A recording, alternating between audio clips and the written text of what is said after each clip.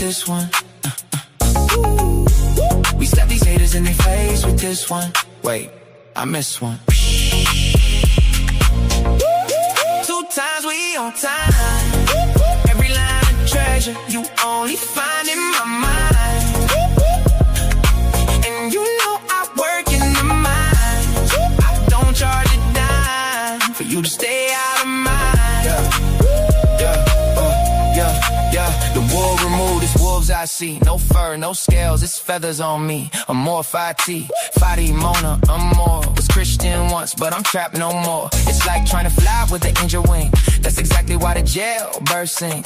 I flew to the top, left proof on things. Bird crumbs ain't enough when your appetite king. Mental worth, I done filled up the bank. You offer incoherence, so things. No things, no things. Keep your mental cranks like a form thoughts well. Still waiting on answers for Yahweh and El. And Satan too, if we telling the story. Why blame a devil for a human choosing poorly? I move with my mind, I don't feel what's unseen. No ghost in the dark, get to hijack me. No copy, no paste, you can't get my style. Heart on my sleeve, still walk with a smile. Judge me by my past, take a look at me now. Ay, I ain't doing this for me, trying to make my mama proud.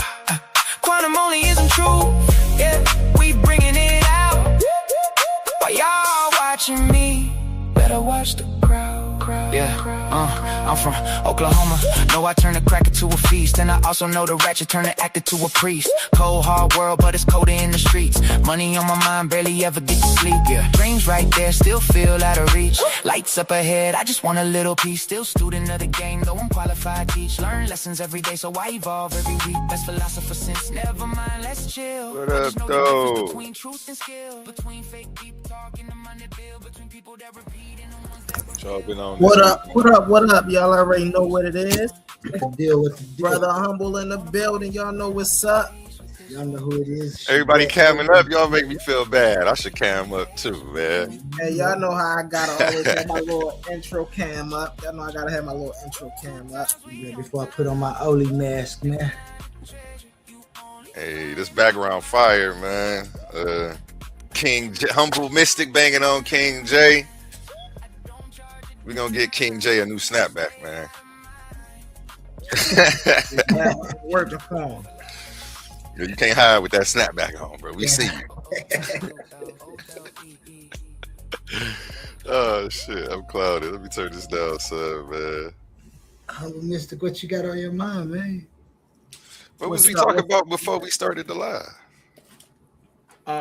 Yeah, most definitely. We was most definitely talking about being scholarly educated when dealing with certain subjects on certain topic matters, right? For an example, when we talking about the Kinahu, right, or the Kiminu as we will call them in the Amana letters, right, to refer to the land of Canaan, it's most definitely a topic now. Now, when this is base level understanding, this is what we was talking about in the back. When this type of stuff is base level understanding, I mean, you don't have to study the stuff that long for you to grasp that concept. Then you come up here and you talking out the side of your neck as if you know what you're talking about when everybody's proving you wrong. And then you show your ignorance when you show that you don't know what a primary source is and a secondary source is.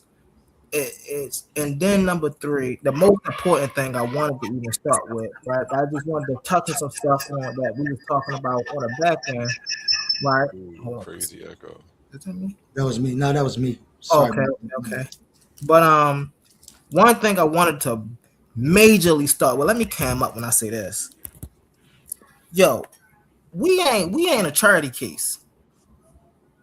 We demand respect just like every other channel on YouTube demands respect. Don't go to other channels thinking you can respect them in their ways and their rules and come over here and think you can act a donkey. That's about to stop. No. If you can act sensibly other places, then you should come in here and act sensibly as well. Don't come over here, try to switch it up thinking you got free range, free view. No. We ain't doing that. Decorum is a thing. We understand that. Let's have some decorum. That's the major thing, man. We could disagree all day, we can get hot in the ring all day, but let's have some decorum at least, right? Let's at least, if we ain't going to have no respect for ourselves, let's at least have some respect for the brother A1. You see what I'm saying? Something. Let's at least put some respect on his name for at least allowing us to have this platform, as y'all know I say all the time. But that's an important thing right there, because you really don't appreciate things until they're gone. And that's something that really need to be noted. But go ahead, y'all. I'm gonna land my plane right there, y'all. That was deep. That was deep. I don't know what I missed, but yeah. Humble feels like your decorum need to tighten up. You know, I got humble back, so I'm just gonna ride with him. Tighten up. I I don't know did. what I missed, but yeah, appreciate you, humble. Thank you for Oh yeah, holding most it down. definitely. Go ahead, Quan. I was in and out last night. I think Humble might be talking about some of the decorum of some of the people that was on the panel. When I woke up, I kind of didn't like it either. I stated my claim, but I had to hit the. We supposed to be brothers a million times just to get them to be quiet, just so I could say it, because one of the individuals got to talking about another one. Now the other individual did in the end say he didn't care and it was all right with him, which was fine too. But yet and still, I just know that ain't how I like it. So whether that person likes it or not, I don't think it should be done. And if I may, brother, at the end of the day, right? Me, you, and brother A1 are kind-hearted brothers, right? We don't want to be up here looking like a-holes, just dismissing people from the panel because we don't want to make it seem like we ain't giving anybody a fair shot to talk. But then again, don't let us give you an inch and you take a mile, because now you forcing our hand. And in the moment we do something like that, it's going to be a lot of talk on the back end about how weed is and how no, we don't want to hear that. We didn't got. I didn't personally seen, me and Quantum, I know he can attest. Personally saying, brother A1 give people a lot of chances. It ain't no, and I'm saying that to say ain't nobody out here perfect. But when it's time for people to have their decorum in check, have their decorum in check, and we are no exception of the rule. Listen, it been plenty of times A1 can vouch. Hey, yo, bro, was I too? No, man, oh yeah, man. Listen, next time, just A1. Listen, when I say we're the coolest dudes you probably ever meet, and that ain't even a stretch, because I talked to these brothers on the back end, so I already know their demeanors. So when y'all force us to do things that we otherwise don't want to do, I know how. Listen, this is humble Mystik, so y'all know I gets it in the ring. But at the end of the day, I always have decorum about myself. There's never been a time where y'all have seen me on here cussing somebody out because I don't like what they say because they're going against me. There's never been a time I'm talking about somebody's mother, somebody's sister, somebody's brother, somebody's father. None of that, bro, because it's not needed. Whether either you know what you're talking about or you don't know what you're talking about, and we're going to stay right there with it. All that extra stuff is not needed. That's where all the negative vibes coming at, and then people start disliking people as people. I don't even like your energy as a person. Yeah, I've had a couple people attack me, play victim. Mm-hmm. Like it's getting weird. I'm gonna talk to you on the back here about some stuff because I wanted to address some stuff too, but I'm not gonna do it here. We're gonna keep this one about this right here. Yeah, it's anytime I gotta kick somebody off, I don't even like hitting the mute button on people. Like it bothers me to have to mute a grown adult. Definitely, if I gotta kick you or boot you, like it's a problem. Why am I having to drive? And then if it's usually a consistent thing with the people that it happens to. Like, hold up, this ain't the first time I've had to do right. Like they've came at me or something like this out of nowhere. Yeah, I hate doing that. So yeah, if this happened to you, think about what's going on, because that's our last resort to try to maintain some order around here. So, okay, yeah, let me adjust the screen. I see you. What you gotta? Oh, okay, I see what's going on. Oh yeah, that's the video review right here. So just in case y'all don't know what I was talking about earlier, this most definitely I'm bringing the video review and the sources, right? So right here, we just going to evaluate the things that KINGJAY said last night and correct some of these things, man, because this is horrible. We can't have people up here claiming to be things that they not. You claim that you know these things, you're a researcher in these fields, but then when you're talking, you're proving you're not. It's just, man, let's get into some of this stuff. And I chose right here because this is where I actually got up on the panel. As y'all see, this video is way longer than this, and the rhetoric was just driving, man. It was crazy. It was crazy. But we're going to start right here. Just listen to this crazy nonsense. Or your own messengers. A minute. And so message. This a little too far. Hold on. Watch this. It's right here. It's another. It's tablet 432. It's tablet Right on. A. Yeah, it is. Hey, you kept saying, I got them on. I got them on the letters. I got them on the letters. Capone. I got them on the letters. Talking with Capone. This started. Well, this right here, I'm trying to get it to a clear space where people are actually talking. You ain't gotta hear nobody yelling over nobody. That happened a lot, KINGJAY. Just let people get it out. But even this, if I can explain this a little bit. So Sapphire, so they were talking about the Amana period. And again, he was speaking about the Kinahu, which in the Amana letters are a toponym, right? I actually, hold on, let me share this tab real quick just to show y'all that I'm not tripping, right? In Amana letters is the Kanahum, a toponym. The term referring is likely Kanahu, often spelled Kanahu or Kanaju, in scholastic literature, which is indeed a toponym, which in this video, he is saying that is not a toponym. But so Sapphire actually have the Amana letters, like he have the book. KINGJAY is saying, just because you got the book, I don't think I want to trust the translations of the book. You see what I'm saying? On crazy stuff, as if you have the scholastic credibility to utter those words out of your mouth without even hearing what the author have to say about the primary text. Let's get into this. So that's just catch y'all up a little bit. So happy This that you have them on the letters. Book of poems. So, brother, Okay. read them, brother. So you read like it. You like Read to it, duck brother. and Both run of them are around. primary That's sources, all brother. you Read them. do.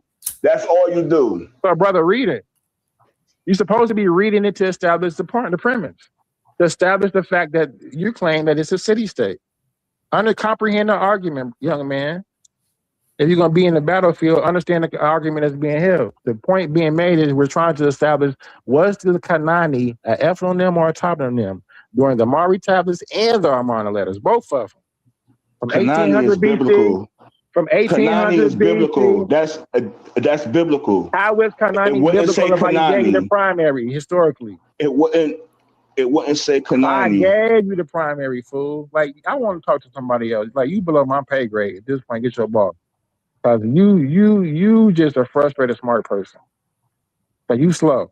And I'm tired of wasting my intelligence on a slow person. You want to have. So all that's not needed, right? And when I say that, what's up, Ben E? When I say that, I don't want to make it seem like, oh, you picking. No, in reality, that's not like that's the stuff I'm talking about, right? Yo, if number one, you're completely wrong on the subject matter, so you don't have no room to call anybody slow. But number two, it literally shows poor sportsmanship on your part. Number one, not only have you throughout this whole conversation not showed a primary source of what you're talking about, what Sapphire have done. Number two, he've already given you the answer that it was a toponym in the book that he was referencing. You're the one that said, I don't want to accept that translation. Who cares about if you want to accept the translation or not? It's clearly right there in the book. This is, again, bro, this is the crazy stuff I be talking about, bro. This is why we got to check this type of energy, man. This is why we got to check this type of energy. Have a moment of discuss the back conversation on, with. Hey, You want to have a moment to have a conversation and say you talk to go ahead and KINGJAY. finish your. You want to have a because moment to say he you clearly talk to don't KINGJAY. have. And that right there. You want to have a moment to say you talk to King. Who are you for somebody to wait in line and say they had a moment with you. What? That is crazy. What work have you put in to actually make the claim to say, oh, you just want some time with King Jay? Don't nobody want time with you. You're really a waste of time in that regard. Young people got jokes today. Like, yo, that's crazy, bro. Listen, let's get into it. He clearly doesn't have the primary. Your name. So you can go ahead and finish establishing your point. You want to say you had a moment to talk to KINGJAY, and I understand that, and I don't even know who you is. So listen, brother. I've referenced the primary 100 times. If you don't want to read the primary, brother, why are we having a conversation asking me for my primary? Now, let's talk about that. And I could rewind it, right? He told Sapphire primary. Right. Matter of fact, I want to do this just because I did this earlier. Hold on. Let me see if I got it earlier. All right. So he asked Sapphire asked him for like, okay, where you see this set in the scriptures, right? My man gave some BS. What did he say? 11A55, something crazy, right?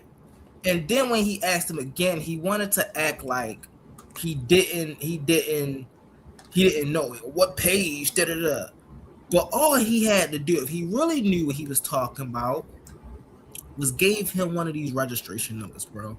It's many registration numbers, right? Dawson G 1937, right? All of these, right? And there was some more in here that VAT 152, right? He could have gave him any of these to look up in Amana to show that, oh, snaps, Canaan is in the cuneiform. That's a toponym that identifies the land of Canaan, as he said wasn't there. Oh, well, they're not there in the Mari period. There's not a land of Canaan in the Mari period, or even in the Amari period. Yes, it is. How are you making claims? For you to say you know about this stuff, how are you making claims about stuff you really don't know?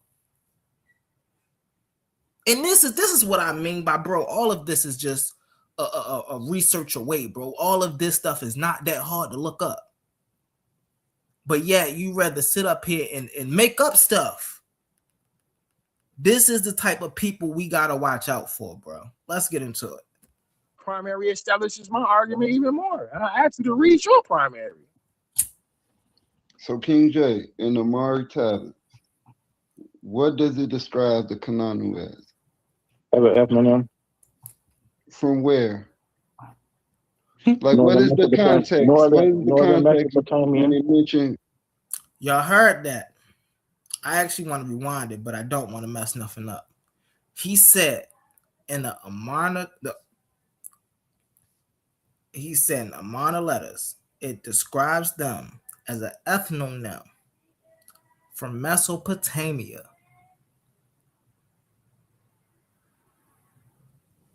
There's no scholar in history that would agree with that statement. There's nobody who actually studied the Amana letters or the Mari tablets that would agree with that statement.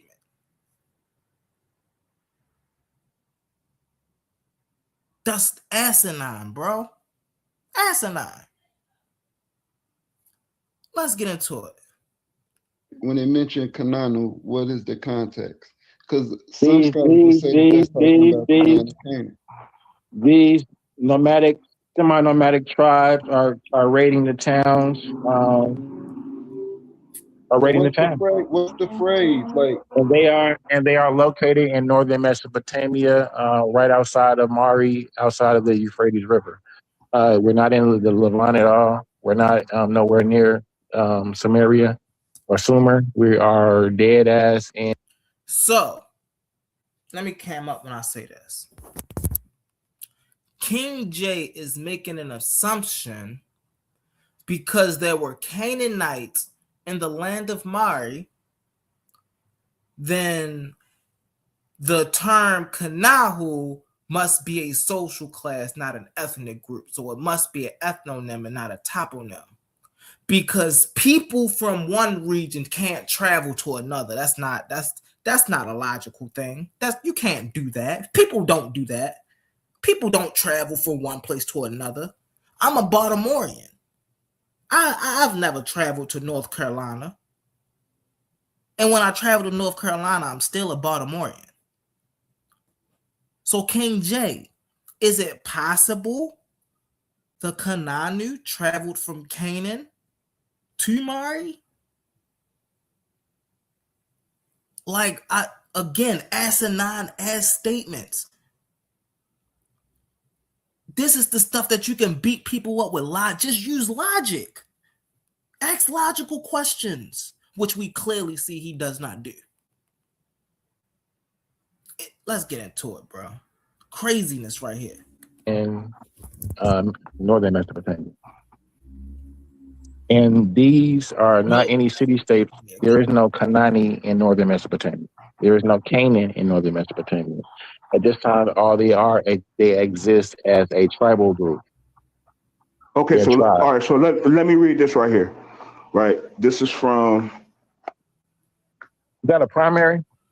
This is from the VAT 152. Hold on, this is from the VAT. This is from the VAT. This is from the VAT 152.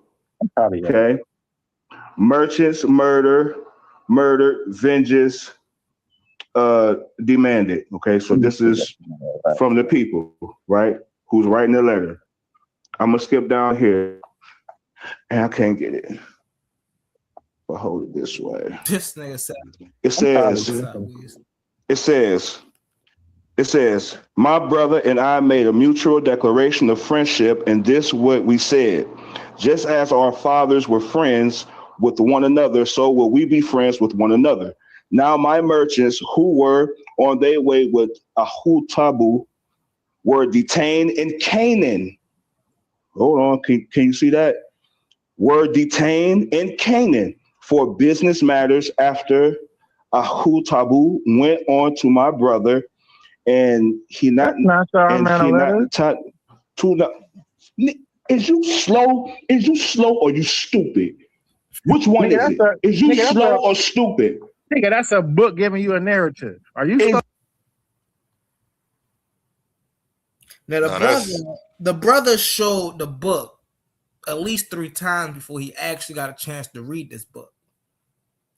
The second time he showed the book, King Jay tried to dismiss him and say, oh, well, you wasn't even a part of this conversation. I was talking to Capone. I'm talking about Mara. You pulling up the Amarna. But since you pulling up the Amarna, let's see what it said.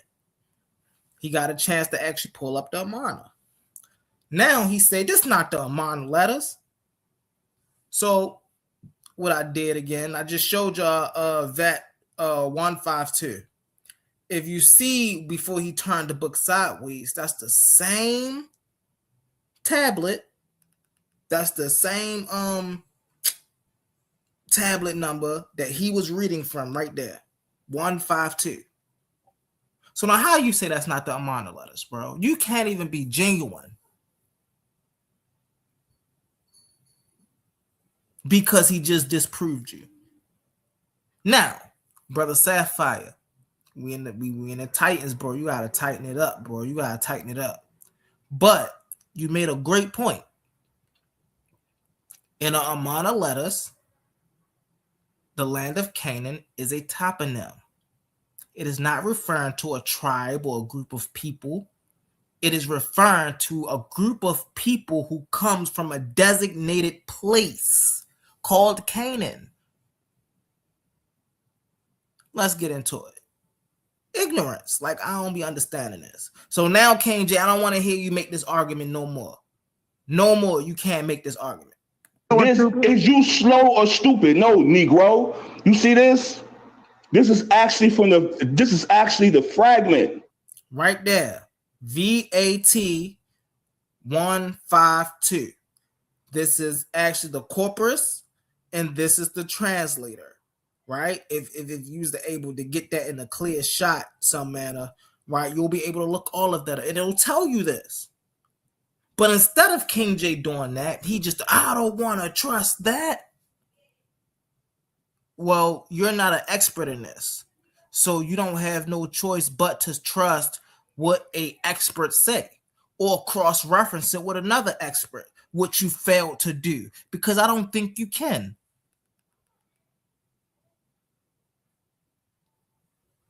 Let's get into it. That's a book. That's not a fragment. Stupid. How What is do it you think, stupid? This is a translation. Look at this. How is it a fragment if it's on paper? This is a translation. This is no, you comprehend. This so is the primary, stupid. How is it a you primary stupid or smoking dope? Which one is it? How is you is it a stupid or smoking dope? And a primary? So now, make it make sense. So Which now, one is it? so that's now, just horrible decorum, man. Horrible. Primary. This is the primary. So now it says in I thought the primary was fragmented. Tuna in. So this right here proves that KINGJAY is automatically eliminated from anything research bound. Anything research, and I don't want to hear nothing that comes out of your mouth, because you don't know secondhand. You don't. This shit's so asinine, bro. You don't know how second source information uses primary source inside of it. We know the translation is not a primary source, but it comes from the primary source, which it have in the book, of course, as he showed you. And I think this is where I come up and I actually describe this a little bit. I thought the primary was fragmented. Of Canaan. Hold on, look at this. Look at this. He's lying. That's not a primary. This is the primary. How is that a primary? Do I gotta go to the front of the book and show you how to read this book? How is it? Do I have to go to the front of the book to show you how to read the book? Hold on. They have a commentary about that primary fragment. You cannot then say that book does not hold primary evidence. It does. Now, depending on that scholar, you can say, okay, that's questionable, depending on the level of linguistic faculties of that scholar. But if the linguistic faculties of that scholar is solid and is backed by academic scholarship, then we can't really say anything about that. Like that's is the book itself? Is the book? No, I'm asking a question. I'm asking you a question before you land it. That'd be your problem, KINGJAY. Is the book Is the book itself a primary? No, but it encompasses the primary. Humble. That's the question. Thank you, Humble. Let me calm up when I say this. See, is the book itself a primary? No, bro, but it encompasses the primary. Like, no, that's not what I'm asking. Is the book itself, bro? Like that's stupid redundantness. If you are a researcher, then you're supposed to know how this stuff works. So you shouldn't even be asking these type of questions. Now we understand that the brother Sapphire slapped you all upside the head, you know, with the evidence. But then now after, if you want to wiggle your way out of it, just bring evidence to prove what he's saying wrong. How are you going to try to discredit the evidence that he proved, and you don't even have no evidence to stand on your own? Hey, Humble, you know you're wrong, right? Go ahead. Go ahead. You want to know how you're wrong? Because that's a primary and a secondary source. So if you was to write a citation, you would have to let them know that you got that primary out of secondary source. You know how that go? It's slightly different, bro. Wait. See, if you ever look this up and you enlighten yourself, you would be getting a primary out of a secondary source, which is that book, that textbook. KINGJAY showed you the primary, fam. Bro, you see the difference? Hold on 1 second, real fast. I understand what you came up here and you said, KINGJAY showed you the wait a minute. No. Ask your AI, bro. Hold on 1 second. We were discussing whether the book that Sapphire showed was a primary source or not. we all agree, me, Sapphire, have both answered his question, then no, the book itself is not a primary source. But the book have the primary source within it. So what that make it? That makes it a secondary source. Okay, well, KINGJAY still what? So what's your point? The point is, unless you have a primary source to discredit that secondary source, you can't then make an assertion that that secondary source is false based off of the primary source that it brought. See, KINGJAY probably can't read that primary. No, right? Don't be trying to make. Listen. What I'm gonna say. He can't read that primary, right? So I have no dog in this fight. I'm just being real. He can't read them inscriptions on that primary, right? But if he could, it will override that book. But you understand the book and the primary, what KINGJAY pulled up in that book is saying the exact same thing. They're not saying anything different. That's the point. KINGJAY's position is the Kanahu, right, are a tribal group of people in the Mari tablets and the Amarna letters. The actuality, what Sapphire pulled up showed that the Kanahu were a group of people that came from a land by the name of Kanani, which was Canaan. Hold on 1 second, y'all. Give me 1 second. He could cite that source, though. I don't have a dog in this fight. He could cite that source, but what I was saying is that if KINGJAY was able to read those inscriptions, then that'll be better. That'll be a primary, strictly, not something, even though the primary is in that secondary source. It's slightly similar, bruh. So it's like it's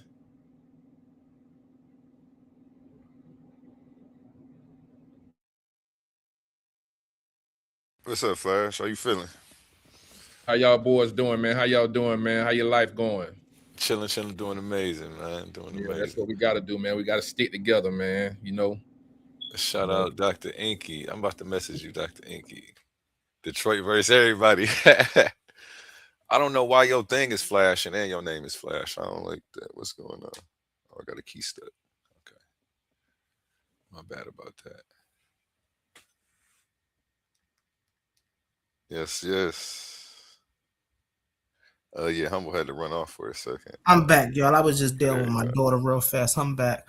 But the point of contention was that the source agreed with me, Capone, and Sapphire, and it disagreed with KINGJAY, although he set up here for daggone near an hour and a half, 2 hours, maybe 3 or 4, trying to argue that the Kanani was a tribe of people, not a established nation or city state, right? Like he was trying to. It's crazy, bro. When you go into the Mari tablets, when you go into the Amarna letters, it clearly lets you know that the Kanahu are a group of people that comes from a place by the name of Kanani, which we will call in the modern day the land of Canaan. It's not an ethnonym like he wants you to believe. It's a toponym.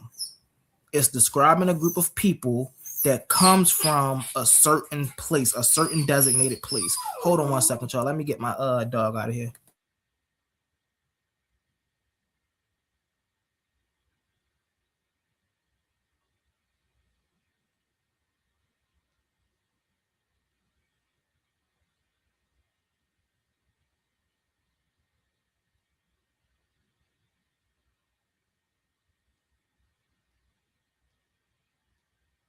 I'm back. So, do you understand that point?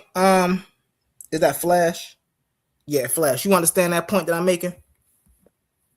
I was here. I was in the chat the whole time. I seen what y'all was doing. Y'all had about an hour worth of nothing, honestly, my nigga. Y'all just going back and forth with the same shit for about an hour. Right, no, but I'm saying, do you understand the point? Yeah, I understand. Yeah, I understand. I get it. Yeah, I understand. Right. Let's get into it, y'all. Let's get into it. That was answered the question. He told me that it encompasses the primary. Hold on. Show me where your book encompasses the primary. He just showed you. It's right no, there. Humble. Yeah. No, he did not. I'm showing you, Humble. Look at my screen. This is the primary. This is the primary right here. That's the facsimile. Humble, look at my screen. Humble. There you go. Humble. Look at my screen. This is the primary right here. It is a hold on. We've been. And so this is where the ignorance came into play, right? He pulled up a picture of the tablet as if it's like, okay, that's a picture of the tablet. Now, you don't know what that tablet says. The book also have a picture of the tablets. That's the primary, the picture of the tablets. The book also have a translation of what the tablets say. KINGJAY is terrible. Terrible, man. If he's talking about for academic purposes, we're establishing what a primary source is. My screen shows the actual fragmented stela. That is the primary source. Show me in your book where it has this actual fragmented stela in your book. Okay, blow me up one more time, A1 or Ole Slack. Just one more time, because don't give me the commentary. Give me the fragmented stela. Listen. Hold on, we passed that. Everybody already just witnessed that the primary source. We're not past that. We talking about what Humble talking about. He said that the book has that. He said that if the book has the actual, hold on, brother, shut up. KINGJAY, again. He said, I'm not wrong. I'm talking about how I'm wrong about what the man said. He said that the book had, hold on, brother, stop. Read this for us, KINGJAY. Said, brother, stop. Can you read this for us? The book, hold on, brother, stop. He said the book has to have the primary in it. So show me where your book has the primary in it. I'm showing the primary. I just showed you the primary. Where? Show yes, I did. So where? Read this for us. Read this for us. Where? You don't want to accept that? That's fine. Where? Hold on. Blow it up one time for me, A1. Please, just one time. Because he's saying what I can't read the cuneiform. Okay, he can't read it, but I can read this, and I want to know, can KJ read this? That's it. Read this for us, KJ. Can you read that? Or is it too blurry for you? Is it too blurry? Can you read that? Brother, my screen is showing. Can you read this? The primary, brother. Nobody on the panel can read. Read it. Translate it. Translate it. Translate cuneiform? Translate it. Translate what? Translate the tablet. Brother, nobody on the panel reads cuneiform. If you can't translate it, how's you knocking him reading from a translator that can translate it? Because he doesn't even know if what translator is saying. Thank you, Capone. Thank you. At least somebody on the panel has. Thank you, Capone. If you're pulling up the primary and you can't translate it, then why are you knocking him for pulling up a picture of the primary and then dealing with a person who can then translate the primary?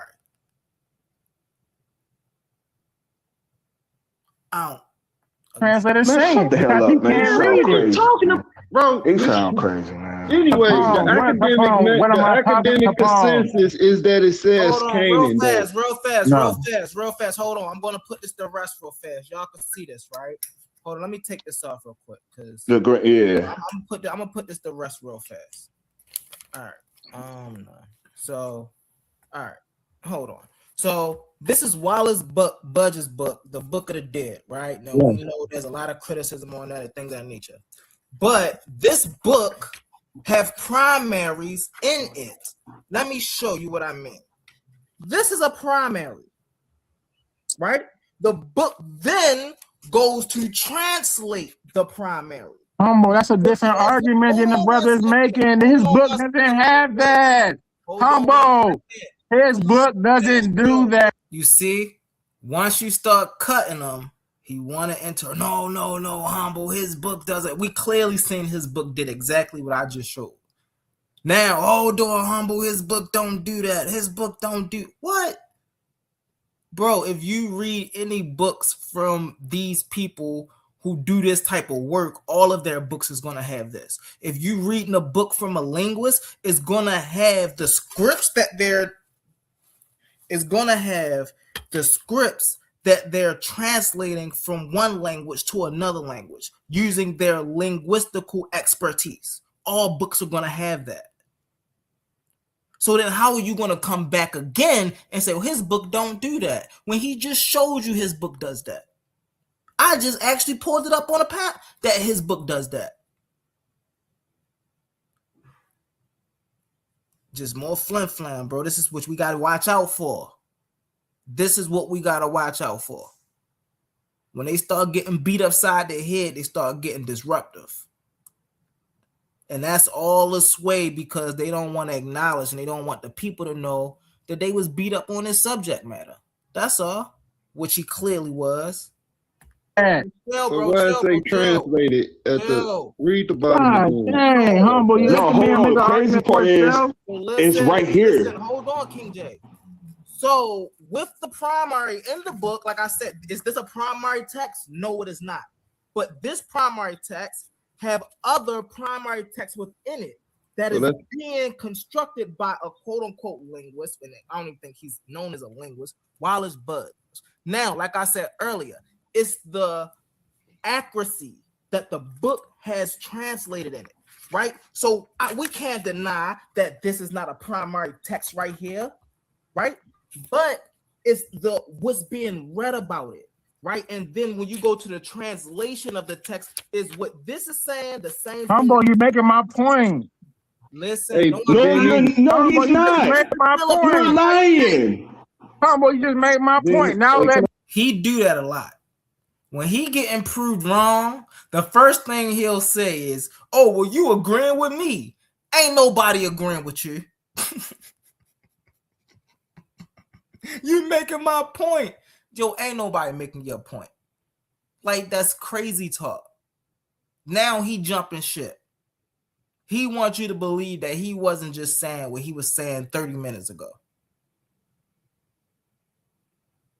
Flim-flams, bro. Flim-flams. Now, since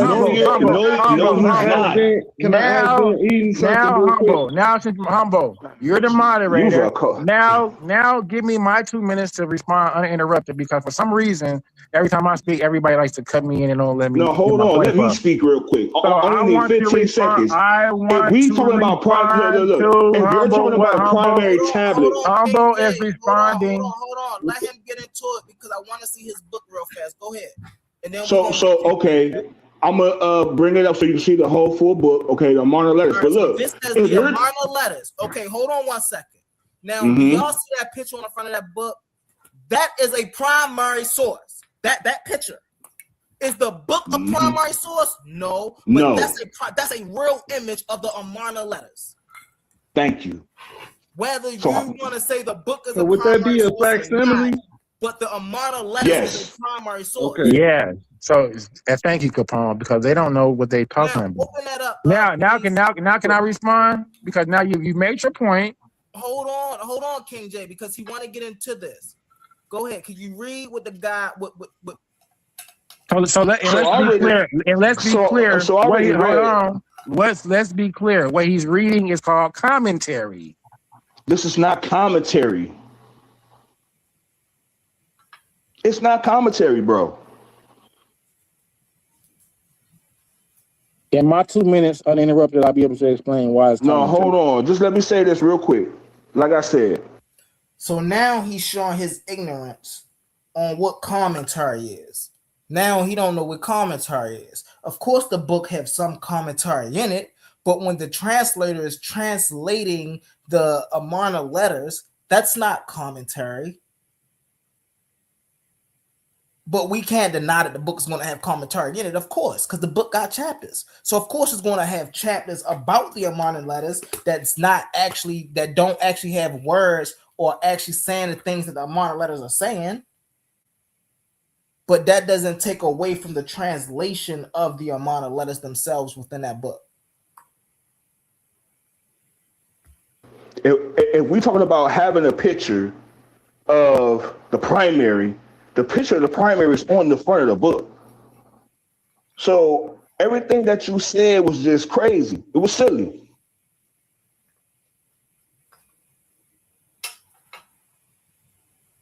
You done?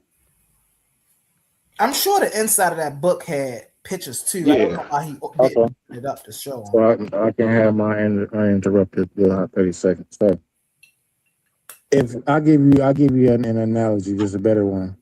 If we all go into a pyramid and look at the walls of the pyramids and we see the meta netter written upon the walls of the pyramid, that is the primary source, right? If we all take pictures of the primary and put them in a book, the book is not a primary source.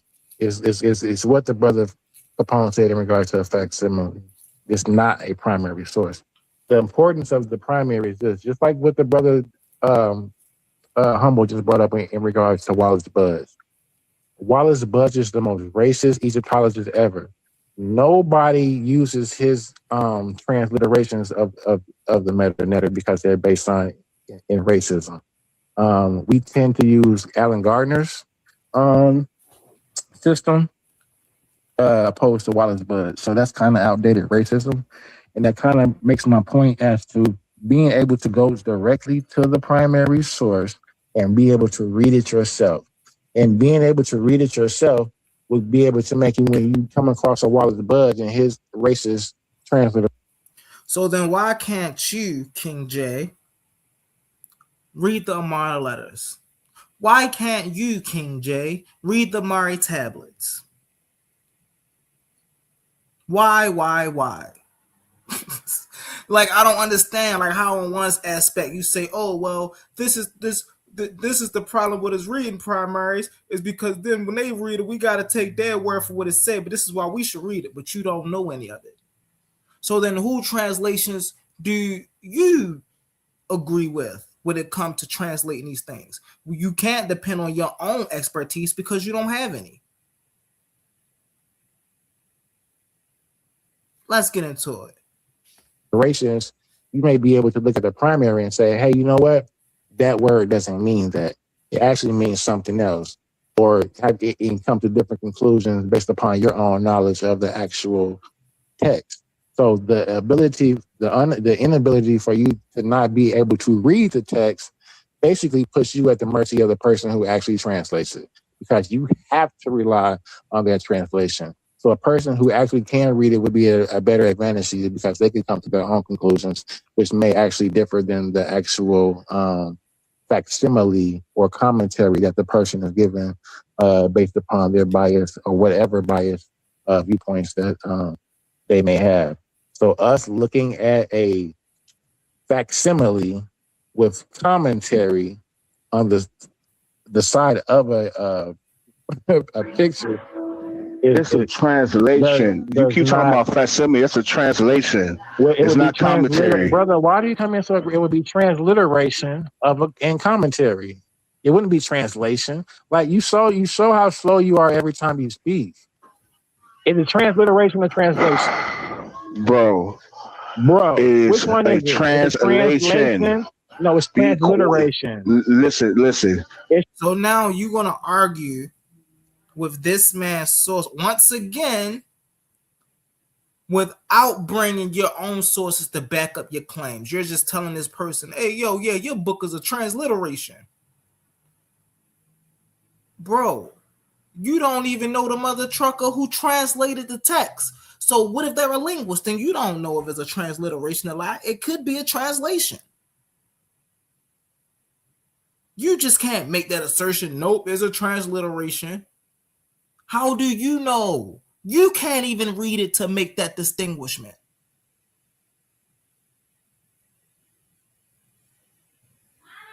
I don't be understanding where, and that be the thing for me, I don't be understanding where these brothers be getting off on this power trip thing, because they feel like they've been on a couple platforms. Now I can come to another platform and I feel like I got the authority to say that this is correct or not. That ain't how this work, bro. Your word don't move anything. Your word don't make something correct or incorrect. What research have you done that states or that overturns what his research is stating. You're not going to be able to present any because there is none. You got to go ahead with that power trip and stuff, bro. It's not going to work over here. It's not going to work over here. Let's get into it. Transliteration. You so smart, you brother, dumb. It's transliteration. It's a translation. It's a transliteration. It's a translation of the primary of the actual artifact. It's a transliteration. Fool. How's it gonna be a transliteration? Do you know what transliteration means? Because obviously you don't know what transliteration means. You're a cold-blooded idiot. The definition of the word. You're a cold-blooded idiid. Transliteration. Okay. In the Greek. Watch this. This is called transliteration. This is called transliteration. You so excited to talk to KINGJAY. This is transliteration. This is transliteration. More of it. Look, when he gets slapped across the head with some real information, he start to add home. Oh, you can't breathe. You did it. Come on, bro. What's the information? You don't know what's a transliteration. Come on, bro. If you knew, then why aren't you correcting him in the way you're supposed to be correcting him? Why you deterring the conversation? Because you know he ripping your head off right now. Let's get into it. This is transliteration. I'm talking to in Greek, in Galilean Aramaic. How much do you weigh? Like right? The Messiah is named Yeshua. Like, stop it. The Messiah name is Yeshua. And the Greek is Jesus. That would be considered a transliteration. No, it's not transliterated, but that's a transliteration. Okay? Yirmiyahu, Jeremiah. That's a transliteration. That was a great comment, though, that just popped up there. Y'all want to argue on semantics based off of who y'all trust. Exactly. The issue is KINGJAY can't run to nobody that he trusts because everybody that he trusts disagrees with him. Let's get into it. You idiot. It's a fearful word. Excuse me. You know what? Let me stop doing that. Let me stop saying those kind of connotations. Yeah, because you can't even talk fast enough to be disrespectful. Listen. I'm proud of you, brother Sapphire. I appreciate you, brother. If you look back on this video, let me cam up. Hey, your brother Humble said I appreciate you. You was the bigger man in that instance right there. You realize, hey, I know this young boy over here thought, hey, Holmes, I ain't gotta stoop to his level. That was a great part on your behalf, Brody. You're not smart enough to be disrespectful to me. Bro, I don't want to be smart. Smart is to hurt. I don't want to hurt no one. I'm intelligent. Not smart enough to I'm be intelligent. I'm intelligent. I don't want to be smart. You was the smart one. I'm a polymath. Whatever. So, ain't no way. Hold up. Ain't no way this nigga just say I'm a polymath. Hey, put a 1 in the comments if you just heard. Hey, yo, hold up. I need to do this real fast, yo. That's funny as shit. My man say I'm a polymath. Hey, yo, hold on.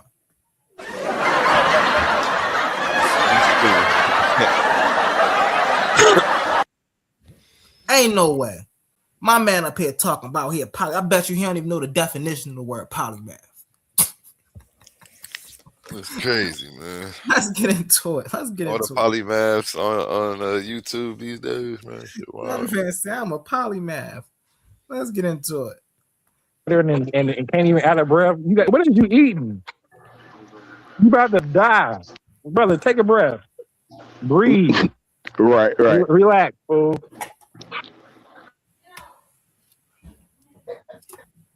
This nigga here. Goofy ass.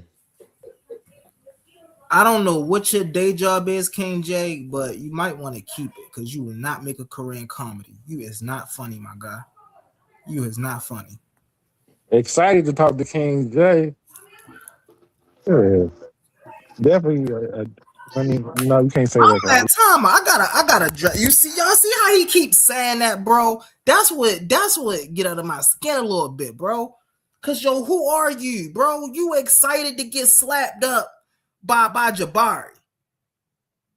Niggas really did you dirty on that panel. You really excited to be niggas punching bags out here? Like, I don't understand. Oh, niggas want to have that time with KINGJAY. Yo, nah, bro, that ain't how this work, bro. You ain't nobody to be having time with. You a light sparring session at best. at best. Like, that's crazy, man. That's crazy, bro. Let's get it.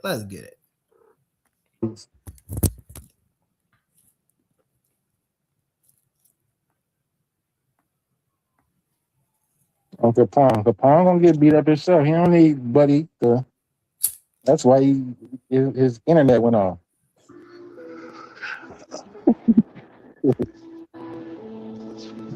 KINGJAY. But nah, for real. I don't like. I think he always been waiting for his moment to have a conversation with me, for real. So that's how I know why I resorted to that. Look. See, when ain't nobody else talking and you got the floor, you ain't got no information of your own. This is how we pick out the, hey yo, you the weakest link. You got the whole stand right here for about a good 30 seconds or something. Ain't nobody saying nothing, quiet, ain't nobody interrupting you. And then you resort to talking back to Sapphire. Instead of just bringing out some information. Hey, yo, yeah, man. Hey, I learned this. Hey, we was just talking about this situation. This is how I know what I'm talking about. He ain't talk about none of that. He resorted to talking about how Sapphire just wanted his, I don't know what he wanted to say, his time with KINGJAY. The foolery, bro. This is distraction. And this is why sometimes, see, over on my home planet, we call Bigo, this is why it's good to have these people around sometimes, right? Because, you know, you get to punch on them and stuff like that, but then you also get to show. These are the people who you don't listen to. These are the people you stay far away from because they just as confused. They got their head on backwards and their jeans on their arms. They don't know their left from their right. These are the people you stay away from because they're not interested in getting or gaining any more knowledge. They're not interested in truly helping people, truly getting this information out here. Their interest is clout, because that's what he sounds like right now, a clout chaser. Let's get into it, bro. Hey, KINGJAY, you looking bad, boy. You looking bad. You need to go get up with some of your brothers from over there, and you need to tell them, help you, dust you up, help you get a little more professional, help clean that attitude up, bro. Clean that decorum up, and maybe you might get somewhere on this YouTube joint. But until then, bro, you still bottom of the barrel, bro. Bottom of the barrel. Definitely want it on a scholastic level. You ain't even. Nah, you can't even. Hey, we let you into conversations for entertainment, bro. That's how bad it is. Nobody's like. Let's get into it, bro. Let's get into it. But yeah, I am his favorite celebrity. You feel me? So I understand. You know what I'm saying?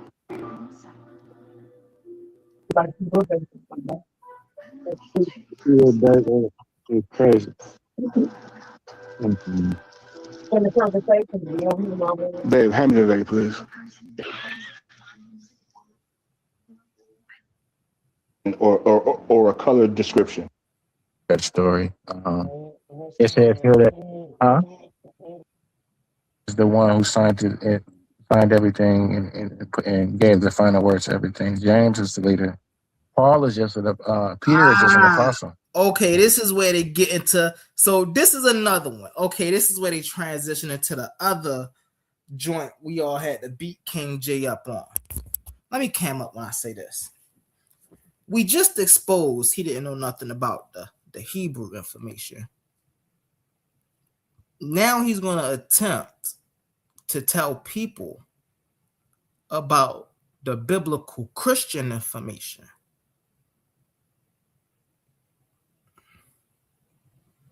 What? So you realize, okay, I ain't getting nowhere with this Hebrew joint. Let me jump over here with the Christians. And then you get beat up on that because you don't know that either. Let's listen to this foolishness, bro. You lying. You lying. He was alive, brother, because you made it up. So he was a disciple? No, it's called On the Road to Damascus. He always saying somebody made something up to you, bro. He terrible with that. Instead of bringing out your information to oppose what they saying, as if you, instead of proving you know what you talking about, you quick to say somebody made something up, which is very low credibility on your part, might I add. That ain't showing anything. Just by saying somebody's wrong don't make them wrong, bro. You gotta actually prove them wrong. That's how this works. Okay. So, okay, let's talk about. Wait, just stop, because the vision on Damascus is of the resurrected Jesus, and that happens after the crucifixion. So that means that he would. Oh, no. So by your just testimony of that, he would not have seen the physical Jesus alive. He only experienced the resurrection, the vision after the death. So he never saw him. That's a logical fallacy. That's begging the How question. How is that logical fallacy? When that's hold on, because I'm saying if the Messiah died, Paul's earliest letters is like 56 CE. That means that during the beginning of Paul's, initiation, him being a part of the Sanhedrin, because he was a Pharisee, and his sect was the Parsul, or the Pharisees. Okay, he was a part of the Pharisees, who was said to be where some of the oldest sages or teachers, orators of the people of Jerusalem, of the people of Jerusalem. So after Jesus was crucified, is when Saul starts to persecute the followers of the way, correct? Nah, he would have probably been a part of that. No. He probably would have been a part of that. No. Yes. Because he didn't. That's someone who's just coming in. Remember before then he lives in Tarsus, correct? My point is this, right? No. You don't have a point. You don't have a point. You don't have a point if he's not there, because if he move his premise and it don't let him, like, craziness, bro. And just for public service announcement, this part I don't agree with any of this. When they get to talking about Jesus' resurrection and who did what and who was where, I don't believe any of that ever took place. I don't believe in a man named Jesus. None of that. I do have a point. He don't have to be a part of the way to be able to see. No, I'm not claiming that he's part of the way. I'm claiming that he wasn't a part of the group of Pharisees who was persecuting the group of the followers of the way at this point in time. So my argument is that if I give you the chronology, Paul is born about. My chronology is Paul is born. Okay, go ahead. My man will sit up here and argue you. Let me cam up when I say this. My man will sit up here and argue you up and down. He not a Hebrew Israelite. He will argue you up and down. He not a Christian. But he got a chronology for Paul.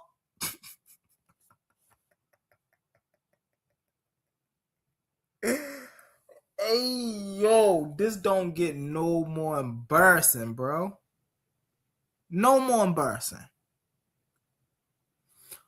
So when I'm up here picking with him about being a Hebrew, and I'm up here picking with him about being a Christian, he like, yo, hold on, bro. I ain't none of that. You see this unk on my face? But then why are you coming up with chronologies for invisible people, bro? I don't understand that. What's going on here? That's crazy. let's get into it, man. What's up, Enki? You still in the building? What it do, Brody? Let me give you mine first, and then give me yours. Is that a bet? Because I'm going to make an affirmative, and this is going to be your negative. Okay? Can I go first and give my chronological order? Go ahead. Or just a fair timeline? You know what I'm saying? I'm gonna go off your I told you. Hold on. still have arguments about his custom about what Paul was teaching to the Gentiles? This is the Torah, where Yah tells us to circumcise our heart, because I mean, think about it. They went through 40 years in the wilderness, died, children crossed over, Joshua prevailed a lot of the enemies.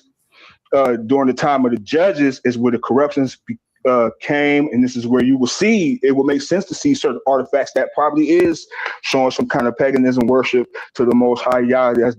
That's never has been denied. When y'all try to come with this, what's that, Yahweh something with the fragment. Okay, so they was circumcised then too. All the males were circumcised. Yeah. By Yehoshua, by Yehoshua and Caleb. Yes, sir. That scripture, did it say anything about circumcise your foreskin of your penis, or did it say circumcise foreskins? He sound horrible, boy. You like a robot. Agrees with that, then let's talk about it right here, because we reading the scripture. It says, "It is my judgment, therefore, that we should not make it difficult for the Gentiles who are turning to God." But let's talk about what they are talking about, not making difficult for the Gentiles. It's circumcision. So James is telling them that he is not requiring the Gentiles to be circumcised. It says instead, hold on, because I'm not done. It says and it says. Exactly, and I wanted him to go to Acts 15:1. They don't disagree. Okay, but can I just wanted to get to, I mean, you talked about that. We understand about works and all that not being justified. Okay, hold on. Let me prove this point, because you said that there would never be a time where that covenant would never be broken. Okay, first. Let me finish more than 30 seconds before you cut me off in the middle. Get to the part where real quick, sir. Brother. Real quick, sir, what is the works? Brother, quit giving 30-minute diatribes. Come on, man. Can you answer the question, bro? Can we just, you know what I'm saying, get the flow real quick, get it in, and so we can just step to the side. I know everybody getting tired of hearing. Hey, listen, I know A1 not here, bro. But listen, I really want to hear this. I'm right here. What you talking about? Let's set up. Hey, yo. Hey, let me pause this real quick, because I got to give a shout out to A1. Listen, this is the quietest host that I've ever met, bro. My man will be old time. I see my brother Omar in the background. What it do, Omar? What it do, Omar? But this is the quietest host I've ever been around. Hey, Humble, go ahead and give your shout out to A1. And when you done, I'm gonna give my shout out to brother A1 too, because I got a lot of good things to say about my brother. Go ahead, Humble. Got you. So, listen, my brother be relaxed. He be kicked back. He be enjoying the spars and the battles, bro. We be thinking he ain't that. The moment somebody call, hey, yo, man, A1 like, no, I'm here. What's up? What's up? I'm with it. What y'all talking about? What y'all trying to do? Y'all trying to get it? What's up? Every time, bro, he be on point. I was definitely ready. I was up all night, though. I was cleaning and mopping the floor in my shop. I opened my new shop up, Inky. Let's get you together. Time to get you together. I wanna before you get in there, Omar, I wanna shout out Dr. Inky. He said my new album, The Conscious Community Need Church, just dropped at midnight. What? Hey, go check that out, Doctor. Go check that out. Hey, pull up and promote that. Come show us where we can get a copy of that. I'll definitely support that. Let's go, man. That's what's up. Most definitely. So, go ahead, Omar. Yo. Let me tell you about my favorite. This right here is my favorite. Don't get me wrong. Brother Omar loves his brother Sa. I love my brother Captain Tazariak too. I love him. But as far as like this type of platform to where you can come on, yo, A1 is my nigga. Yo, this is why A1 is my guy. You be thinking A1 be sleep. That nigga be in the background just listening, and guess what? What do A1 do? He show love. Do A1 mute us out? Put niggas in the back? Don't get me wrong, A1 has did that to me a few times, but it was well deserved. I deserved it. I could be honest about it. But A1 let people eat up over here. That's a solid brother. And hold on, just so this is another thing we gotta remember. Just because A1 is not chiming in, guess what? A1 has a storefront. He has a business he gotta run. So, like he said, I was in the back sweeping up and cleaning up the shop, cleaning up the business. So, hats off and salute to A1, a brother doing his thing. And you know what? I can honestly say, if A1 disagrees with Brother Omar sometimes, guess what? It's well warranted, because guess what? He's not biased. A1 shuts the fucks up. He don't run a channel to where he in here putting brothers in the back, muting brothers out. He let brothers eat. And then salute to Humble, the co-host. Humble don't do a lot of talking like that. Even Humble be disagreeing, which he has the right to do so. Yo, Humble be quiet a lot, man. This to me is the dopest thing that I come across. And guess what? Even when I'm at work, I drop in, give a thumb up, and I even tell my wife, jump on your account. They live. You ain't really got to necessarily be paying attention unless you gonna hop on a panel and say something. But even while I'm at work, I jumps in, and I may not say shit sometimes, but I be in here all the time. I give a thumb up and I handle my business. And I tell my wife, baby, jump on your account. Give A1 the thumb up and you handle your business too. You know what I'm saying? But we can't forget the all-seeing Oli, the all-seeing eye. Because Oli is my guy. Y'all like that, huh? Yeah. Funny, the all-seeing eye, because Oli is my guy. Yo, let me tell you, man, Oli is a solid brother, man. You know, he's fair around, you know, and you know what? When it's time, hold on, this is a salute to A1, Humble, and Oli, because guess what? They agree with me sometimes, and you know what? I love it when they give me the pushback too. But these are my brothers. These are my brothers up on here, and you know what? I can honestly say I've been treated very fair up here. Hold on, I can even go push a mile and to say I've been overly treated fair. Brothers going above and beyond. I'll be giving you a lot of leeway, man. Hell yeah, you do. Hell yeah, you do. Like No. And that's why I'm saying what I'm saying, man. You know, I appreciate y'all, man. Y'all is good. Y'all are good brothers, and that's why I come in. When I come in, I always say, A1 brother, humble brother, holy brother. Y'all my for brother. The people who do want to hear me talk, though, I got something coming up for them, Omar. Yeah. I'm gonna land my plane. This is why I call y'all my brothers. I call y'all my brothers is because guess what? When I call somebody my brother, even my friends that be coming over, my other brothers, like that I see on a daily basis or on a weekend basis, I call them my brothers because guess what? They don't dick ride. They don't. Oh, you right. Oh, yeah. Oh, you right. No, my friends criticize me and challenge me, And that's what I love. That's how I know when I have a good friend. Exactly. That's how I know I have a good brother. I don't want no brother. I don't want nobody sitting around agreeing with me 100%. I want to be challenged even by my brother that lets me know that you love me. Exactly. I'll mute out. I got a lot of love for y'all, brothers. Much respect. Exactly, bro. I love y'all. You know we appreciate you. Go ahead, Brody. A1. Go ahead, Brody.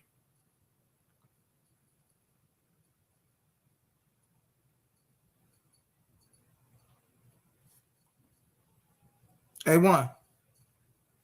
Go ahead. Oh, my bad. I'm muted. I'm here. Yeah, I was saying July 5th, man. It's a Sunday. Make sure you are there. 6 p.m. Central Time. Me and Naftali will be getting it in. It's the face off you do not want to miss. Commercial will be out tomorrow. So yeah, look for that. Back to you, Humble. Definitely. And all right. Oh, 1 second. Bang. Let's get this back. Hey, yo, I apologize for coming in so hot, but I just got done watching this goddamn game, and I can't stand the effing freaking, yo, I hate the freaking Knicks, man. Them They niggas lost? get on. No, they won, man. The championship is over. They won. They won. They won. They won. So guess what? I want all the smoke. I do. Brother Omar does wants all the smoke, respectfully, because I'm pissed off that the Knicks effing won, man. Them niggas get on my nerve, man. I can't stand the New York Knicks. Hey, they earned it this year, man. If you work for it, I you can't deserve stand it. New Man. York. I can't stand New York. Them. Oh my God. But I do gotta be humble. And I do gotta give, because that's where the school of UPK is at. So, but if I was back in my old ways, oh my God, man. I love DC niggas. I love Baltimore niggas. I love Virginia niggas though. You know what I'm saying? Okay, come on with the language, man. Let's get this video back cracking, man. Go ahead. My bad. I'm my feelings because the Knicks I won know the you and your championship. feelings, man. It's gonna be My okay, bad. man. My bad. I'm gonna mute out, brother. Go ahead. Salaki, my bad. I don't even watch sports, man. But yeah. Let's get it, y'all. So to catch everybody back up, right now they're talking about King Jaden got beat up on. King Jaden got beat up on a Hebrew point of view already about the Canaanites and joint. So then they jump over to Paul and Barnabas, and now they're talking about the circumcision, where she gonna get beat up some more on this. So, man, hey, let's get into it. King Jay did not get beat up. Respectfully, he got humble. Up, he didn't. Listen, we're gonna get into it. We're gonna get into it. Okay, Salaki. Okay. We want these brothers to get it out, but I really want to hear this, like for real, because Jerusalem, lest my fury come forth like fire and burn that none can quench it, because the evil of your doings declared in Judah and published in Jerusalem. Now, King, I want to explain that real quick and let King Jay have a rebuttal, bro, because that's a good scripture. Okay. Go ahead. King. So saying that the circumcision is the circumcision of your heart, which you become a Jew inwardly and not just outwardly. And again, this goes back to the Torah, where Yah tells us to circumcise our heart, because, I mean, think about it. They went through 40 years in the wilderness, died, children crossed over, Joshua prevailed a lot of the enemies. During the time of the judges is where the corruptions came, and this is where you will see, it will make sense to see certain artifacts that probably is showing some kind of paganism worship to the Most High Yah. That's never has been denied. When y'all try to come with this, what's that Yahweh something with the fragment? Okay, so they was circumcised then too. All the males were circumcised. Yeah, by Yehoshua, by Yehoshua and Caleb. Fire. Yes, sir. That scripture, did it say anything about circumcise your foreskin of your penis, or did it say circumcise foreskins of your heart? He was real bad, right? I don't know why he had to just. You like a robot static to me, but yes, I heard the question. I was listening to that she was robotic. Yes, it's to cut away all the abominations of your heart to turn back to the commandments. That's why the Messiah said, when he healed, he said, sin no more. Right. He said, sin no more.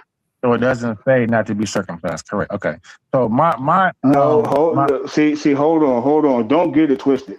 Don't get it twisted. The tradition still say, oh, matter of fact, wait. See, that's why I've said, let me get this script I've been trying to get off real quick. Kings. He was trying to read Kings. You got it off. You want to get off another one? No. The brother called that. I'm like, yes, get that in, because that is another one too. I was going to go to that, but I wanted to go here. But you already went somewhere, so my turn to go somewhere, because you're going everywhere. Hold on. No. You're going everywhere uninterrupted, and I want to jump in there and debunk this bullshit. Let me get the scripture in Kings. Because we kind of lose point of the point being made. Because he's everywhere, he's not making coherent. That up is to show that Paul was. It is coherent. It's all coherent. Y'all just incoherent. Y'all just get this. Y'all just get these words. Okay, so now let me talk. Cause y'all been talking for like 10 minutes and ain't said the same thing. We get it. You agree? Brother, hold on. We get it. So you concede. Oh my God, no.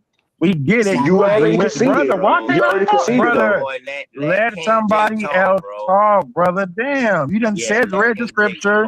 You done gave your opinion about it. Now let somebody else talk. Opponent got to jump in and be your bodyguard. Now let somebody else talk. My bad. Damn, I'm trying to give a damn scripture. Y'all arguing over the Bible. Y'all. What do you mean arguing over the Bible? I listen. I want to get my verse out. I never got my verse out. But it shouldn't be confusing when we giving the verse out. What do you mean confusion? There is to the Torah where Yah tells us to circumcise our. Giving them the Holy Spirit, just as He did to us. But now He's telling the Gentiles that, hey, they don't have to be circumcised. God knows their heart. Right? This is exactly what He just said. He said He did not discriminate between us for them, for He purified. Okay, so can you explain that for us? What do you mean by that? I am, but I'm not even done reading. So He says He did not discriminate between us and I did break it down. So it says He did not discriminate between us and them, for He purified their hearts by faith. So breaking that down means He purified their heart by faith, meaning they don't need works or deeds. Their faith is purified by undeserved mercy and grace and kindness. That's it. All they got to do is believe on His name. So it says, now then, why do you try to... Hold on. That ain't what that... Hold on. It does. Undeserved... Hold on, brother. Hold on, brother. Come on now. Hey, write notes, brother. If you disagree, write notes like I did. I took notes. I disagree with everything you said. That's why I'm reading this scripture. So now, because undeserved mercy and grace, somebody got the echo on. Because undeserved mercy and grace and kindness means exactly that. That's what that means. It means you're justified not by your works and deeds, but by His undeserved. Hold on, brother. It means what passage you're brother, on. I'm not done talking. Can you quit asking me in the middle of my damn sentence? Why are you asking me anything right? I'm in the middle of a sentence that I'm like, stop. Man, just finish, bro. I'm trying to. Damn.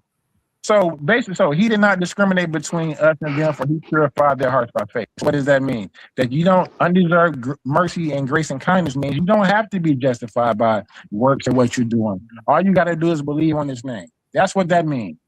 Mercy and grace. Now then, why do you try to test God by putting on the necks of the Gentiles a yoke? So He's saying here now, why would you suggest to them circumcision when you know they're not able to so it says put on the note. So he's associating circumcision to a yoke being put upon their neck. It says, so why?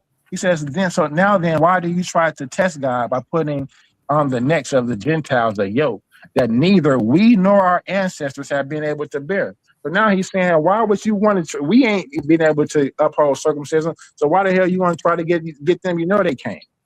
It says, no, we believe it through the grace of our Lord Jesus Christ that we are saved, just as they are. So it says, no, it's not by circumcision. It's by, like I've been saying, grace and undeserved kindness and mercy. And it says here, the whole assembly became silent. And they.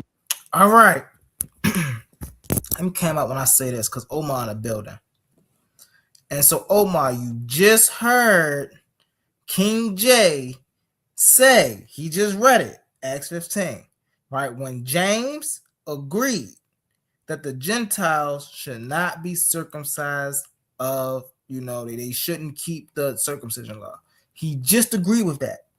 He just read that.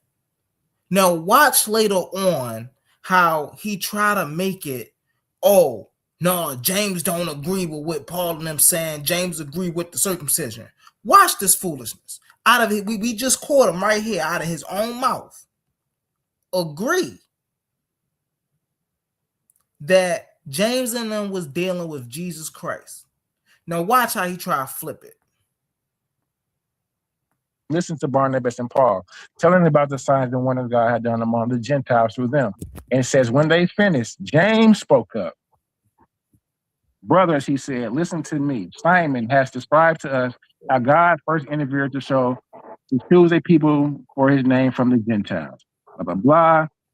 There it says, it is my judgment, therefore, that we should not make it difficult for the Gentiles who are turning to God. So he's telling them right now. James is telling Paul, we're not going to require the Gentiles to be circumcised. And if anybody disagrees with that, then let's talk about it. Right? Y'all heard it again. James is telling Paul that we are not requiring the Gentiles to be circumcised. Again, we heard it twice just now. Now watch how he flipped this narrative, y'all. It's important. Listen. Right here, because we reading the scripture, it says, it is my judgment, therefore, that we should not make it difficult for the Gentiles who are turning to God. But let's talk about what they are talking about, not making difficult for the Gentiles. It's circumcision. So James is telling them that he is not requiring the Gentiles to be circumcised. It says instead, hold on, because I'm not done. It says, in my judgment, this is James talking, therefore, that we should not make it difficult, which is circumcision, for the Gentiles who are turning to God. Instead, we should write to them, telling them to abstain from foods polluted by idols. Like I said, he's not requiring them from circumcision. All he said was the compromise was, look, we're not going to require the Gentiles to be circumcised. We're just going to require them from certain dietary laws. It says for the law of Moses has been preached in every circumcised. They can never really be in exactly. The temple. Exactly. They can never be in the temple. Hold on, let me ask you a question, though, KINGJAY. Stop playing. No, okay. So that agrees with Paul. Don't Was that agree with what Paul said? Because the whole argument is that the circumcision and who was an it does not agree with Paul. See, this is the issue that I be having. Let me cam up when I say this, because this is the importance, right? When we up here and we talking, I know everybody want to get their points out, but this is the issue we be having when everybody try to talk at once. You see what I'm saying? We don't know who's saying what. So now we got Quantum over here saying one thing, we got Capone over here saying another thing. You know what I'm saying? So this is why we push for just have some decorum, so we're able to hear everybody. You see what I'm saying? Let's get into it. Did you hear anything I said? The whole thing is that's another part why I wanted to pause it. So we just heard King Jay twice read James. We actually heard him 3 times read James. And all 3 times,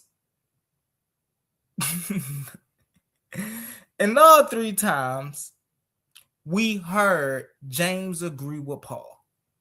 All 3 times. Now that Quantum, Sapphire, and Capone is saying, well, wait a minute. Now you're agreeing with us because James is agreeing with Paul. Watch how he flipped his stance, bro. Again, this just stay away from these people. They just be wanting to argue for the sake of arguing. They don't even know. This is easy. This is why they become easy work. Listen to this. He's gonna say that James don't agree with Paul. Listen to this. The whole thing is preaching against Paul, and Paul saying that they don't have to be circumcised. This is James saying. This is James saying that we, the Jews, this is something that we practice as a custom to our law, is circumcision. They don't have. Now, what did I say earlier, family? What did I say earlier? In the beginning of this, we just seen KINGJAY get beat up on the Hebrew information, right? He jumped to the Christian information, right? Now, he getting beat up on the Christian information. My man said, this is James who said, we the Hebrews, the Jews. Last time I checked, James was in the New Testament. Last time I checked, after he just read 3 times, not once, but 3 times out his own mouth, that James said that we are saved by grace, by the glory of Jesus Christ. He said that 3 times. Now he's flipping, talk about no, because now James is a Jew. James is a Hebrew. What? Ain't no way you credible talking like this, bro. Ain't no way you really comfortable up here being slapped around like this. And the fact that this stuff can be recorded. This is why you have to mind your tongue when you're in places like this. Definitely if you're not very familiar on the subject. It's like, hey, listen. Yeah, Omar. And that's something too, Omar. Because Omar was up here and I was trying to help my brother Omar. Right? Because I know Omar, I know the brothers like Capone and Omar, and you know, I know they bang with the Bible. I know they read the Bible. And so I'm trying to get my brother Omar like, yo, bro, don't let this man deter you from what you read. You know what you read this. He don't read this. So you about to sit up here and let this man who don't read your Bible, let's quote another man talk about him being a Jew. James wasn't no Jew.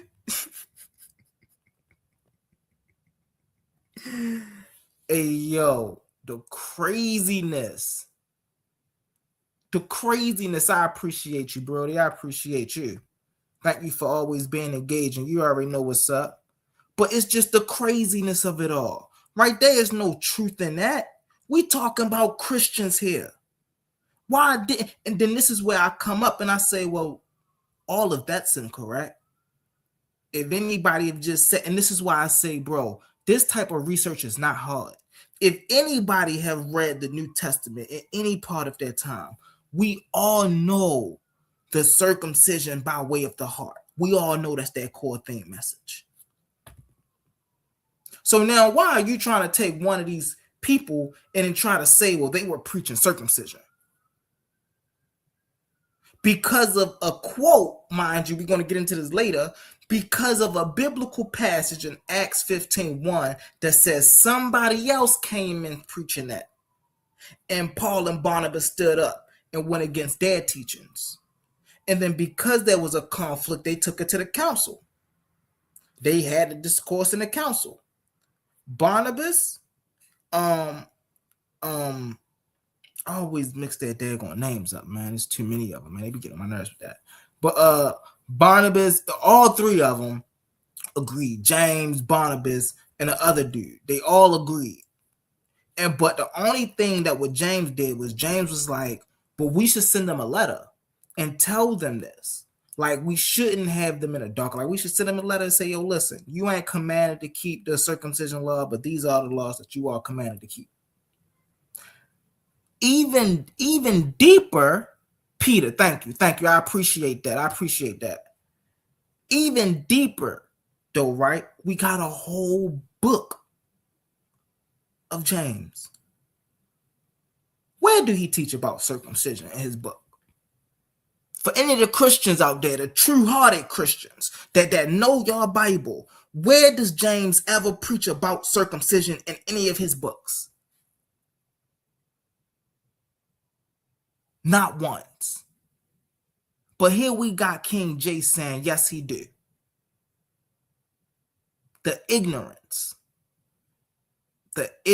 family. This is what we have to stay away from. So what we've observed already is he's not proficient in Africana studies, particularly Kemet. He's not proficient in Hebrew studies, particularly Black Hebrew Israelites. And he damn sure ain't proficient in Christianity studies, the doctrine of bibliography. Like he's not proficient in any of these studies. So we can discount him in any of these conversations regarding any of his research because he's not credible. As he keep proving on time and time again. Let's get into it. This is sad, man. This is sad. How do you want people to take you serious talking like this? You really want people to hear you talking crazy. I could see if you was making some good points. But then like, yo, your points isn't even valid to the people that you talking to the people that actually believe in this stuff. Where are you getting this information from? How are you able to make all these claims and not be able to produce any evidence of where this stuff comes from? Because you being hypocritical. Because you making it up. Hey, listen. Terrible, man. Terrible. Let's get into this. Have to do it. They can get away with that. They can. No, that's what James said. Are you retarded, Capone? Hold on. Capone, are you retarded? Quit acting slow. KINGJAY, hold on. No, actually, you're being retarded. You're being crazy right now. Can I please get in here real quick and try to make some sense of this? Because man, shalom, calm, brother Kasad. Haki Assad. Hey, shalom. Con, I just want to jump in real quick. I'm not gonna be on too long, man. My phone on 18%, man. But I'm hearing the conversation, and it's like y'all really talking past each other, and it's y'all really not getting the context of what's being said. So if you, as KINGJAY read in the text, it says certain men came down from Judea and taught the brethren and said, except you be circumcised after the manner of Moses, you cannot be saved. And they get into, the back and forth about it. And it says that it is needful to circumcise them and to command them to keep the law of Moses. So we have a group of people that's up here telling the other brothers that they can't be saved because they didn't keep the law of Moses. That's what's going on here. They're trying to exclude people from salvation due to them not keeping the law of Moses, specifically on circumcision. Now the question becomes: what is the law in Moses? What does Moses write about, and what does he require in circumcision? What's the law on circumcision when it comes to Moses? Circumcision on the 8th day. Okay, and that's very important because these people, as you said, they're living a different lifestyle. They have no control on what happens in their lifetime and on the 8th day. That is their whole parents' decision. That has nothing to do with their hearts and what goes on. Just because they didn't, as a baby, get their penis skin peeled back has nothing to do with salvation, and that's what Paul is trying to get them to understand. And that's what James is agreeing to. And then you can't say he's not telling them not to keep the law, because Jesus said, as they read, anyone that teach someone not to keep the law, they are going to be the least in the kingdom. And Paul also says, but hold up, bro, to go against that, though, Paul and James. Hold on, man. Let Kasad go. Let him go. Because y'all been up here for a minute. Let me land. Because Paul also says we don't go against the law for faith. I'm not quoting it correctly, but if you go to God forbid, let us establish the law. If you go to Romans 3 and 31, Paul says we do not make void the law through faith, but we establish the law. We do the law. Amen. And the point that y'all missing is, hold on. The point y'all missing is he's not telling them they don't ever have to be circumcised. That's not what he's telling them. He's not telling them to go against the law. Bingo. In my another example hold on, bro. Hold on. Let me ask you a question, Shazad. You have to let me finish. I'm gonna let you finish. I'm gonna ask you a question. I want you to keep building. Did James and Paul have an argument? And that's when Paul said, "Man, I ain't Jew, I'm Roman." And that's the same when in Rome, you act like a Roman. Did they get into an argument doing the same thing? Because during this same vacation time, they had a church service, and James put Paul up to it to see if he was carrying the judicial ways of Judaism. And when he saw that, he had a problem. Now, go off of that. Bro, I don't know. You got to give me scriptures. I don't know what you talking about. You got to give me some exact scriptures. I just read you, obviously. Yeah, he just went left with it. So what I'm saying, King James also have arguments about his custom, about what Paul was teaching to the Gentiles? Just let Marcus go real quick. Hold on. Y'all laughing and y'all and all that because I'm American. Oh, come on, man. You and your friends about a little laugh, bro. Come on, man. Come on, we gotta be a little tougher than that. Yeah, I'm gonna call all kind of names. Come on, man. Let me say this real quick. So what I'm saying is in Acts 15, Paul is agreeing. Paul and James are in agreement. That's what I'm saying. King Jay keeps saying that they're not. Paul was in contesting. He was contesting the other Jews that came down and started telling people that they can't be saved unless they follow the law of Moses.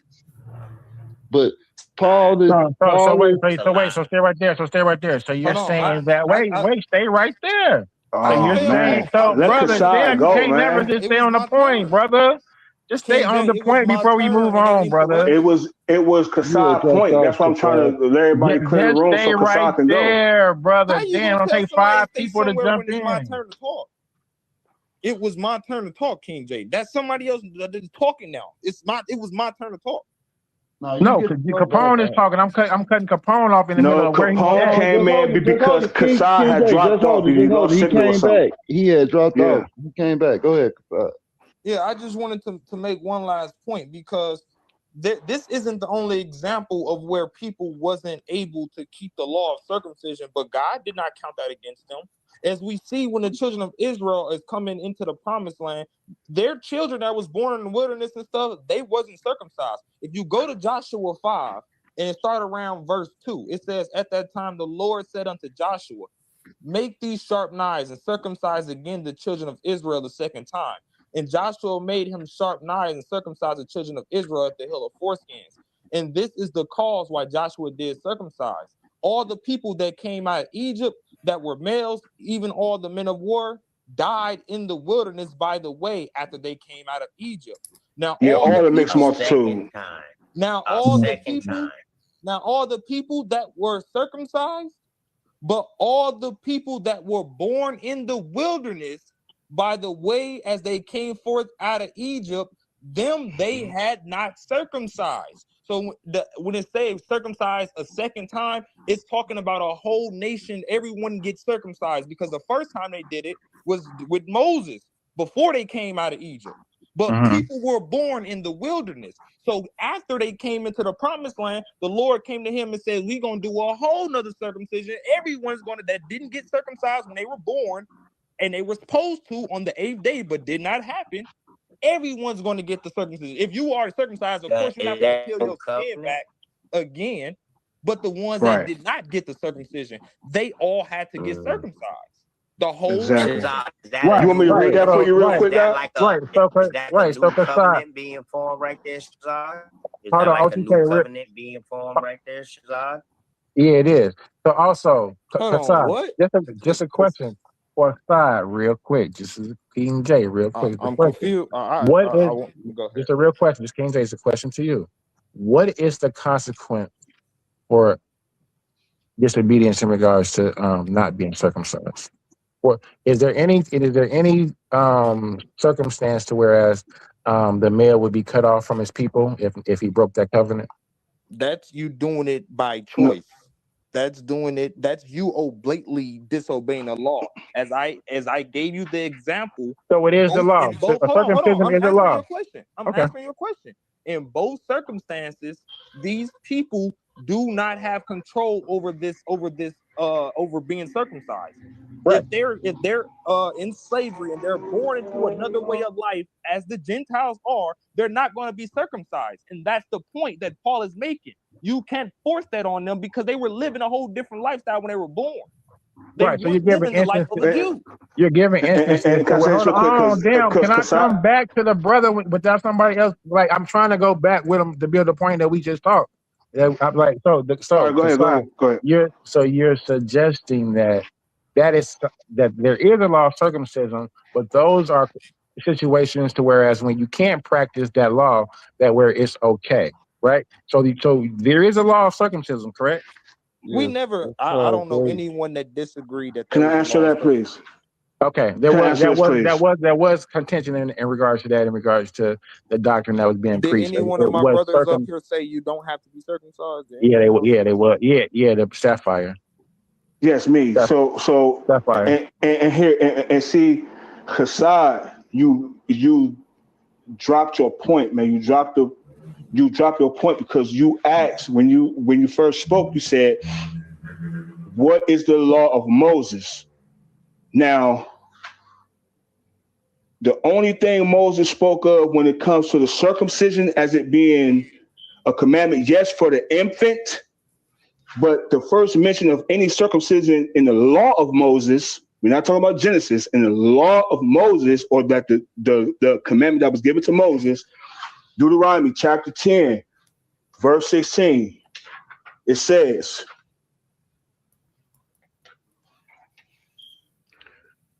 I'm sorry, 15. No, I'm sorry, 14. Behold, the heaven and the heaven of heavens is the Lord's thy God, and the earth also with all that therein is. Only the Lord had a delight in thy fathers to love them, and he chose their seed after them, even you above all people, as it is this day.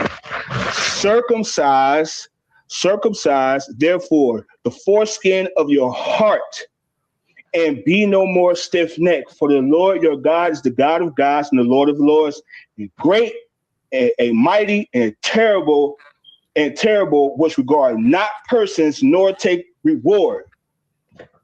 It says nothing about the foreskin. Now, this is the law of Moses. Yes, there is a teaching or an instruction, a Torah. In the passage it says Torah, which in the in this the English we said the law. That's actually important, and it just came to me as I was listening to him why that's so important. Because this is the very reason in Acts 15, and we're gonna get into it some more into the video. We're gonna bring back up Acts 15. Why James say we should write them a letter regarding what commandments they should keep and which ones they don't have to. Why in which in that letter, it clearly states in the letter, we're going to go over it, that they were not commanded to keep circumcision, but they were commanded to eat clean food, certain, I think it was dietary laws, certain sexual practices, and cleanly practices, things of that nature. But they was not commanded to keep circumcision.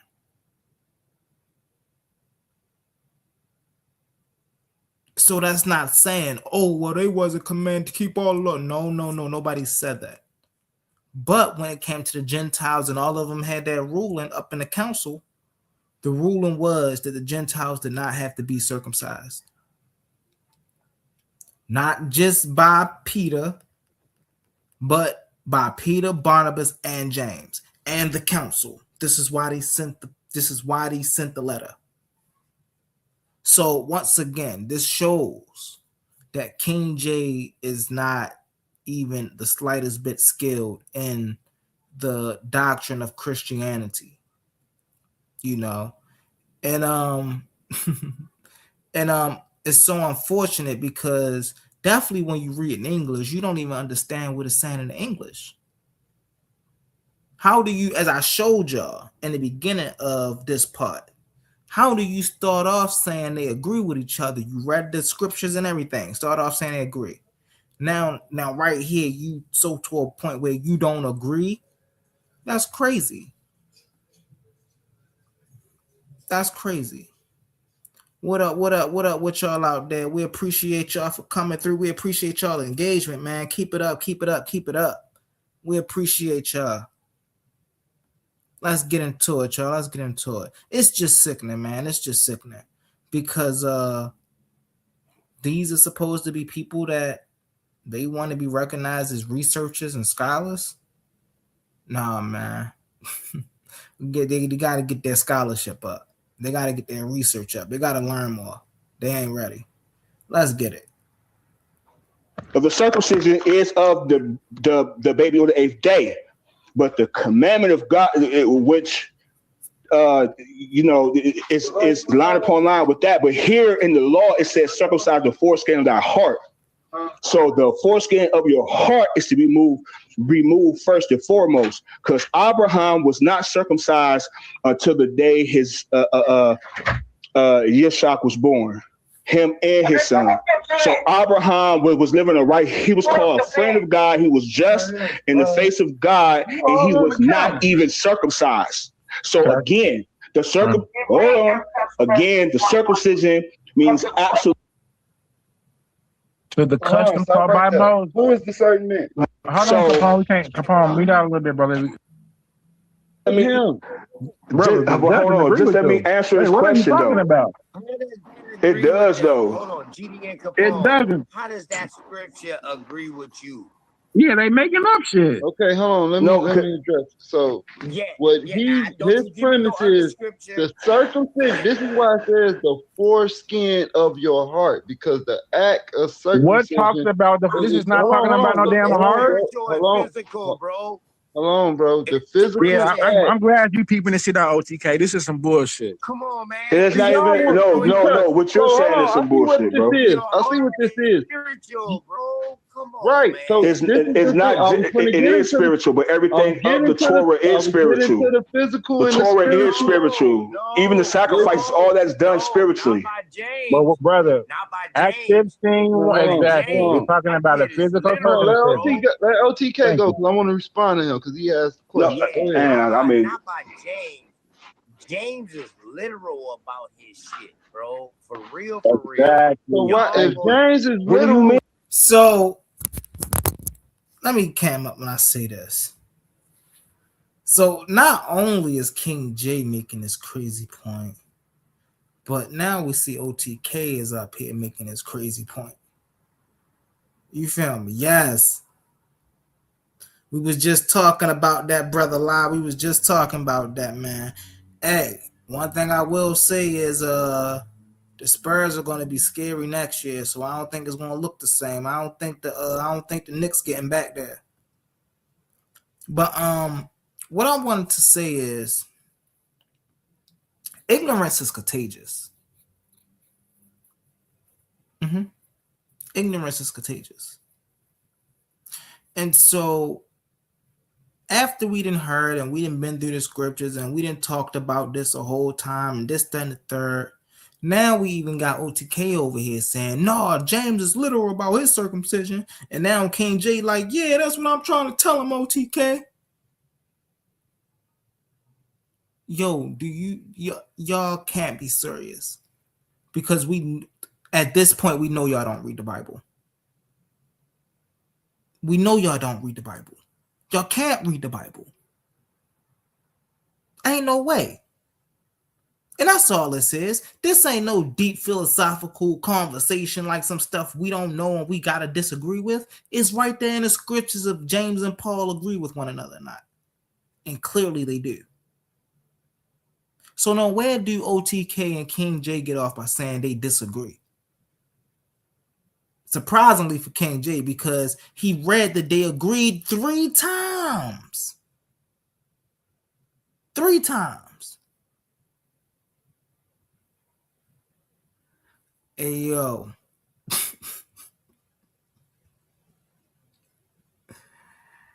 Hey. Cocaine is a hell of a drug, ain't it? Let me stop. Hey, yo, Immortal Dragon, you funny, bro. You funny. Let's get back to this video. But it's just, don't ever take KINGJAY serious, man. And for you, KINGJAY, you gotta sharpen up on your scholarship, bro. You ain't no way I could take you serious with you hippity hopping, jumping sides like that, bro. Ain't no way I could take you serious. Let's get it, y'all. Why he Paul is too. Hold on. If James is literal, why he don't tell the Gentiles to circumcise? Why he don't tell them to circumcise themselves? Capone, you can't be that slow, brother. Hold on. In the scripture, brother, are you slow? Because if we No, read you're slow. Y'all definitely was slow, guys. I just want to say that for the record. We write no such thing. You can't be that But slow, for brother. them to stay away from idols and things sacrificed to idols, and strangle with blood, things strangled with blood.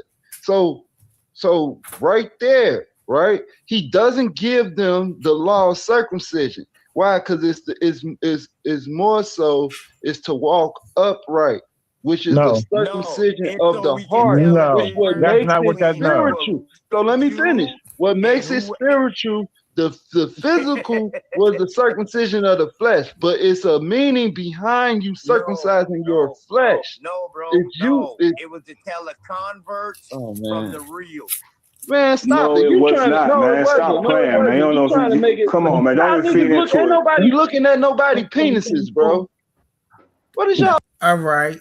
So so Capone tried to give his best explanation on why they wasn't circumcised or why the Gentiles wasn't circumcised. The real reason, right, and it's right there in the text. This is not some hard drawn out thing. The real reason is because the new apostles, right, were followers of Jesus. And their belief was that they were saved through grace, that salvation came through the sacrifice of Jesus Christ. Salvation came through the blood of Christ and circumcision of the heart. This is what their core message was. Wasn't nobody going around teaching you had to on your foreskin or no more. That just wasn't the core teachings. Right there, when you look in the Bible, every time they have a council about this, it lets you know. So this isn't some drawn out thing. It was just the teachings started saying, hey, listen, circumcise the heart now. You see what I'm saying? Rashad Rand, they follow Moses, not Jesus. Well, Paul, Peter, Barnabas, James, they all follow Jesus. They ain't follow Moses. They all follow Jesus. They all believed in Jesus Christ. They all taught about the gospels of Jesus Christ.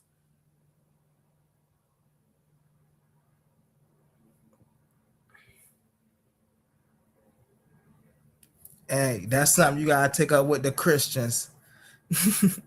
That's something you gotta take up with the Christians right there. I ain't even gonna lie to you. Hey, that's a Christian thing right there. Let's get back into this video. But I'm just wanting to point out the asinine statements that they making, bro. Just ignorant. And all they gotta do is study. That's all they gotta do. talking about it was to tell a convert from about converts, bro. Because you made that up, Capone. That's not what it says. There he go again. You made that up, Capone. Instead of just going to go say what it's just going to go see what it say for yourself. I mean, everybody can go get the Bible online and see what it say. Because they what? Hold on. Let me say this. OTK. Let me say this. When David is calling the Philistines uncircumcised, it's because he know they didn't grow up in the ways of the laws of Moses. So that's a way to identify because they're uncircumcised. It's not that they looking at each other's penises, bro. Right, exactly. It means that they're heathen. No, it doesn't necessarily mean that they're heathen.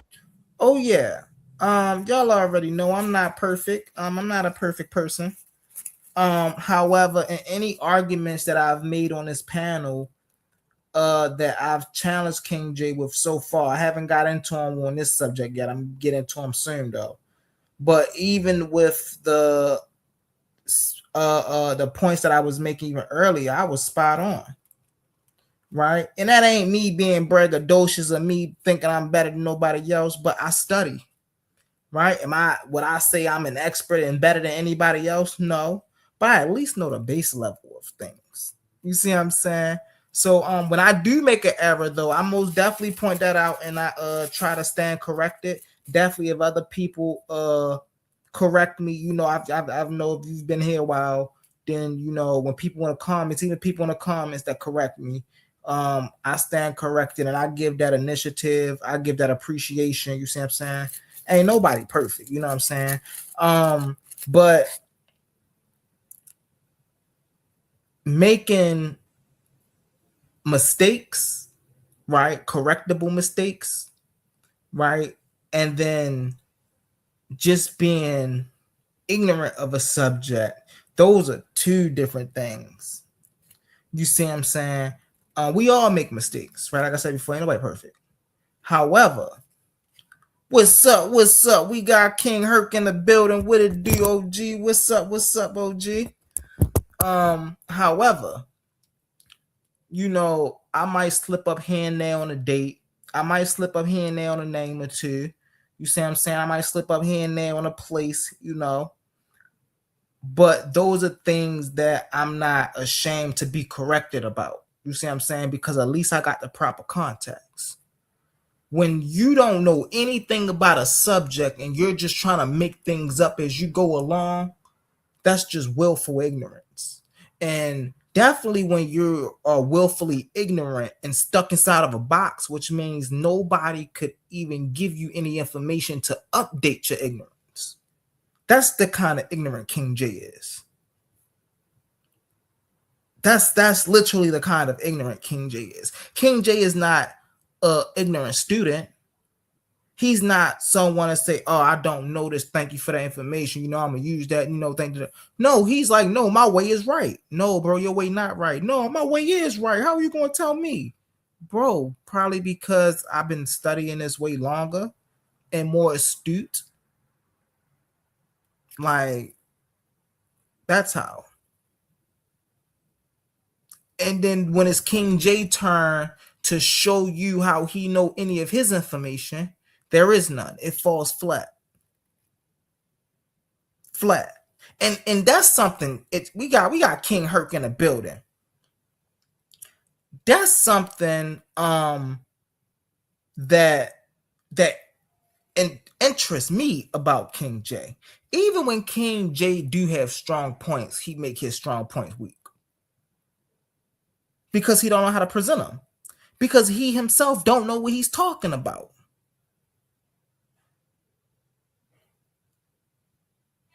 KINGJAY question about what? What didn't I answer his question about? Pop it down there. I answer it. Pop it down there. What didn't I answer his question about? So respectfully, brother Humble. Go ahead. So respectfully, Humble. When KINGJAY asks you that, he asks you a critical question. He asks you, why did they do that? I just now explained that. I explained it in this video too, but I just now explained that. hold on, restate your point right quick. Okay, so my point is the reason they did that is because the teachings of the time was quote unquote evangelical, for lack of better words, if I can use that. Right? These people that were preaching was preaching the gospel of Jesus Christ. When we talk about Paul, Peter, Barnabas, James, they all say the same thing. We are saved through the grace of Jesus Christ. So that means that they were circumcised by the heart. That's what that means. That's why they know, and because they held that practice, so did the Gentiles. And so now, if that's a common practice, we're not going to say, okay, well, we all clearly practice the way of Jesus. They clearly practice the way of Jesus. Why are we going to make them go back to practicing the way of Moses? Okay, so I was being fair to the judgment. KINGJay made errors. You made errors, and I'm gonna tell you. I'm gonna be frank and tell you where you made your error at. I don't know if you had your listening ears on, Humble, but you gotta remember when Paul had the discussion with Barnabas. What did they go to seek? They went to the council. Okay, who specifically did they ask to solve the problem? They asked the Pharisees. They asked the high council. Nope. Remember what you said. It was Christ's brother. No, they didn't ask him about. No, time out. They didn't specifically ask him. They asked the council. And all three of them. Hold on one second, because when we read, did Christ's brother sit on the council? No, he gave a statement. He gave a testament. Yo, humble. He gave a testament. Humble. I respectfully muted out to hear you out, and I knew you was gonna make the same mistake that you made yesterday. So what mistake did I make? I'm gonna clear it up. Go ahead. Oh. The issue that they were having was circumcision. Now we know that. Yep. Okay. I just got to reiterate for people that may have not heard it yesterday, and bring them up to speed. So the argument is circumcision. Now, Humble had a good point. Humble said, is it not a law? It's absolutely a law. But let me explain. The Israelites that were in a Israelite stronghold, meaning country, land, province, that was under Israelite watch, under Israelite law. So guess what? When you're dealing with circumcision, if you're in an Israelite province, country, land,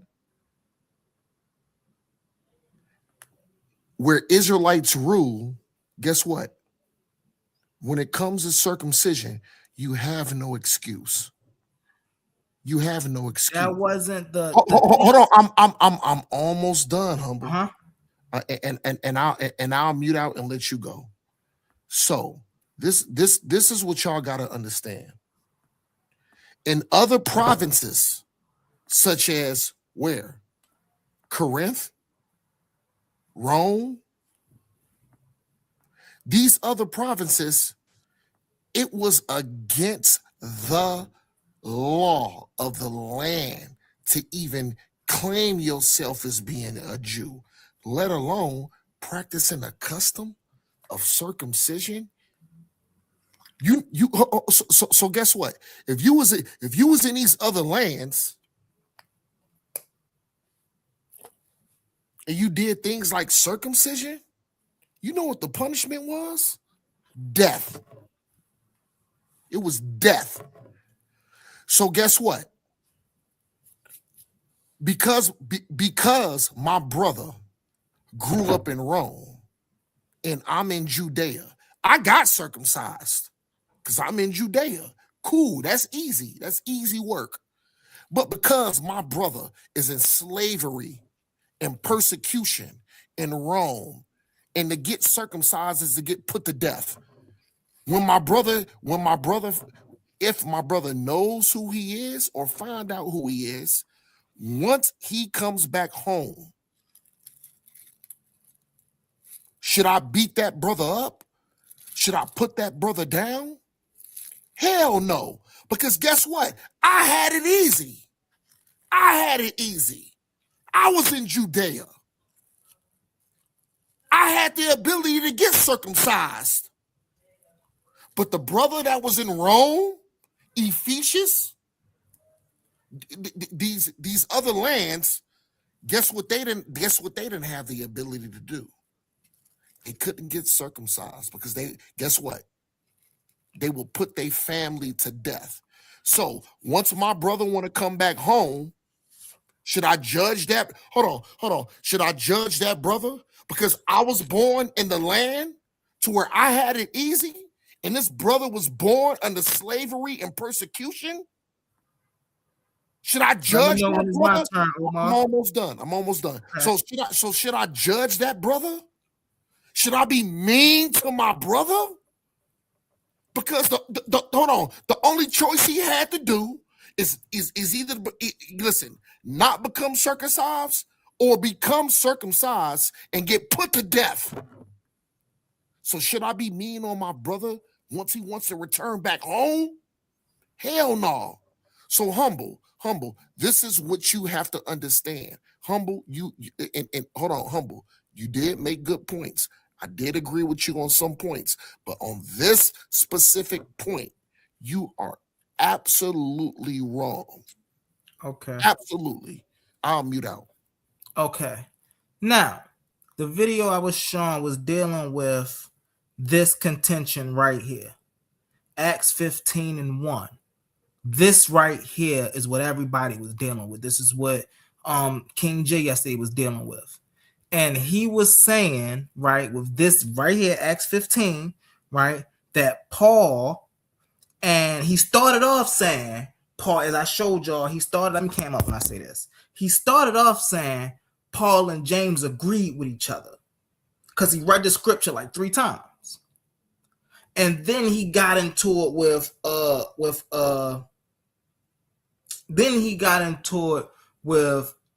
can't remember my man's name right now, but Capone, it'll come back to me, but he got into it with him, and then he said, well, they disagreed because Capone was saying, well, look, that agree with us. No, it don't agree with us because Paul and James didn't agree with one another. So now here's the thing right here. We're going to read it one more time so everybody can have an understanding. This is not that hard. Let's read this. A certain men which came down from Judea taught the brethren and said, except ye be circumcised after the manner of Moses, ye cannot be saved. This is a certain manner of men. KINGJAY tried to read this and tried to say this was James. Do it say James right here, Omar? Do this say James? No, this don't say James. This say a certain men in which came down from Judea, taught the brethren, and said, except ye be circumcised after the manner of Moses, ye cannot be saved. That's what this says. So this is the contention. Let's get into it. When therefore Paul and Barnabas, let's read that for the people who don't know in the back. When therefore Paul and Barnabas had no small discussion and had disputation with them, they determined that Paul and Barnabas and certain other of them should go up to Jerusalem. So what happened here? Right? Paul and Barnabas had dispute in the session with the certain men that came down to Judea. And then after they found out that they had dispute, right? What happened? Paul and Barnabas decided to go. Not only Paul and Barnabas, but a certain other of them decided to go up to Jerusalem unto the who? The apostles and the elders about this question.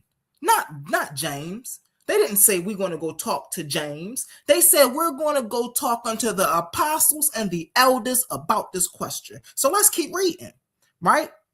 And being brought on their way by way of the church, they passed through Phoenice and Samaria, declaring the conversion of the Gentiles. And they caused great joy unto all of the brethren. And when they were come to Jerusalem, they were received of the church and of the apostles and elders, and they declared all the things that God had done with them.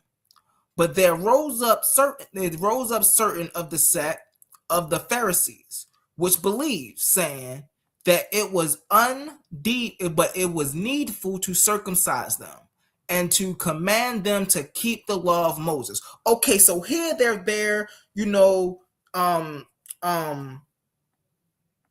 Paul, Barnabas, and all of them, they go up to Jerusalem, and when they see Jerusalem, bam, what's happening here? Everybody meeting them, everybody telling them about their good times. Y'all know how we do our meet and greets, right? But then somebody, they brought it straight to the forefront. Hey, we need to circumcise them Gentiles, right? They need to be keeping the law of Moses. That's what somebody said. Now, mind you, it said the Pharisees. It didn't say Paul. It didn't say Barnabas. It didn't say James made this claim. It said a sect of the Pharisees made this claim, which believed, saying it was needful to circumcise them and to command them to keep the law of Moses, talking about the Gentiles. Watch this. Watch this. And the apostles and the elders came together for to consider of this matter. And when there had been much disputing, which means it was people in the, in the courtyard, getting disputing with, no, we think this, we think that, the same thing we do up here on these panels. Peter rose up. And Peter said unto them, men and brethren, ye know how that a good while ago God made choices among us, that the Gentiles by my mouth should hear the word of the gospel. Now he's saying a while ago that God made a choice that I was going to be the one that speak the gospel unto the Gentiles and believe in God, which knoweth the heart. That's the key right there. The heart. Bear them witness, giving them Holy Ghost, even as he did unto us. So now he's making himself equated to the Gentiles, right? And put no difference between us and them. So now he's saying there is no difference. God did not put a difference between the Jews and the Gentiles. This is the teachings of the time. So Brother Omar asked me a question when he first came up here. He said, why did they not circumcise the Gentiles? We are reading why right here, what Paul is talking about. They did not, because that's not their teachings anymore. Their teachings now is there is no separation between Jew and Gentile, but it's by the purification of the heart. I'm not making this up, family. This is what the text is saying.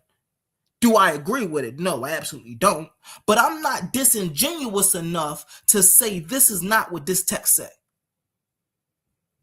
Let's get into it, man. Let's continue.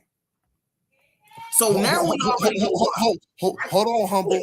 I have to respond. Go ahead. I have to respond.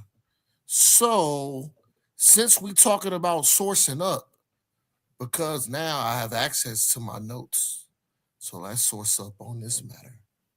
You made a very critical error, Humble. I ain't even finished the point yet, though. It doesn't matter. You made a critical error. and I'm finna show What's the you. error? All I need is 4 minutes. All right, really fast before you get that 4 minutes, can I at least give me a 5-second limit? All right. So my whole point about doing all, it ain't gonna take me long. So my whole point about doing all this and even reading the scriptures is to show that this is the contention that we were talking about these random people from Judea coming down trying to establish the law of Moses. Paul, Peter, Barnabas, and James all stood up and said, hey, that's not the law that we're under anymore. You know, we don't have to be circumcised by the foreskin. We can be circumcised by the heart. That's what this passage is talking about. Peter, James, and Barnabas all agree, and Paul, they are all in agreement in this scriptures right here. That's case in point. I land my plane with that. If y'all don't believe me, y'all go read it for yourself. Go ahead, Omar. Okay, so now because we have to show proof in the pudding, let's bring up fast, some Omar, really fast, Brody. I apologize. You're gonna get to it. Hold on. I just want to show something real quick. You know what? I'll mute back out. Go ahead. Okay, it ain't gonna be long. I promise. No sweat. You gotta. Hey, y'all, listen. My wife is so creative, bro. Like when I tell y'all I love this woman, this is why I love this woman right here. I'm about to show y'all right now. Let me put myself on a big screen. Right, let me show you how creative this woman is. Look at this. Look at this.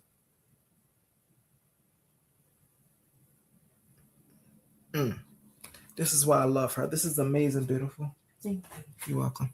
But I just had to show that off real quick. She always coming up surprising me doing projects like that. So I just had to give her a little recognition. Go ahead, brother Omar. Get into it. Hey, brother Humble, I want to let you know sincerely, you are a good brother, man. I could tell you a family man, and guess what? You are a good brother, and I want to tell you I love you for that, brother. Just for doing what you did. Now I gotta kick your ass though.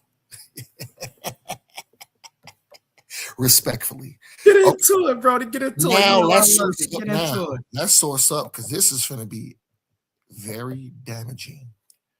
Let's go to somebody's in trouble. I just want to make sure what I'm showing is showing. Is it showing? Let me look at it. I got you. Yeah. All right, it's on the screen. I got you. Yep. Okay. This is damaging. I'm here. Let's start at 1. And certain men which came down from Judea taught the brethren and said that except ye be circumcised after the manner of Moses, ye cannot be saved. Let's push down to 2. When therefore Paul and Barnabas had no small dissension and disputation with them. So this validates the point. Paul was on the side of Barnabas. Let's move forward. They determined that Paul and Barnabas, certain of them should go where? Up to Jerusalem unto the apostles and the elders about this question. 3. And bring them on there and where? What? By the church. They passed through Phoenice and Samaria, declaring the conversation of the Gentiles. And they caused a great joy unto all the brethren. Keyword, all the brethren.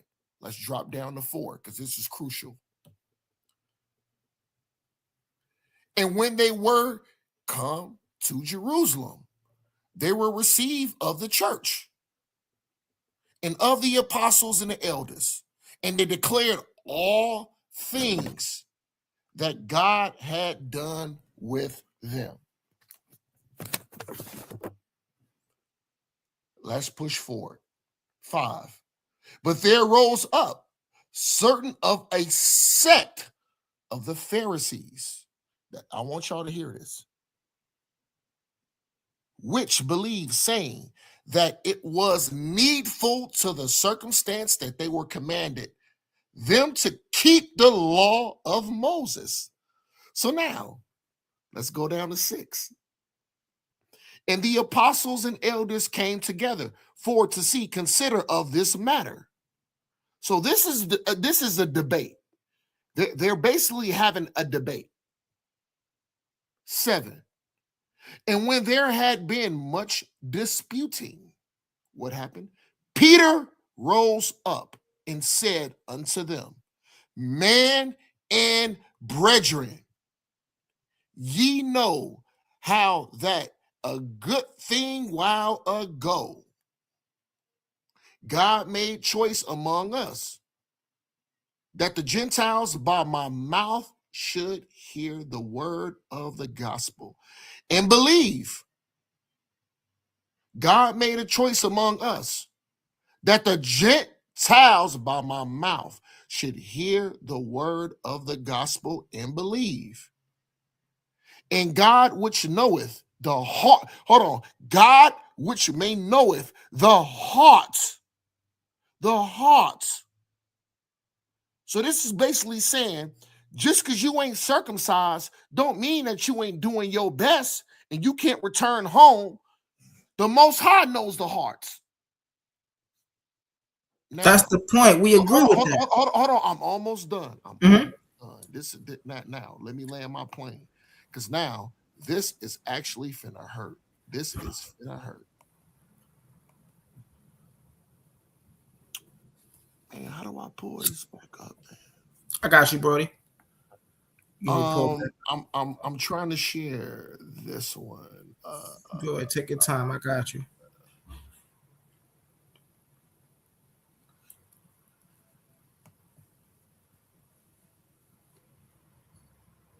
Hey, everybody in the comments. Hold on. Put one in the comments if y'all heard Omar read the same thing I just read. No. Yo, humble. I agree with that. But what I'm finna show right now is finna show you something. So I gotta stop sharing that other one, man. Fuck.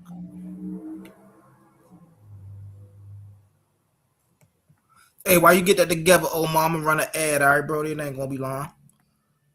Okay, I got it. Go ahead and run the ad. All right.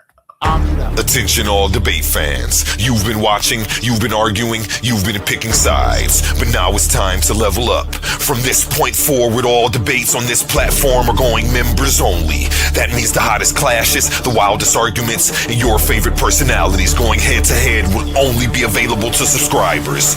You want real scholarship, you want the smoke, you want the unfiltered action, then don't get left outside looking in. Sign up today for as low as $3.99 and get full access to every debate, every moment, every knockout argument. This is Titans Debate League, where legends are made and debates get real.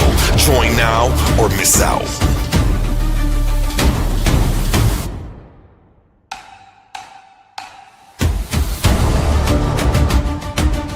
Discussions regarding new metaphysical worldviews often begin with an assumption of conflict, as if proposing a foundational logic for existence requires a rejection of modern physics. Quantum. My bad, y'all. No, I thought that was a like a book or something. Go ahead, brother Omar.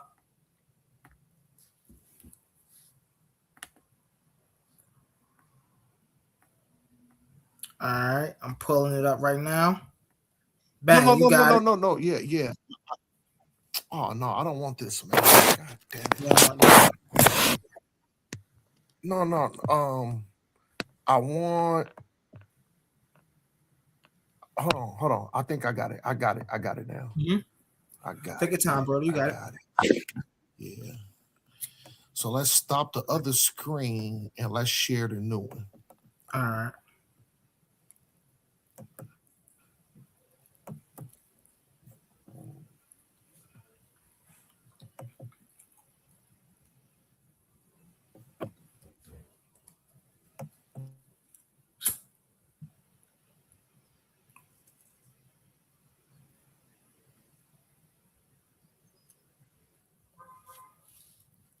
You in trouble, brother. Share this.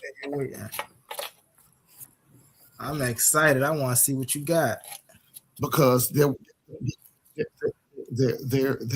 was people that was asking me to source up. Share that. Blow it up. Blow it up. Blow it up. No, I don't think you can do that by yourself. Oh wait, time out. Maybe I can. Hold on. All right, yeah, I don't know how to blow it up. Don't worry about it. I'm kind of a dummy when it comes to this. I'm brand new. There you go. Thank you, Humble. Let's read. Yes, throughout history, practicing Judaism or being of Jewish descent was explicitly made illegal by different captivators, conquerors, and occupying regimes. While the severity of these laws varied, the following historical periods demonstrated how Jewish was criminalized, restricted, or punished. Brother Omar's a beast. So, Brother Omar, real fast, brother. Humble. This conversation is over, brother. Nah, because brother, now you have to align that. Brother, I just aligned it. You can't run, Omar. No, I just Omar. No. Hey, peace and blessing. Humble, thank you for letting me up. Peace and blessing to the panel. We're gonna get to you, Sapphire. Hold on 1 second. Because we got Brother Omar trying to run out the back door over here. You can't run like that, Omar. You gotta connect this to Acts 15. I just connected it, brother. How? That's not why they blow it up and read it again. No, Humble. Blow it up and read it again. No, Humble. I'm not gonna read it. I want you to read this. What this have to do with Acts Brother 15? Humble, I want you to read this.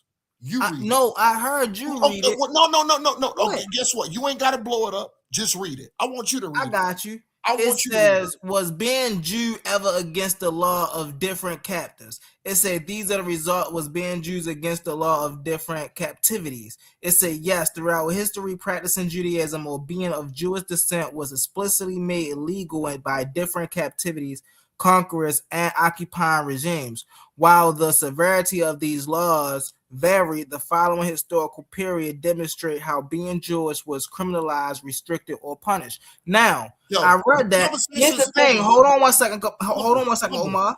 Humble. My question to you after reading that. Hold on, Omar. Humble. Let's move forward. Hold on, Omar. You can't move forward. That was that whole thing was asinine, bro. What I'm asking you now is, can you now connect that with Acts 15, what we was just talking about? So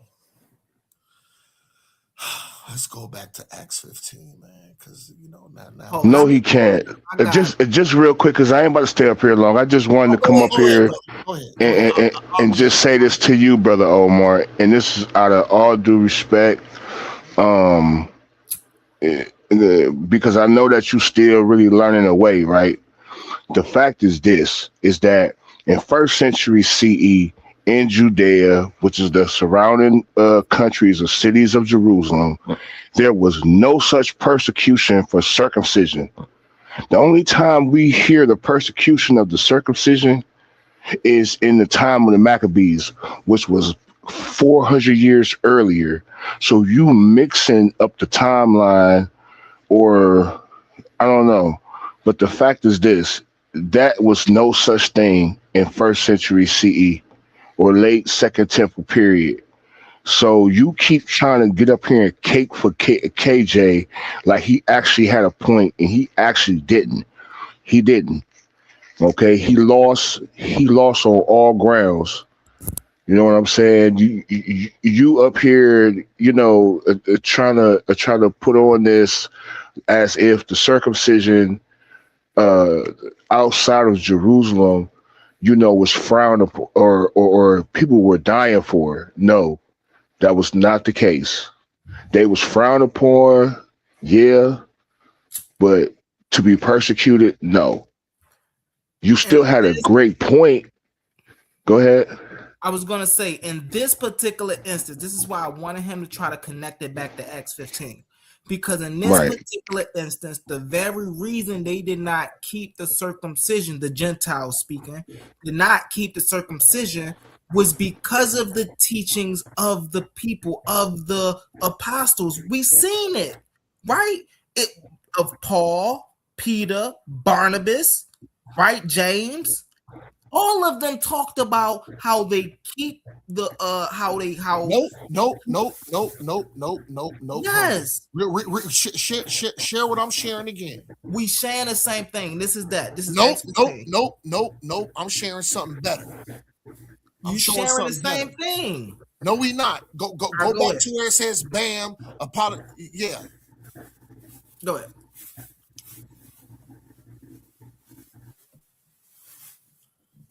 Because this is what we gonna do. You know.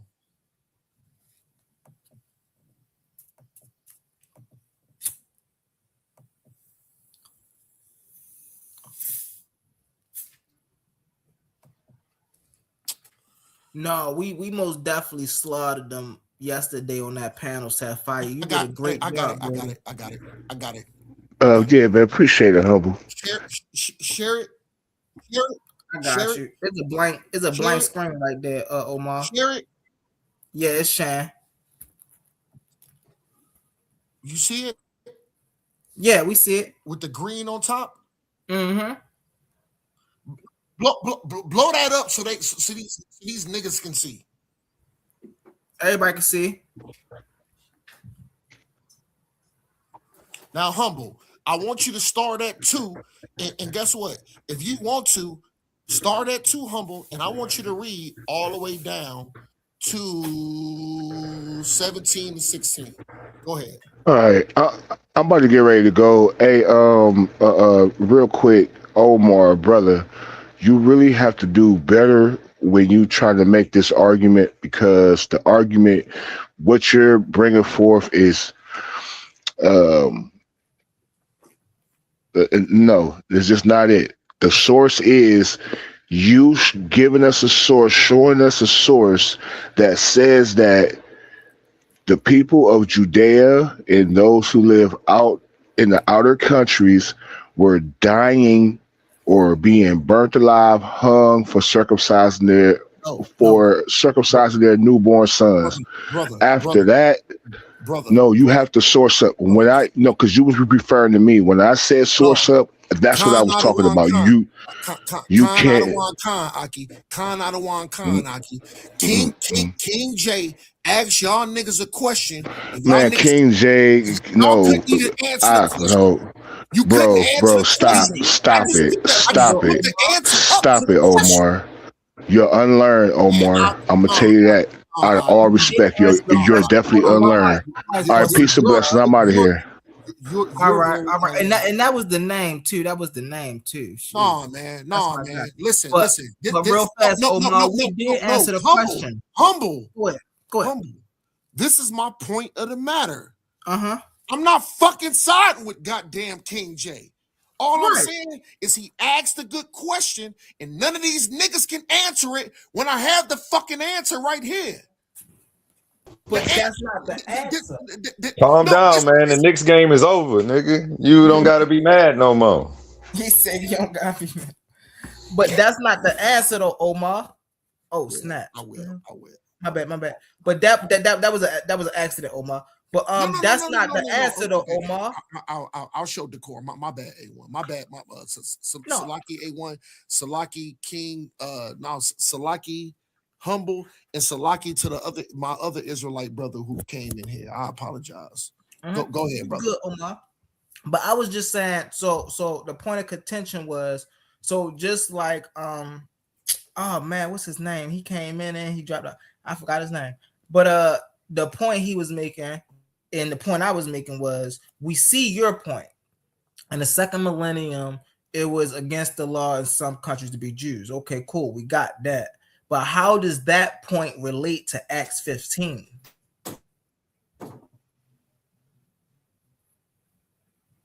When KINGJAY asked me that question, and you just asked me that question because you asked me just to expound on that question a little earlier, I gave you the answer. The answer is in the text. The reason why the Gentiles was not permitted to be circumcised is because the teachings at the time by Paul, Peter, Barnabas, by the closest people to Jesus during this time, their teachings was circumcision of the heart. They were saved by grace of Jesus Christ. Put it back up on the screen because I want to be very thorough.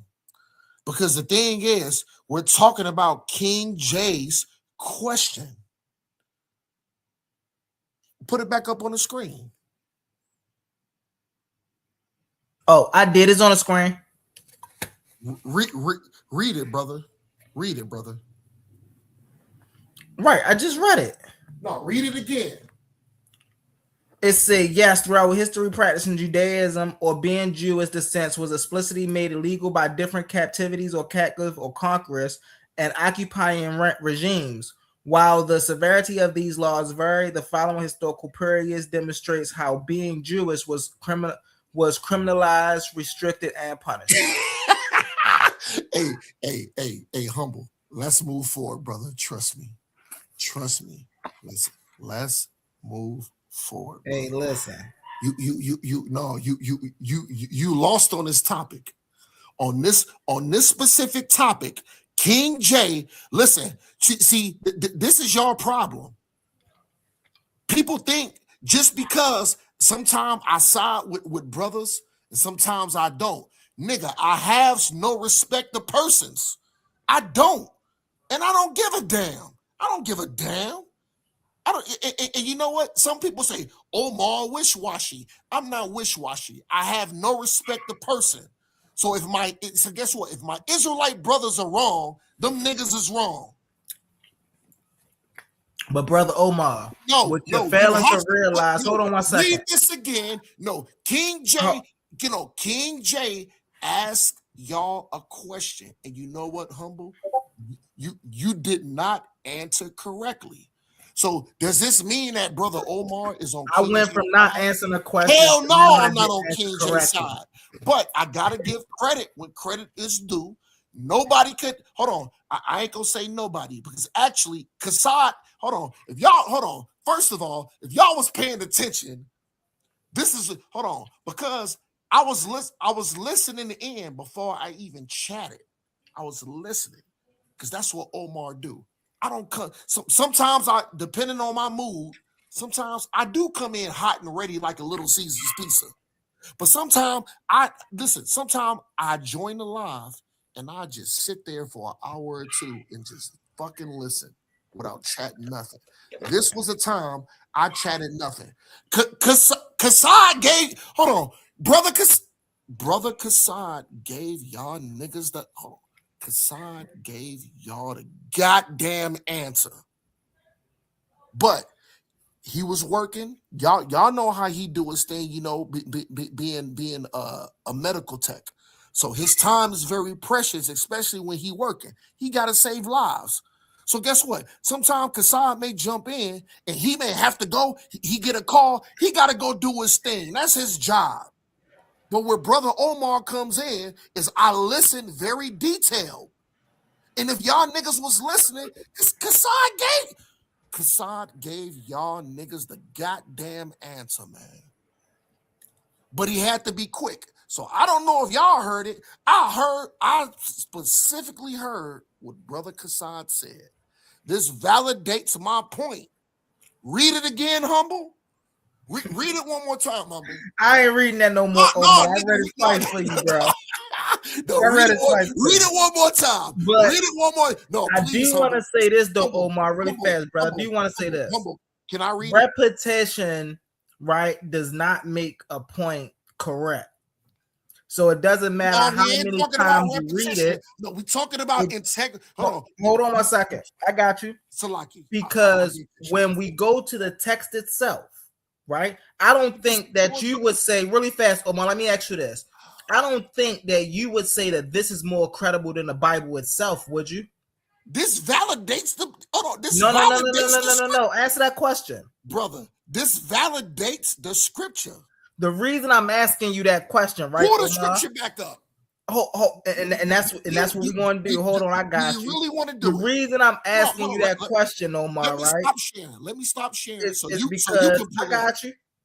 When we go to the scriptures, right?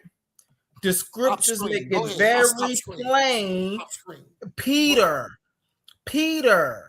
made it very plain why the Gentiles shouldn't practice circumcision. Not only did Peter make it plain, right? Hold on one second. I'm not saying you was Paul wrong. and Barnabas also made it plain. Not only that, hold on one second. Omar. Watch this. I got you. Hey, y'all, Not only y'all, that, but James himself. Hold on, I'm right here. Let me get James real quick. But James himself also made it plain why the Gentiles should not practice circumcision. All of them said the same thing because they know. Hold on one second. Watch this, Omar. Because they know, they believe. Hold on. Let me highlight it for you. They believe and know God, which knoweth the heart. Keep reading. Which knoweth the heart. This is why they did not need to be circumcised. Oh my God. Not only, and this is crazy because not only one person said this. Hold on, what you got highlighted? Explain where they saying that the Most High knows thy heart. What are they talking about? They're talking about the covenant of the. Oh gosh, hold on. Let me sit up here. Let me sit up here, Omar.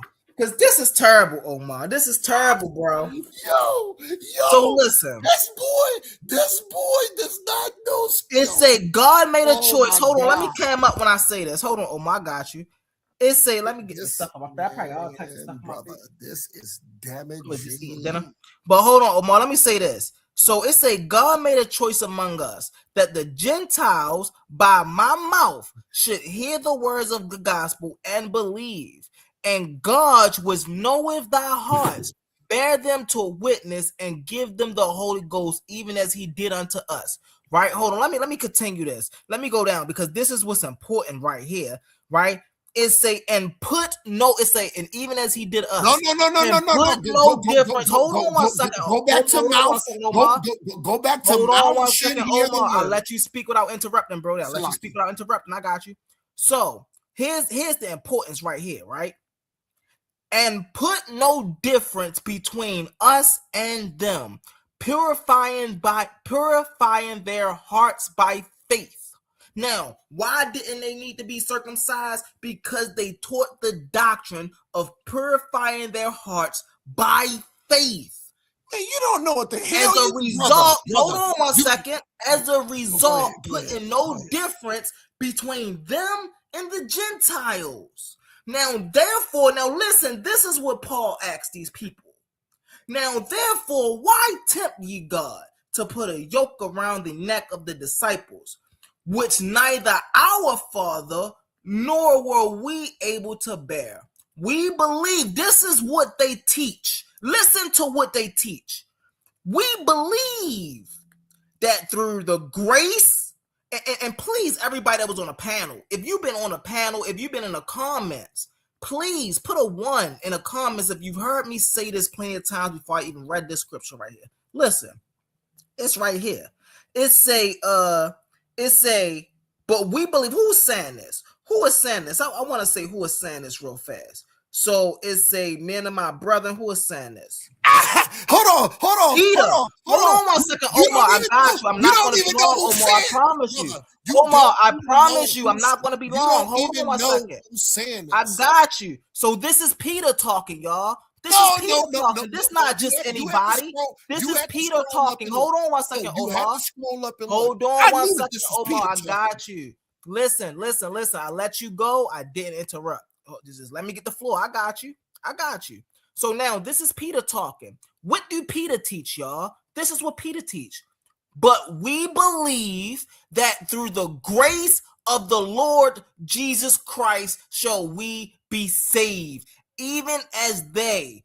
Whole time out. Is this not what I put a comment? Put a 1 in the comments if this is what I've been saying this whole time. This is the reason why they don't need to be circumcised. Because this is their teachings. I've been saying this, haven't I not? Now, where do we see any captives or people being scrutinized and vilified for being Jew in this scripture right here? Where do it say that at? It doesn't say anything about that. The only thing it says, hold on, I'm gonna land my plane right here, Omar, you got it. I'm gonna land my plane right here, Omar, you got it. The only thing it says right here is, but we believe, mind you, Peter is talking, but we believe that through the grace of the Lord Jesus Christ shall we be saved, even they, right? That's why they wasn't circumcised. Go ahead, brother Omar. I'm fighting against that scripture right there. Go ahead and fight against that scripture. Yo, this is absolutely insane. You better put your big boy pants on, Omar. This is absolutely insane. Scroll back up. Mm-hmm. And I'll break it down. Go ahead, scroll back up. Because I'm not gonna pull what I got up. Zoom out, because if I zoom out, then you pull it back up, and you know what? And I respect it because you know what? You did pull KJV, so I do respect it. Let's go back up. No, let's start to where you had it highlighted. Where highlighted? Where right here? Because hold on, I got guess you. what? Shalom to the brother Yermi. I understand, brother, but guess what? And this is coming from the heart, because I know you an Israelite brother, and I know we have some differences, and this is a point to where we do have some differences. So now you gotta get learned. You are unlearned, and you gonna learn today. Scroll back up, blow it up, so I can see. I can't see that. Don't worry, I got you. Yeah, my vision is a little bit bad, brother. Oh, let me see. Oh, there it is. There we go. That's good. So, right. So go start off to where you had it highlighted at first. Where I had it highlighted at first. Dang, I can't. Oh, right here is where. There you go. So Yermi, Salakia, brother, Khan Adawan Khan, I love you, but now you gotta get taught. So now, Yermi, you gotta get adjusted. And this is all with love, because guess what? When I hop back on the panel tomorrow, you are gonna agree with me on a lot of things. And brother Omar is gonna agree with you on a lot of things too, Yermi. But guess what? The very few things that we disagree with, this is your time to get taught.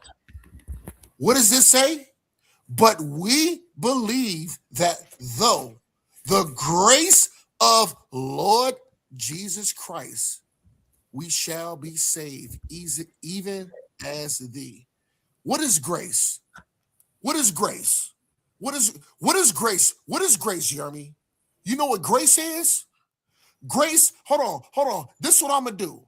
Like I said the other day, I'm going to use my own self as an example. You know what grace is, Yermi?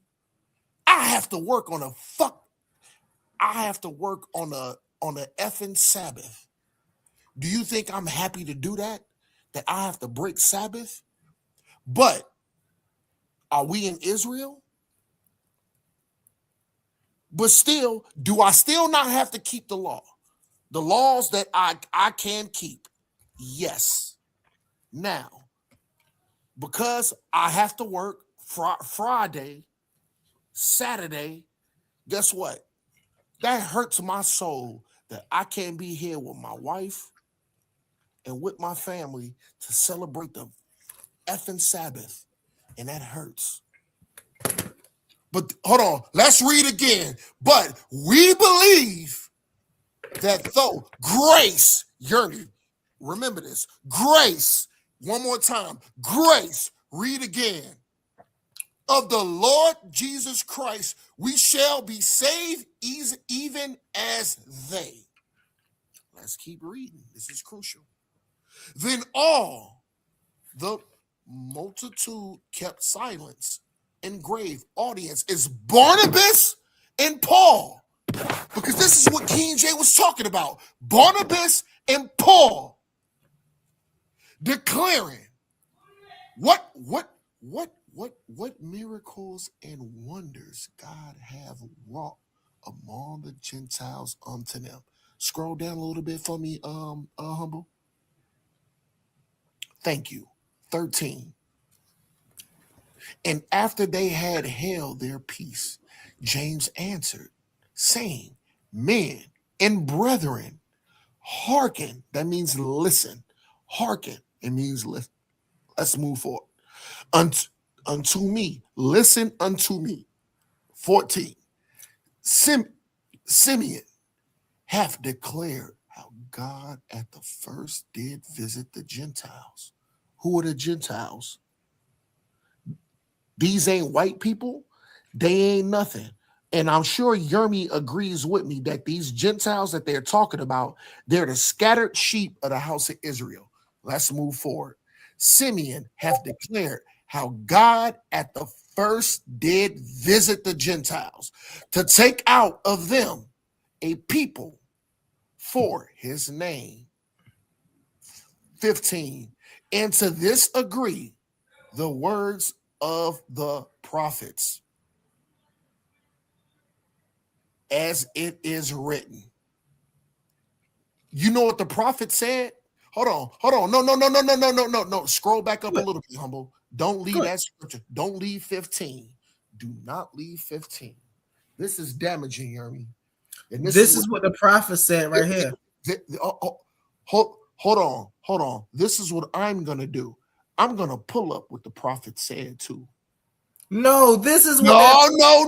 You can't use interpolation, Omar. This is how we answer this question. You can't use the interpolations. You got to read the scriptures. What did the prophet say? They tell after this I will return. No. And we will build again the tower. That's what the prophet said. Don't Humble. You don't know, respectfully. Omar. Hold on. Probably knows. You can't get away with that, Omar. No. This is you're not about to sit here and go to a whole nother book. This right here is telling you what the prophet said. If you want to listen, if you want to keep reading, it's gonna get worse. Go ahead, Humble. Keep reading down. Keep reading down. Omar, we already said they already all agreed. Omar, get worse. It's gonna get worse. Omar, keep reading. Keep reading. Omar, we already you didn't read it like 30,000 times today. KINGJAY done read it 4 times yesterday. If y'all still don't understand that the whole point of them, the Gentiles, not keeping the circumcision law is because the teachings of the time was that they were saved by grace through Jesus Christ. Hold on real quick, Humble. Yermi, you already know, man, you're a good brother at heart. And I do rock with you, and I love you as being my Israelite brother. But I must retort, you are unlearned on certain scriptures too, brother. And this is a scripture to where if you're not agreeing with me, you're wrong. What a respectfully. Hey, listen, time out. Respectfully. We can't see. This is what Shadow be doing, bro. This is why I be talking. Hold on. It is talking about circumcision, but you got to read through the scriptures. But they're agreeing. This incident, they're agreeing the reason why the Gentiles don't have to keep circumcision is because they are saved by grace. They believe everybody is saved by grace through Jesus Christ.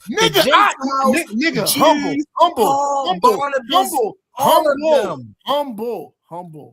I agree with that. But why is that? Why is it? Because as it's said in no. Pull now I gotta pull it back up. This is why. No, Humble. I'm not saying that they not saved by the blood of Christ. I'm not saying that. What I'm saying is, why do they have to be saved by the blood of Christ? That's my question. That's the same question King Jay asked y'all. Y'all niggas didn't want to answer. No, King Jay asked us, why don't hold on one second, Omar. King Jay's question, I played the video. King Jay's question to us was, why did the Gentiles hold on one second, Show Omar? my screen, because I got you. This is why. No, hold on one second, Omar. Nigga. No, hold on one second. King Jay's question to us was, why did the Gentiles not have to be circumcised? I answered that very plainly. Because of the doctrine of the time, they believed that they were saved by grace of Jesus Christ. Hold on. I agree with that. But why? Hold on. This is the bigger question. Why did the Gentiles have to be saved by the blood of Christ? Why? Pull my screen up. Everybody was saved by the blood of Jesus Christ. No, show it. This is why the Gentiles had to be saved by the blood of Christ. No, pull it back up one more time, and I want you to read it. I'm not reading it, Omar. You gotta read it, Omar. You gotta read it.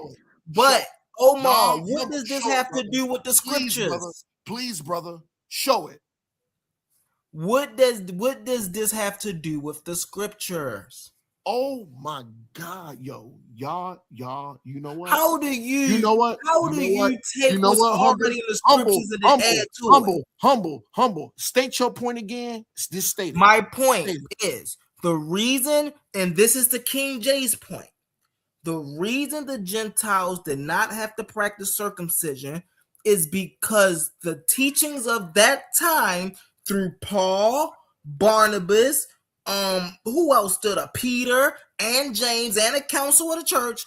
All of them taught that they were saved by the grace of Jesus. Okay, Christ. Stop. Okay, hold on, Humble. Stop. Why did Christ have to teach that they were saved by the blood of him? Because he was he taught that he was the only begotten son. Read this on the screen. No, that ain't got nothing to do with Jesus' message. That ain't got nothing to do with Jesus' message. It has everything to do with Christ. What? This is why Christ had to. This is why Christ had to. Man, read this, Humble. Respectfully. Omar. What did Jesus' story got to do with this? Brother, read it. What did Jesus' story got to do with read this? it. You don't want to read it? I'll read it. Go ahead. Yes, throughout history, practicing Judaism or being Jewish descent was explicitly made illegal by different captivators, conquerors, and occupying regimes.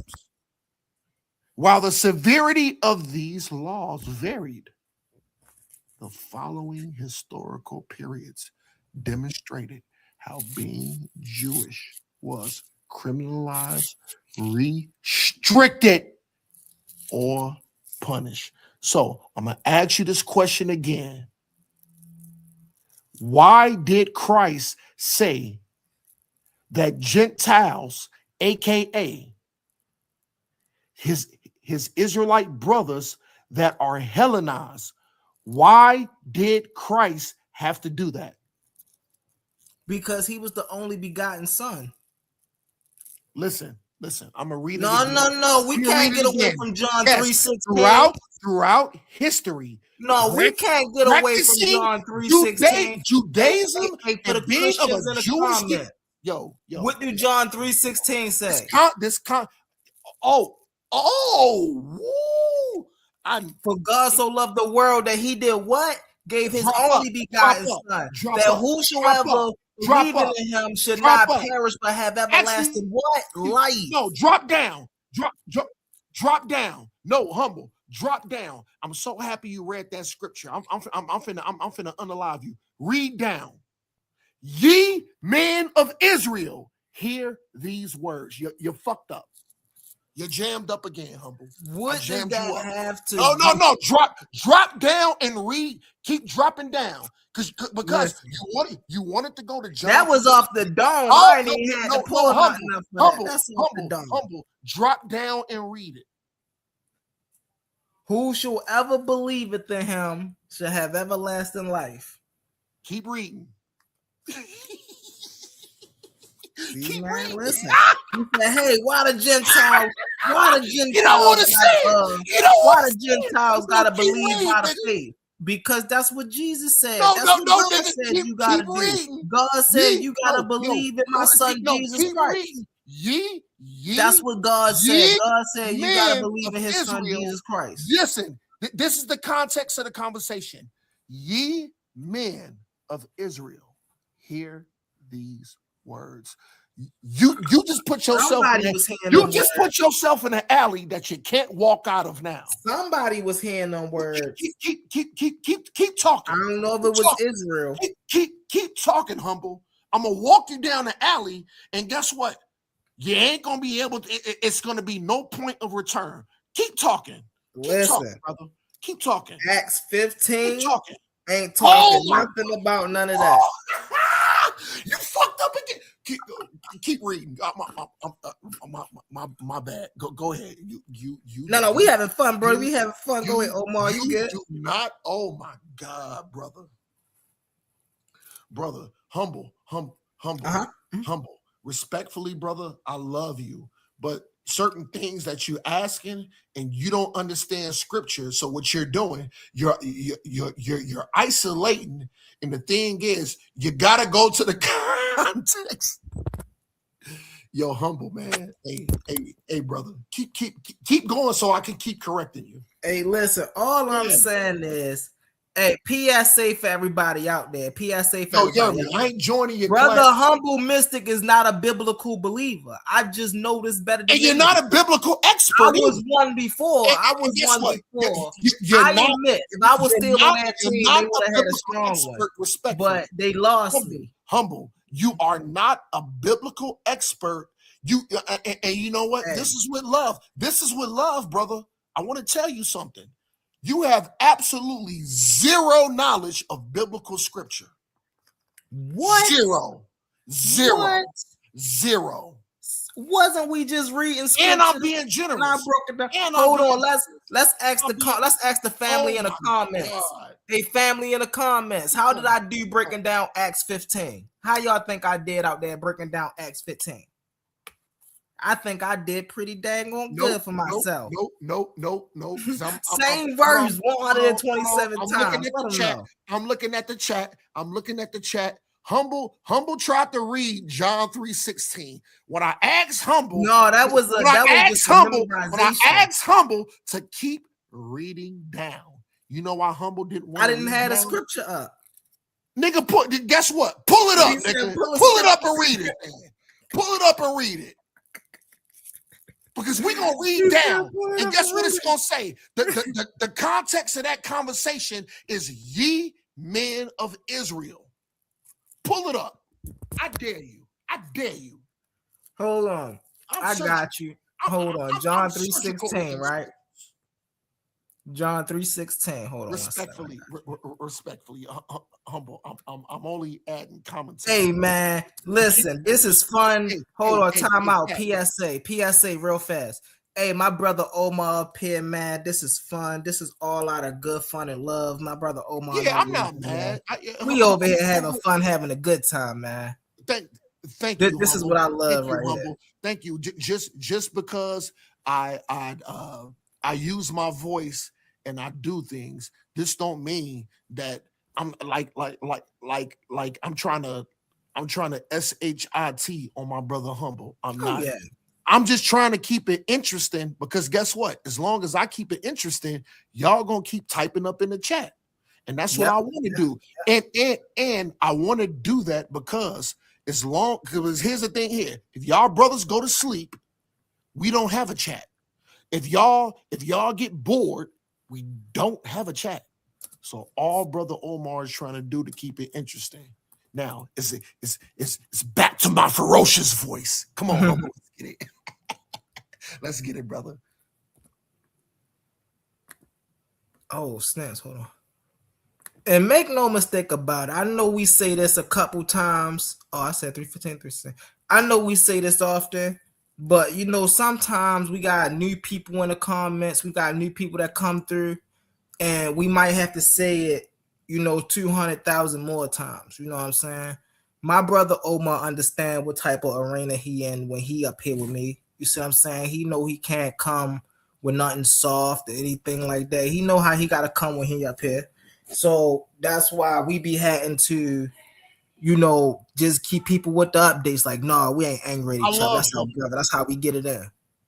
Hold on. Hold on. I want y'all to know this.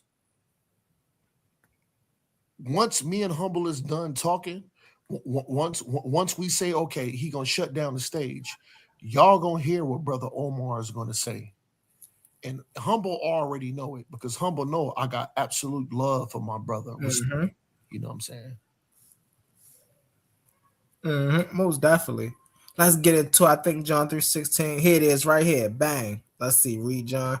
This is crazy, man. They got AI with everything. You could just beep beep, search this up, and just take you right here. Yeah, Humble. Humble. Thank you for pulling KJV2. I appreciate that. Oh yeah. I know that's what y'all deal with. Yeah. Go ahead, read it. But it said that, hold on. 3, Jesus answered to him, verily, verily, I say to you. Hold on, 3, I said 16. Oh, this is just 3. I gotta scroll down to 16. Okay, bang. 3:16. It say, for God so loved the world. Captain Cesario, I like to say this mean Israel for the world. But it say world right here, that he gave his only begotten son, that whoever shall believeth in him should not perish but have everlasting life. For God sent not his son unto the world to condemn the world, but that the world through him may be saved. Isn't this what Peter was talking about in Acts? We was just no, nigga, Humble. Keep reading.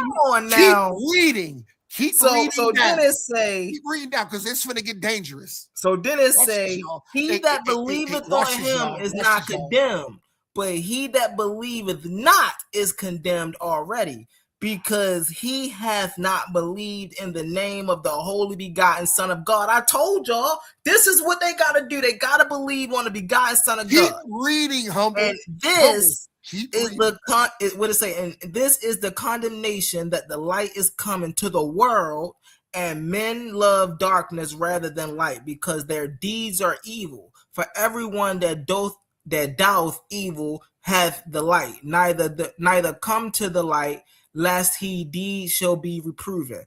But he that doth truth cometh to the light, that his deeds may be made manifest, that they are right in God. My bad, Humble. Go up. Oh, you good. Go up. After these things, go ahead. Go up. Watch this, y'all. Because now we see, the thing is, we got to understand first of all, we got to understand who's talking and who is he talking to. So go up. Watch this. Go up more. Go up. So he's talking to Nicodemus. No, go to where it says Nicodemus. So he's talking to Nicodemus.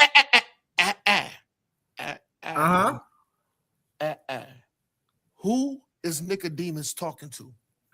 He's talking to Jesus. And guess what? Are these not two Jews having a conversation? What that got to do with what they talking about? How you be trying to talk about? Yo, this man Capone be trying to.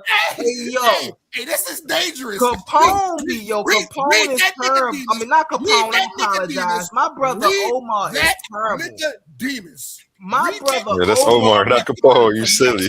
Read that Nicodemus. This is spooky time. Hold on real quick, y'all. Go ahead. Hold on real quick. Yeah, we have the new tournament coming up, man. I'm just telling everybody, sign up now. Is it on the screen? Yep. I can't see it. My computer must be free. Is it still up or not? Yeah, we say it loud. We say it clear. Oh yeah, okay. $1,000 grand prize, $50 each round you win on the way to the finals. There you go. I can see it now. Yeah, make sure you sign up, email me or DM me if you want to be a part of this. Your presentations must be on point. This isn't just showing up and arguing for the people who aren't familiar. If you aren't familiar, go back and familiarize yourself with Tournament 1.0. This is the update 1.1. You know, we worked out all the kinks with the 1.0 and we getting it together. You know, we tightening it up too. So be on the lookout for this. We starting next month. I'm sure we already have like half of the bracket full. So hurry up, the rest of the people, you know, if you want to get in here and get some of this money. If not, you will be in the stands watching like a fan. So I'll holler at y'all. Back to you two, gentlemen. Most definitely. In A1, I will be watching like a fan because, like I said, I like the. Hey, listen, and humble in this one. So y'all know y'all better. Yeah, you in this one. All them. We got humble in this one so far. Hey, listen. We got about like 6 people already re-signed up. So not re-signed up. You ain't even did a tournament. So we got you. I know Quantum in this one. So A1, but I'm gonna keep the rest of the surprise right now. Hold on. So A1, besides humble, who else is in the up in the lineup for these debates?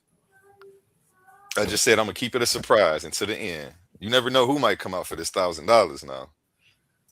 $1,000. Is Kassad in there? Is Kassad up in there? I just made the flyer. I haven't talked my to brother. Him, so. Is my brother Oli up in there? Oli's up in there for sure. All the rookies of the year are up in there. So yeah, we got God Justice. He's in there. Well, I don't know who the hell that nigga is. Listen. If Kassad, if Oli, and if Brother Humble's in there, that's gonna be hard to judge. That will be hard to judge. You know what I'm saying? Just to give. They definitely in there, so people not gonna be able to keep running from. Yeah. Y'all ain't gonna be able to keep running from Humble if you're in the tournament now. You know what? Yeah. Ain't no running. Yo, A1. Is this set or is it room for another person to hop in?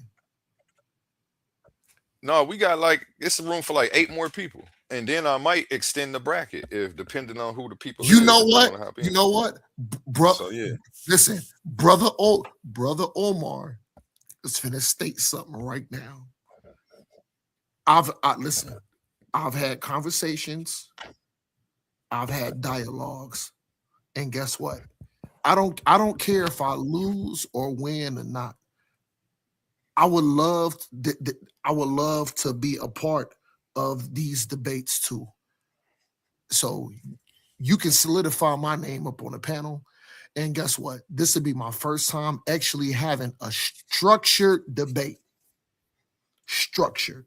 And you know what? I don't care. You know you got to put presentations together. You've seen the debates, right? Brother, I already know how they work. Okay, I'm just making sure you know. All right, let's go then. You on there. Yeah. You signed up. Yeah, Omar. Yeah, I see you, Omar. Get up out there. Hey, I gotta jump off the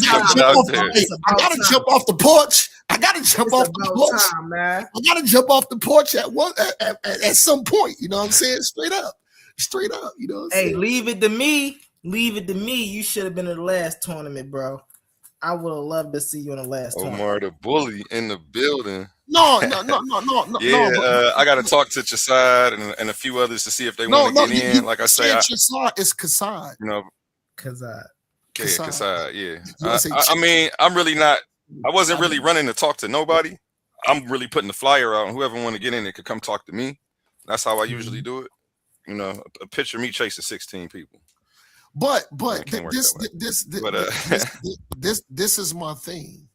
This is my thing, and I'm gonna be honest. I hope that I lose before I have to go against my brother Kassad. I hope I lose.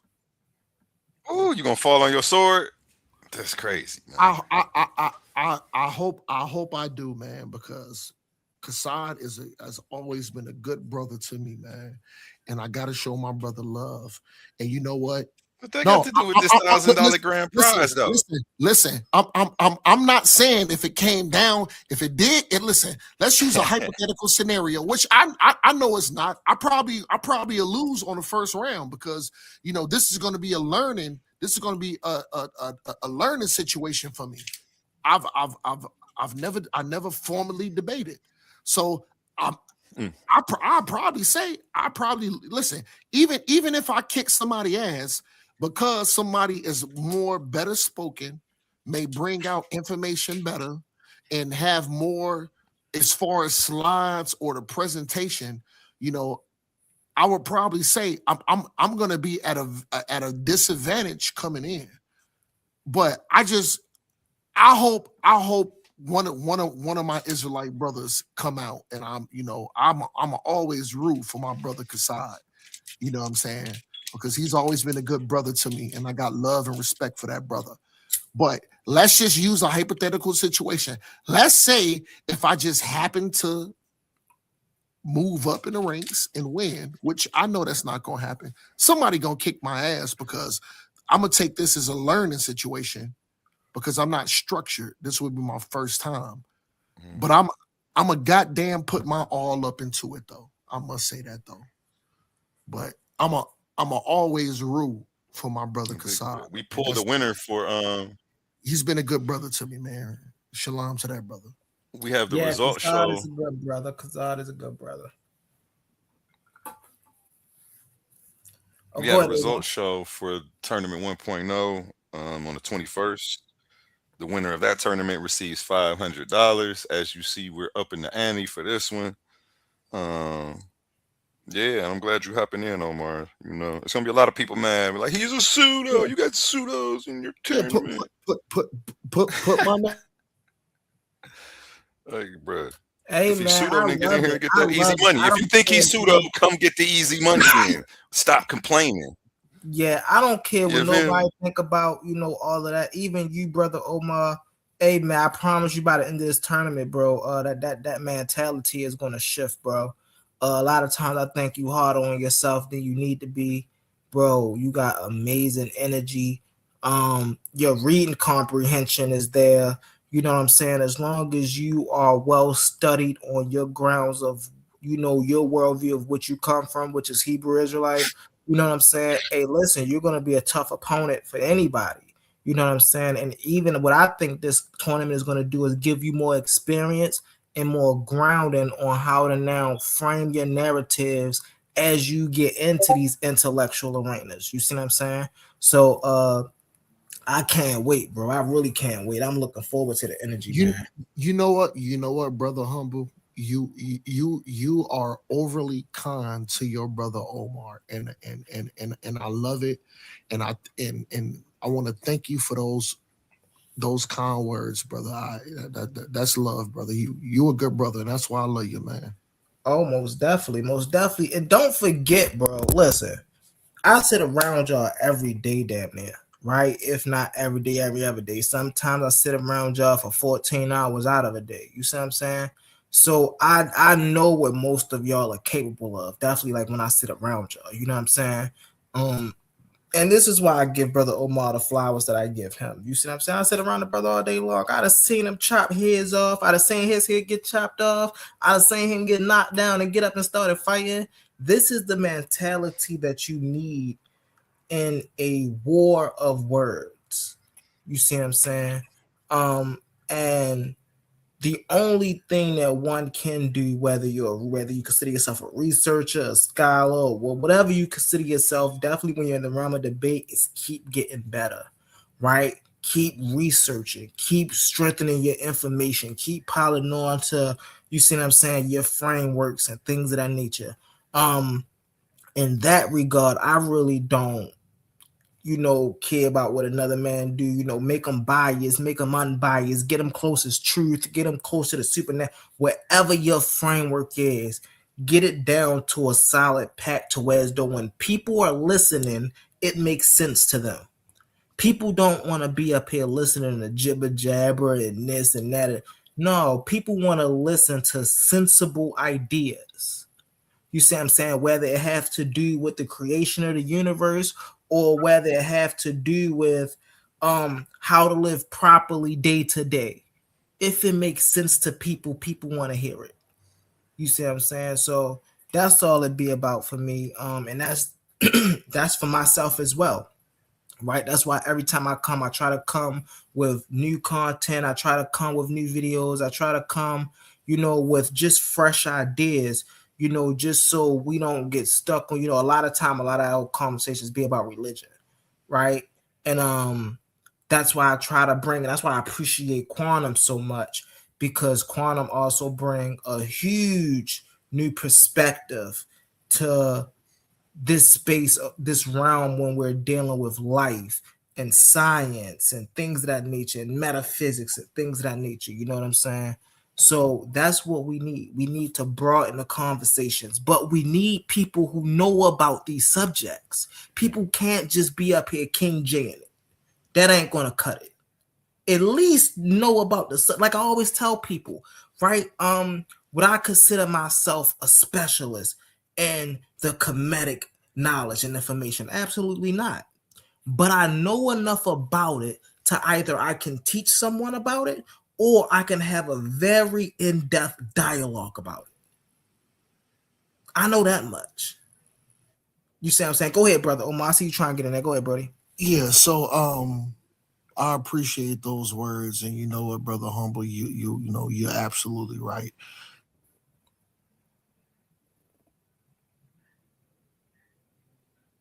Oh, okay, yeah, most definitely, man, most definitely. So I just want to say the reason why I keep coming back is because I don't come here thinking like, you can even act. My rib, even though my rib asked me, she said, why you keep going back there? And I told her, and I'm gonna tell y'all the reason why I keep coming back, because I think the brothers that I'm dialoguing with and I'm having a conversation with are educated brothers. And guess what? I can't sit around having conversations with people that I don't respect, even if I disagree with you. I keep coming back to this platform because these are brothers with different ideas in mind, and I have to sharpen my sword. And the only way you can sharpen your sword and brush up on your information and your skills is to deal with brothers like y'all, all of y'all. So that's why I give love and respect to y'all.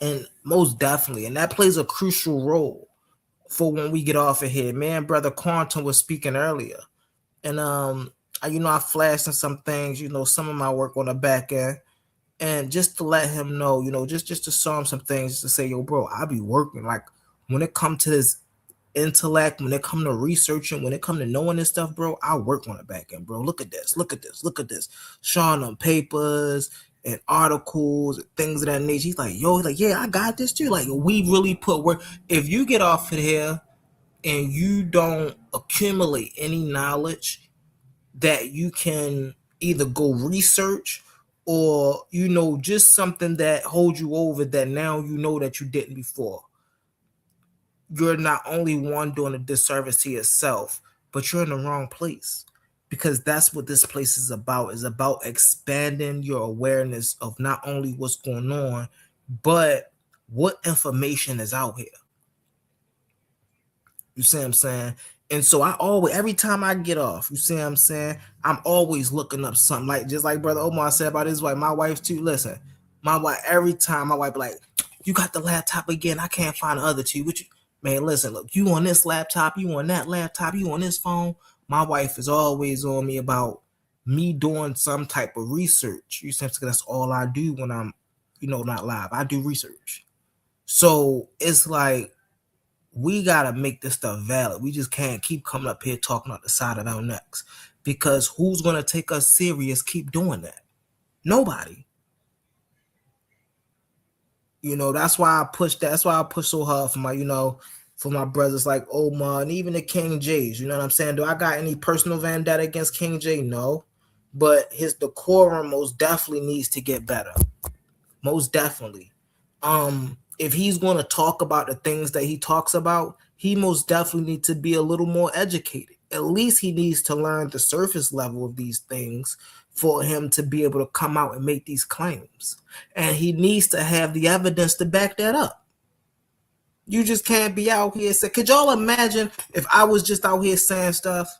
Like, that's crazy. So, like, you know, if we're gonna give our people great content, great information, we need to give them substance with it as well. So we just can't be giving them cliffhangers and things of that nature. If we're going to be educating our people out here, we're going to be giving them information that they can go back and research for themselves. We got to make sure it's accurate. We got to be on top of our game, and we got to be getting better every day. You see what I'm saying? Every day. You see what I'm saying? So what's up, brother Omar? Welcome back. Welcome back. No, I just dropped off, but so I want to show something, y'all. I want to show y'all. I want to hold on, man. Go ahead, you are good. Hey, brother A1, are you there? A1? Yeah, I'm here. What's up? Oh, all right. I'm about to hop off for a second, Brody. Go ahead, I'll keep it going. Back later, y'all still on. All right, y'all. I appreciate y'all. Hey, man, keep it rocking. We appreciate y'all. No, hey, humble. Hey, humble. Yeah, what's up? Hey, humble. Mm-hmm. Go ahead, Omar. I don't know why I'm getting a reverb like that, because I'm it's probably me. Let me mute up. Okay. Hey, humble. Go ahead, Omar. I'm here. All right. There we go. So humble. I want to show, and this has nothing to do with anything. I just want your you breaking up really bad, Brody. On this, I just want to show this right quick, and I want your interpretation of it. Hey, man, Smash. We waiting for you, Smash. We waiting for you. I know I am. I see you in those comments, bro. I can't wait till you get up here so we can have some great dialogues. We call the metanetter, or the unter, is that since vowels weren't used that frequently in the language, that just like in any language, you'd have a dialect. There are people who may have pronounced it with different letters, different vowels. So you'll see that there are different pronunciations. But for the purpose of this show, when we refer to God, we are using the term unter. So the unter is the divine creative force. That's the force that rules all things. And it's like breaking up. We talk about all things.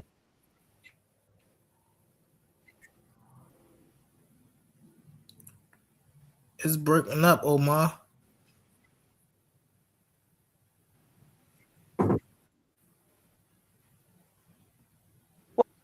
Everything, and that includes humans, that includes animals, that includes plants, that includes all things. Y'all hear that? One can be a divine force. What you also need to realize is that when we talk about unter, that force is both female and male. So the divine force in itself, in the spelling of the word, the T being the feminine principle and the R being the masculine principle, we are discussing our creator as both masculine and feminine. It's so easy to become a podcaster with Riverside. First, go to Riverside and open an account. I got you. To call blessing in balance. And you'll note that if you are familiar with ancient Kemetic spirituality, the Kemites actually described their spiritual factors as always needing to either be in balance or return to balance. And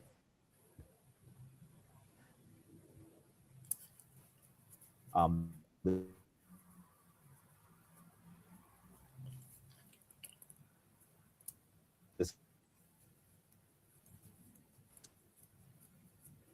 Here, let me get it up over here. Let me get it up over here. Omar, yeah. Great form, this wonderful goddess. It's also in my name. And it's in her name as well. I knew she was going to mention that, by the way. As we look at Ma'at, this woman that wears this feather, a feather. Young Jabario Saze. She wears this feather on her head, and it's a reminder. Why I got that in the end, for some reason I got two of them soul, pulled up and they're talking over each other. Your acts must be waiting. We only hear one of them. Something going on, yeah. Yeah. All right. I got you. I'm gonna play this one. Pop this one up there. Ma'at is also known for seven principles: truth, justice, balance, I think this is what you've already gonna say. This is what you've already harmony, and righteousness. And you may actually think that she's quite familiar. You know what? Particularly all of you. I'm very familiar with this video, by the way, Brother Omar. Who I got two videos playing. I'm gonna pause it and show you. Yeah. Hold on, let me, cause I could pull this up real fast. But I'm very familiar with this video. Was there a question you wanted to ask about it? No. Is that you, Humble? Yes. What part true? Hold on, man. Let me stop this. I thought I stopped the freaking video, man.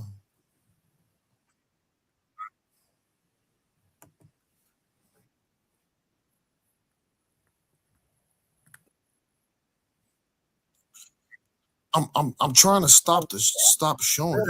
Realizes someone who's becoming initiated into. See, look, I told you. It's so easy to become a podcaster with Riverside. First, go to Riverside and open an account. When you're ready. Look, I already got it played. Look, I'm very familiar with this. But I'm gonna finish where we left off at. One thing you'll find about the Kemetic legacy is that there are symbols everywhere. And what you'll realize is someone who's becoming initiated into the Kemetic faith will see things in ways that they've never seen them before. You'll realize that these symbols were always there, but they have new meaning to them. One great example would be the symbol of the Ankh, which my mate carries with him all the time. This is a meditation Ankh, and it represents the symbol for life. Now, why do we say that it represents the symbol of life? Most people who look at this would just say, well, it looks like a cross or similar to a cross. And yes, that's true. That's something, it could be considered to be one of the earliest crosses that existed. Now, in this particular symbol, we have the top piece, which is kind of rounded and looks like a womb, or what we say would be the womb or the feminine principle. Mm-hmm. The bottom part, or what we would consider to be the shaft, would be the masculine principle. Mm-hmm. And then you would have the offspring coming from the sides. So what does that mean? Now, this is I the ultimate symbol for regeneration. Because I believe that Omar wanted me to watch this to ask like my breakdown, or did I agree, and things of that nature. I absolutely agree with what she's saying, even about this right? And note that the Cometian people were very naturalistic people. So a lot of their symbols were based off of realism, so to speak, right? Naturalism, so to speak. So when she's breaking down the Ankh and she's talking about the female version and the male version and the offspring, right? That's because the Ankh is a symbol of life. You see what I'm saying? They literally had a symbol of life, right? We don't have one of those in America. We don't have a symbol of life in America. So, but I'm pretty sure if we did, actually, we do have a symbol for family in America, right? And it's the representation of the man, the woman, and the child, right? So that's just what they did, representing forces. Rebirth for life, for offspring, and for generation. So it's important to realize that when you look at it from the eyes of someone who may not have seen an Ankh before, you may see one thing, but once you start understanding the Kemetic legacy, you'll see that it's much deeper. I know when we go on the different tours held by Tony Browder in DC, you'll realize that when you're looking at the city, it looks like any other city to you. But when you actually look at the different symbols that are facing you, many of the people would say, well, the Masons created a lot of that. But where did the Masons get that information? It's actually African spirituality and ancient African symbols that you're looking at. And it may not mean much to you right now, but through the different episodes that we have on our show, we'll actually start explaining to you what those symbols actually mean and why those particular symbols were used in creating the city of DC. So you'll see that really fast. And this is where we need to get back to for all the newcomers, myself. This is where we need to get back to. When we get on, we have to realize, like, watching stuff like this, they didn't have the YouTube that we have today. This would have probably been so easy for them to do today, right? But back then they had to actually invest money at studios and do things like this. But we need to get back to actually bringing this information, whatever, again, whether you bang with the Bible, whatever you are, get back to actually teaching your information. Humble. This is what I did want to say. My bad, because you good. My laptop was tripping. I didn't know what the hell was going on, so I had to jump off the laptop and just come in through my phone. So I want people to know this. I would never want nobody to disrespect my wife or my queen. So I want people to know that I didn't ask Humble and I didn't pull up nothing to try to, shit on Jabari or disrespect, you know what I'm saying? Yeah. His queen. The only reason why I pulled this up and I asked Humble to pull it up, if y'all listen directly, what they're doing, they chant, they give offerings, they pray, and they talk to. So here's my thing. Is the netters literal or not? Is Jabari chanting, praying, giving offerings, doing rituals? Is he doing it to an idea? Is he doing it to a principle? Or is he doing it to something that he holds more dear than a principle, an idea? And the answer is yes. They are they are looking at this. And this is the thing here. Hold on. Well, number one, hold on. Give me a quick sec. Come on, I'm almost done. I'm not saying, because I've been studying, and I know it absolutely has to do something with principle. I know that. I'm not dumb. It has something to do with principles.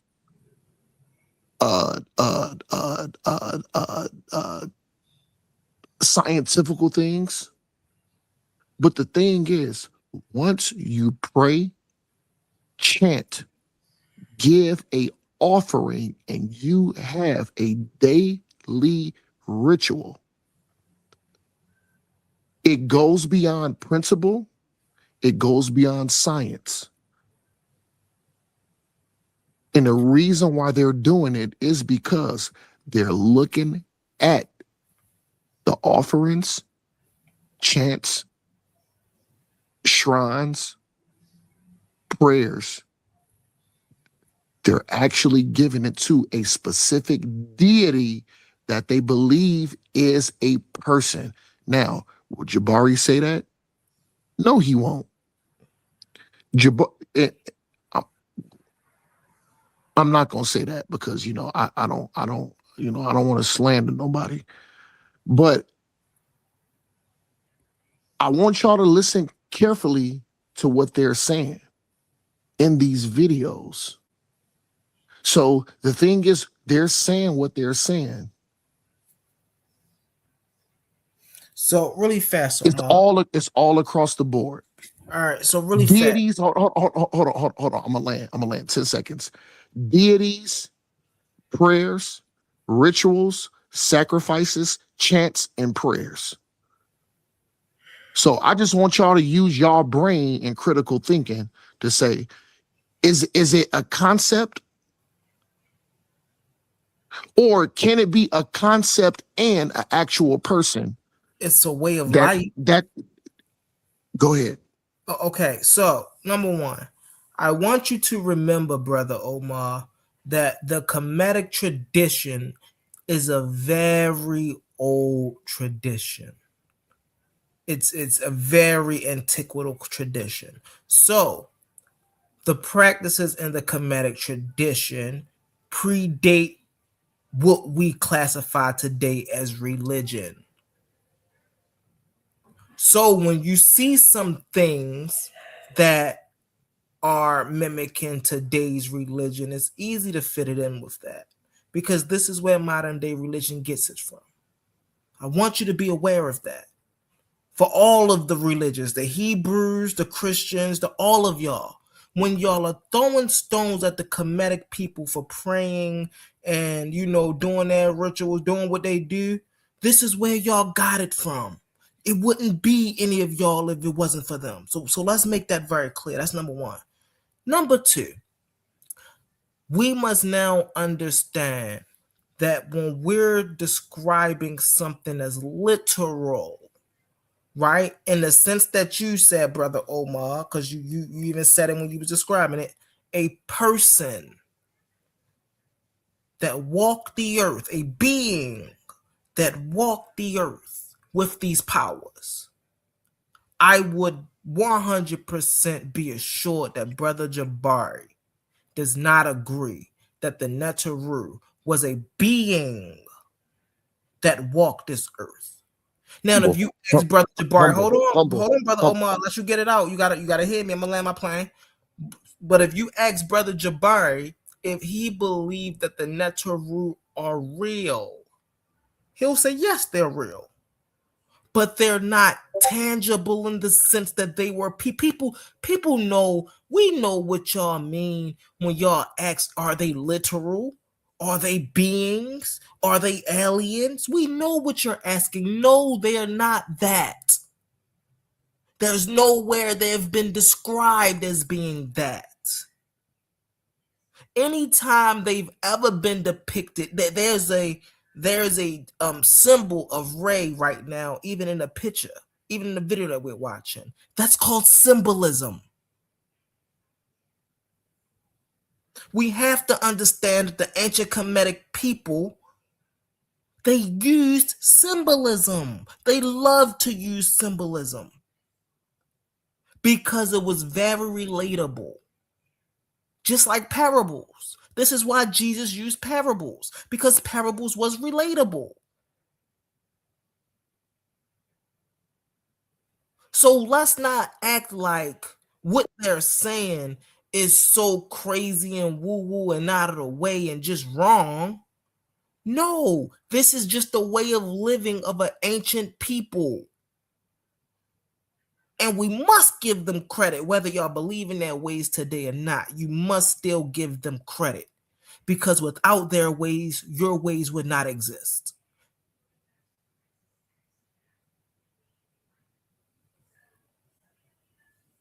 And so this is why I agree with Brother Jabari's stance so much. Even in this upcoming debate, me and my brother Ashay talked about this. We talk about this, and he was like, "Yeah, man, you really believe Jabari gonna beat Reggie?" Yeah, I believe Jabari's gonna beat Reggie. Number one, he's well more equipped. Number two, he knows what he's talking about. He's a historian. He's not somebody that's just talking out the side of their neck. He believes this because he believes. No.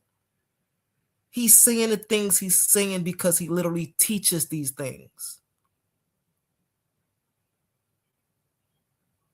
And it's interesting that there's nobody yet that can come up and disprove what Jabari say, disprove what Infudiji say, disprove what Baba Hiru say, disprove what Ashwar Kwesi say. They can't disprove these things.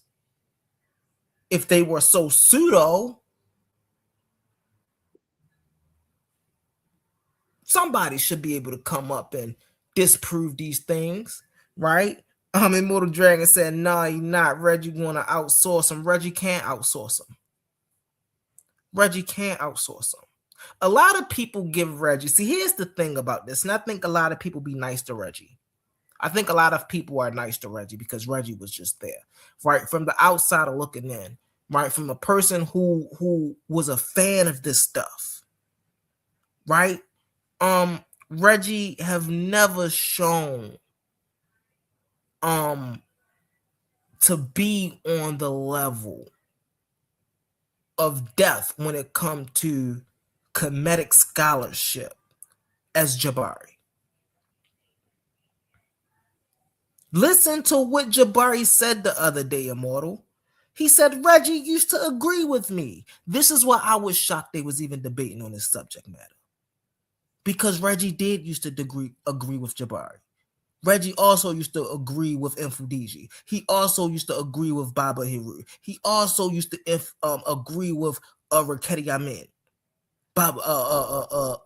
Banachi and them. He also agrees with them. Well, tries to. The issue is when they don't agree with Reggie. And on this subject matter, they don't agree with Reggie. And that's just how the tables are going to fall, man. That's just how the tables are going to fall. Yo, go ahead. I notice you don't want to answer my question. This is what I want to deal with. I want to deal with facts. Mm-hmm. So looking at these things, prayer, chants, rituals, shrines, offerings. So I want you to understand, is this a principle, or do you not give prayers, offerings, shrines, rituals, and chants to something that you believe is more than just something that's something that's not actually tangible? You then who are they? So let's break this down systematically. Who are they praying to? Well, you said prayer and chants. No. Jabari and his queen. Who are they praying to? They're not praying to anybody. They chant. No. I'm gonna give you one more chance. Who are they praying or chanting to? They're not praying or chanting to anybody. They're praying or chanting, if you want to call, certain sayings of text, such as the Book of Coming Forth by Day, right? You often hear them talk about the opening of the way, the ceremonial that they do. That's not a prayer to anybody. You do know that, right? That's a ceremonial thing. Who do they have a shrine to? So wait a minute, time out. No. I'm asking you these questions for a reason. Ahead. They have a shrine to Ma'at. Okay. Now, Do they not give offerings and pray to Ma'at? Everything give an offering to Ma'at. Listen, this is a yes or no question, and then you can elaborate. Go ahead. Do they not have a shrine, pray, and give offerings to a specific deity or multiple deities? Yeah, that's yes or no, and then you can elaborate. They speak the name of many. No. I'm gonna ask it again. Do they not pray, give offerings, and have a shrine and chant to one or multiple deities or netters? Yes. Okay, now elaborate, because now I'm finna jam you. Okay. Go ahead. So these things that you just said are ceremonial. Hold on one second, Omar. So this is what I just said in the beginning. I'm gonna mute out. My bad. I didn't know. I'm gonna mute out. Let me cam up when I say this, because the issue is the religious people fail to realize when they come for the Kemetic worldview in this manner, they're actually throwing stones at a glass house. These people aren't doing anything different than what you do today. They may have did it a little different. They may have used different ways of doing it. They may have interacted with it a little differently, but it's the same thing, right? Don't you keep the Sabbath? You was just talking about the Sabbath, brother Omar. Is that something that I should say, oh, well, what deity do you do that to? No. That's a part of your tradition. That's a way of your life. That's something that you do as far as your tradition. So then that's disingenuous when you come and you ask and you say, okay, well, if this is what they do, yes, this is what they do. But this is ceremonial. They're not praying to any god. This is why when you ask me about chanting, and I say they speak the names of many deities. Why do they do this? Because when you look into the Kemetic, this is why I say at least be studied on a basis. This is basic information. Let me teach you something, Omar, and this is basic. This is Kemet 101. When you study the Kemetic tradition, one of the first things you are taught is each Neteru is equivalent to a body part. So when you are speaking the names of the Neteru, you're just not saying names. No, you're giving acknowledgement to yourself. Hey, we got Master Herc up on the panel. What's up, Master Herc? Can you verify or deny the things that I just said? And I'm go on mute really fast. Hey, what's going on, y'all? I was coming on just to chime in with the Jabari joint. What you was saying, the part I think that viewing it, criticizing African spirituality from a European standpoint is a fallacy in itself. Because that's how you got to understand. That's how they do stuff. That's how African people do stuff. That's their culture, their tradition, their spiritual realism. You know what I'm saying? If you're going to criticize it from a Western point of view, that makes no sense. It don't make sense. It's you know what I'm saying? So what? If they praying to, if you say they praying in a shrine, they praying to idols and whatever, so what? That has nothing to do with Western culture. That's their culture. That's how they believe in it. That's how they approach the world. And most of our people, we don't understand how African people approach the world. We only understand how Europeans approach the world because we grew up in a European culture. That's it. That's just the fact. So we don't spend the time to read their philosophy, read their history, read their spiritual system, and understand how they approach and why they do it. Oh, really fast, Brother Master, before you get off I want you to answer this question. Because I know you're somebody who's really studied in this, right? More studied than I am. and I want you to answer this just so people don't think I'm tripping and making stuff up. On the base level of the Kemetic knowledge, one of the first things you learn about the Neteru is they corresponds with a body part. I'd say it depends on who you're talking about. Jehudi is not the crown region, right? Each part of the Neter is a correspondence to the body part. This is one of the first things we learn. We learned that they are correspondence to the elements and forces of nature. We learned that they are correspondences to our body parts, right?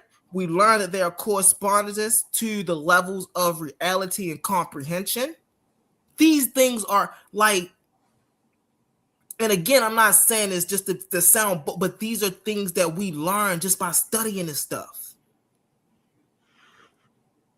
And a lot of stuff you can find. They got a papyrus where they even show this. See, this is where I be feeling like I gotta shut them because I wish I knew the name of that papyrus. It wasn't a medical papyrus, but it was a papyrus where.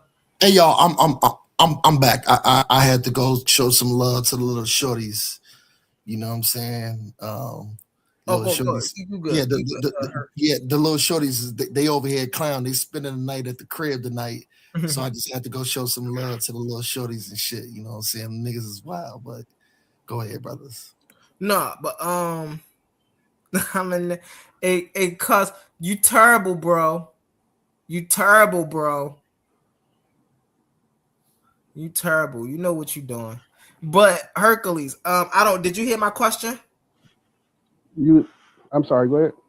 I said I wanted you to, before you veered off, I wanted you to answer because I know that you're deeper in this than I am, and you know more about this than I do.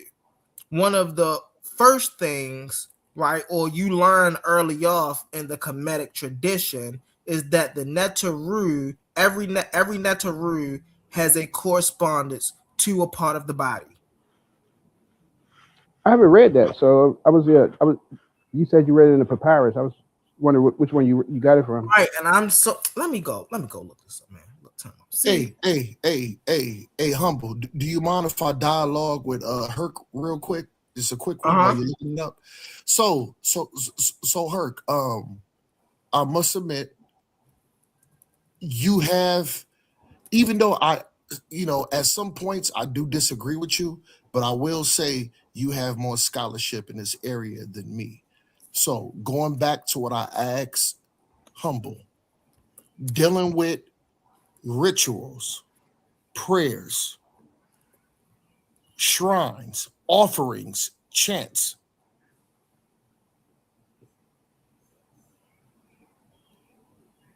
Could we not consider that to be somewhat religious? Because guess what? Us as being Hebrews may share some of the same characteristics. But if we dealing with these different areas, pushing past the Hebrew narrative, would I be wrong to say that these actual Kemetic people not only held this as principles, but to say it was something that they thought was actually real? I'll mute out for your response, brother. Like the whole concept of whether it was it actual real or was it actually literal, or they say actual real, or literally, or figuratively.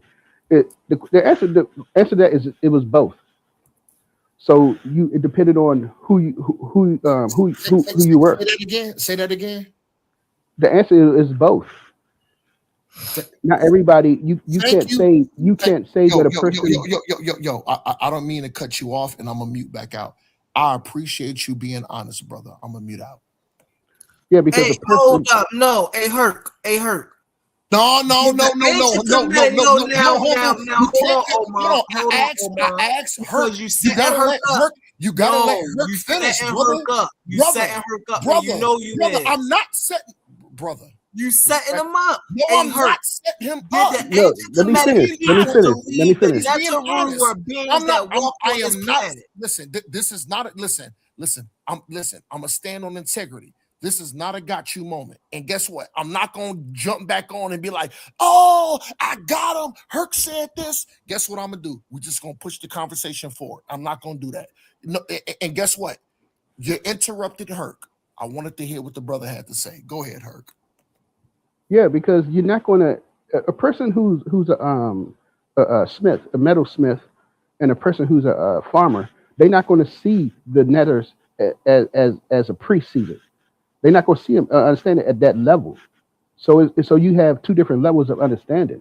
Same thing. The same thing today. Most Christians don't have the same level as a bishop, and those priests that are in the church that's teaching it because they went to school and they studied it.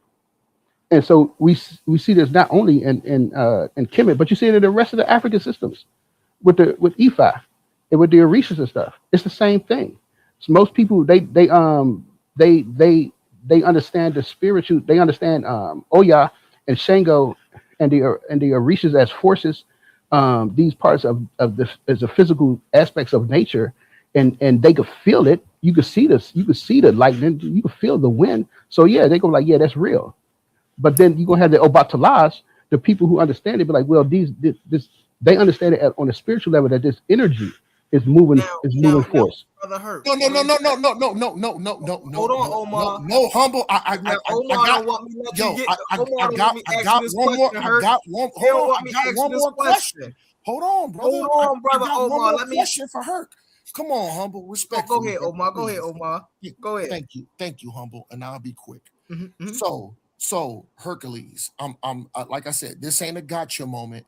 I'm genuinely asking this question based upon what I've been hearing. So would it be a fair statement? Jabari never said that it was both. Jabari, hold on. Jabari used an isolated situation. So based upon what you're saying, would it be a fair statement to say Brother Omar is wrong based upon what Jabari is talking about, based upon what you just said, brother? Yes. That's no, why man, you can't answer. What he did. You see what he did. Why you see what he did. Humble. Let me ask you this question, man. No, brother, I'm standing on a freaking integrity. I'm not. Did I laugh? You listen, humble. You know because first off, you misquoting Jabari. Jabari never stated on one way. Humble, you know when it's a got you moment. When I say when I laugh, when I do my little laugh, but I didn't do my laugh. I'm no, I get that, Omar. I get that from a genuine place, right? But really fast. No, humble, respectfully. Go ahead. Listen, you gotta let go ahead, Herc. Answer his question. You gotta let Herc answer, and I'm gonna meet out, and I ain't got nothing else to say. All right, go ahead, Herc. Your question was what? That was you right? No. It's not about if I'm right. This is my question again, Herc. And like I said, this ain't a got you moment. I'm not gonna laugh and key and ha ha. I'm literally asking this point from genuine. So based upon what you just said, Jabari never said it was both. He didn't say it was both. You said it was both. So what I'm saying, would it be a fair statement if Brother Omar said Jabari is wrong?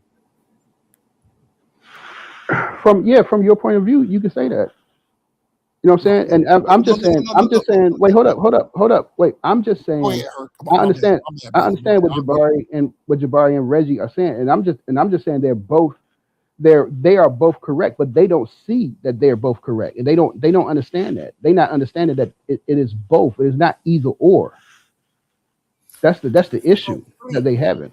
Really fast, brother. Hold on, humble. Omar, you said you only had two, bro. It's my turn. Humble. 5 seconds. What? 5 seconds. Go ahead, Omar. Yo, and I'm done. Herc, I appreciate you being honest and standing on integrity, brother. I'm gonna mute out. I appreciate that, Herc. Thank you. Most definitely. Now, Brother Herc, is Ma'at a physical woman that walked the earth with an ostrich feather on her head? No, I don't think so. I would say I don't think so. Thank you. That's what now, Brother Herc. Now you see why I was saying he was trying to set you up when he asking, "Are they literal? Are they?" Because we know what they mean, and so do Jabari. No, humble. Hold on, Omar. I gotta cut in now. Omar. No, I wasn't trying to set him up. You gotta wait, Omar. Mute up, Omar. Hold on. Okay, so but this is why. But I wasn't trying to set Herc up. Jabari know the same thing. Jabari, I witnessed it through the years. I've been watching this for a long time. Anytime somebody talk about the Netaru being literal, they talk about them in the context of them being human-like alien creatures that walk the earth. In that regard, Jabari have always said no to that. Reggie used to say no to that. Right? That's the consensus. Everybody know they were never beings that walk this earth. Do we say they're literal as in principles and forces of nature? Of course. Everybody know that. But when y'all are saying literal, Omar, y'all know y'all not speaking literal in that manner. Y'all know y'all are speaking literal as in beings that came down here and walked this planet. No, there is no comedic person who thought that. Mm-hmm. I think. Oh, let me say this real quick. Let me say this real quick. Can I respond? Literal and symbolic. No, we understand that.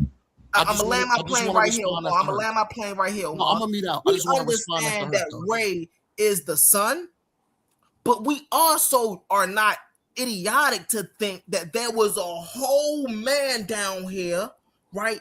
That was so bright and that moved, but needed a boat to jump across the sky. Like, we don't believe. That's called belief. That's called the practice of it. We understand that part. We understand. I was just speaking earlier about symbolism. That's how they be trying. And can you speak on that a little bit, Herc? Please. This is what I be trying to say, bro. Like, we don't understand when they talk about literalism, they're speaking about human beings. And then we have to come back and re-put it in the construct, in the proper construct, that these are forces of nature. Hey, Herc, can you speak to that for a little bit? So I think that the problem is that when we talk about the netters like Ra, Mayat, and Tahuti, Ptah, and Ahmad, Atum, those weren't not beings that was on the earth. I think the confusion came in because it was a paper or article that I read. It was like a couple of years ago, and it talked about Asar, Aset, and Haru, that they think that they were actual people who lived, long time ago, way before the kingdom was founded, and they became deities. So I think there was a mixture. Somebody's like mixing it up. I was trying to say that the deities, like Asar, Set, and Haru, were actual people who actually lived. So if they're saying that they were actual people, so you're mixing up that Ra was an actual person as well. But it's not the same, because I think they understood. They had understanding that Ra and Mayat were not actual people, but it's not. Like I said, it was a paper. I forgot what it was. I can see if I can find it. But somebody had a paper saying that Asar was an actual person who actually lived. He was a king who actually lived long. So it was so ancient ago that he became the god. He became the netter after so many years. So I think just like Imhotep, he became a god after so many years. But I think that's where like a confusion been at. But as representation, we got to remember that that you have these symbols that's representing forces. The principle of cosmic order. That's what Mayat represents, and vibration and cosmic measurement is what Tahuti represents. Structural cohesion and materialization. You talk about Atum and Ptah. So they understood these on a deeper level as representations of universal cosmic forces that actually that's going around in the universe. And we see that, like I said, we see the same thing in Ifa. You have the Orishas and Shango. The Shango is like that electricity and lightning. Oya, the wind. That's the wind. Yemen Ya is the ocean. You know what I'm saying? They seeing this stuff as representations of the forces that's around us, and that's what they built their systems off of. So we could see them that they were symbols. They use them as symbols to represent the life that they were living. So humble. It's my turn now. So Herc. So this is what I want to do. I want to do this to be fair. I want to move away from the Kemetic culture, and I want to talk about Middle, Southern, and West Africa. So dealing with all of these cultures, and you put it eloquently. You did, Herc. So all those things that you said, that's true. So what we got to do, we got to look at it from their point of mind. So my question is, Herc, based upon everything you said, was it not a mixed? Hold on, and remember, we're straying away from the Kemetic. We're dealing what you said about Middle, Southern, and West Africa. So dealing with these ideas, like you said, science, a broader view, everything that you eloquently said, was it not everything you said plus that as far as their lens, that the things that they thought was elemental, everything that you just said, but plus having a physical deity that they thought was real too? Was it a mix? For a sense as a physical. Oh, so you're talking about like the statues and stuff, right? The statues and the dances they do, the rituals that they do, and having shrines as well. What this is my, was it a mix? What so basically what I'm saying, Herc, I'm not saying that they just strictly thought that it was an actual person or deity. I'm not saying that they didn't think that this was principle and have a belief behind these principles. What I'm saying is it's a mix of both. Yeah, it's a mix. Yeah. Thank you. Conversation over. Yo, Humble, do you want to move to the next conversation, brother? Conversation over, Humble. Cause like I said, what Brother Omar's doing is I'm not using an isolation tactic. I'm not isolating these different views. What I'm doing is I'm showing and proving that it was a mixture of both. And like I said, Humble tried to say, Omar just want to have a got you moment, Hercules. This ain't a got you moment. Because I respect the brother with integrity to say that. And he just said that. Let's move on to the next subject. Conversation over. Where we going now? Where you at, Humble? We got Young Scribe to the panel. How you feeling today, Young Scribe? Big A1, what's going on? Oh man, A1? peace and blessings to the panel. I'm feeling good. I'm just late night Keep tuned on. in, stalking, seeing what y'all talking about. Any questions, comments, or thoughts on Same anything? thing, man. Same thing. Yeah, hopped on. What are we doing? What's the topic? So we was talking. So they started talking about the debate between Jabari and Reggie, talking about whether or not the Netarus, the Netars were literal, they actual literal, or is it metaphorical, coming up and stuff. So this whole thing for me, I explained that it's just both. It is both. It's not dependent on. It depends on your level of knowledge. As you saying it as both literal beings and physical forces as metaphors as well. So that's what he starts Before that, they was going on. I think they was talking. Before that, it was about the Bible or something. They was going on. Okay, bet. Yeah, I'm familiar with the topic. I've heard Jabari and them going back and forth on it. I tend to stand on Jabari's side on this one. I don't think that they were literal beings. I know you have certain papyruses and documentations that may be worded as such. You know what I'm saying? Like the what's the John called that had like all the kings the ruling and their time date and stuff like some. What was it called? Are you talking about Manetho when he wrote the King's List? No, it wasn't the King's List. It might have been you're right. I think it was the Torrance King's List or something like that. But yeah, like it go into like certain names that we know as deities, like ruling for like extremely long periods of time, like longer than like a human could live, you know what I mean? But it's documented, so it's like, what were they talking about? Like, hold on, Hercules. That's the King's List. But go ahead. Yeah.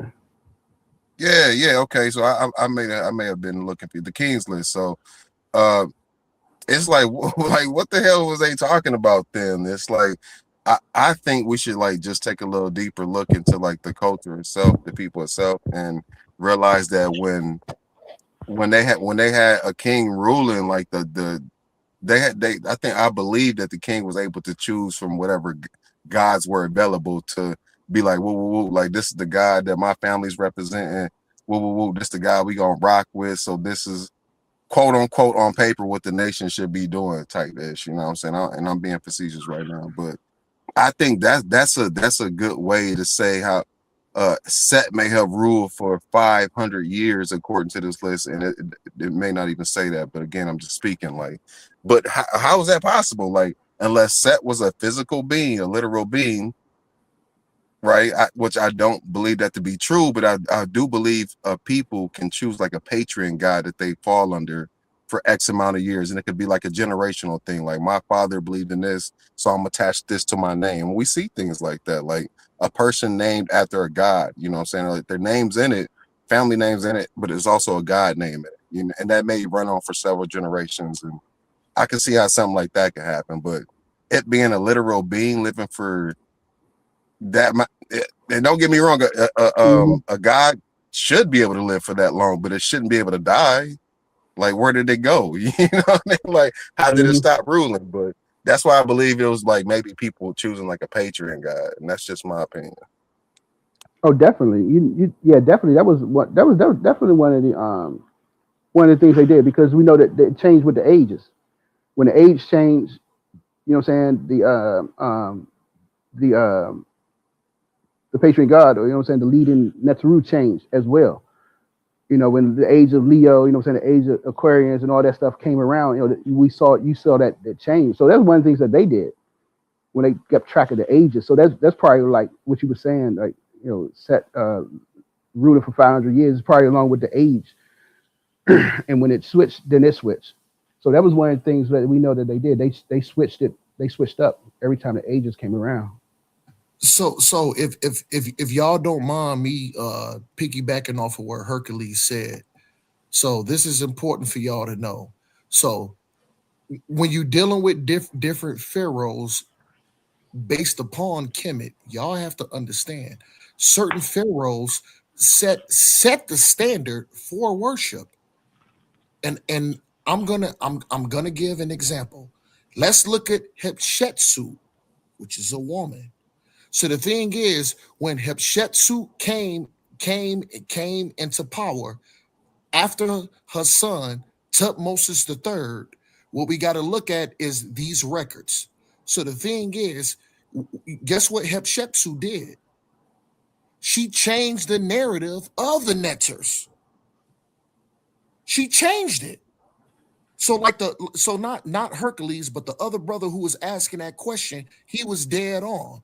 So these concepts and things are has a lot to do with who's ever's the ruler, who's ever pharaoh.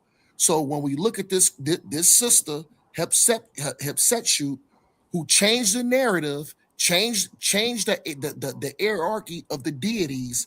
Guess what they did to this sister once she passed away?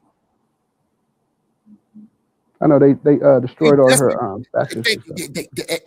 Exactly, Hercules, perfect. They desecrated her grave, and guess what they did to her walls and her paintings? They did their best to erase her off the walls. So we're not gonna sit over here and just paint some perfect narrative like basically this. I want y'all to understand, Kemet. And if I can eloquently put it perfectly, I want y'all to think of America. America bases their backbone off of Kemet / Egypt.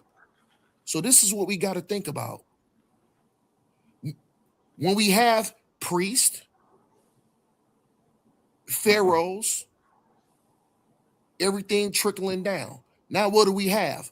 A president, a governmental body structure.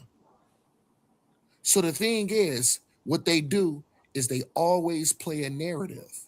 So you had priests you had Kemetic priests that was against another Kemetic priest. You had another priest teaching something, and maybe another priest may agree because he don't want to get put to death. And then once he get a chance to spew his narrative. So what I'm saying is, y'all got to look at it like this. This is like any other community, organization, nation, to where people are playing people. They're jousting for positions of power, which means it's flawed. I'll mute out. Body bag. Yeah, I think the only I'm not too sure where that was headed. It was like a regular. I mean, it was a regular place, but it was certainly different. It was nothing like America in the sense of like the direction America is heading. Like America is like hella new. We just getting ready to celebrate. What is it? 260, whatever the fuck it is. Like we barely cracking 250 years of being established, and it's just ready to crumble. Like in regards to like aspects like that, and like we got to remember, like I don't necessarily mean to hold cut on, brother. Hold on, brother. My You point definitely is, cut me off. just like any other nation, Kemet had their flaws. They had religion, they had priests, they prayed, they had neters, deities, they had shrines, they gave offerings, they did chants, and then even when they healed, even when they applied medicine, they read a spell behind that.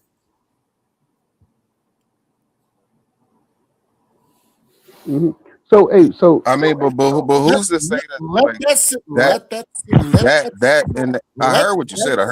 Like innately, how is that a flaw though? If everybody else had that going on, how was that a flaw?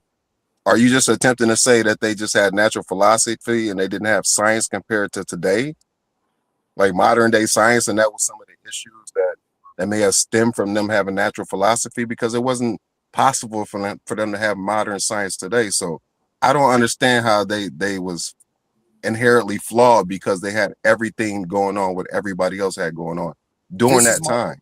This is my point, brother. They're flawed like any other society. So they had religion, they flawed, they had gods that they believed in, just like the Greeks did, just like the Israelites did, just like the people in India did, just like the people in China did, and just like the Aztecs did. It's nothing different.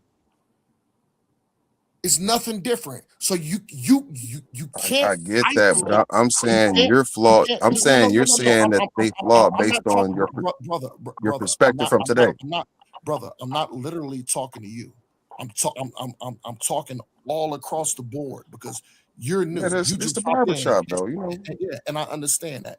What I'm saying is, Kemet is no different from any other structure, government, society. They had flaws, they had gods, they prayed, they had shrines, they chanted, they gave offerings, then they had rituals, just like any other society did. That's game time. So real quick. So hey, real quick. Hold on, let me respond real quick. Just on the issue with Hatshepsut, you have to understand that it wasn't a personal thing. You got to remember that Tutmosis III, when he came in, he was looking at it as a lineage thing from I think it's from Tutmosis I to Tutmosis III, because she ruled as a king. So where he had her statues destroyed, it was the statues in public. It wasn't the ones that were in the temple. That's why we know that she existed. You know what I'm saying? So it was just an image thing. Yeah, I mean, yeah, everybody had their flaws. We know that. I'm not saying trying to make it perfect, but I'm just saying that when he did it, he just was trying to make it like, look, man, nah, she ain't no king, man. That was a queen. So that's what he did, and that's how he was looking at it. I don't think it was a hatred. I don't think it was a directly hatred towards her personal thing, because he still left her images up in the temples. You know what I'm saying? That's how we know that she was a ruler and she had ruled. And if I may, I just wanted to add to this, because I'm actually just getting back, but I heard what Omar was saying. I don't think nobody argued that Kemet was a perfect civilization, right? Nobody that studied that civilization ever argues they was a perfect civilization. We know they all have flaws. What we often argue, right, is that that the Cometians was the originators of what we see today, right? And why? Why do we highlight that? We highlight that because there's a system that pushes a certain group of people in your face and give them credibility over your people, melanated man. So when we're talking about Kemet, and we're talking about the Yoruba, and we're talking about the Dogon, we're not doing this just because, or me personally, I don't do this just because, I want to say these are perfect civilizations. I do this to remind my people who they are. We are not just some second class nobodies where they can just throw a name on. No, we gave them their science. That's why this stuff is so important, Omar. It's not to say they did not have flaws. Nobody argues that. Humble. I'm not arguing that point. I want you to listen, Humble. I want you to really put your listening ears on. I do. I just heard you. My point in speaking is, y'all try to this is what y'all try to do. And and listen, I'm using all very loosely. So guess what? If I'm throwing the rock and you get hit, I'm talking to you. If you bark, if I throw the rock and you don't bark, I'm not talking to you. Take it loosely. And remember what Brother Omar said? Tread very lightly. Tread lightly. This is my point. Y'all try to isolate the Kemetic culture like it was something isolated, and what they did, nobody else did, because what? It was spirituality, concepts, mathematics, quantum physics. No, what I'm saying is hold on. What did Brother Immortal Dragon say? They're no different from any other age of society. They all did the same goddamn thing. I'm gonna mute out. Right. That's never an argument. See, here's where the I argument, like bro said, I don't think nobody was trying to at least nobody currently on the phone as of right now. It sounds like nobody's trying to say ancient Kemet or ancient Egypt was perfect. So that's why I was a little confused with your initial statement. It's just like everybody else. No. If I can really fast. Not perfect. Our issue come with the religious They did people. the same thing as all other societies, governments, Right. people, We and lands did. understand. So you can't isolate Kemet to make it seem like no. I'm gonna be direct because y'all use this word, the Abrahamic faith. Yeah. That's what I'm talking about. So what y'all? No, I'm almost done. So I notice this is my fight. Y'all try to isolate Kemet from being something that they are the same thing as what y'all say the Abrahamic faiths are. So don't isolate it. What y'all do? Okay, so now once they again, all did the same. They all did the same I got thing. you. They did the same Our thing. argument, most of the people who defend Kemet's argument against the Abrahamic faith is the fact that the biblical tradition that you follow is not, let me came up when I say this. The biblical tradition that you follow is not your tradition. That's not yours. But instead of just saying that's not yours and keeping it there, what most of us do, like myself, is we give you traditions that align with you. Again, melanated man, because we know the biblical narrative is a Eurocentric narrative. That's their stuff. That's not your stuff. This is why we talk about the Yoruba as African people.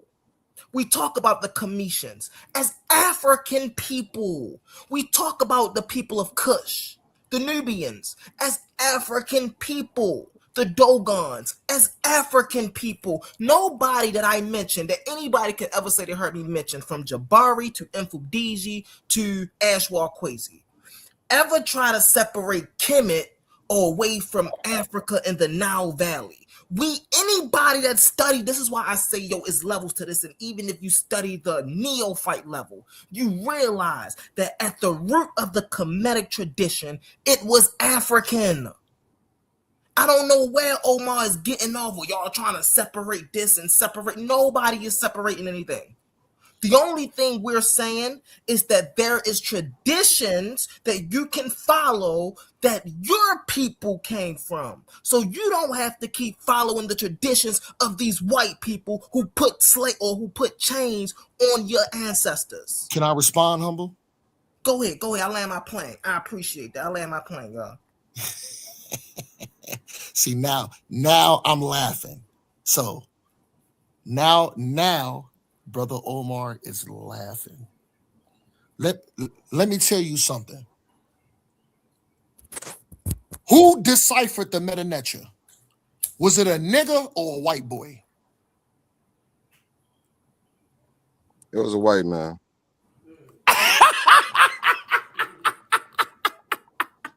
Who deciphered the Bible? Hey, hold on. Hold on. Let him make his point. Hold on. I didn't interrupt you, brother. Yeah. Now it's chop them down time, and that's why I laughed. So the same standard you just said about Bible. Oh, it's a white man's this. It's a white man's that. It's a white man's this. Guess what? If you want it, listen, we can hold Kemet to the same thing. Was it a nigga? Was it a nigga who deciphered the Meta Netra? Hell no. It was hold on. I didn't interrupt you. It was multiple white.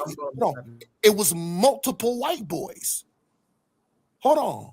What other standard you gonna hold me to? Oh, it's this book and it's that book. Champollion and all of them was goddamn racist and said that that these Kemetic people can't be niggas because a nigga is dumb. But guess what? These your same white constituents that deciphered the Meta Netra. You humble. You do not want to go toe to toe with me on this because guess what? I don't. Do we have? Hold on. I'm almost done. I'm almost done. I did interrupt you. Mm-hmm. I'm gonna let you go, and I'll mute out. I'm almost done. So, should I throw away Bible? Because somebody took our records and our book and misused them, used them for something bad. Hold on, I'm not done. Hold on. Or should I take the hammer and say, okay, I'm not gonna never use a hammer again because guess what? Somebody took the hammer and used the hammer to unalive somebody when I know the hammer has a specific use. No. So the thing is, tread very lightly. You do not want this smoke because I can make 101,000 arguments on behalf of Bible, and you will not be able to stand on this floor, brother. I'll mute out. So all right, so let me go ahead, man. I'll go after you. Well, real quick. So the thing is, I've heard you brought up this a lot before about a white person deciphering the meta nature. It could have been a Chinese person. It could have been a black person. It really don't matter because the only reason we know that the white people were able to decipher because they had the power and the ability to do so.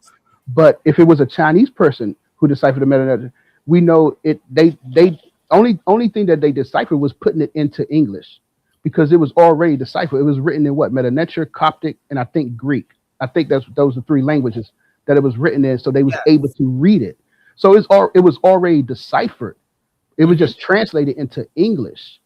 So it doesn't. So I would say it really don't matter who decipher it because it was already deciphered. They just was able to translate it into English.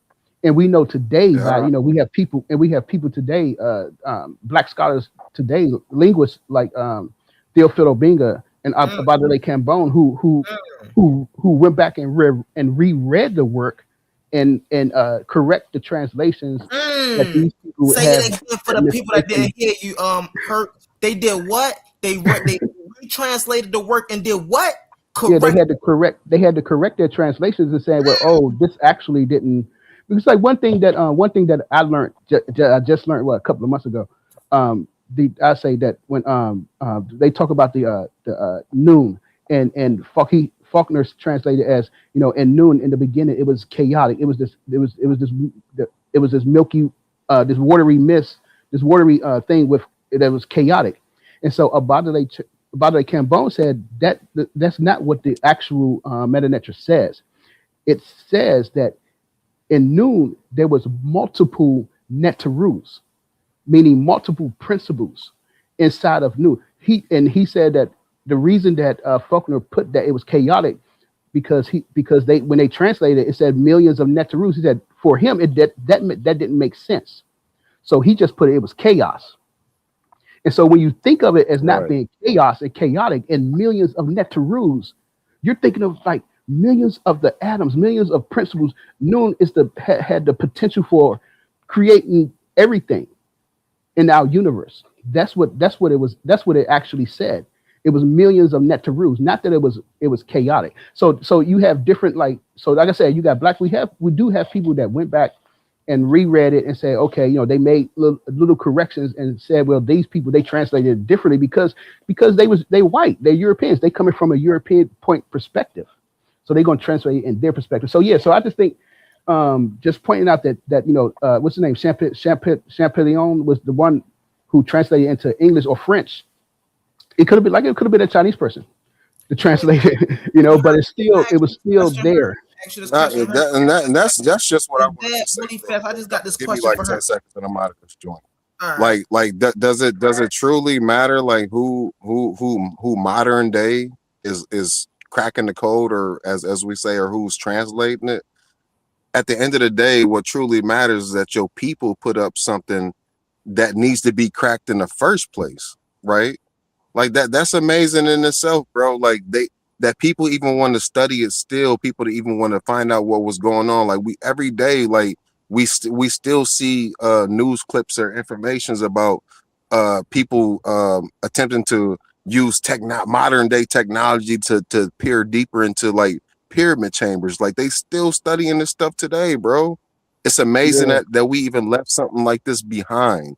It does not matter who cracks the code or who's up in power right now to in position to translate this or that, or who has the technology to look deeper. Like it matters that we put that in the game, bro. Motherfuckers are still trying to study our game from over 2,000 years ago. Get into it. Yeah, that's crazy. I have a question for Mansa. Yeah. Hey Mansa, do we have a updated version of a Black Hebrew Israelite Bible that was put together and updated and corrected by Black people? Do we have one of those? I don't know. I don't know. I don't think we do. I think they still operate out of the King James version of the Bible, if I'm not mistaken, right? So the reason I even asked that question is because just like Brother Massa said, and this is what I was going to do, and this is why I had no problem with him even, getting up, because I know he was going to touch on this point. We literally have people today, linguists and on-site translators, right? With the Ashwell Quasi. And these people are out here. These people ain't ducked off and you can't see them. No, go on YouTube. They got millions of videos on YouTube. And if you don't believe what they saying, go fact check what they saying and get that information. But the fact remains is we have people in this field today that is working and correcting and bringing this information forward. Shout out to Professor James Smalls. For the people who want to always say that we isolate Kemet and we don't talk about nobody else. Professor James Smalls coming with the Yoruba and linking it, and not even just coming with the Yoruba people, but showing how the people in Africa did not separate themselves from the land. How everybody in this region understood they were people of this region. This is why their practices were so similar. See, this is why when we differ from the religious people, because y'all have a belief, y'all have a thing that, again, not Charles, that y'all have to believe and do all of this, right? These people had practices of nature. They had ways of life.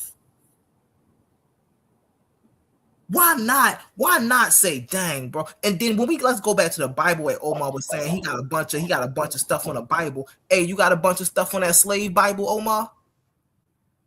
Because you said, they took your scriptures and tread very that slave lightly. Bible come out that King James version. I'm gonna mute out. I just want to tread very lightly. I just want to add in real quick. It's a lot of practical. It's a lot of practical things. Go ahead, King. And so the reason why I asked King James about all of that is because it's very important that we know what our ancestors left behind and what our ancestors did. Because we know that we live in a system that's working hard as hell to erase that. Every day. That's why the fight must continue. That's why we must continue to study and learn. Because before our very eyes, they're literally trying to change history. I land my plane with that. Go ahead, young scribe. I appreciate you, Brody. Hey, don't sweat, King. Only thing I wanted to add to the conversation is certain things that do change the course of humanity, right? And one of those major things is technology. Technology seems to move the needle of the course of humanity. It does not matter what your belief system is. If you produce something that's very practical, that's usable, and for everybody across the board as a tool, then you are doing a great deed for humanity. I say that to say this: ancient Egypt happened to be very practical. They didn't only have a belief system. One of the greatest things that we got from everybody else is their belief system, their concepts. Even though ancient Egypt provided belief system and concept, they also provided a lot of practicality. Like most people have a rug in their house today. If your shit ain't looking straight on top of your head, you can get a wig. Most people brush their teeth. Motherfuckers look in the mirror. Like these are practical things that came from this culture, and you know what I mean? That's maybe a reason why I hold it a bit above all the other cultures. It's not based on favoritism, because at the end of the day, I'm an atheist. But Brother Omar, go in. That's important, bro. That's important what you just said, young scribe, because there's something called the Let me cam up when I say this. There's something called the Hippocratic Oath. If you work in the medical field, you know what that is, right? And in the Hippocratic Oath, what do they teach? They teach that Hippocrates is the father of medicine. Now, if anybody, right, any base historian or anthropologist go and do a little bit of research, you'll find that the real father of medicine is who? Imhotep. So that's why, just like Young Scribe was saying, a lot of what we do today come from that land. Not just minute things, botany. Where we get botany, agriculture, building, all of this come from that land. So then where do people get off just being like, oh man, they just like regular Douglas? Not saying they were perfect. Nobody ever say perfect. But then we can't ignore the monumental role it played in society. That's like ignoring what Michael Jordan did for the game of basketball. Are you crazy? What Tom Brady did for the game of football. What John Cena did for the WWE. This is what people are literally doing before our eyes. They're attempting to erase one of the most important pieces of history and downplay it as if it's just some regular smuggler thing that happened. No. Why for that? Omar the bully finna attack now. Brother. This is what we're gonna do. We're gonna systematically break that down. Here we go again. This nigga just said John Cena, wrestling, and all this. But wait, hold on. Who? Imhotep, the father of being a doctor, surgery, these things. Guess what, Humble? I agree. But guess what? Guess what Imhotep did? And all these other priests did. Once they applied the medicine, these freaky ass niggas read a goddamn chant behind it. What? See, stop. Oh, stop. no. Because Omar, that's disingenuous. I did not. You say chat like C-H-A-T? Hold on, one mic real fast. Let's bring this down to reality. I know it hurts. I know it hurts because I'm finna cook. Let's bring this down to reality real quick. I was waiting for you. Omar, real fast. Omar, hold on. I'm gonna give it right back to you. Give me 5 seconds. Give me 5 seconds, Omar. You act like if I don't even want to. If a random person, right? If their mother gets sick and they take them to the hospital and they need surgery, you act like that person would not say a prayer while the doctors are in there doing their thing. What's wrong with that? Saying an affirmation of good health, right? To help your peers get through a hard time in their life. See, the Christians, they all for it when they want to pray and, oh, well, you know, my aunt got cancer and just pray and make sure she all right. But then when the commissions do it, it's, oh, well, they doing the freaky stuff. No, how is that freaky, bro? I'm finna That's crazy. I'm finna toe tag you and bag you, and I'm gonna have A1 drag you. Let's get it. Ha ha ha. Y'all like that? Let's cook now. That's my whole point, Humble. That is my whole point. Because you talk, I heard, hold on. Just 5 minutes ago, you said, oh, the Hebrews this and the Hebrews that. What did they do? And all that. Guess what? Let's deal with the Kemetic. It doesn't take a genius to say, you know what? If my leg hurts or I have a headache, I take the aspirin. The aspirin is gonna make my head feel better.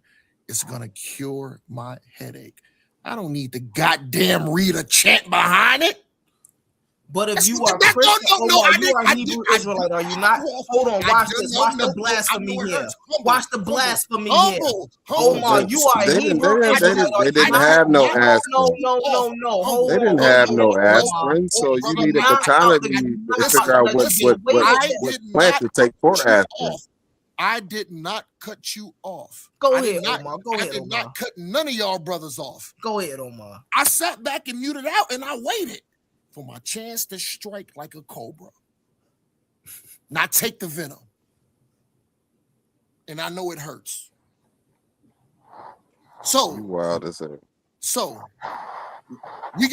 what we gotta do is stand on integrity. I ain't gotta hold on. I ain't gotta be the smartest person in the world to say, okay, I break my leg, I wrap it up, it's gonna heal. I don't need to read goddamn 30 chants behind my leg healing. And guess what? If a person got cancer, go take the chemo. I ain't gotta read 50 chants behind it and oh my eyes. Y'all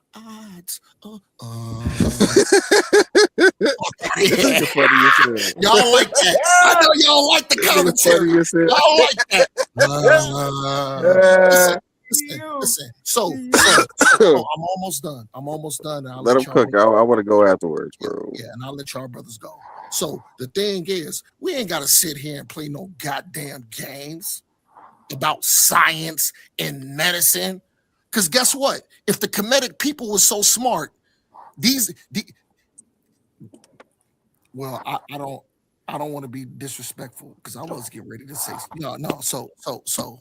Guess what? I am, but I'm not going to use cuss words. So, what we got to think about if these goddamn Kemetic goddamn niggas were so goddamn smart and so goddamn educated and so goddamn educated, would it take some goddamn idol worshiping Kemetic priests or some scientists to administer a healing and not use critical thinking? We're on that critical thinking to understand. All he had to do was give him the goddamn medicine. The hell with the chant of the prayer. It has nothing to do with the cure. And my point is, if y'all want to put these Kemetic dumbass niggas who suck their own phallus on a pedestal, but they not educated enough to understand, just apply the medicine and you ain't got to say nothing behind it, the fuck out of here. That's business time. Let's cook. Go ahead, Young Scribe. I got it after you, Young Scribe. For sure. I would just say, bro, like, in order to be standing on business time, you would have to have like the Tom Brady view of the field. Like, you know what I mean? Like, you would have to have like that true field vision where you can visualize everything happening like right before it happened. And the hurtful part is, nigga, we like thousands of years after it happened and you still can't see what's going on. So when they was dealing with what they was dealing with, right? You got to remember they was still dealing with natural philosophy. It wasn't modern day science. We keep trying to put that on them. They wasn't there, bro. They're not here. We can't be like, okay, nigga, why didn't you take the motherfucking aspirin? Duh. They didn't have aspirin. They didn't have aspirin. At that point, you got to stand on the shoulders of the information that's already provided for you. Like bro mentioned, bottomy, right? Right? Okay, so what does that unlock? Well, now that unlocks like a new skill set for humans, right? It's Ptolemy, by the way, but go ahead. But Ptolemy? No, it's Ptolemy. But go ahead. No. I'm talking about like I mentioned botany. Botany, yeah. I know I was fucking the word botany. There we go. So that's what I'm talking about. My nigga said Ptolemy. You mentioning white folks. I'm talking about nature. Yeah. So finna cook next. I'm gonna mute out though. My bad, brother. Go ahead. I mean, not yet. But what I was getting at though is we was already on our avatar shit. We learned how to master the plants. So when you say why ain't you just take an aspirin, you got to remember, nigga, somebody had to cook up the whole recipe on what plant was good for this, what to rub on your leg when your shit did get hurt. You talking about stuff like why ain't you wrap it up and all that? You're referring to modern day stuff. You know what I'm saying? Like, why ain't you had an elastic band with the band-aids and then the aspirin? All that shit is rooted in what we learned yesterday, which would come from like. Hold on, Omar. Hold on. Before you cut him off, Omar, it's my turn, Omar. Before you cut him off, it's my turn. It's my turn. I want him to answer my question. Hold on, Omar. Hold on. It's my turn real fast. Hold on, real quick. What is your question? I want him to answer my question. I just heard a bunch of facetious stuff. What is your question? So, when they administered the medicine, was it critical? Why did they have chances? Nope. Calm down, brother. I know it hurts. So answer my question. When they administered the medicine or the remedy or whatever the fuck you want to say, now, did the chant or prayer have any effect on the medicine or remedy being administered? How could we know that? I don't think. If we talking about the healing process and what the medicine was. Let me get in here real fast. So hold on, Omar. So number one. So hold on, Omar. Number one. I let you talk. Omar. Hold on. I got you, Omar. Hold on. The brother asked me a question. I'm not gonna get a chance to answer. Go ahead, young scribe. Go ahead. Hold on, Omar, because I want to get in here, bro. I'll keep it nice and short, brother. I know. Young scribe. Hold on. You can't continue to compile stuff. This brother's waiting to talk, bro. The fuck out of here. He know what he doing, bro. He don't want me to get in here. He already know what's His brother's waiting to talk. All I'm gonna say is you have to remember those chants and stuff is attached to something that would be a part of a natural philosophy. So nigga, answer my question. You have not answered. I already answered your question, bro. Answer. I could tell you eat cereal. I can tell you eat cereal, brother. Calm down. There's a lot of sugar in it right now. Calm down. You hyped. Calm down. Let me answer it. I already answered this question. No. Don't nobody answer the question for this nigga. Answer my question. You said was a chance needed? I said no, and then you started laughing. That's what I'm saying. Like you eat a lot of cereal, bro. I can tell you too hype, bro. You too hype. And now my response to that was you have to remember these people was. These people was attached to a natural philosophy, so of course gods and shit and spiritual chanting would be a part of that. That does not negate that there was no science going on, bro. Because Omar terrible, bro. Omar trying to duck and dodge. Hold on, Omar got. I can tell Omar got low IQ. Hold on, Omar, real fast. It's my turn, bro. It's my turn, bro. You know I ain't gonna be long. Hold on 1 second. Biscuits, nigga. So number one, Omar, my man Omar talking about chants and stuff, right? This is exactly why I brought up number one. Even if let's deal with that real fast, right? We know the word there, right? They like to say is Heka. A lot of people like to misquote Heka and say that means magic, right? It literally just means affirmation. Words of health. That could literally be anything. I don't know about y'all, right? But I'm in the business of self-development, right? So I will do this. I can achieve this, right? I will be healed. These people will be healed. From a religious point of view, when your family member get hurt, do for the religious people, do y'all not gather around and pray for the health of that person that is injured? Come on now, stop playing these games, man. We gotta stop playing these games. That's number one, right? Number two, Omar is talking about chance, like chance is something also bad, right? When my child is born, I would rather someone chant over them than put their nasty mouth on their penis. Come on, this is from your tradition now, man. This is what the priest and your tradition do. I'm finna fucking destroy you. Go ahead, though. So now, how are we gonna sit up here and say, "Oh well, the chant's not needed"? Have you never heard of the placebo effect? Hold on 1 second. Let's get scientific with this now. Have you never heard of the placebo effect? So with the placebo effect, what did we find out, bro? We literally found out through vibration and through certain tones, we can literally trick the brain into healing. What is that? That's different than the spookism that the religious bring. The religious just bring prayer to some supernatural force that can't even hear him because they can't even interact with the natural realm. See, affirmation is something different. You're aligning with frequency. You're understanding the science of placebo, which is a real thing. See, this is the ignorance of these people, and they don't even be knowing, bro. Only if you study the base information. You ain't gotta be the most genius person out here in the world. You just gotta know a little bit about a little bit.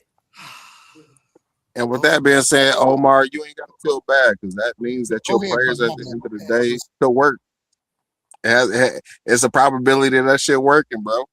So you don't gotta feel bad. You know what I mean? Like you good. Keep your prayers up. Yeah. So another thing, hold up. Another thing I want to get into is that well, I was going to had a little pushback about earlier. I think earlier we was talking about change and progress, something like that, with the ancients. But the thing we can come back to that. But the thing was that the thing is that you're missing, Omar, is that when because a lot of people say this that they infuse their spirituality and their, you know what I'm saying, these spells and stuff with the healing and with their signs or whatever. But the thing that every time you guys fail to point out is how when they did that, how was that a flaw in their system? You know what I'm saying? Is nobody's ever pointed out that's a flaw. And the second point is that's again, that's a part of African culture. And you have to look at it from the African point of view. There's a brother named Joseph Mponga, very from I think Zimbabwe. He's or I think South Africa. But the brother, he's all over YouTube, and he talks about the spirituality system of them.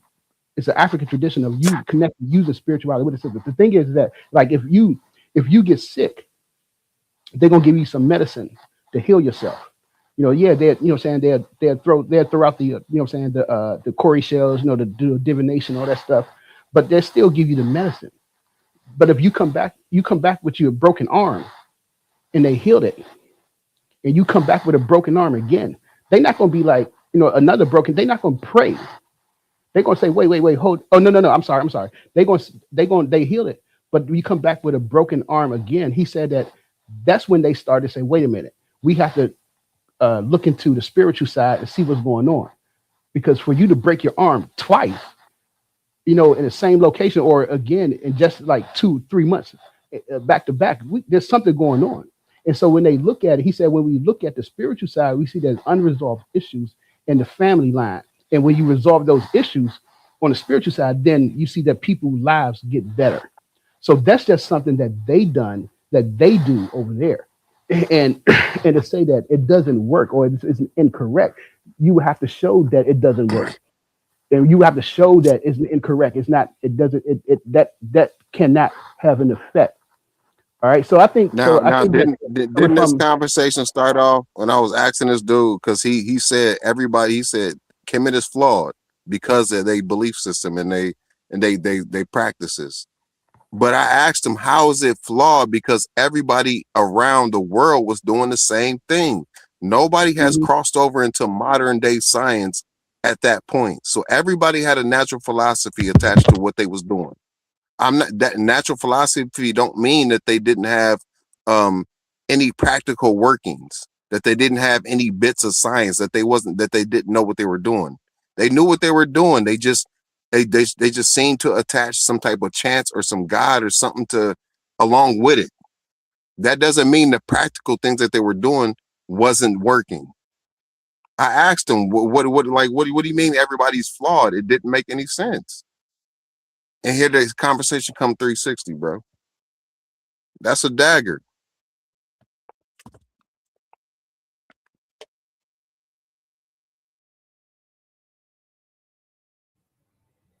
And see, the crazy thing is the shot about the tradition, about the biblical tradition that's so crazy is, I know they attach themselves to it like the Black Hebrew Israelites and the Christians, but when we talk about their tradition, that's not even their tradition, bro. That's some other tradition that they adopted. Dude, that's a yo, what is that called? Is it Stockholm syndrome? How do that? What is it called? When it's they just don't want to let that doctrine go, bro. It's like that's crazy.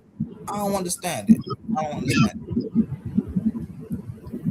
Just miseducation, but yeah, Omar, I think you got to show that how it was a flaw in the system. But but we got to keep in mind. But you talk about civilization that lasted for 4,000 years, but doing that thing. So for me, how's it a flaw if they last that long? Like, well, where's the flaw in it? I don't see a unless flaw. you comparing it to where we at today. Like that's the only way I can understand what he's saying. But that's unfair to do because they did not have the things that we have today. Right.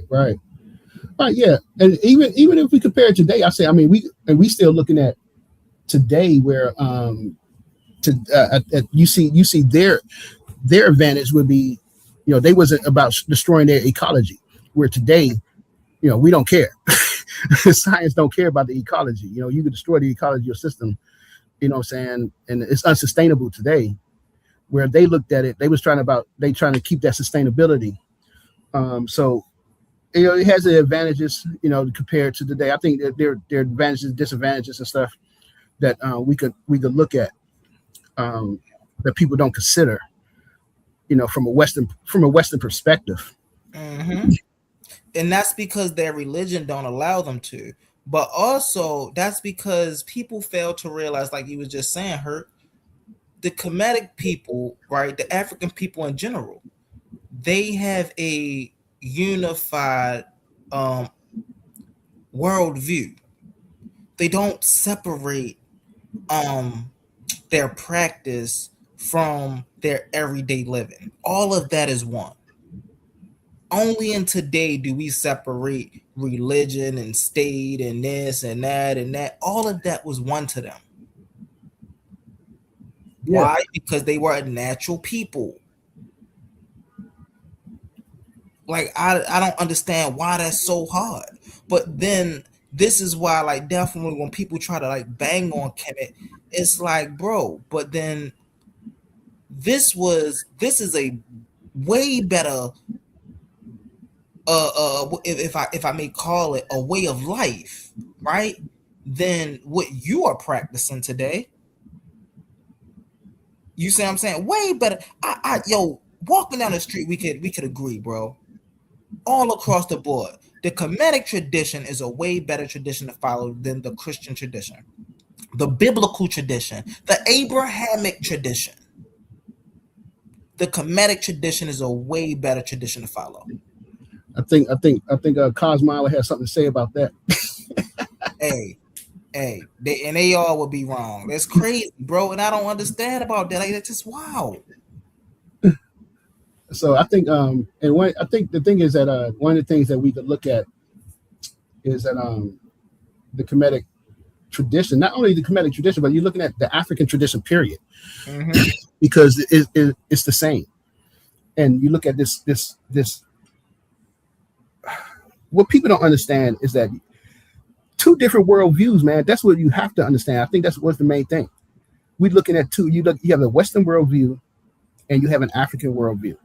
And their epistemologies are complete opposites. So, but us growing up in the West, of course, we are used to a Western worldview, a Western way of thinking. So when we think of the Western thinking of the timeline, their timeline is linear. This straight timeline. Things happen over time, and it's about progress. Whereas an African timeline is circular. So it's not about things changing over time. It's about keeping that stability over time, because everything it's a circle. It's going to come back around, and you want to have that stability. I got a question. This is Brother Omar back. Show my screen. Back. All right. Show my screen.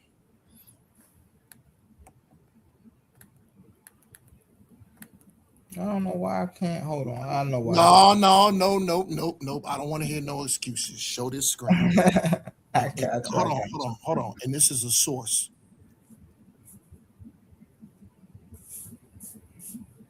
Why everybody so? Is this circular? Hold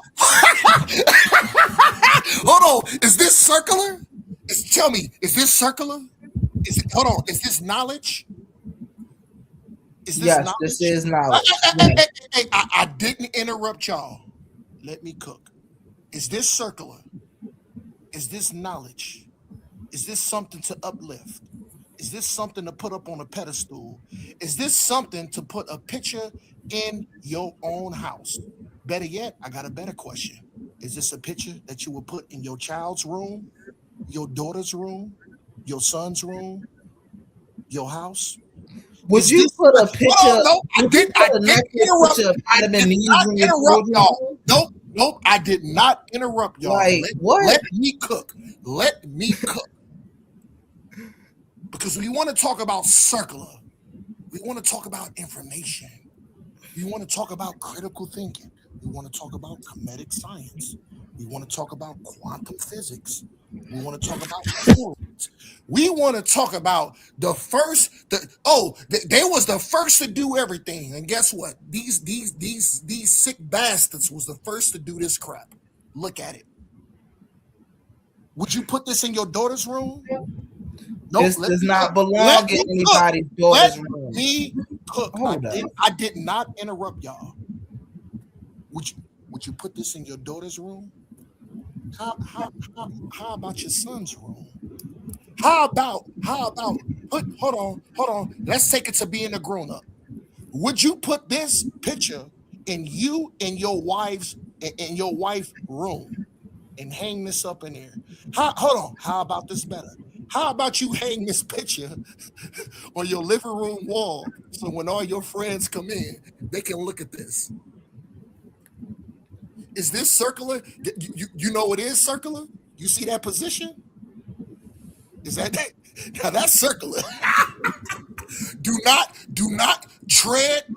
Hold on. And what I did, this ain't Facebook. This is a source.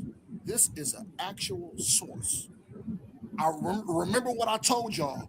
When y'all want to F around with Omar, tread very lightly. I got more of them.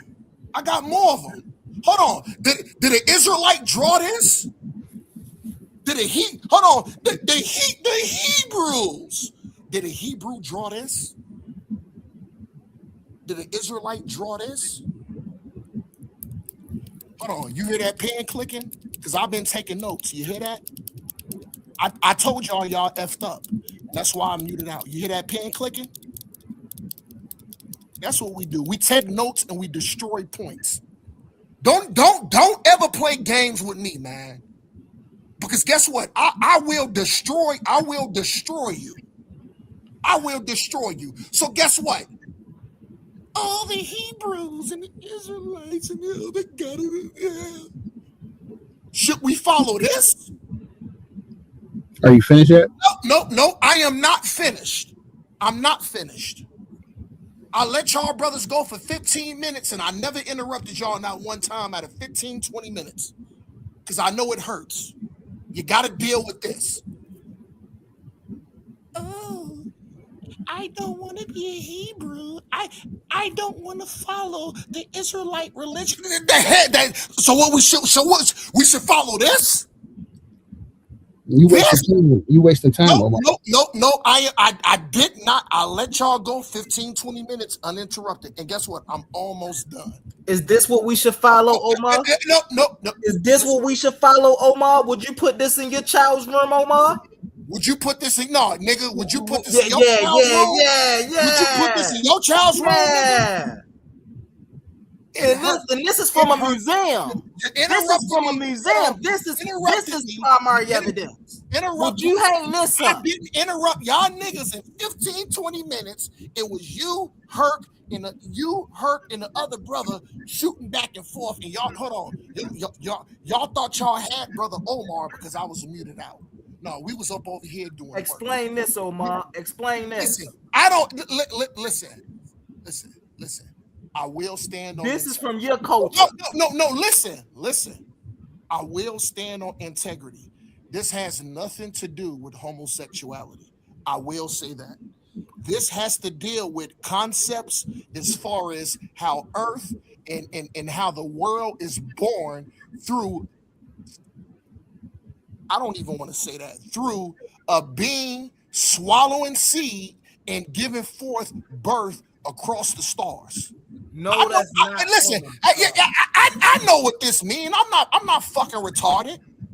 Listen. You didn't even describe it properly. I never said this had anything to do with homosexuality. And guess what? I'm finna take this down.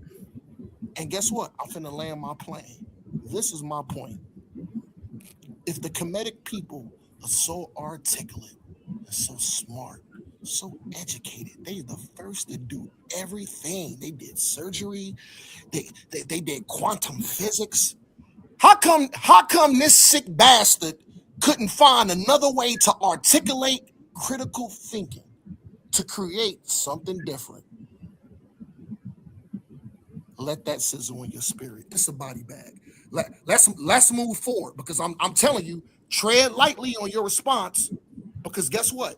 I got something else behind this. And guess what? It's not vulgar. I got something else, and it's not a papyrus, and it's not a picture. I got actual words.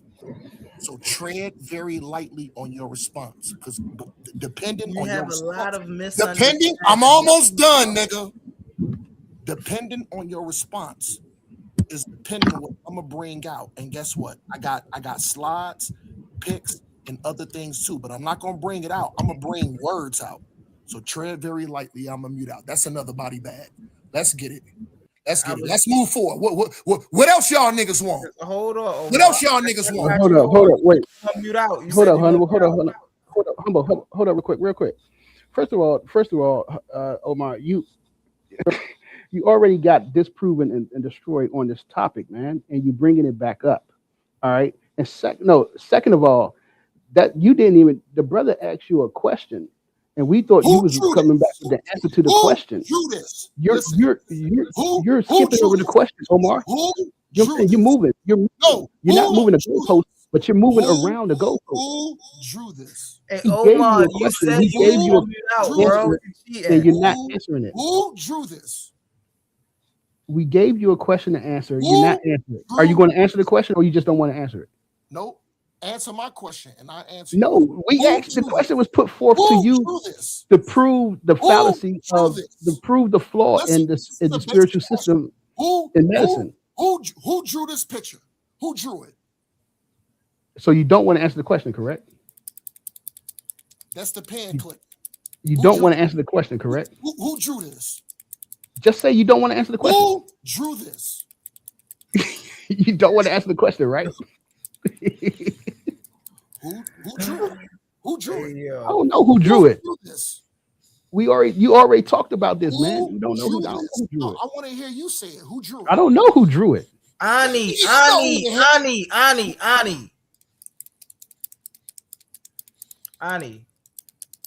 A commission. Body bag. Let's move forward. Body bag. Conversation over. Let's move forward. All right. Let's move forward. Now, who sculpted that? Hold on. Time out. Okay, let's move forward. We moving forward. We're moving forward now, Omar. Okay, we're moving forward now. Hold time out. So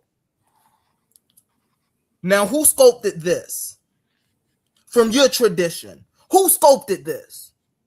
Them white people you look up to sculpted this. I would rather say the commission did that than the white people sculpted this. I'm doing what I'm doing to set y'all niggas up, and you fell into my trap. It's terrible, bro. You have no understanding. No, show it on the screen. Show it on the screen. You have no understanding. Show it on the screen so I can destroy. Listen. It's redundant to keep dealing with this, bro, because you keep getting beat up on this. It is desperation time. Listen, you keep getting beat up on this, so it's no use to deal with. No. Don't show it on the phone. Guess what? This is from a museum. What I'm showing you is a picture I took from a museum. I'm gonna take my hold on, time out, Omar. I'm gonna show you the difference. I'm gonna take it down. Omar, hold on one second, Omar. I'm gonna show you the difference. You see how you had to go? Hold on, Omar. Hold on. You see how you had to go look for this on a website? No, I got this from a museum. I'm not gonna show. This is what they're posting about your people in a museum. I'm taking my picture down. and I want you to show yours. So my picture is not a picture. It's something that's in a museum. They're showing what your people did, what your people sculpted. Put it in on a the museum. screen. Put it on the screen and show it. It's right here. Hold on, I got you. You see, hold on. This nigga. Because it's right here. Blow me up. Blow me up. Listen, I. Right here. Oh right my here. God. Right here. This is what your people did in a museum. The Israelites. In a museum. The Israelites draw that. I got Yes. one question. Sculpted that. Yes. You a goddamn liar. You a goddamn liar. Look at it. what? The Israelites. Yes. The people of the Bible did this. The people who desperation. believed in the And guess Bible what? did this. Guess what? You now, humble. I still love you as my brother. The people in the Bible did this. Humble. I still love you as my brother, but now you're falling And short. this is in a museum. Did Israelites write that? This is not a writing. I got the picture. I already got the picture pulled up. Humble. Do you This is want a me sculpture. To, humble. I already knew you was gonna do that. I got the This picture. is a pulled sculpture. Up. I got the picture pulled up. Pull up. Who drew that though? Who drew This that? is not a drawing. This is a sculpture. Okay. Who made the sculpture? This sculpture was made in the Vatican. By your people. Get the fuck out of here. These are your people. Humble. Respectfully, brother, I love you. You just These said are your people. You Oh, just these said not this your was made people in the now. Vatican. So y'all don't have the same worldview. Respectfully, I don't want to continue this conversation. Y'all don't have the same worldview, Omar. You gotta bring up better evidence. Time out. You just said in the Vatican. You said the Vatican made that. I asked you who made it. I said, was it Israelites? You said no. And I said, who made it? You said in the Vatican. It's your people. This is your people. I just made your people of Adam and Eve. Made a clip out of you, humble. Your people of Adam and Eve. I just made a clip out of you, humble. So now watch this, Hurt. You see how he dancing around that, right, Hurt? You see how he dancing around that, right, Hurt? He don't want to deal with that. This boy is an animal. But guess what, though? You know what's even more crazy, Hurt? You know what's even more crazy? Hold on, Omar. What's even more crazy is that's all we got from his tradition. Hold on 1 second, Omar. That's all we got to deal with was his tradition is a bunch of white people. We don't see none of us in their tradition. None of us. Go to that Bible. Go all through that Bible and show me some black people in that Bible. Abraham ain't black. Isaac ain't black. Jacob ain't black. These people ain't us. So now you go show me something from us in that tradition. From our people, Omar. All we can show is from what the Vatican did, what the Canaanites did. That's all we got from your tradition. We don't see y'all nowhere. Unless you could prove us wrong, Omar, which I know you can't. Yeah, you see this? You see this, Hurt? The cricket's getting real loud, Hurt. The cricket's getting real loud. Boy, yo. Because all we see in their history is white people. We don't see none of us in their history. So humble. This is what I want you to do. I want you to pull up a picture or a sculpture, anything dealing with the Israelites, what I just showed. You got to pull it up because what you did. Hold on. No, don't run, humble. If I pull no, won't be there. Humble. I got you. Show what you just showed. Don't worry about it. Who I got did that? No. Who did that, humble? Who did that? No, I got you. Don't worry about nothing. No, don't run, humble. Show what you just showed because I ain't running nowhere. I ain't running nowhere. I got you. I got some more pictures. I got some more pictures from the museum for you. Hold on, let me blow myself up. I got you. I got you, Omar. Humble. Can you say you was wrong on that picture? I can't say I was wrong on that picture. I got you. So look, who is this right here? This your people. Your people right here. Your people. Hold on, I got some more for you. I got some more for you. Wow. These your relics right here. Your relics. Whoa. Your relics. Whoa, those are Sumerian texts, nigga. That's Sumerian. Your relics. Yo. Your relics. Humble. Canaanite. Humble. Canaanite. Your relics. Humble. Your relics. Where are you at in these? Where are you at? Respectfully humble. Where are you at? No. Where are you at? You're in desperation mode. You're in desperation. Can you read these? Hold on, time out. Wasn't we talking about these cuneiforms the other day, y'all? The Amarna tablets. Wasn't we talking about these Amarna tablets? You're in desperation mode. Hold on 1 second, Omar. And guess what? Go ahead. I'm gonna mute out. Real fast. See, we was talking about this yesterday, y'all. I be really trying to be low key with a lot of this stuff, bro.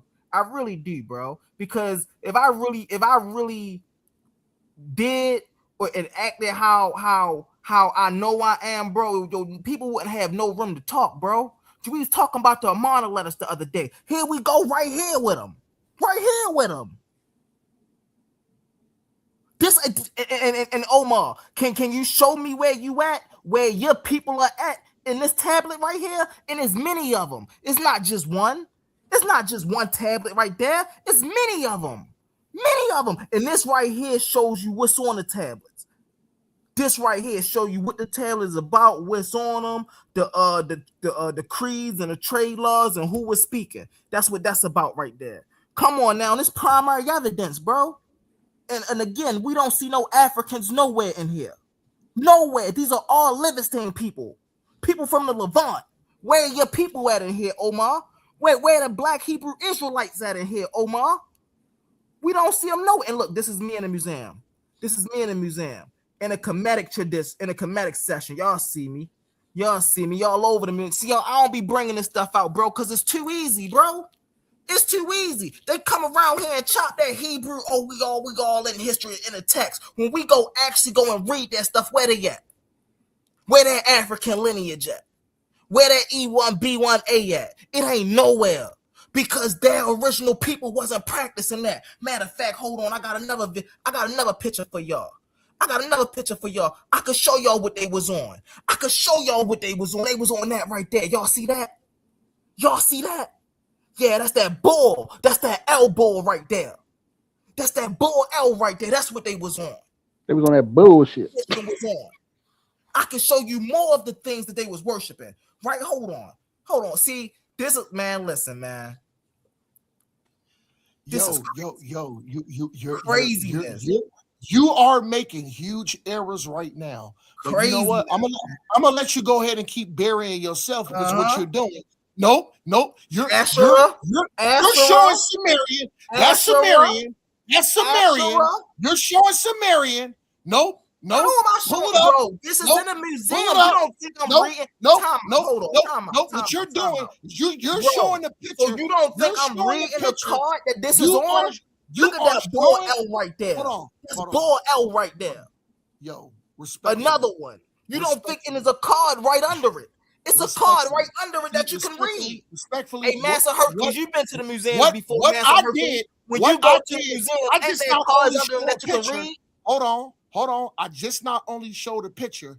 I showed the source behind the picture. What you're doing is you're showing the picture. All you doing is showing the picture. I want to see words on where's that from. No, nigga. I want to see words on where that picture is from. Because I already know where it's from. A lot of what you showing is fucking Sumerian. Get the hell out of here, nigga. Sumerian where? Where that says Babylonia. And when you read the text, hold on, time out. And this is just one of them. Hold on 1 second. This is just one of them. And when you read it, hold on. Hold on 1 second. Let's even get into it. That's why he didn't want to show. All it said was Sumerian and Babylonian. Does it say anything to do with Israelite or Hebrew? I want to see Israelite or Hebrew. Everywhere. The Israelites wasn't around during this time period. Oh my! How you going to see Israelites? They wasn't around in 1800 BCE. Yo. So you gonna see Israelites in that time period? There was no Israelites. Hold on, no, nigga. There was no Israelites 2000 BCE. No. Let's move forward. Let's move forward. Now he want to move Listen, forward, man. listen, we have to now move he want to forward. move forward. Have He to found move out forward. his people I'm wasn't gonna back answer your there for question. history. Now he want to move forward. No, humble. Talking about cutting their head off, man. This is terrible. Humble, respectfully. You asked me some questions, and now I just want to answer. This is that terrible. Okay? Is that okay? Can I answer your questions? Come on, man. Go ahead. What's up? Humble said, go into the Bible and show me that they were black. This is Songs of Solomon 1 and 5 KJV. Ooh, it's spooky time. Verse 5. Let's get spooky. I am black but comely. Oh, ye daughters of Jerusalem, as the tents of Kedar, as the curtains of Solomon. Ooh, it is spooky. Oh my God, write that down. Songs of Solomon 1 and 5. You want another one? You want another one, Humble? Acts 13 and 1, KJV 13. Now, where they were in the church that was at Antioch, certain prophets and teachers as Barnabas and Simeon, that was called nigger. That word does not say nigga. That word does not say nigga. That word says Niger. Humble. That word says Niger. Hold on. Hold on. Do you want to go to the translation? Do you want to go to the translation? Humble. Go ahead. Let's go to the translation. Let's go to the translation. And I promise you that word does not say nigga. Oh my God. Let's go. Let's go to the translation. I promise you that word does not say nigga. I'm finna embarrass you again. Let's go. There is no.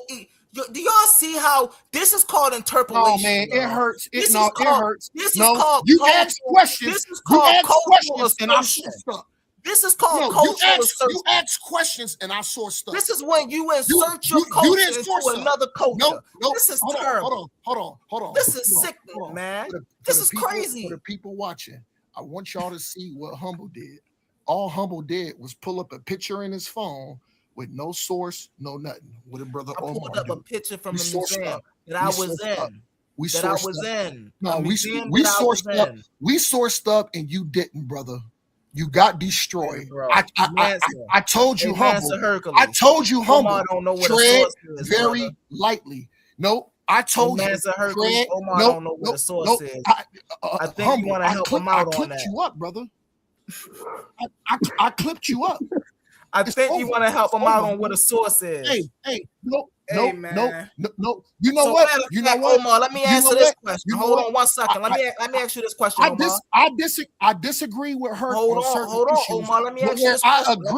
I agree with Herc is Herc stands on a fucking integrity. Let me ask you this Herc question. stands on integrity to say what it is. Let me ask you this question, Omar. He don't care what nobody. The Hebrew Israelites. And that's why I can disagree with Herc. I can disagree with Herc, but I can respect the brother like that because guess what? He don't give a goddamn about what all y'all niggas think. He don't care. He gonna tell it how it is. Brother Omar, I don't care what the hell y'all niggas think. I'm gonna tell it how it is. So I can respect the brother like Herc, even though I disagree, but I can at least show that brother some respect. Hey, salute Herc for being a solid brother. Having integrity, brother. Omar, was the Hebrew Israelites? Y'all go ahead. Y'all roll out. Hebrew Israelites in history in 2000 BCE.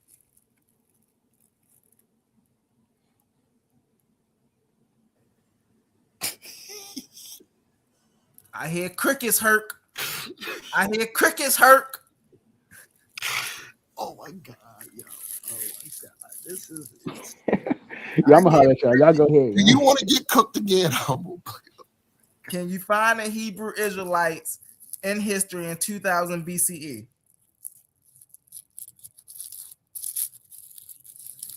See, Humble. See what I do? I have my listening ears on. You said a Hebrew Israelite.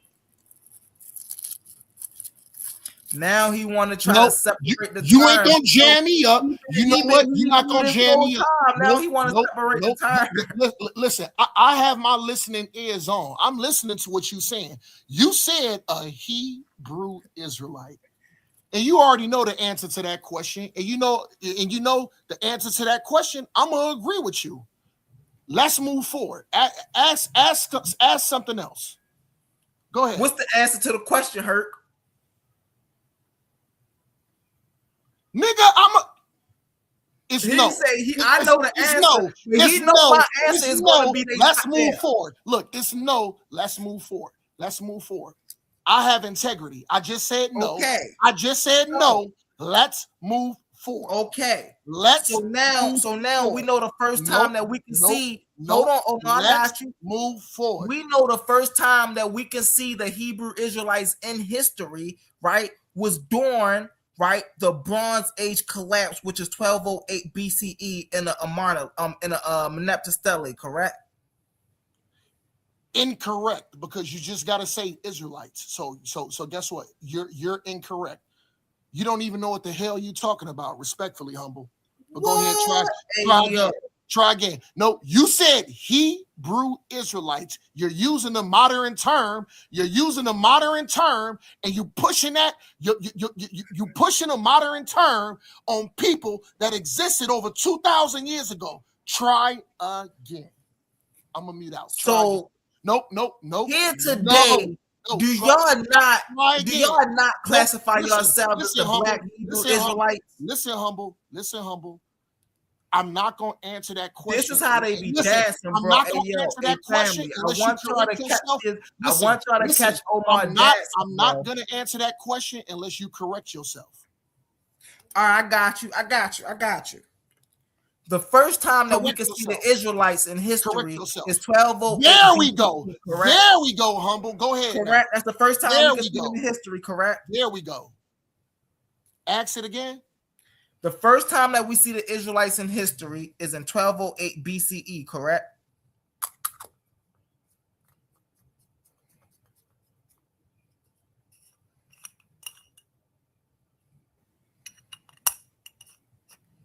You know what? I got to look at my notes. I'm not 100% sure. You know, listen. I'm honest enough to say that because we have integrity.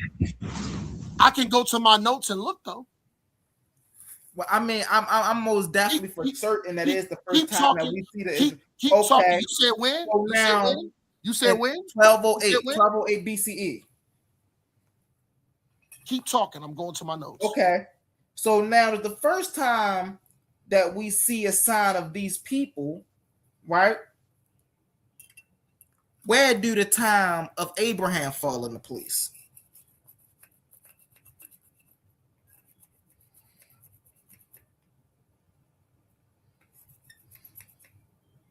See, this is what I like to get into right here. I like to get into the historicity of things, right? Definitely when we're talking about these biblical things, right? Everything else was just everything else, right? But I like to get into the historicity of people like Abraham that they like to try to defend so much, right? Isaac, Jacob, who we know later turned his name into Israel, you know, by God. Yeah. If their existence came into existence in 1208, then where did these people come from?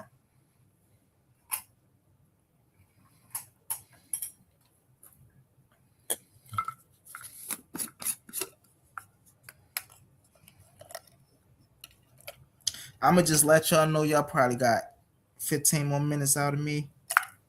Y'all ain't about to have my wife yelling at me in the morning or tomorrow or later on in the afternoon. That's when the hell I'm gonna wake up.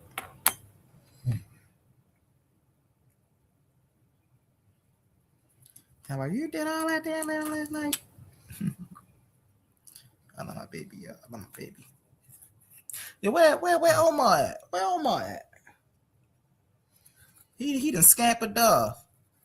He done scampered off. A1, you see this? That's crazy.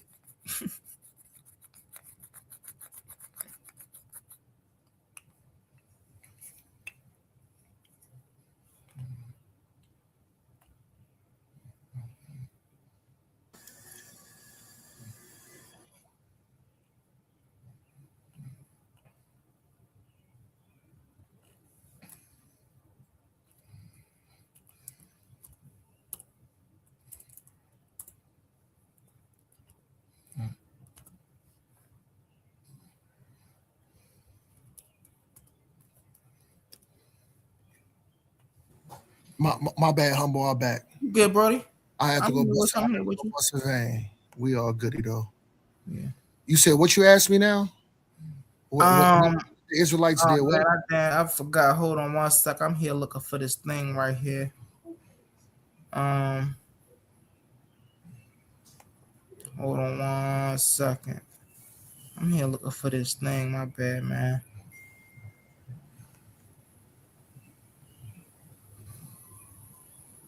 Dang, man, where my thing at, man? Where my what's calm?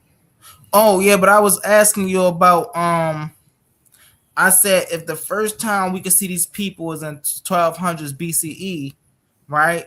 Then where do we date Abraham and them at?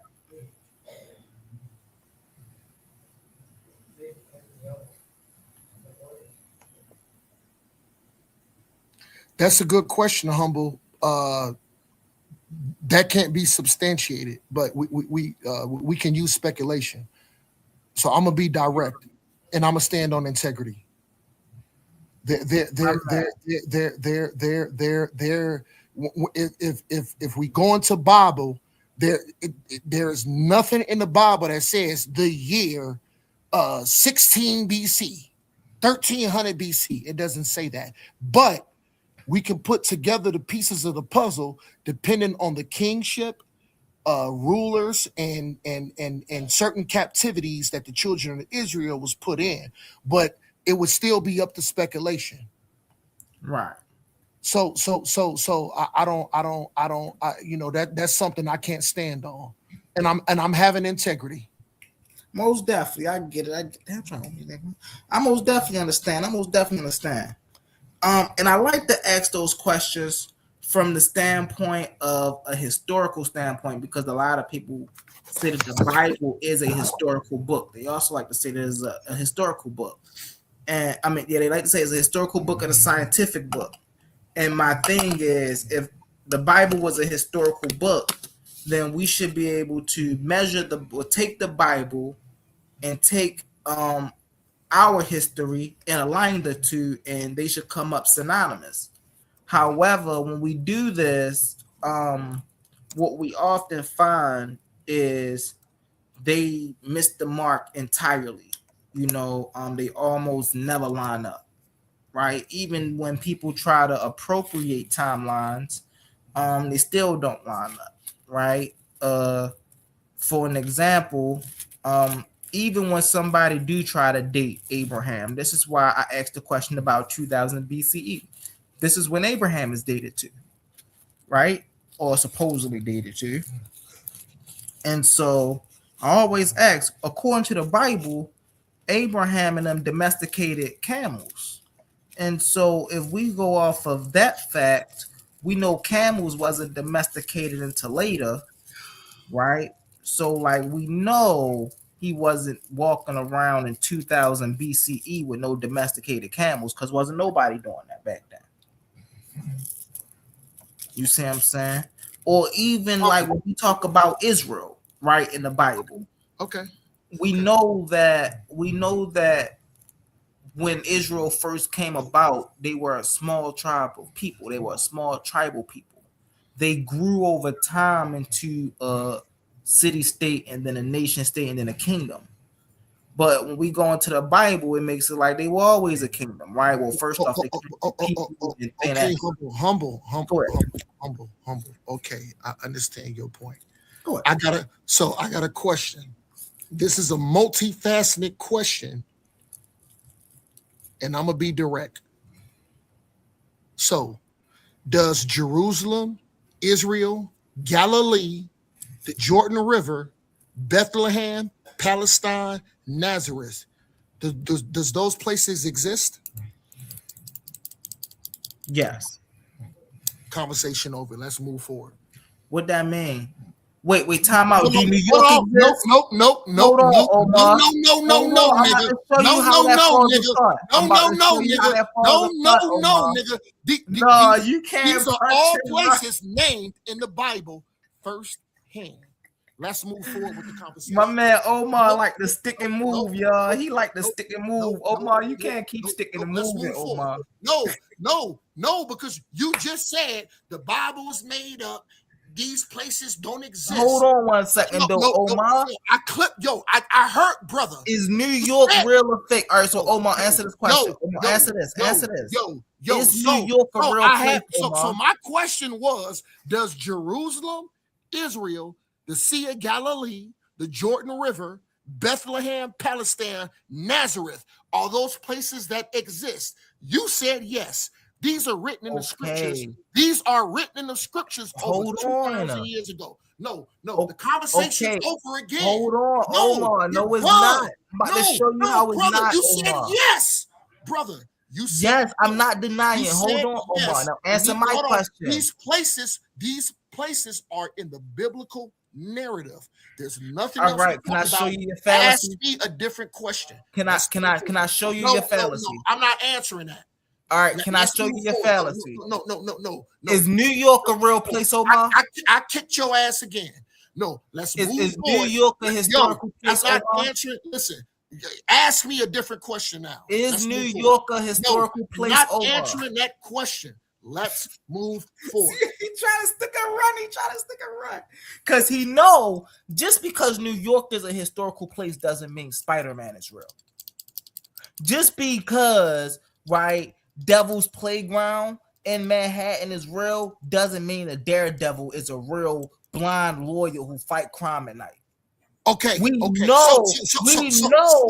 that. Hold on one second. No. I got a question. Hold on. I got a question for you. Go ahead. You want to mention Daredevil, New York, and all this. So let me ask you. Let's say if there was a book older than 2,000 years old that spoke about Daredevil, New York, Gotham, and the city of New York over 2,000 years before this even existed, would it not be valid? Wait, what? What you say? Nigga, you heard me. I know, I really didn't. My bad. Go ahead. What you say? So I'm gonna use your analogy. You mentioned Batman, Gotham, New York, and all this other stuff. So if there was an ancient book older than 2,000 years that spoke specifically about New York, Gotham, Batman, and the same things over 2,000 years old, would that not be valid? No. No. What? Hold on. That specifically named these places and these people. Right. That's still. I'm gonna give you another chance. Hold on, humble. I'm gonna give you another chance. That specifically talk about these places and people. Would it not that be valid? Still does not make Batman a real person. Yo. Let's move forward.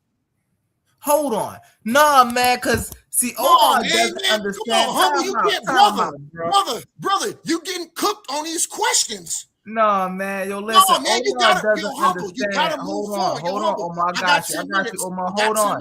I'm about to give you something you could probably go back and research. Omar doesn't understand how historical fiction works. Hold on, Omar. I got you. Hold on. Omar doesn't understand. Humble. Omar, hold on. I got you, Omar. Humble. You can ask me a different question. I'm not asking you no question. Hold on. I'm not asking you no question. That question is done. That question is done. All right. I got you. Hold on. Let me get in here. I got you. You gotta move forward, brother. We moving forward. We moving forward now. What Omar doesn't understand is how historical fiction works. Historical fiction. Matter of fact, I could just look it up real fast. No, man. Right. Listen. You can go ahead and talk. I want to let you know. I got you. You got 9 minutes left. You got 9 minutes left. I got you. You got 9 minutes left. Historical fiction. And I just told you is when a fiction. Hold on, I got you, Omar.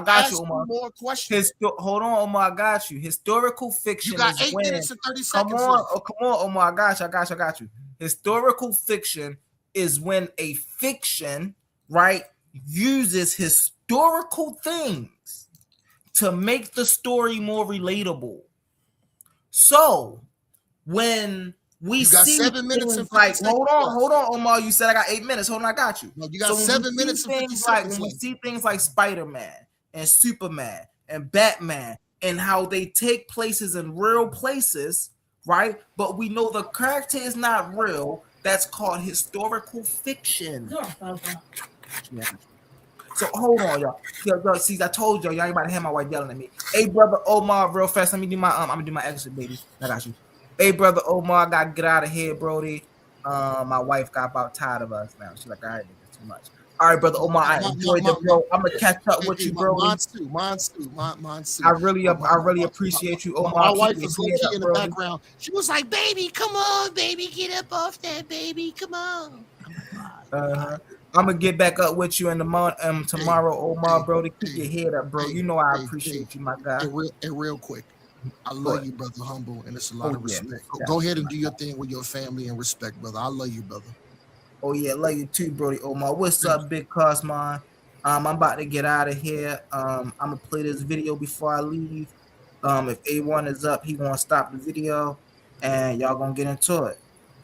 But all right, y'all. To go, I like to start at 1350 BC with the Armana tablet, right? I think that is a time period where we see Joshua. I would correspond that with the Exodus period of.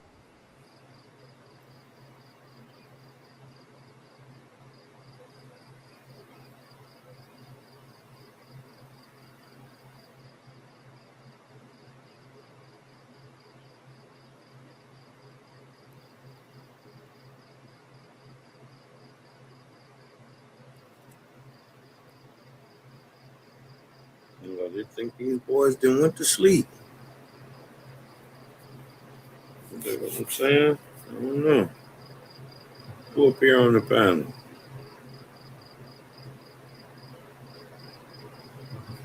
Oh shit. Look like it's just me.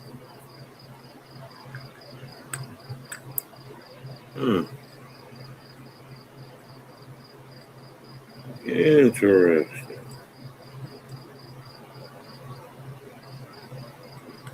Niggas been up here hours. Big Cosmon come through for 2 seconds. Everybody gotta go now. Okay, I see how it is. I'm about to take my ball, go home. Yeah, man. Well, look like these boys sleep up here, man. I'm gonna go ahead fall back, man. I'll see y'all in the morning, man. Peace.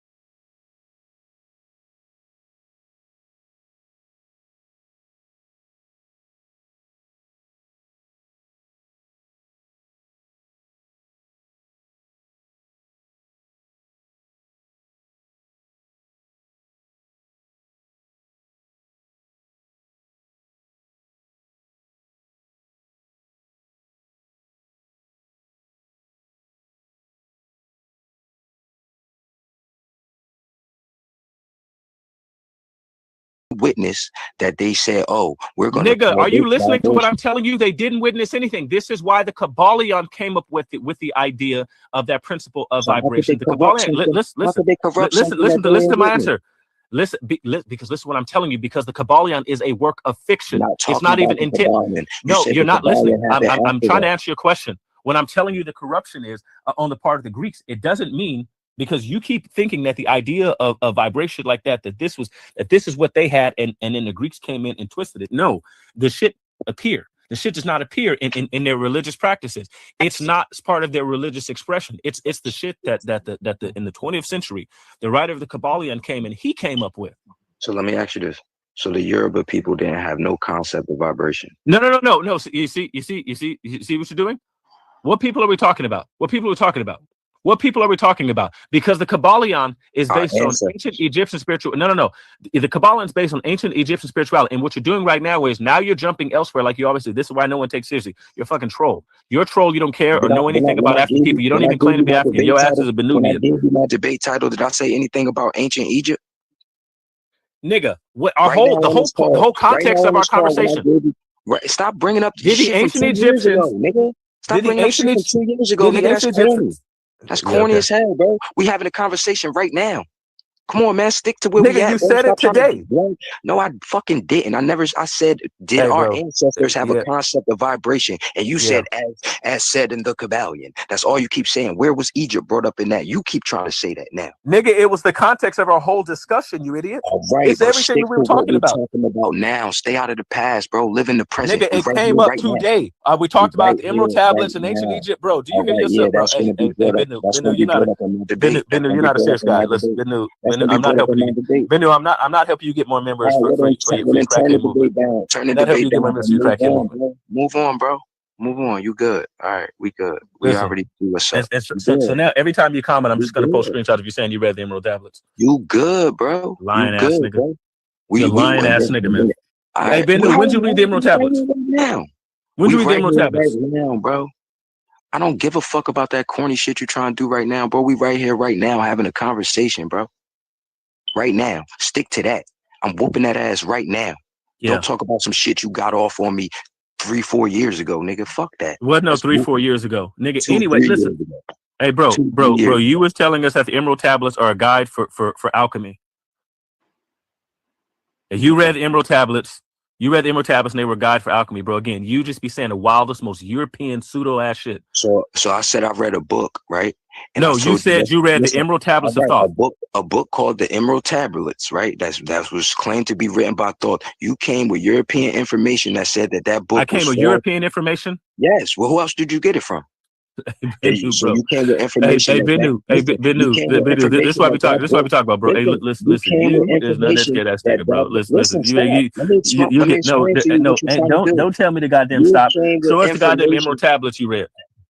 You came with information that book that I was You reading. read European. Was you read false, some right? European goddamn All fan right, so fiction. listen, Called herself the Emerald tablets and accusing me when of you being the brought one that up, disrespecting the ancestors. listen, You hear when yourself? you brought that up, I agree with you because I You a couldn't goddamn refute it. lie. You Yes, you Benu. showed me. Benu. All You the said, screenshots what are in less text did you dialogue. read? You said, what text did you read? And I told you what I read and interpreted. And you said, look, that's not in here. That's not what it is. And I said, I didn't have nothing else to say. I said, oh shit. But I still stuck to my guns that our ancestors had a concept of vibration prior to these Greeks, philosophers, these Romans, whoever the fuck you keep giving credit to, were coming up with it before they even had an idea, before they knew how to fucking bathe. Before they knew how to stand upright, we had a concept of vibration. And that's what I stood on. And then y'all kept trying to say, oh, he doesn't know how to take criticism or bow down to superior intelligence because we went to these schools. We know way more than you. You should be listening to us. Fuck out of here, nigga. Stop trying to play my fucking blood out, nigga. We've been doing this, man. We've been doing this shit. Your teachers just got here. Leandro, you muted. Yeah. Okay, but do you really think that white people didn't know how to bathe when Roman baths or like a Roman and Greek baths existed Before that, fucking I said everywhere? before they knew how to bathe. Yeah, they knew how to bathe in Rome. But before that, when they didn't know how to bathe, they were dirty in caves and crawling around, sniffing each other's ass. So you don't think all people have lived in caves over time? No, we never lived in no fucking caves. When they was living in caves, we had empires. Mom, running water, don't all do that, types of brother. shit. Have you ever seen the caves in Turkey? All the society did not move at the same time in the same direction. When you have people living in empires, you also have people who lived in caves. Right. Some people started in the beginning, and as people migrated and developed, some people stayed and kept that culture. So I mean, both existed at the same time, which ain't nothing wrong with. The caves are pretty nice places to live if you ever been in one.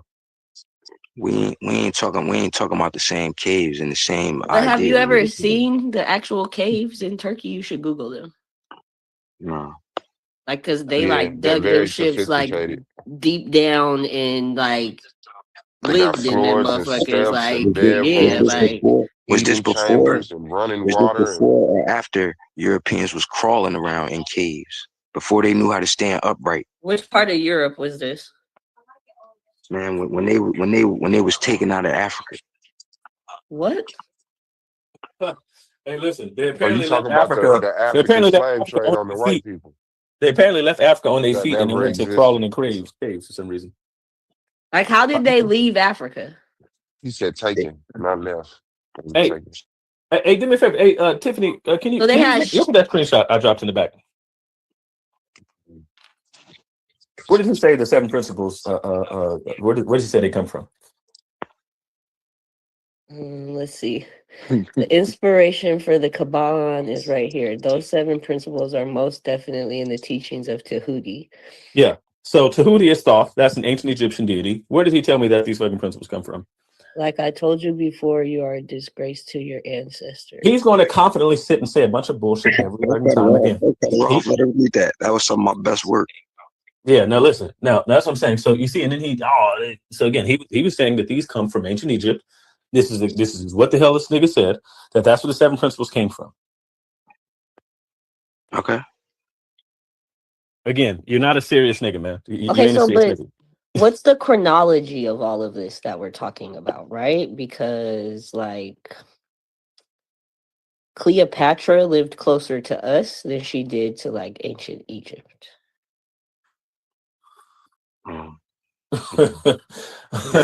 Like the pyramids were already like 2,000 years old when Cleopatra was running Egypt. Okay. What does she have to do with the Shout out concept to Mark of Antony. Well, you guys are talking about Greek and Hellenistic things, right? Yes, Like, exactly. I know. I'm talking about prior to that. He's talking about Greek and shit. He's bringing that up and saying that they came up with these concepts and ideas. I didn't say the Greeks came up with these concepts and ideas, nigga. You're not paying attention. I'm telling you that what happened is they used to have different cults and different cultic centers across Egypt with different temples and different deities, stuff like that. Then it came later. After the unification of Egypt. Then you started to have lots of these cults and cultic centers that are being put together. But at the earliest point in time, right? Okay, cool. That's why. No. You're not listening. You're not listening. I'm trying to give you some history. And I said our ancestors. And then what followed after that with the Ptolemaic dynasty coming into ancient Egypt, they didn't understand a lot of the stuff. Oh my God! Way before that, prior to that, all different if you can mute niggas, mute cultures this nigga. that existed in Africa that we come from. It's not just Egypt. That's why I said we our don't come ancestors. from all cultures in Africa. What culture do you come from? You don't know? I'm American. Exactly. My point exactly. So then stay in America. We talking about people who I'm African American and I'm European American as well. Right, but cool. Regardless of that, talking about people even native if to you here, did your DNA, Americans, I can guarantee you probably don't come from Egypt. I didn't say I did, right? That's why I said our ancestors. We could come from any type of culture. Those aren't our ancestors. We don't come from there. So if you want to go look up like probably the history of like West Africa, the Congo, Angola, in that region, maybe you might find some more of your ancestors. Okay, so those ain't your ancestors. All of them had concepts of vibration. The Congo, all of them. I'm not just sticking to Egypt. He's trying to tie me down. Did they have it in ancient Egypt? So he can have an argument. Did they have it? Did they have it in ancient Egypt? I don't give a fuck. No. You just said all of them, and so I just want to make sure that I'm clear. Am I asking you that? Come on, bro. Stop the clown shit in the buffoonery. Stop the clown shit in the buffoonery, bro. Did you say all of them? I'm not with it, bro. If you don't want to debate, then don't debate it. You feel me? You're running. You ran already. You showed your true colors. Did you say that the 7 principles come from Tahuti? I feel like the problem here is that he's just talking about in general, like vibrations, and you're talking about the actual philosophy of No, I'm talking about that they knew that the drums could heal you. They knew that the drums could change your vibrative state to a trance state. And that you would be more susceptible to different influences by being in that state from drums beating. And that existed prior to any fucking European book or anything. Listen, did you say that it? How about defending what you said about them coming from Tahiti? Talking about shit I said 2 years ago, nigga. We having a conversation right now. But every time your dumbass makes a statement, you defend it. You defend it to the death as if it's not a dumbass statement. And ladies say, "Well, don't hold me to what I said before. Don't hold me to what I said before." No, nigga, stop saying dumbass stuff because you should have took the correction the first fucking time. But all this proves is that you don't take correction, even though you say educated people, black people's biggest problem because they don't teach. Yeah, your dumb, uneducated ass never listen to an educated nigga talk. And Byron, y'all niggas are black people's biggest problem because y'all niggas want to get white niggas are black people's biggest problem. No, they're not. You niggas are the ones more likely to commit goddamn crime and to not have a damn job and be less likely to provide for your kids. It's the smart dumb niggas that's our problem. Dumb niggas just stay out the way. And it's smart and it's these educated, indoctrinated fucking perpetuators of fucking white supremacy. That's our biggest problem. These niggas that go to these schools and think that they indoctrination. We already had this debate and I whooped his ass. Oh, you whooped him on that, Leandro? Listen. My first debate ever. He did that right after he read the Emerald Tablets of Thought. Still got the boots with his blood on them. Y'all with the shit early this morning. Listen, man. Listen. The nigga type is this nigga was telling us he read these Emerald Tablets of Thought. Listen, this is not a serious nigga. He will lie and troll his way through any conversation because what he cares about is being oppositional. The nigga has oppositional defiance disorder, right? And so he just say anything against, and he'll sit and just argue just for the sake of arguing. He gets a kick out of it. Stream of the reading of this Emerald Tablet. No, it was a whole book that was called the Emerald Tablets that I read. Yes. He's trying to say, "Oh, did you read the Emerald Tablets?" No, nigga, how could I read the fucking Emerald Tablets? You said you did, and I told you. I said, "Hey, you read them? Drop a link to it." Right, that's why I say he tried to talk you into little like linguistic traps. You feel me? Fuck all that, nigga. I'm saying what I'm saying right now. Stop being But my thing is like, isn't all of this like European shit? Yes. This is what I keep telling him. What vibration is European shit? No, the Emerald Tablets. And that's what he keeps trying to go back to. That's why I keep saying, why the fuck you bringing that shit up? Because I keep pointing out to you that all you have is a bunch of European shit that you keep trying to pass off as African. You don't do anything but take European shit and pass off as African. It's all you do over and over and over again. Everything that you have is European. Stick to what I'm saying right now. Stick to what I'm saying right now. That I'm sticking to what you're saying. I'm sticking to what you're saying right now. Listen. And when you're saying you read the Emerald Tablet, you're talking about you read the Emerald Tablets of Thoth the Atlantean? A book. There's an Emerald Tablet, and then there's the Emerald Tablets of Thoth. All right. Listen, stop talking about that. That's not what I'm challenging him on. He keeps bringing that up to cause a diversion. I'm bringing that up because you always say stupid shit and then you never take correction. I'm pointing out that you have a character flaw, and your character flaw is that you don't accept correction despite wanting educated niggas to help niggas. You don't listen. You always sit back and argue. I never actually. You always sit your dumb ass back and argue about stuff that you don't know, and you'll confidently to the death fight it and continue to repeat it. But you need to be listening. You don't need to be on any microphone in front of any people. You need to be in a seat learning your ABCs, so then you can eventually get to the point where you can read a book. I need to be in the seat learning from you, right? Not in any position to talk. You need to be raising your hand, asking questions. You don't get to talk. I know. And see, that's nobody should give you a microphone. Nobody should give you a platform because your ass is stupid. Just because he sat at the feet of these Europeans and they gave him this receipt because he was able to regurgitate the information that they was giving him, he thinks he's superior to everybody else that can get an understanding. Every time one of you niggas says that, you niggas clearly don't know what's required to actually get a degree. Why does somebody always discredit somebody's degree? It's only uneducated niggas that do it too. You notice a correlation there? I don't have a degree, and Leandre doesn't think I'm stupid. I don't think. I do not think you're stupid. You know, good. I do not think so. I think this nigga you stupid. Sit down and you don't challenge him. No, listen. What are you talking about? We go back and forth I'm not challenging anybody, but if somebody has a degree, that's their accolade. Okay, and I'm not taking that away from him. But don't use that. You're a damn lie. You just sat there and experienced it just a second ago. What are you talking about? I said the way he's using it, because he has this piece of paper that he got from these people. He uses that as a tool of supremacy to tell everybody else. I didn't even mention my degree in the entirety of this conversation. You just said it. He said I don't challenge Leandre. What'd you say? European supremacy, son. He on his white supremacy ship. You know, get him. You mentioned it before. Hey. Now we got to stick to everything you're saying in this conversation. But every time I say something, you bring up something I said 2 years ago. But now you got to say, because I'm showing that you have a consistent, behavior. Because you have a consistent behavior of just sitting there being oppositional. You don't actually care about the information. You can't study me. You don't care about the information. Put me in a category like you don't care. You don't care one bit about the information. I don't care about what you're talking about. I care about what I'm talking about. And I said our ancestors had a concept of vibration. Put up or shut up. Thank you for shutting up.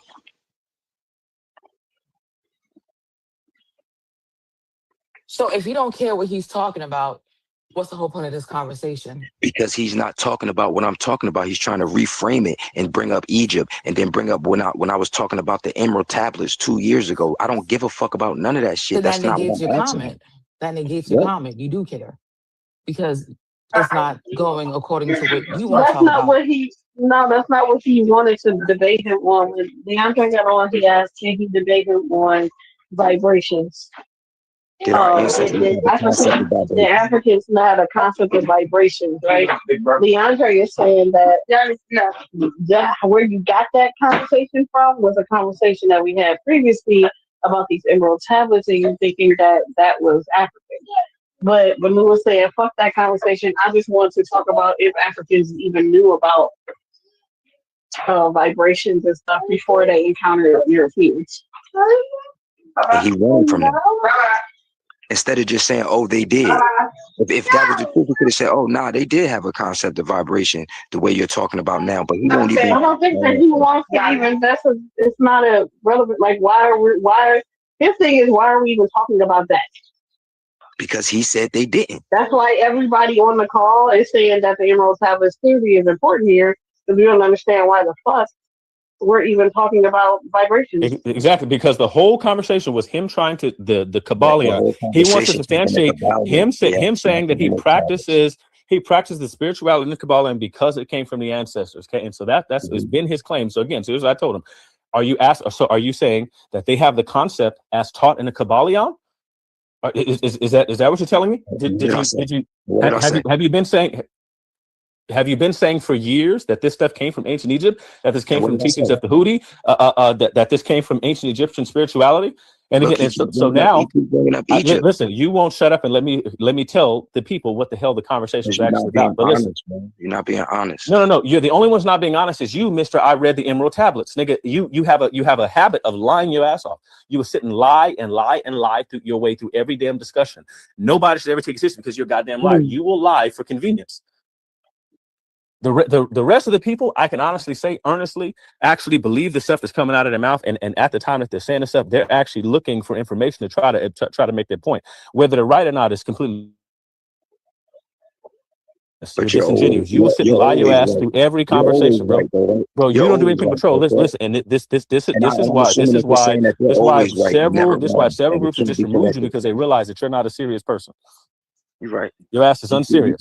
You keep trying to frame it like that because the boot fragments is still up your ass from when I whooped that ass last time. So you can keep trying to frame it. Also didn't happen. Keep trying to frame it however you want and make me know you're not serious. Oh, you're just a troll. You're just a joke. Yeah, keep trying to push that. You are just a troll and a joke. Because I'm on your ass, nigga. No, you are just a troll and a joke. Disrespecting our ancestors, saying that they didn't have these concepts or understandings of the way the universes work, then nigga, I'ma challenge you on it every fucking time. What's up? Stop bringing up old shit, nigga. I'm asking you something right fucking now. Yeah, cool. Exactly, nigga. Back down. Cool. Yeah. Bow down, nigga. Back up. That's fine. Bag back, nigga. How they say in Cali. But have a GED requirement to talk to niggas from there. Bag back, nigga. Fuck a GED. I bet you think so. Don't do that. GED saved my life. No. I'm saying you gotta at least have one. You good, Swap? You talking about fuck the GED? You got me Oh. fucked up. I mean, well, okay, so did y'all both, Leandre, Y'all niggas do stupid, you man. agree? Do you agree that Africans knew about vibrations? As taught in the Kabbalion? Did Africans do No, things? period. No. It's not. No, it's not. It's not. Period. But It's that's the not. Period. I'm saying what question. I'm saying. No, that's outside the debate topic. No, it's not Yeah, outside the that's debate the topic. question. No, it's not the outside. question we asking is outside the Not debate topic. We're answering. not talking about y'all debate. We just want to Yeah. know: do you Listen. believe that they had some sense of vibration? The Africans knew that things like that the earth could shake, right? So if an earthquake happened, they knew that the earth would move. They knew that if you hit something that it would shake. But again, the whole question came about because of the Kabbalion. So we're not going to divorce this from the fact that he was trying to substantiate. No, I'm not. I'm not from I know. y'all Is debate. anybody going to How long ago was that? That was 2 years ago. That No. Listen, it just came up. It just came up yesterday. It seemed like just he's came up accepting yesterday. correction without saying He's out not. loud, I'm accepting correction. I don't want to No, talk listen, about he just made the same argument yesterday. That's what I'm saying. The same argument was just made in the boardroom yesterday. He just made the same argument yesterday in the boardroom. Vibration. That our ancestors had a concept of vibration. As taught in the Kabbalion? And even the way they talk what's about not it going to happen. Because what's not going to happen is he gets in the Kabbalion, they said that everything vibrates, and depending on the rate of that vibration changes. Saying the Africans thought everything vibrates. You see this? What I'm saying. Did the Africans think that everything vibrates? Talking, bro. I didn't hear what you said. Do you think that the Africans believed everything vibrates? They knew that. Okay, cool. So you're saying yes to that? They had a concept of it. Cool. The concept that everything vibrates. Mm-hmm. Okay. All right. And the ancestors also had a concept that not only that everything vibrates, but that your vibration would change based on what you came in proximity to. Yes, that's why they had. That's an example that I gave of that was instruments and different songs that they had with different melodies that changed the emotions of the people that they were emitting those songs and music too. Because it vibrated. They knew that a war chant. They knew that vibrated. Listen, stop. They knew that a war chant would affect the person that they were directing it to differently than a love song would. That's a concept. They understood that concept. Yeah. Okay. Listen, sir, I tell you what, you won't get no goddamn platform out of me. You got to shoot yourself on camera if you want me to talk to you on camera. Your ass is stupid. I know. Your ass is dumb. You literally just said out of your mouth. You literally just said out of your mouth that the ancestors believed that everything vibrated. Everything vibrates. That is an African concept. Everything does. No. I'm not asking if it does. I'm asking if the fucking ancestors said everything vibrated. No, I said they had a concept of it. That they had a concept that everything vibrates. Yes. Okay. And that they could use one thing's vibration to alter the vibrational state of another thing. Cool. I'll tell you. Here's what we'll do. Let's put it in plain English like that. Did the ancestors have a concept that everything vibrated? And by ancestors, are we talking about West and Central West Africans? Why you can't just take the debate I asked you for instead of trying to frame it in a way where you can? No, I'm not trying to frame anything. The stuff comes out of your mouth when I say, "Cool, let's debate it." Did the ancestors have a concept that everything vibrated? Is that not the same? Did the ancestors believe that everything vibrated? You just said yes to that. Did the ancestors have a concept of vibration? Did the ancestors have a concept that everything vibrated? Yes or no? You just said yes to that. Let's debate it. I hope y'all can see what he's doing. Y'all just don't take this as him being intelligent. Like, this is cowardice. No, me pressing you on the specifics of what you're saying, so that way when you get there, you don't just say they believe that took over here, therefore they had a constant vibration. I'm making sure that they had a deeper understanding than just hitting a drum, and when you hit the drum it made a noise, and that if it was an earthquake it shook, and they was like, oh yeah, we understand. No, it was deeper than that. They understood that certain vibrations, even healing, even from, come on bro, whatever bro, if you're scared, you're scared. Listen to what you just said. I just asked you out loud if they believe everything vibrated. You said yes. I said let's debate it. Why are you saying no? Because I asked you a debate topic already. And I'm not moving on my stance so that you can frame it in a way where you can have a talking point, nigga. You said they didn't have a concept of vibration, so I'm challenging you on that. I said, did our ancestors have a concept of vibration? Do you want to accept the debate? Yes or no? Anything else, I'm not fucking with you on, bro. I'm good. Cool. Then continue not fucking with me, bitch, because your dumb ass keeps saying stupid shit. You first tried to argue that it came from ancient Egypt. You first tried to argue that it came from ancient Egypt, right? And then when I press you on the come from ancient Egypt, you lie your ass off and say that you read the Emerald Tablets of Thought, the same shit is Look, there. you keep bringing up shit from 2 years ago. No, nigga, because I'm walking your dumb ass through the history of how your ass keeps changing. Every time I press on this, I asked you to throw the Emerald Tablets. You told me you read it. Then you found out that the shit was fake, right? Then you switched. Then you say, oh, well, they still had this concept. Cool. They had the concept of vibration that's taught in Kabbalion. Yes, they did. Cool. So then I asked you to debate whether they had the concept of vibration that's taught in Kabbalion. You won't do that. Then you turn and say, well, they had a concept of vibration. I asked, is it the same concept of vibration that you were appealing to? Because the whole point of this whole thing was that you want to distance yourself from practicing African spirituality. That's the whole point of this thing, right? I just hope y'all see what's happening here. Exactly. You better continue talking. And so then you say that they had a constant vibration. I said, wait a second. Because it won't just be you show up and say, hey, well, they knew that if you hit a drum, the drum would move. No, it won't be that. It won't be that, because that would be stupid. So then I said, okay, hey, wait, are you saying that they have the concept that everything vibrates? You said yes. I said, you're saying that they believe that anything that you came in contact with, because it vibrates, it's going to change your vibration. You said yes to both of those. I said, cool, let's debate it. You say no. Because I had a stance and I'm standing on it, and I want you to accept is your stance not that they had a concept of vibration that said everything vibrates? Is that your stance? Because if so, defend it. Their concept of vibration is that everything vibrates. I told you what my stance was. Yes, exactly. You just said multiple times that they believe everything vibrates. Show up and debate it. You can. If you don't want to accept it, you don't have to, Leandre. Show up and prove that the concept of vibration that they had said everything vibrates. Leandre, it's okay, bro. I know. Yeah, I know it is. I know it is, because you just agreed to several fucking things and then you won't debate the shit. You still big cuz. You heard what I'm saying? Big love to the Lokes. You know what I'm saying? But like I hope everybody can witness what's going on right now, and they not confused or being manipulated by the way you're trying to frame this right now. I hope people can see through what you're trying to do right now.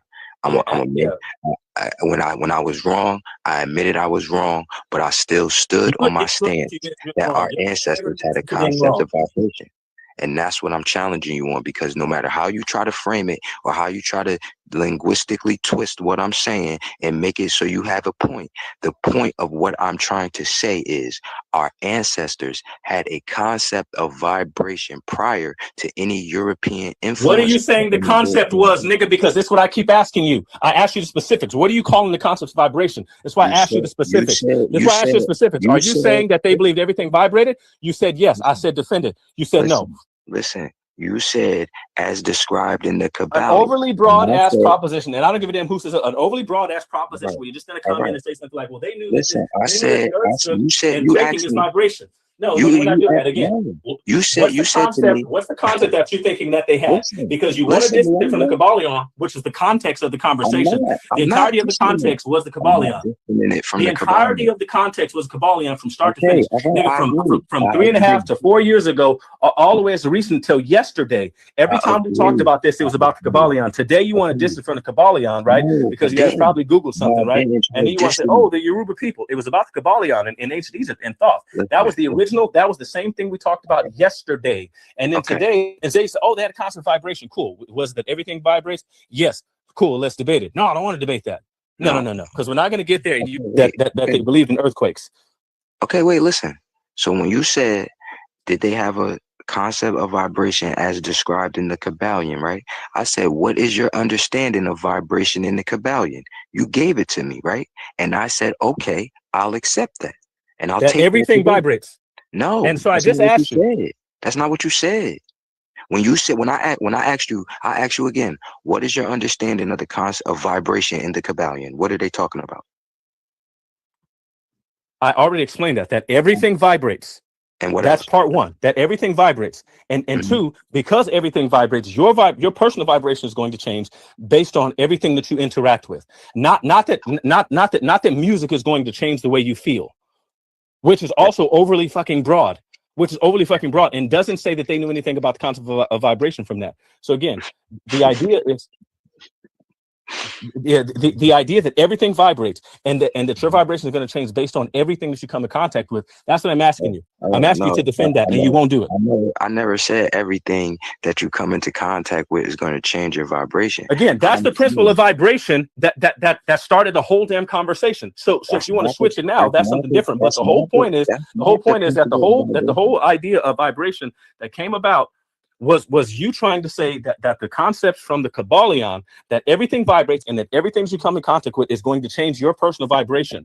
That's what's supposed to be defended. It's the context. It's what we discussed yesterday. And I don't care how you get here and play games. It was the whole idea of what we discussed yesterday, 2 years ago, 3 years ago, and 4 years ago. It's been a consistent conversation that you want to change now.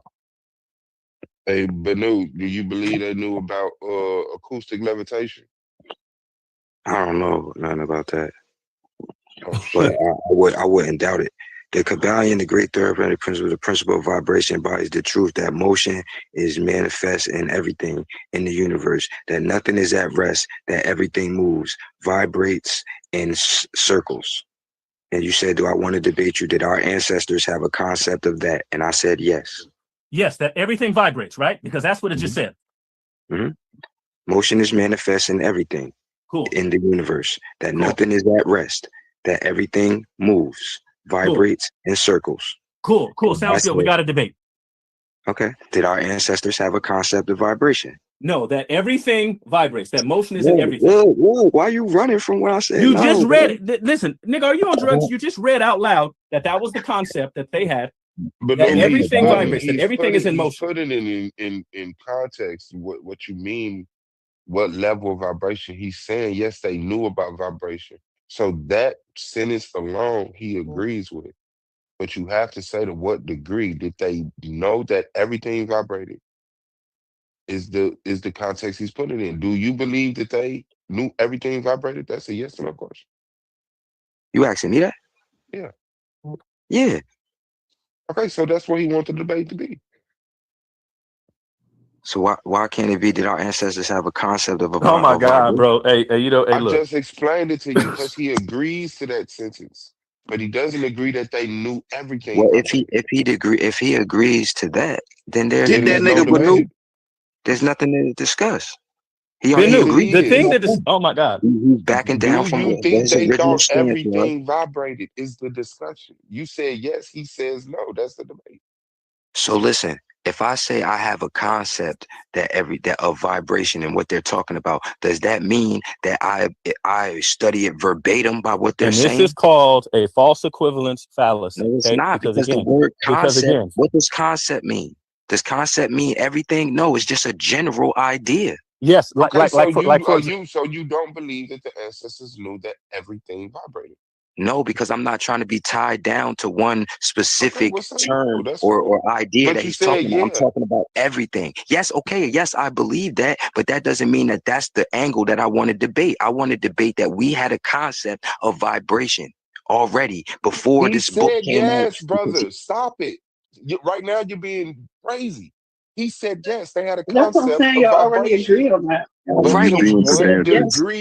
To what if he's agreeing, then there's nothing else to talk about. If he's agreeing, because I can have a concept of vibration and still not know everything vibrates. But I know this drum vibrates. I know the ground vibrates.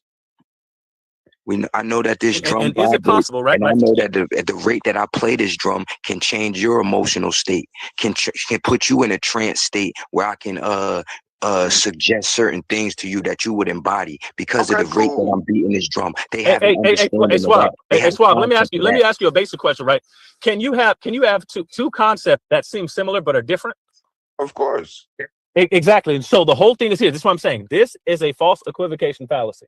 Because what the nigga keeps doing, he keeps saying, well, they knew that certain things vibrated or shook or moved. They knew that certain things were in motion, right? Like they might come in and say that the river was in motion, and because the river's in motion, that's technically a vibration, right? They knew that if you hit a drum shook, and that's technically vibration.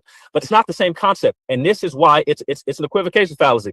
Just because you can pop in and say that that they thought this thing over here doesn't mean that it's a one-to-one with anything else that's even Right, remotely. so listen, So that's what I'm saying. So again, so what the I'm whole saying point of the is conversation that the was you concept of trying to say vibration that in the your views, Kabbalion again, is and this is deeper why I keep than walking through the just context of the everything conversation. vibrates and everything vibrates. That's not the whole concept of vibration in the Kabbalion. That's not the It's end all not be that. all of it. It's not. It's more Listen. to it than that. So that's why Listen. when he It said doesn't matter. as It in doesn't the matter. Kabbalion, I said It yes. And now when he's trying to just stick to one thing that the Kabbalion says, I'm saying no. Yeah. You mean I'm Because trying I'm to have a talking about the specific rather whole than an overly concept, general proposition to make sure that we point out what the contention is? the Yes. whole understanding of vibration, everything that they're talking about. That the Yeah. difference in vibrations can change, and that the one vibration can influence another one, another But person, he or gets another that, something brother. else. He What? gets that. There's a All right, list so of what is he things. arguing? Hold on, because listen, and then after this, I'm gonna believe you being disingenuous. There's a list of concepts and vibrations that ancient Africans know, or Egyptians, or whatever people you're talking about. Say it And again. then there's a list of concepts of vibration listed in the Kabbalion. He's saying some of these things in the Kabbalion they knew about. Basic vibration, maybe it affects your emotions in some way, makes you more subjectable some way. But these Are specific you agreeing things, to that, he Leandre? hold on, brother. These specific things he hard disagree with. So it ain't no reason to go through all 200 concepts when he has a specific one. And you said you already agreed to it because you said they knew about everything in the Kabbalah. So did they know about this one specific thing? And all he has to do is disprove that one specific thing, and that disproves the concept that they knew everything that's in the Kabbalah. So he's grabbing the fact that the Kabbalah says vibration, everything vibrates, motion isn't everything. Did the ancestors know about that? And you're saying, yeah, he's saying no.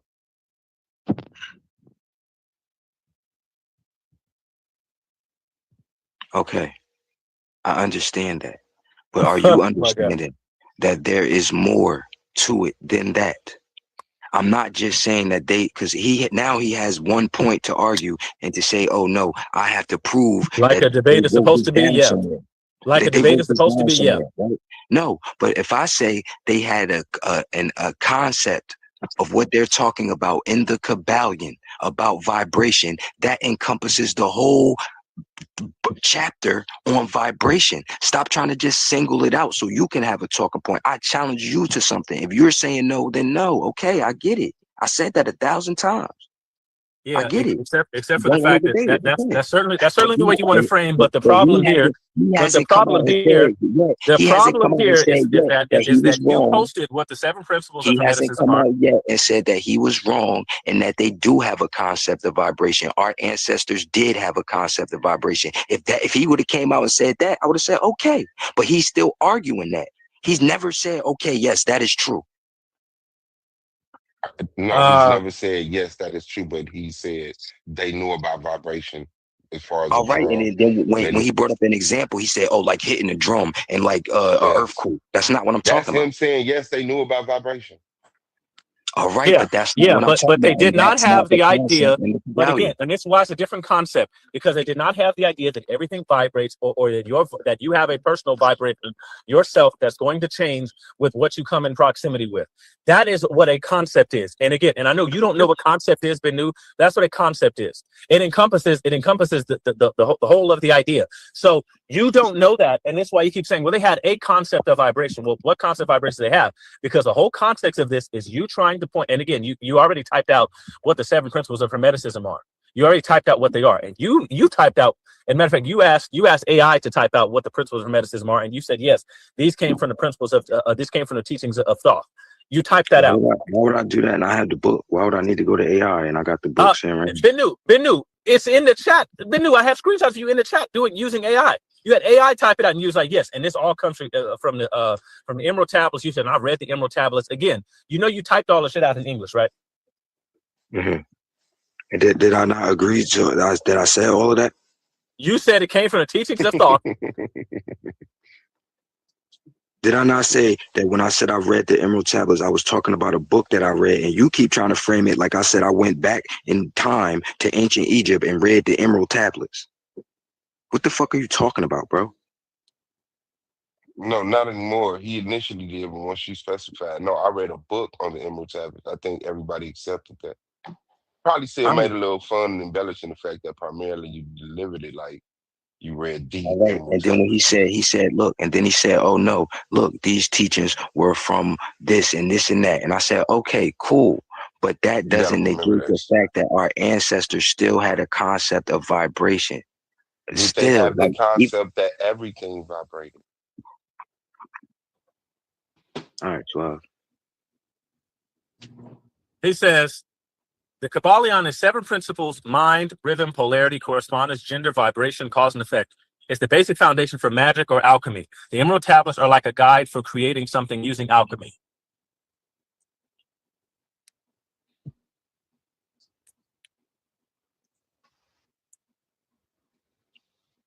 That was the AI response I got.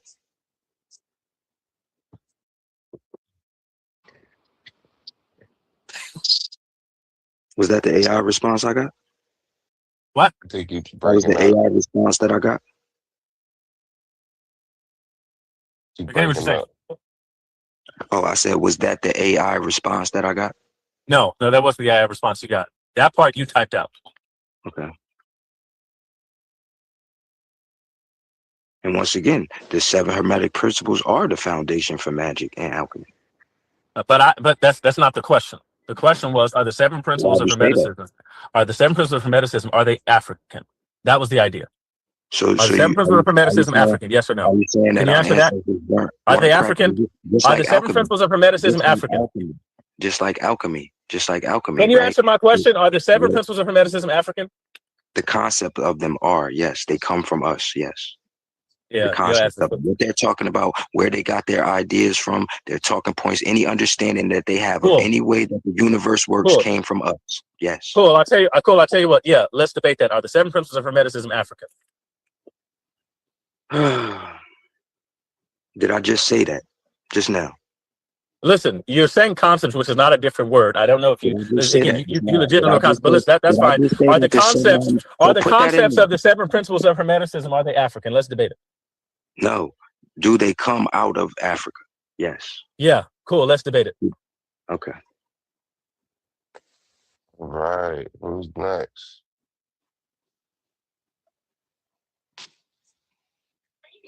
Type it in the Suave, chat. man. You next. Suave, man. I'm not taking that goofy shit. Suave, I thought you was better than that, bro. I'm getting clarification of what y'all talking about and coming to an Nah, agreement on nah, the title. I See, am. so nah, the problem is it'd be the same shit, but if it's not said directly the way you want to hear it, you automatically challenge it. Like Exactly. I'm It not didn't change. understanding it. Exactly. me? None of that changed. No, Yeah, I that's mean, exactly what he's doing. He's saying that if it's not said the way he wanted said, then he challenging it. I said it the way I said it. Then accept my shit. no, you Why he both gotta agree change it the on way he that, want but to change it and If reword it? that was the case, Suave would have had to interject to try to clear it up. yeah, No, the that's only just reason Suave trying to come in and interject is because Leandre keep bringing up old shit and No. trying to throw other shit in the mix. He Okay, said but Suave said he hold on, understands. listen, hold on. He said our ancestors didn't have a concept of vibration. Point blank, no, he period. didn't. He said, yep, come on, bro. All right, whatever. He said a specific Leandre, concept. He believes a specific Leandre. concept, Hold and on, that concept. Suave. No. You hold Leandre, on. did our You hold on. ancestors have a He concept said of that, vibration as in the Kabbalion? brother. He's We've right had here. the You don't have to speak conversation, for him. brother. He's right not in here. the Kabbalion, no. All right, so then that's the debate. Did our ancestors have a concept of vibration as in the Kabbalion? Bottom line. Done. Nothing else. Wasn't that the initial topic that he gave? Yeah, but he keep Listen, trying. You just had to go about through all of that to get back to the Yeah. same topic. That's what I'm saying. So this is why I was trying to put it. Listen. This thing he doing is that was the point. Yo, Is the concept of vibration starting violent? when Is you that an brought that African up, I idea? didn't say And yes. again, the goddamn question. When you brought that up, I didn't say yes 20, 30 minutes ago. I'm cracking up. Hey, honey, see, you owe me an Girl, apology, honey. this shit is difficult for No, no I fucking don't. reason. She said, "No, Yes, I you do, don't." because I tried to tell you. Yes, You could have came in and said, "Okay, yes, They all had a concept of vibration. Now, can you debate me No, on no, no, this, no, this, no, this, no, this, no, and this? because And I we would already have been said done with the that whole a point long of the time whole ago. idea was Right. He just no, tried to because the fucking whole argue point, because he don't no, want to be because the wrong. was It took us 30 trying. minutes to get Listen, the out whole of point is you that because you agree with him in his first concept, no, and that's why you don't even want to debate no, that bullshit. no, no, it didn't take 30 minutes for anything because I kept saying that Thank the you, whole honey. point of it Thank was you, honey. exactly Word what is he just bond. I said. appreciate you because a lot It's of that niggas I be already letting him get this anticipated power shit because I off, already man. anticipated Because what he the got a game was going degree. to be.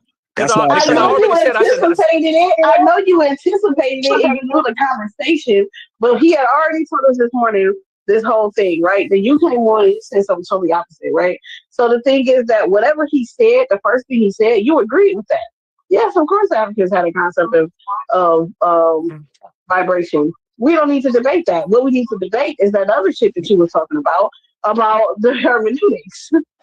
well, no, But he was so busy except trying to get you to agree that they just even had the concept, right? And going in circles about that when you already agreed to that shit. It took Suave to tell him, look, he agreed to that. Nigga, stop saying that. yeah, no, you still owe me an apology because you framing this wrong Nope. still. Anyway, No, I'm not. the That's point. what happened. No, that is not what happened and part of this is because y'all missed out on years worth of conversation on the same exact topic, and so all a bunch of stuff that I'm Right. privy to and that he should be privy to as well. So again, what I pointed out to him is that again, what you're trying to pass off as African is European in its origin. It's European in its origin. This why when he's saying no, the writers of the Kabbalion, there's only one writer. The writers of the Kabbalion studied ancient Egypt. No, the hell they didn't. They did not study ancient Egypt. And so again, this is why I kept pointing out. So I'm like, no, they didn't. That's why the stuff didn't come from there. It didn't come from there. So again, and I'm pointing out that yeah, you're not going to equivocate two things that are different and way distinct and say, oh yeah, no, well they knew that you could hit a drum and a drum would shake and vibrate. I said, of course they knew that. So that's me saying they knew about vibration, even though you said it took 30 minutes. I It never didn't. said that. You said that. So I said, are they going to know? Are they going to know that if you hit a drum, the drum is going to shake and vibrate? Yeah. Are they going to know that that there's a such thing as earthquakes? Yeah. Are we going to say that that's vibration? Yeah. But is that the same thing as what he's trying to pass off as the concept of vibration is taught in the Kabbalion? No, it's not the same thing at all. Whatever, bro. But that is facts. But you didn't bring up the Kabbalion at first. But now that you're bringing it up, you're saying I that brought you up the do Kabbalion indeed at first. believe with. No, I'm No, I talking brought up. about not you. I'm talking about Banu. So I'm saying, but now that you're bringing it up, are you saying that you do agree that the Kabbalion is African, the African concept? What he's trying to do Banu? is frame it to say, oh no, that book was But I'm written asking in you, the do you think that 1900s. it's African? Do you think it's African though? Even though Europeans wrote it, do you think that they wrote it off of what they learned from Africans or observed from Africans? They learn everything from us. What didn't they learn from us? They just got here. So then why didn't you? So here, hold on. Why didn't you take that debate when he first said What? the debate that you were trying to take now? Because you wanted it to be just did they have a concept of vibration? Period. This is kind of broad. But And then he said, if he as doesn't written agree in with, the if he doesn't Kabbalion. disagree with that, And then it's retarded. listen, then he said, as written in the Kabbalion, and I said yes 40 minutes ago. Then he kept trying to change it and rearrange it to other shit. And I'm like, no, bro, stand on something, bro. Like, stop trying to. Also, you don't want it as written. You want it as written in the Kabbalion, not that everything vibrates. Let me tell you where this is coming from, right? Because I done been in debates before, right? Where I had a stance, right? And then I let somebody change and rearrange the title of the debate to fit their narrative and then lost the debate because of that. No, I'm making a claim. If you want to debate me on it, debate me on that. That's what I want to debate. Don't try to change my shit so you can have talking points and then don't agree with what I'm saying, even though you agree with what I'm saying. That's corny as fuck. If you want to have the debate, then say, yes, I'll have the debate. If you don't want to have the debate, then say, no, I don't want to have that debate because I agree with your stance.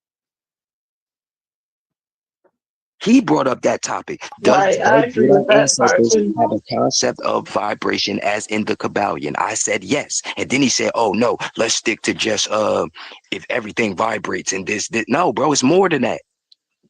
It's more than that.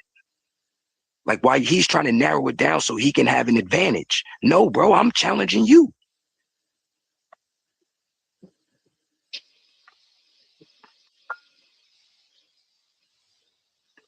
Maybe I don't get how this debate shit work. You feel me? But let's just have a fucking argument then. I know how that shit works, motherfucker.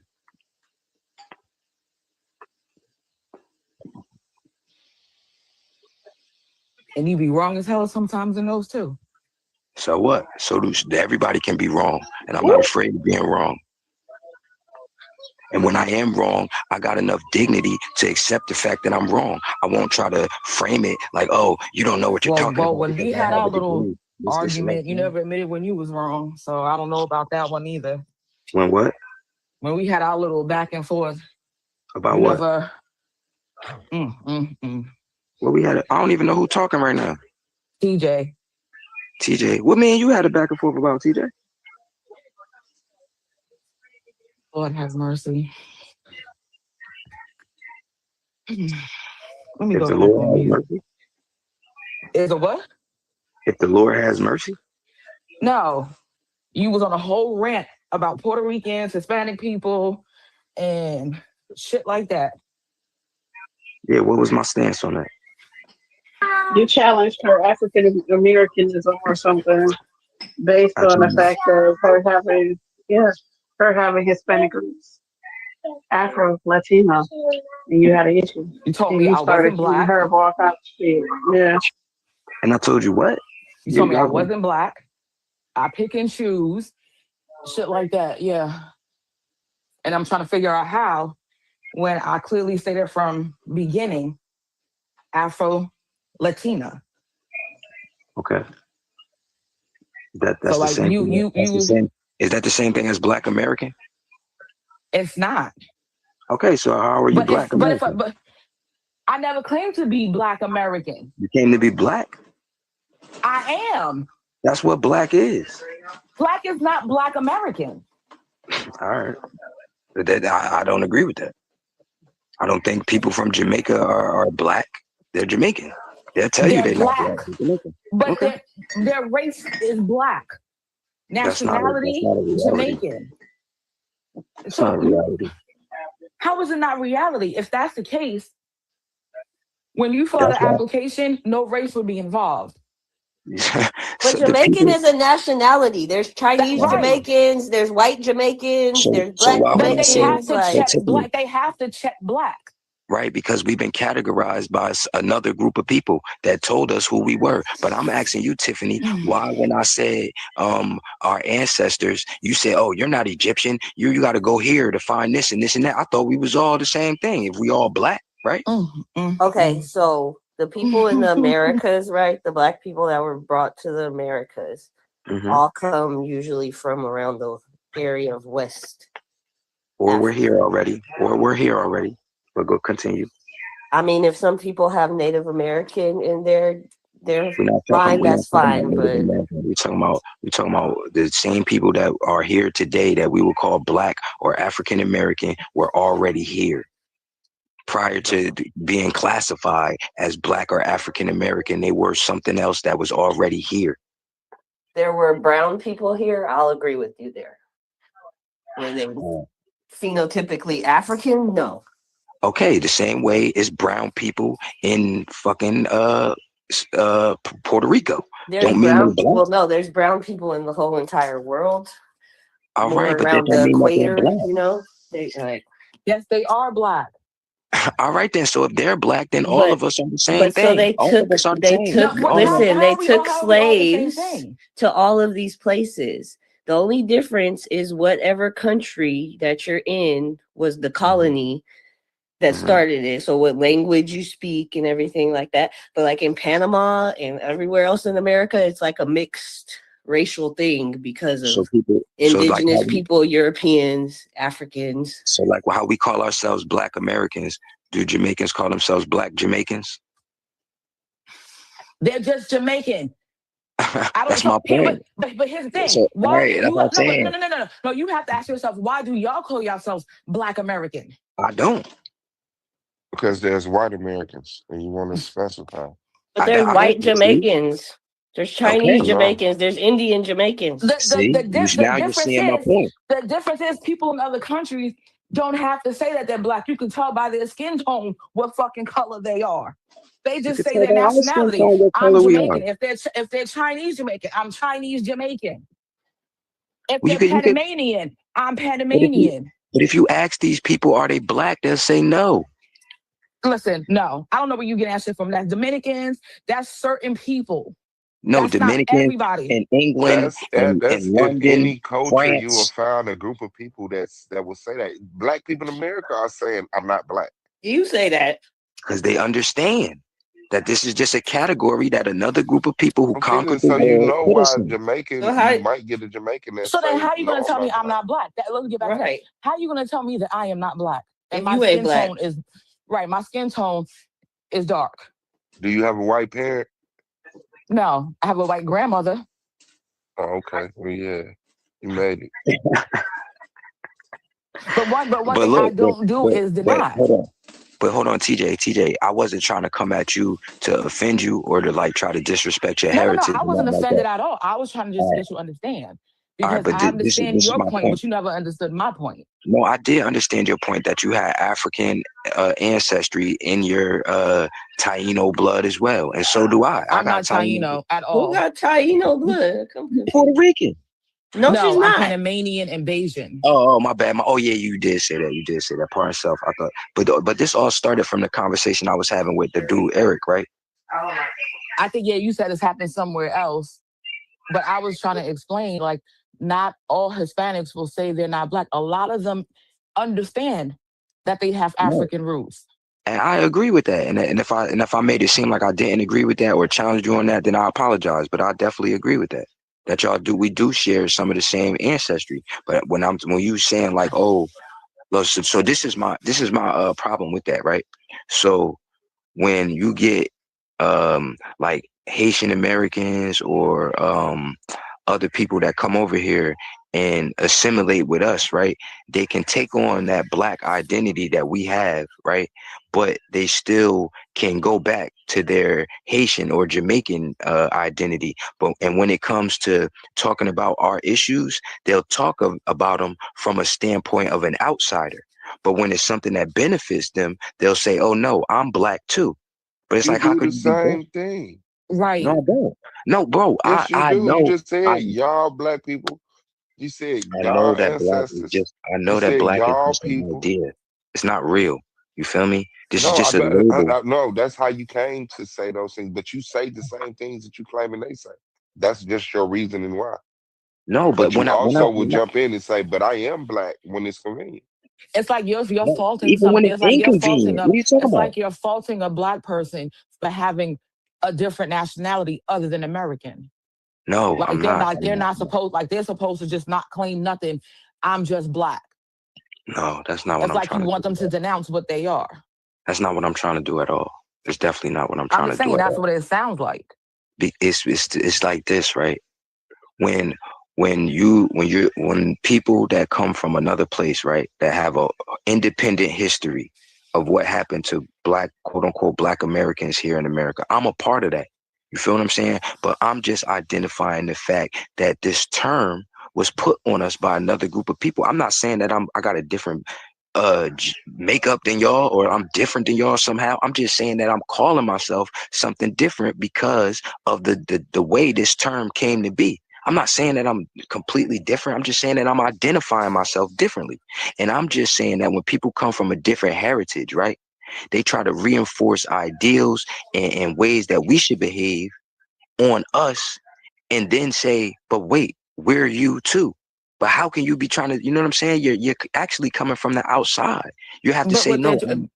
everybody, the whole thing you claim about being, African ancestry, they have that, so they can relate with you on that. However, their culture, their heritage is different from yours.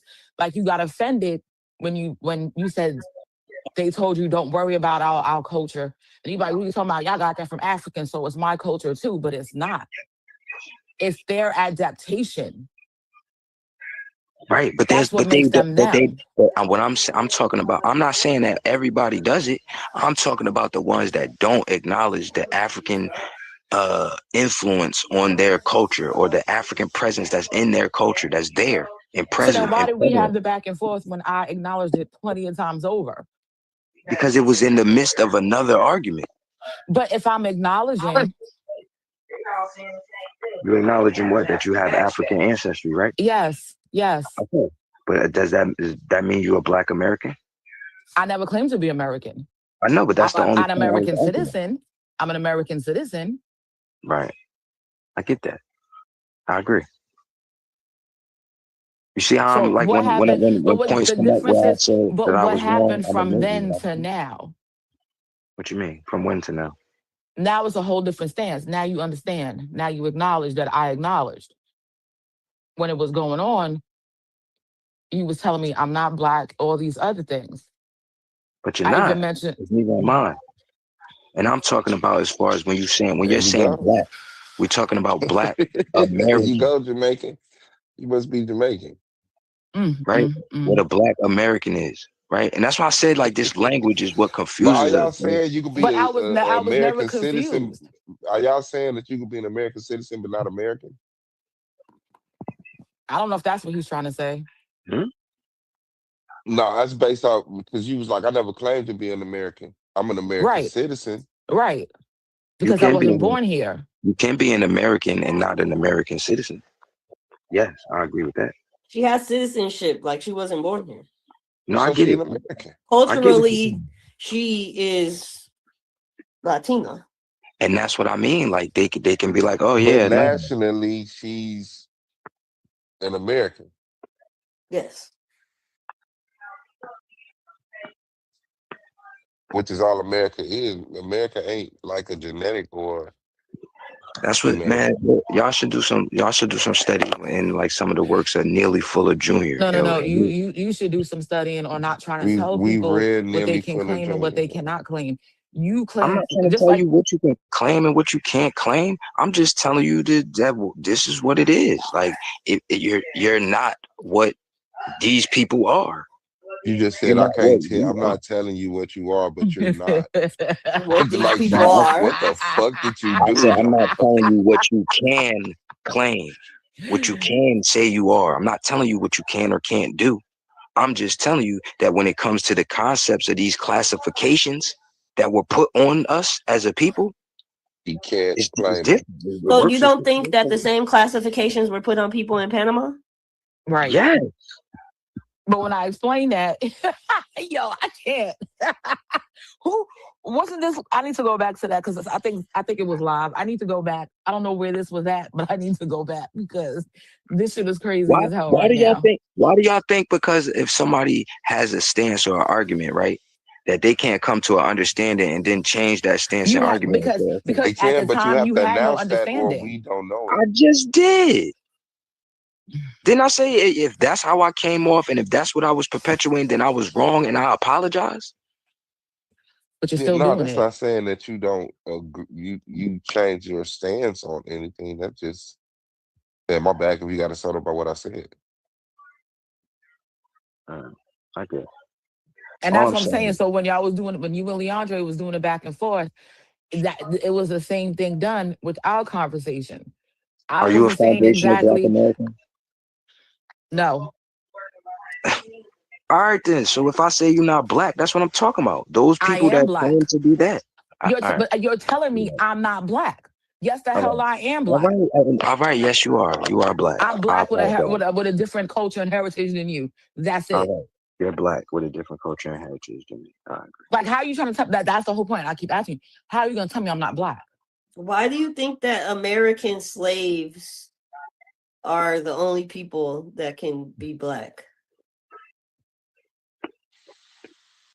Where did the term Black? Why? Okay, this gonna go bad for you, right? So you believe that, Banu? So where Black originally comes from, right? Because let's go back to Negro and Negro in Spanish, and Spanish colonies were set up before American ones, and they were slaves here in those colonies before because America came late. The British came late. They didn't start coming till the 1600s. Columbus got here in 1492. So were the Egyptians Black? Bruh. No, that's Egypt what I'm saying. He's right though. I'm not understanding. We started that classification as a people. to call us black. We was calling ourselves black. Everybody was calling everybody black. We was all black. I'm just saying it's a capital, in the United States. A capital B, black, is a people. It's a certain people group. African American. And when we coined that term in the United States, we was talking about everybody on the planet. Okay, well, I think TJ saying it with a But that's what I'm lowercase saying. b. But I'm thinking that TJ was still. I mean, she still counts because one of the things of being black is being a descendant of the transatlantic slave trade. Right. So what about the people? What about the TJ people and anybody else who are descendants of the people of the transatlantic slave trade? I know, but what about the people that didn't come over here in the slave trade? They're not black? Are they descendants of the slave trade? No. If they didn't come over here, well then no, they wouldn't be black. All right, but they're still here and they're still classified as black, right? But they're not. Who is?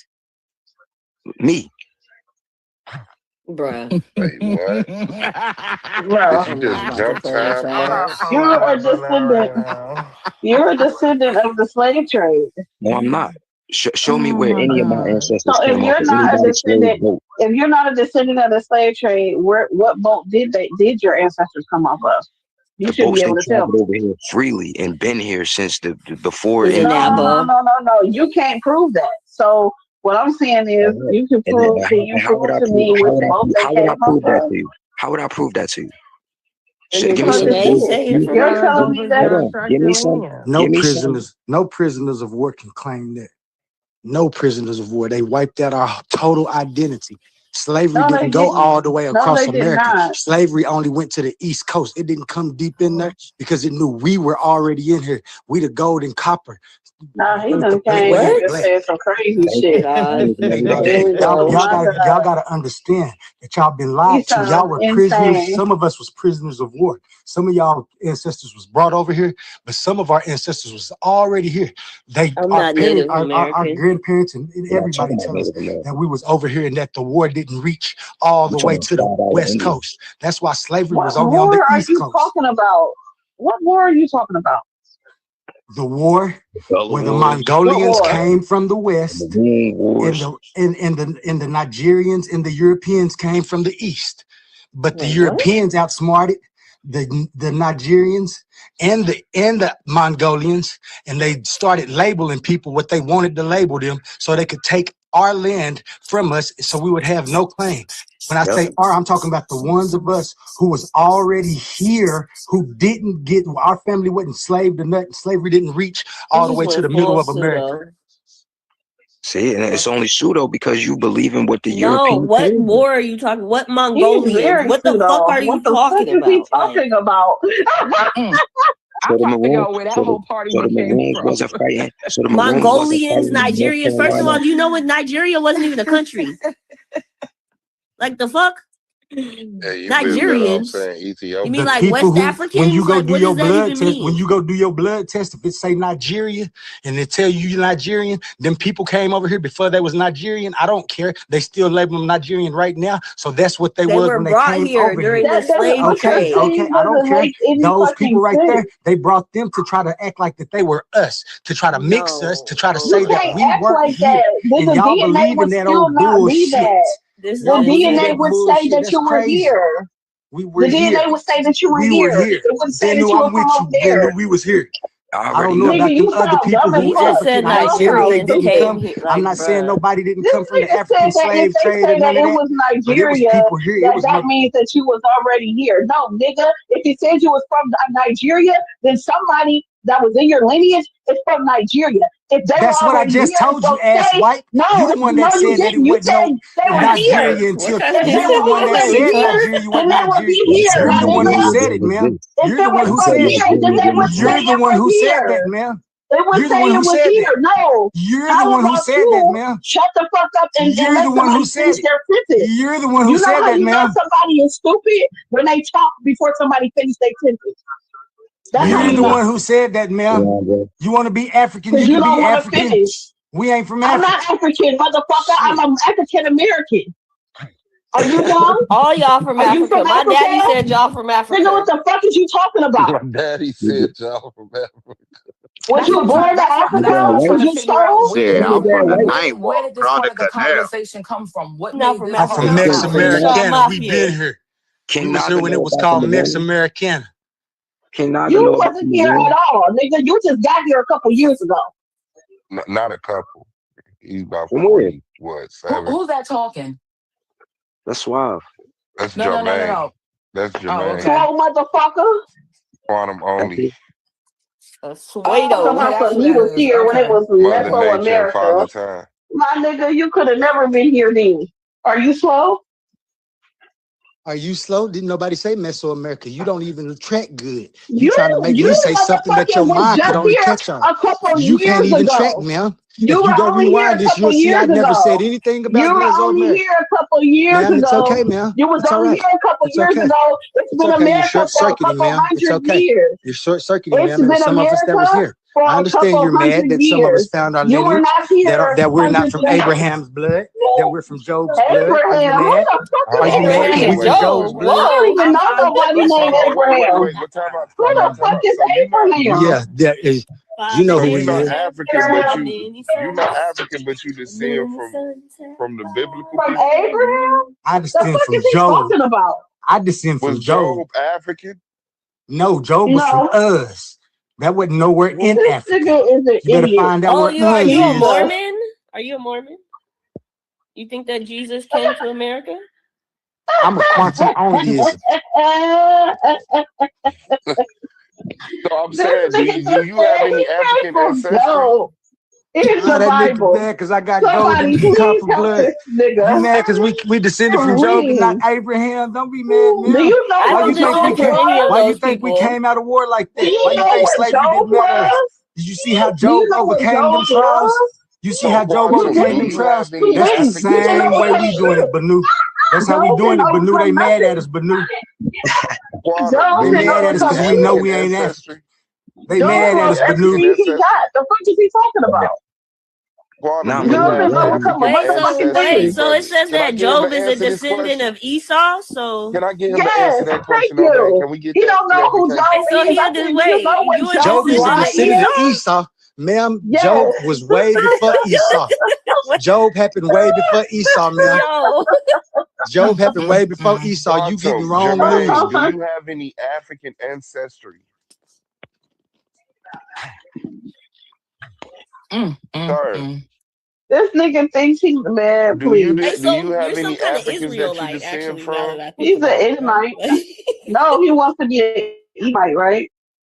I'm saying, why don't you just Come on stand now. on it, brother? Oh, you're an Edomite? Oh. Sir, Are you okay?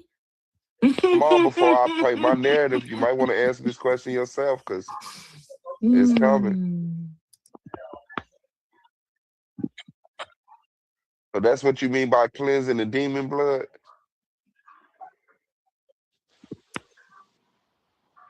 Now This is your a new neighbor's one. Wi-Fi don't I've work. never That's heard crazy. this one. Never. You've never heard the truth. So do you Ever. have any This African is not the ancestry, truth. sir? Hold on. Time out. Time He's out. an Edomite, bro. Do you So have my any thing, African what ancestry? makes you think you know the Manuel, truth? Hey, Help can us. y'all get that question up out of him, man, Just, before y'all just drag short into that circuit. other shit? You just short circuiting, man. Emmanuel, You we might know need the you. Emmanuel, truth. he said he's an But Edomite. what makes you think you know the truth? You So He's can descendant we we of get Job. Edomite. that Oh my From direct gosh, answer Job. I'm from over him, here please? fucking He's How is from that the terrible. not land of important? Edom. Oh, Do you have sorry. any African ancestry, sir? He asking me or him? I'm asking him. Oh, my bad.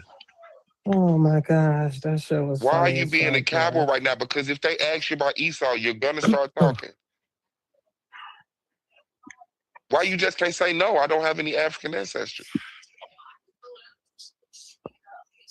But motherfuckers want to teach shit. That's crazy.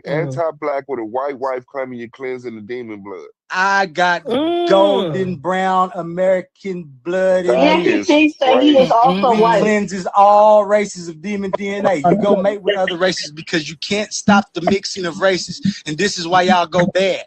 But in this American blood, when we mix with other bloods, African, Asian, European, all the demon bloodlines, we cleanse them bloodlines. Did They you don't say act you have a stupid white no more. wife? Do you have It's okay. children? Yeah, I cleansed her of demon. Hold on. I cleansed her of the What demon is a DNA. Do y'all demon? understand What that? is a demon? Do you understand that? I cleansed her of What demon does DNA. demon? I cleansed my blood, cleansed her blood, it's human DNA. Do y'all understand that? All of them are connected. Do you understand that? that? Still don't understand. Like you. And quantum onlyism, what is a demon? One Still mic, don't one mic. understand. I just want to know what a demon is in quantum onlyism. What does that mean? You got to read the book, man. What does it mean? I should have to. You should be able to tell me. I wrote a whole book because I wrote a book for you to read it. You should be able to tell me. I can't. You're in here making claims that you can't back up. There's a book that so you're making claims that you can't back up. And then come back. It's cool. You're making claims you can't back up. Stop talking. You read them math books and shit. Stop talking. They make you read that bullshit that What's you believe. the point in Why come talking you won't in read here? my book? We're not Bible believers, dummy. Why you can't read my book? We're not Bible believers. What you The said white folk in is here, written. You bring you made it.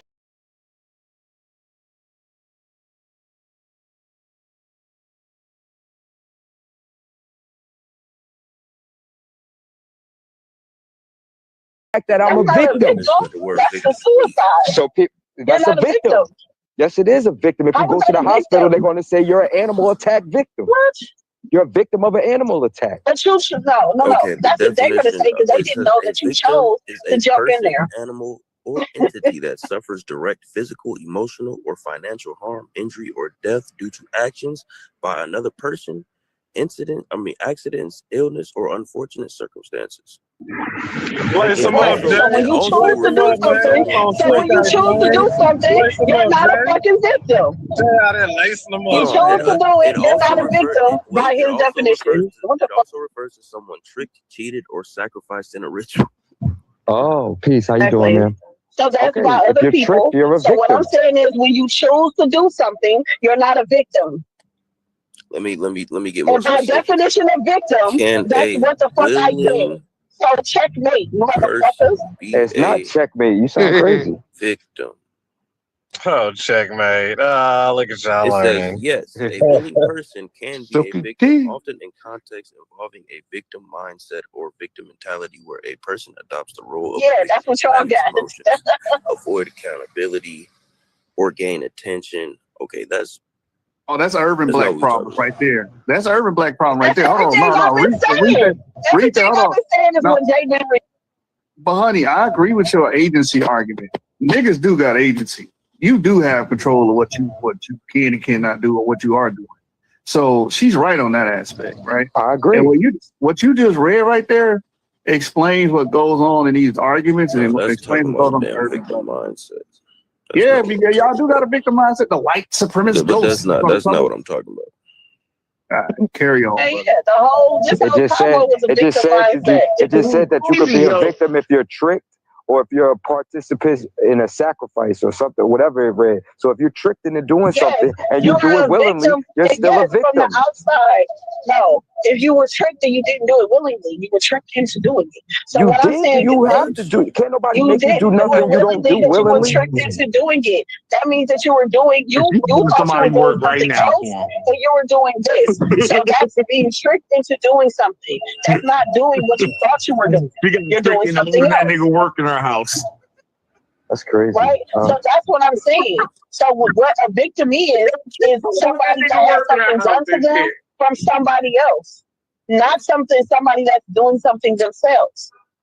It's something that's done that's to literally what it said, being tricked into doing something. If you're tricked into doing something, nobody's doing it for you. You're doing it yourself. Nobody is tricking somebody into going to work, getting their paycheck, taking their money and spending it on what they want to spend it on. Someone who commits suicide, what do we call them? Oh, wow. What? Somebody that killed themselves. No, a victim of suicide.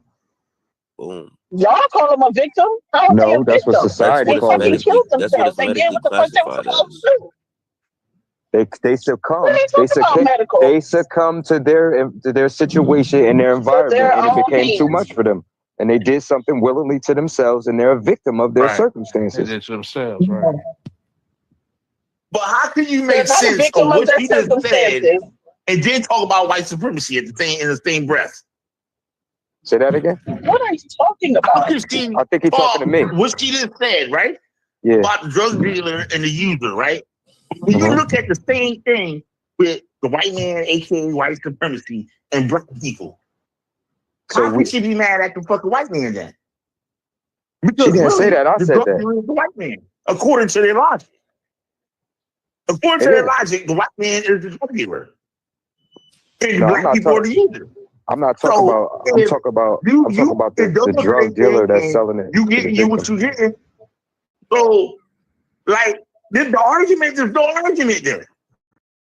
Because y'all don't even making sense. Y'all don't even make sense to what you're saying. That's what I'm saying. You niggas be up here for all these years and be talking. What are you talking about? Who's not making sense? He's thinking about how a drug addict, right? If he OD, that's his fault, right? Okay. Now, we were saying, well, the drug dealer should be held accountable too for, well, the dead person, he OD, he's already paying the price for his action. But the drug dealer that gave it to him should be responsible for his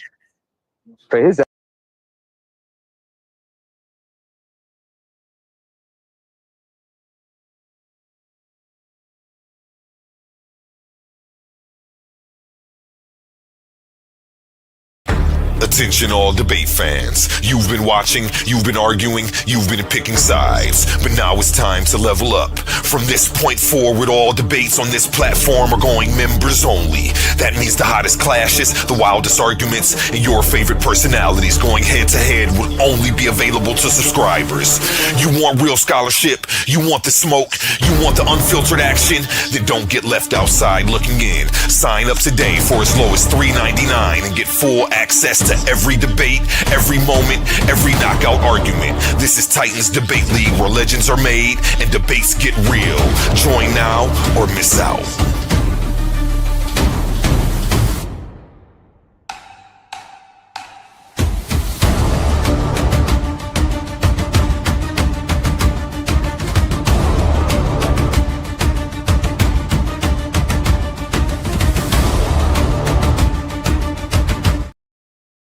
One of us did that, one of us didn't.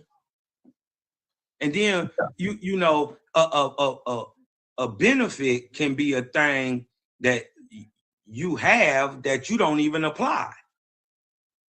So Cosmo, is you saying that the Owaspy Bible or scriptures is more applicable in today's time than the actual biblical scriptures? Yeah. On what grounds? Like, what in the Bible is not applicable today? Well, I mean, it's levels to this. You dig what I'm talking about? I think the Bible may have been high science when it was written over 2,200 plus years ago, right? But today in 2026, it is it's outdated. And not that it doesn't or couldn't have any purpose. It's just you know, it's Stone Age ideology for space age people. You dig what I'm talking about? And I'm just saying, as in being historically accurate, being scientifically based, giving new ways to look at science. You dig what I'm talking about? And it just does things the Bible just can't do. So yeah, I think it's just more. What is this application of the Owaspy in 2026? Which particular field or which particular domain? Where is it applicable? Right. First way it could be applicable is in chronology. Right. So for instance, white people told you what time it is, and you don't know anything other than that. But every one of y'all gods told y'all he made the sun and the moon to tell time, months, days, weeks, holy days. So but you know, hold on, because you asked how it could be applicable. So chronology of what? You can put things on a chronological basis. What things? Right? Without having to be subjected to the Gregorian or Justinian calendar. So you're redefining time? No, time is just what it is. So which chronology you're talking about? I'm just saying, chronology of what? For instance, right? let's just show it. Cedric, what year is it since the creation of modern human beings? Modern human beings weren't created. So now again, applicable in which context? You say chronology. Chronology of what? What year is it since the creation of Human beings upright weren't modern created. man like us?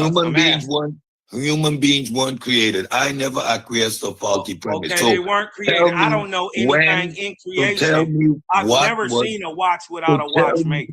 Bro, tell me what chronology, what All chronology right, now are you listen. talking about? I've never seen a watch without a watchmaker. Fine. I didn't ask you that. You said you do said this a this lot thing- that you come in and you try Bro, to you overtalk and dominate a conversation. No, And what let's you're stick gonna learn right- is let's you're gonna stick right learn where- today. let's stick I ain't right the with- one. let's so stick I with- ask you a simple let's stick question, with the topic. sir. So no, I ask the I asked question you a and you simple don't turn around and ask me a What question. year? You Hold on. said- What year is it? Bro, slow down. I'm just asking, per your ideology or per Human what beings you've weren't been created. So I answered you the third time. Okay, listen. Human beings weren't I didn't created. ask that question. Human beings weren't I created. didn't ask that So question. please, I you're talking asked about you, chronology. what Chronology year applicable to what? is it since the creation of what Human beings weren't of man, created. Stop. and how? Human beings And weren't then created. better yet, how do you Human calculate beings that weren't data? created. Human beings weren't created. So when you're talking about chronology, what specific chronology are you talking about? The universe, universe, history. Everything that's corporeal, that can be seen in the real world, time can be applied to it. So I'm curious why you say human beings wasn't created. So like, hold on. In science, he was asking why it's better. Like chronology. Chronology of what? I'm saying? Chronology of what? Listen. Chronology of what? Hold on. It gives a better chronological time understanding. Oh, okay. Right. Slow down. Slow down. No. Slow down. Okay, I'm slow down. We don't need a two. We got a one. Let's stay right here. Let's stay right with chronology. Let's dissect your whole chronology. So your Awaspi gives an account, a scientific account of the formation of the universe. How does it do this? How does it do it? What is the methodology? Yeah, it gives a whole method. What is the methodology? My questions are easy. Okay, hold on. All right, so you want? Let's just slow down, right? Since you just want it all in a nutshell, let me give it to you in a nutshell. No, not in a nutshell. Now you don't want We're the answer. just talking about chronology. So you're now moving the asking goalposts. you, You asked what for is the the method, methodology that the Awaspi applied? You Go ahead. ask for the method? Yeah, the Stop methodology. moving the goalposts. The goalposts. I'm being specific in my question. I'm trying to be very specific while you're trying to overtalk me. Are you calm? Go ahead. What's the methodology? All right. So in a nutshell, Awaspi explains it like this. Sound creates motion, creates force, creates substance. Right? And motion and the fact of that motion and its spiraling is apparent in all things through what is called the golden ratio and the Fibonacci spiral. It offers up an understanding called vortex as the force that emanates energy into matter, and also just like Einstein was explaining how energy comes from matter. So basically Einstein gave you the E equals MC squared. Awaspi tells you the M equals EC squared, how the energy gets in it. So it gives a broader understanding. I'll let you go all the way there, and I'm gonna bring you right back, right? Because I'm gonna ask you again. What is the methodology? You're giving me philosophy. You're not giving me methodology. I gave you the method. So you don't know what methodology is. Okay, continue. Well, you have no. You can try. I heard your answer. You can try to I say. heard your Okay, answer, hold on. but Watch that's this. not a What does methodology. method mean? Don't method mean the steps to how a a thing is system in done? which a system of application in which you derive certain conclusions. And I So explained you're giving exactly me the that. conclusion. Hold on. You're Are you giving me saying the what I said conclusion, was but above not your how pay you grade? derived it. And you're giving me Are you Einstein saying? formula. So now, Are if you're you using saying what I Einstein said was relative, above your pay so grade? now, I explained the methodology no, you didn't. exactly. Okay, good. So now, don't Was it cut me off above your again. pay grade? So don't cut me off again. Hold on. Is Right? motion can motion be part of a method? So don't ask me any more questions. I allowed Can you to motion explain. be Bro, part of a method? You gonna don't ask answer me my questions. question. No, I'm gonna explain you why you don't Well, know then what the you ain't got nothing methodology to is. talk to me So about. when You ain't got I nothing to ask you talk what to me about. Hey, exactly, ask that's what somebody you else always some run. questions. That's Hey, why if y'all you're niggas not always man run. enough to have a You can't even explain conversation, the methodology. just say that. You just giving me an explanation of conclusion. How did that vortex was determined? Right. What is the system used? What was the system used to determine everything you just What did said? I say? What did I No, say? you talked Created about a motion. vortex, What created did I say? motion, What did but I you say? can't explain Created me a motion. methodology. What is the methodology applied? What did I say? Created motion. We got a whole science How on that. scientific methodology. Scientifically, How did you there's determine a that? scientific So what method is called the science cymatics. applied? My question is Where easy. What sound is the creates science motion. applied? Hold on, wait What a is minute. the science Right? applied? Since I can't So have an intellectual you're using conversation. conventional Hey, science. let me ask you a question, Ollie. No, I'm asking the I question. can't have an You intellectual conversation. explaining us about Hey, OSB. So there's only one direction the questions are coming. Right. The problem I see, So the we don't problem need that to I do the see in this hypothetical. Cosmon. Let's stay right Hold here. on, Cosmon. Let's Check. stay right here, Hold Cosmo. on, lick your Cosmon. lips Let me for a just say this, second, bro. the problem that Lick I your see lips. in what you're saying, Cos, you got to go to the text, bro. If he asking you what is the science I applied, don't gotta instead do of you trying to nothing. explain I it, don't have to go to do y'all anything. text. Listen, No, this I'm is saying just that would be a hey, good listen, starting point. this is a man who asked the question who didn't even know what a method was. No. You So when I don't know when I what a told method him, is. when I gave No, him a you method gave me like an explanation. sound, So now, what is when I this? gave him a method like What is the sound, science that couldn't wrap determined his the mind vortex? around that. So let me When I gave break him it a down for you, method Moses. like No, you motion, didn't. he couldn't wrap his mind around that. Motion is an actuality, not a method. Yeah. Motion Motion is an is part of actuality. the method. What is the method Hold that on, you we have a determine motion? whole How science do you of determine motion method? creating shape. Bro, lay on my Or question. sound, So are you slow? Wait a minute. sound Are you creating slow? shape. Wait a minute. Are you slow? Yeah, are you slow? Because I'm That we going to ask have a you again. whole science I'm going to ask you where again. sound So creates now, shape. so what is that Sound whole creates science? motion, sir. What is that whole science? What It's is that whole called science? cymatics. Sound creating motion. So you mean Sound creating motion, and hence shape is called cymatics. Look it up. Listen, bro, I know. So now, again, you ran away. You ran away. You ran away. Again, you don't know. Look, You don't know that cymatics is a whole thing, man. Okay, But see, the thing about the Bible, that's why I love the biblical text, because just need to lick your pink lips. The biblical text, when it describes creation, I got him. when it talks about creation, hold on. He didn't know that cymatics existed. So I can break down the biblical understanding scientifically. Because Dealing with the part two. All right, Cosmon, bro, we gonna fall back. We gonna fall back off the Mystik, bro. And the Oh, you good, you good. Man, So you what I was saying is that that's what's so beautiful about the biblical text, because it gives us that understanding very simply, very simply. Right. Whereas gives a breakdown on what science later on learns about and calls cymatics. But see, that's what I'm saying. You keep saying it, but you're not showing it. Whereas we who believe in the Bible, we gonna go to the Bible and throw it to you. Right. Well, listen, I don't know if it GD off and the top Capone of my still on, head. but he was about to say something to that point. I know it off the top of my head. In the book of Jehovah 1:1, the very first verse, it says, all was, all is, all shall ever be. And the all spake, or sound, created sound. And motion was and is and ever shall be.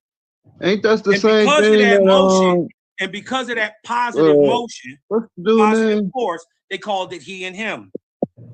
So that explains cymatic sound. Ain't that the same thing that Ben Carson said that's in the Emerald Topic of Tahuti? What happened?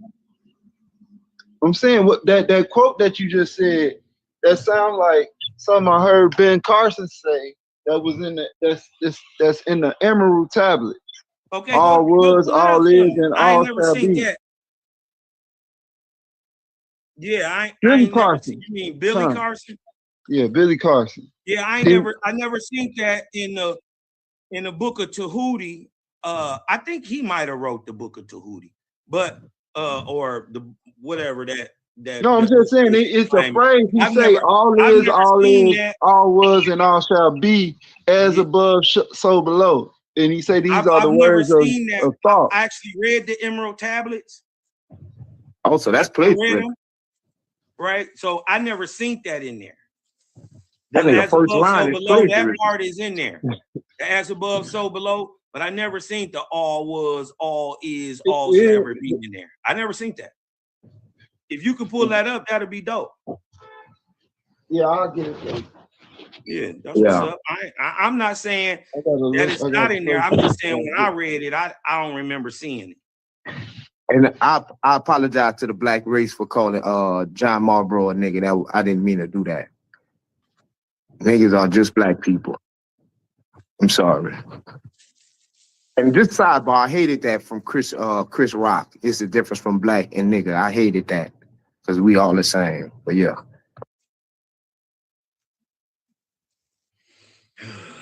More subjective opinion. Who that was jumped up in the air? Who said that? Cosmo, you said that? The nigga from Job 8:8 said it. Oh, all right. All right. So, first of all, you think all us up here are drooks. You don't think we niggas are black people. So I think a lot of y'all are drooks. No, you know all of us are drooks. I know, I know for a fact you one. Marlboro said all of you a drook too. You a drug. You more like that thing on 300, trying to still be with 300, but you couldn't, so you went to the Persians. That was that was you. But you're a drug though. You are a drug. I know. According to your text, exact. According to real life, you're a drug. I'm not judging you by your skin color, or it's about your actions and your lack of spiritual acumen that proves who or what is a drug. It don't got nothing to do with race or skin color or anything like that. Well, that's what I was going by, because that's what the text said. All right, that's not what the text say, though. No, that's what the text say. Yeah. I mean, the text verbatim says drooks are black skinned people. Like, okay, there's a lot of black skinned people. Right, exactly. So what? So some of them is drugs, like you. No, all of them are drugs. Yeah, you a drug, bro. You black and you a drug. A drug is a person who's like a black warrior skin. type. He already got that established. Who a drug is a person who wants no spiritual life. Right. Now you expounding on spiritual acumen. Right. So what you're saying, you're expounding on the deficiencies based upon them being black. No, I'm expounding on your deficiency, which proves you're a drug. You are a drug, and you black. But there's white drugs too. There's Asian drugs. There's East Indian drugs. There's African drugs. You just happen to be a black drug from America, a low vibratory demonic person who wants no spiritual life, who denies spirituality, right? Who thinks it's just low, right? You are a drug by your actions, sir. I'm not saying, I'm not bashing you. I'm just saying what I see, and by how you act, how you speak, and how you carry yourself like a drug. right? All right. You could have been white. You could have been white. Drugs were white. Shit, that ain't got nothing to do with it. Yeah, you can't that even was, tell who a drunk is other than by their character. yeah. Well, you know, like I said, man, I already done beat your book to death, man. It just sometimes I just have to say something, you know, just trying to snap you out of it. Yeah, Like, I mean, because listen, I would be mad if you were I was just walking in the punches too. You dig what I'm talking about? You can't never do nothing with me. You dig what I'm talking about? Y'all sent this silly little immigrant up here from Jamaica with his little pink lips and his musty underarms. You dig what I'm talking about? When I checked him on, I checked you on science too, Cedric. I'm saying most of what you know, Cedric, was regurgitated from a pale face, and you have done no science of your own to actually move the needle forward. I gave a whole new ideology of how to use the sun and the moon to tell time, a thing that don't change. See, I'm saying motherfuckers just regurgitate and trapped into the Gregorian calendar. They regurgitate and are trapped into the Justinian calendar. But every one of y'all understand and said that y'all God made the sun and the moon to tell time. But then he didn't turn around and teach it. Neither does your science, huh? Justinian didn't teach y'all, huh? Halil II didn't teach you. That's madness, bro. Even Jose can beat that doctrine up, bro. Real talk, man. Why you can't? I don't already. Why he running? He ran, and you can't. Remember the first debate with Cosmic Chris? He begged me not to talk about the OWASP. He wanted to have a debate, but he didn't want me to talk about the OWASP. From Like, Daryl Cosma. How we gonna do that, for man? a whole year? You ran from Daryl Cosma for a whole year. Don't make me pull up the video. Y'all set that up in 2024, and you never got that debate in.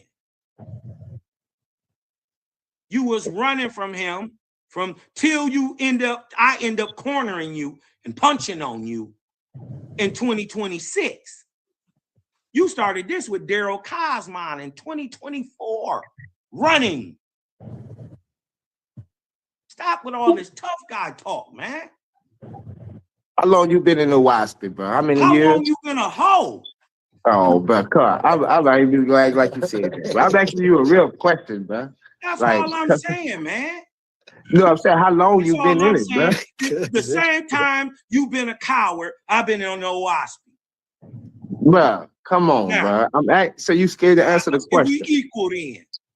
Bro, I'm asking you a question, bro. Like, how long you been? What do it matter? When you got the revelation, that's all I'm asking you, bro. When do it matter?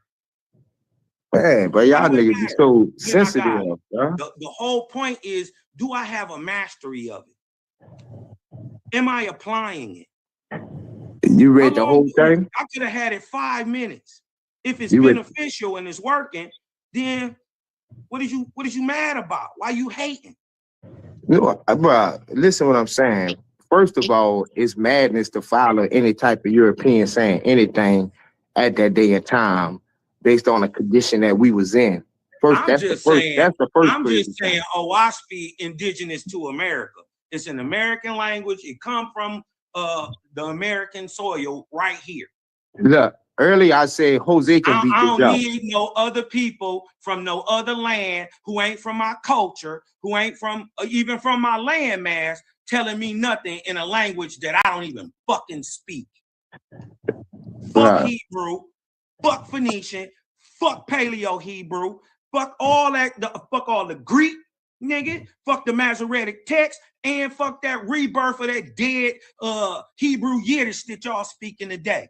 I'm saying I don't speak none of that. So what about English? I'm saying what about English? With a text that came in what the about language English? that I don't need to be transcribed or transliterated from 1,300 different texts. And at least for So the all the Owaski was bullshit that y'all translated? talk about, I'm just saying for all the bullshit that y'all talk about, at least I know who wrote the goddamn book. But I'm saying, so the Owaski wasn't, ain't a Owaski, ain't that's an offshoot for Mormonism, right? So if it is an offshoot for Mormonism, no, it's not? No, as a matter of fact, Owaski explains that Mormonism is from a false god. It named the god and it explained. I'm saying, do you have anything to do with the golden tablets of Jason Smith? No. Joseph Smith, whatever his name is. You got his name. No. Nah, this is smaller cult than that. It's about like 30 Europeans Mormon text and and all wigwams. them, they had already pulled their little charlatan trick with the hat and the golden plates. That had happened when JBN was a child. That happened in the like 30s, 1830s. Owaski didn't get wrote to 1881. Yeah, Marball, he was a dentist. He used to make wooden teeth and stuff. But so you saying all that about all these other languages. What about the English? What about the English language that you speak? Is it F that too? Huh? What? Because you said F the Phoenician, F the Hebrew, F the Greek. I don't speak none of that. Paleo. Yeah, but you speak English. So is it F English too? Yeah, it could be fuck English too. You dig what I'm talking about? What I'm saying is English is the language I speak. That's the language that you speak. Hold on. That's not the language that's not a. Go ahead. Hold on. This spiritual book came to me in a language I speak. You don't speak Hebrew. Well, not as fluent. You don't speak a lick of Hebrew. Not fluently. Nor do you speak Greek, sir. Do you speak Greek? No. No. Do you speak Well, Latin? English came from the Greek, though. No, it didn't. Yes, it did. No, it didn't. Where did English come from? Latin, right? English is made of American indigenous languages. The script is Latin. But that's the same thing, though. No, it's not. I understand what you're saying. You're saying that that the English came from so you're saying that it came from the Algonquin? I'm saying modern English. Are you saying that English comes from? No, listen. Are you saying that the King English comes from Algonquin? No, I'm saying modern English, right? Is not only spoken, it's not only written, but previous to that, it was also signed, right? It's the American trade language. How do you think, for instance? Right. That's called. Hold on, one second before you go on. Go ahead. How do you think of the people from northern Michigan called the Okono, the copper people, right? Did deals, an Algonquin-based people, did deals with you moving the goalposts. Who did deals with the Maya all the way in the Yucatan Peninsula, people who don't speak the same language or the same dialect. How did they do business? Because it's only a separation of dialect, right? Wrong. Rather, it's not Wrong. the language. It's only a splitting of the tongue. The Mayan tongue is totally different than Algonquin. Well, Algonquin is a language that was taught to the Indians by Europeans. No, it wasn't. Listen, the Algonquin and Algic languages, right, existed before Europeans got here. They added Latin script to the words to make modern English. Yeah, but a lot of people I will argue that the Algonquin language is just Hebrew. Wrong. It's not Hebrew at all. Especially in America, it's Algic. It's Paleo-Algonquin. And then hold on, like I was saying, how a people who don't speak the same language do business is with what is called a trade language. Yeah, right. That's not the transmission of English. The Lingua modern, franca. That's what you were talking about. Hold on, the ancient Algonquin trade language, which is American Sign Language, right? We got one for the East, we got one in the North, we got one in the Midwest, we got one for the West. This is how the people interacted with each other when they spoke different languages, signed language. Even your boy who took it to the Royal Society, Diego came over here in 1540 and learned American English from the American Sign Language from the English, from the Indians, and took it back to his son in France and taught him how to do it, how to use sign language to speak, because at the time they were saying that they were dumb, they were illiterate, they couldn't learn and all that stuff because his son couldn't speak. You dig what I'm saying? So he learned the signed language that he had seen in the Americas and went back and taught his son. And that was offered up to the Royal Society. That ended up becomes American Sign Language. And this is why it don't matter if a Russian is speaking to an East Indian, African speaking to a European. When the language is signed, it's always converted into English, regardless to what language the people speak.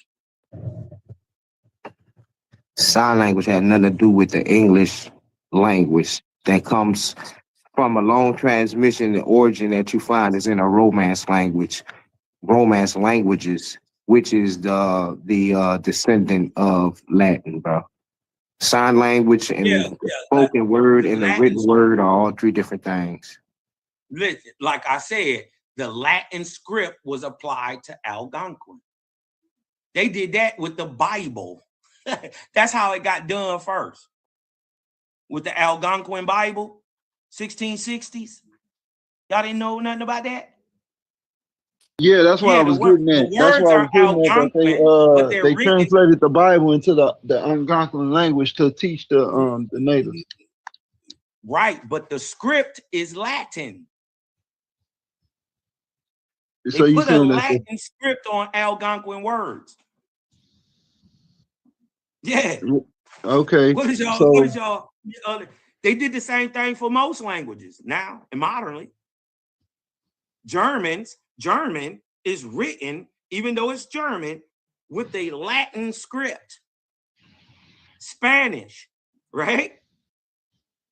Whole different words, written with a Latin script. Algonquin, whole different words, written with a Latin script.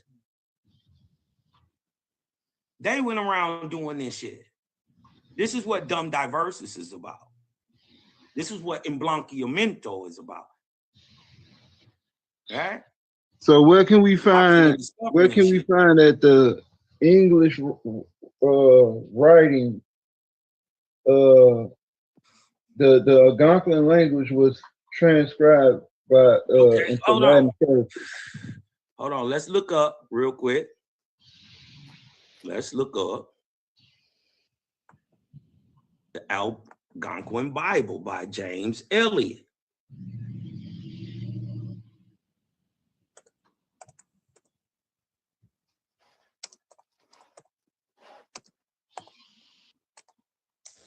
Who's that on the screen?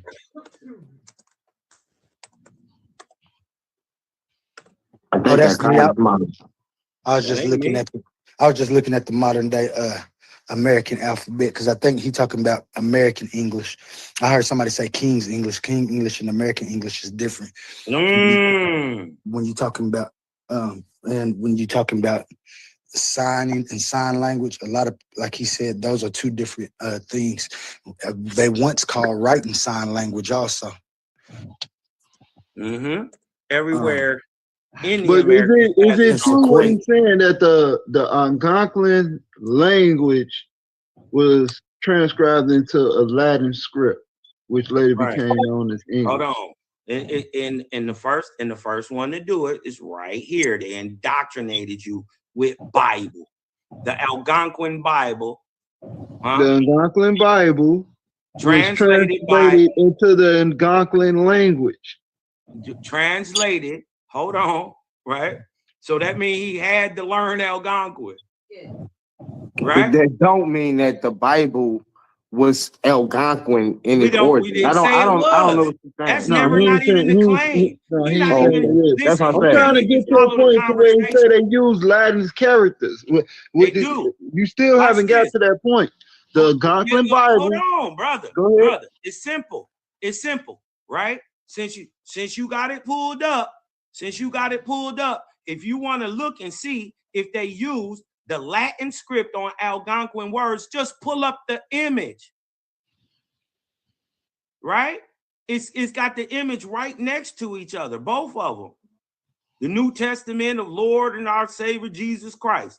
Right here, it say Mamuse, Wanubintamums, Upiblum God. Right? Nesawe Nukone Testament. Kawonk Wusku Testament. So they're using, John Eliot is using the words that are in the Bible from Hebrew, Greek, whatever it's from. He's asking the Algonquin people what this word is, and then he's writing it down using a Latin script for the word. Do I need to hold on? Let me show y'all this. Because well, I'm looking at it now. They must not be getting it. No, I get it. Like they brought the Bible to an Algonquin and they asked him to translate it. No. Yeah, that you say the dude read the Bible to the Algonquin dude, and the Algonquin put it in his language. No. And you saying this is not Hebrew? No, it's not. It's Algonquin. And this, plus, this sound Hebrew, like it makes let me tell you something. How we know? But look, I could write this in Hebrew though. Not Hebrew. I can write it in Hebrew. It's not Hebrew. First of all, the script is different, and the words are different. And Hebrew doesn't have readily accessible vowels, especially ancient. That's not true. That's not true. Yeah, it's written with no vowels. It's written with no vowels. That don't mean that it was spoken without vowels. Damn, bro. It's not. It don't have no vowels in it. The script don't have no vowels in it. But it's spoken with vowels. What the difference is, Algonquin has both sets of vowel sounds that the Latin have and the American English have. The A-E-I-O-U, it has that, and it has the A-E-I-O-U of like Latin and every other goddamn language in the world. Algonquin is the first to have that. It has a resh, it has a ch, it has a w sound. Right. Whoa. Unlike Latin don't have a whoa. Well, we're not talking about Latin. I'm talking about Hebrew in this Algonquin. I said I can argue that this is Hebrew. This is Hebrew though. It's not. And this is why early people believed that it was Hebrew, because it was. It was never Hebrew. And then this is why when your boy came over here but this is before the guy. This is before that guy. He brought Hebrew translators that didn't translate anything. None of them used Hebrew because none of the people over here spoke Hebrew or an iteration of it or anything like it. Nothing. Who did? Nobody did. I'm saying who you said, bro? Who? I'm talking about the conquistadors, and I'm talking about Columbus. They brought Hebrew translators with them that were unused. They didn't write anything or translate. Why did he say? So why did he say that all of the names of the places was of Hebrew origin? He didn't. Oh, really? So all right, let me pull it up real quick. Man, that's crazy. Yeah. What land did Columbus say he landed on? Plymouth Rock. No, no, go ahead. I'm pulling it up. Go ahead. I'm asking you, what did he land on? Matter of fact, right? let me. Haiti, I'm gonna huh? come. Hold on, I'm finna come back. What did he say the land was This is called? easy. The people, I forgot what the people called it, but they called the mountain Haiti. But they called the land something Mount else. of God. Now that ain't the Mount of God. You dig what I'm talking about? Or Haiti, right? Is not a Hebrew word.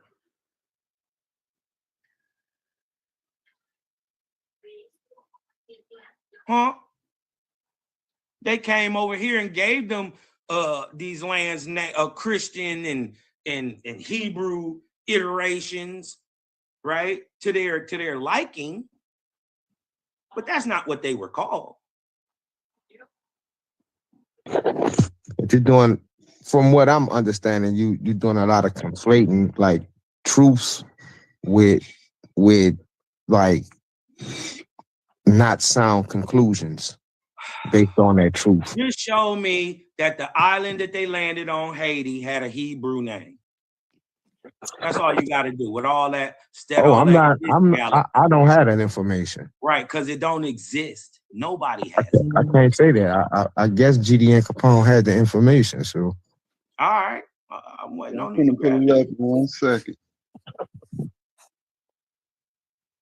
I'm pulling it up now. I had to sign in on my other device. Right. But it's crazy, bro. What's crazy? But I'm saying, from the record that we have of a lot of the Algonquin words or the indigenous words that the people were speaking. If you know Hebrew, they sound is similar. It's very the phonetics is very similar.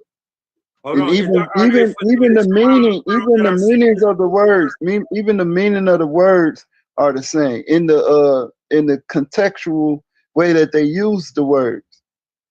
Well, for instance, right? If you got a cart in India, right?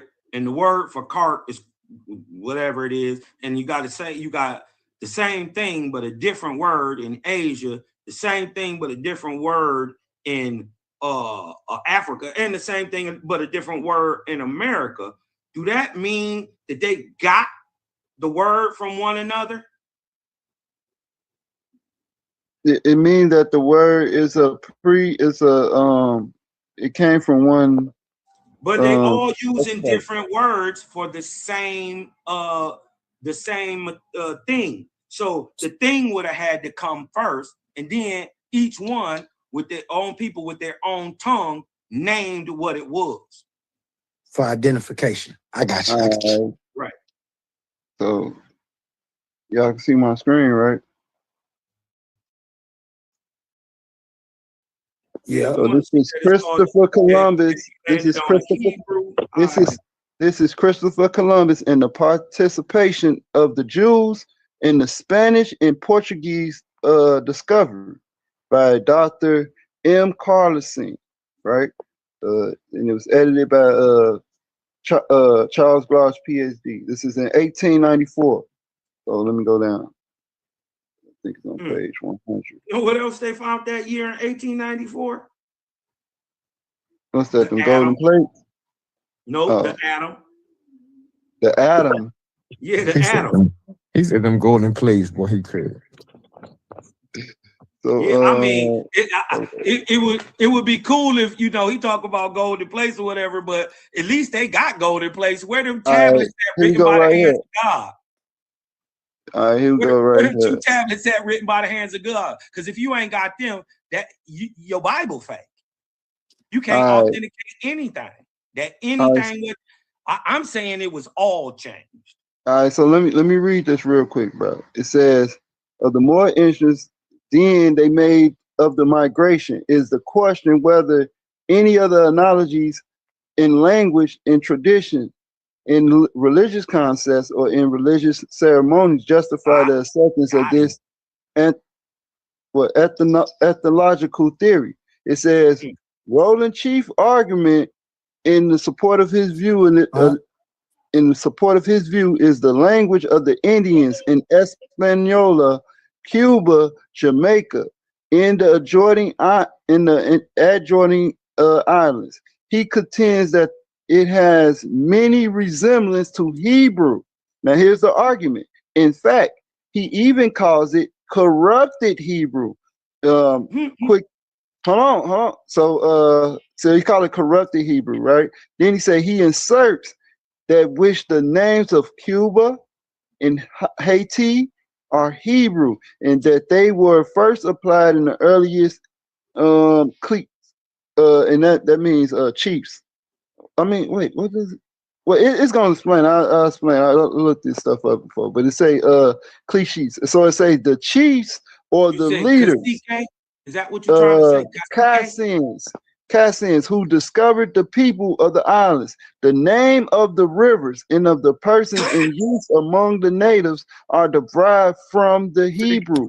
For example, Hanania from the Hebrew Ayin, it means stream, and Yanis from Jonah, and Yahweh from Jacob, and Uri's from Urias.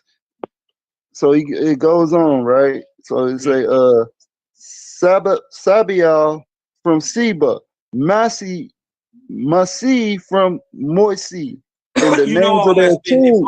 Right? Hold on, bro. Let's finish. So it say in the name of their tools of their little canoes in Kansas, the name of oxy for pepper, and the name for the storehouse for maize, grain, and like all points to the Hebrew language. Right? So hold on. Now I want to get to the place because they named the places like Ohio and all that. But this was the argument in this. I don't think it was called Ohio. I think white people gave them names or European gave them names when they came over here. Just like Michigan is if you look it up, it says Michigan is a Indian name, but actually it's a $5 Indian name, and the name is a derivation of the word Mississauga, right? And that's the actual Indian word. So they conflated it just like they did with the word Algonquin, because that ain't even the word. So he just gave you a list of words. The real word spoken by the people here is Ehgoquim, right? And the anglicized English ear hears Algonquin. And that's what you're regurgitating. You're regurgitating their remix. The name of the state was not Ohio before white folks twisted it up. Or I ain't gonna even say white folks, because a lot of the people that came from Europe was melanated. Right? I'm going to just say the people with the Christian ideology and the Bible and a papal bull and bullets, right? Them guys, you dig what I'm talking about, came over here and enforced the doctrine of slave ship through God. You dig what I'm saying? So the Puritan missionary John Eliot translated his famous 1663 Eliot Indian Bible into the Massachusetts language. This is an extinct indigenous tongue belonging to the Algonquin language family, right? It goes on further to say, because the Massachusetts people had an oral tradition rather than a written one, Eliot worked with local speakers, such as the Kokone and the Wawasa, to adapt the Latin alphabet to phonetically transcribe the spoken language. Well, how did he, listen, how were they able to transcribe the language if he couldn't speak the language? Sign language. He gave them the words through sign language. Who did? Eliot. And the people spoke back to him. That's how they spoke to Eliot. Didn't speak Algonquin. So how did James Adair communicate with the He learned Algonquin. so he was able to communicate because he already spoke Hebrew. No. And that's how they was able to communicate. No, James Adair didn't listen. James Adair spoke Algonquin to the Algonquins. And just like I said, listen, because the Massachusetts people had an oral tradition rather than a written one, Eliot worked with local speakers to adapt the Latin alphabet to phonetically transcribe the spoken language. The full title of the publication was Mamuse Juanita Panatamawi Biblium God, or basically the New Testament of God.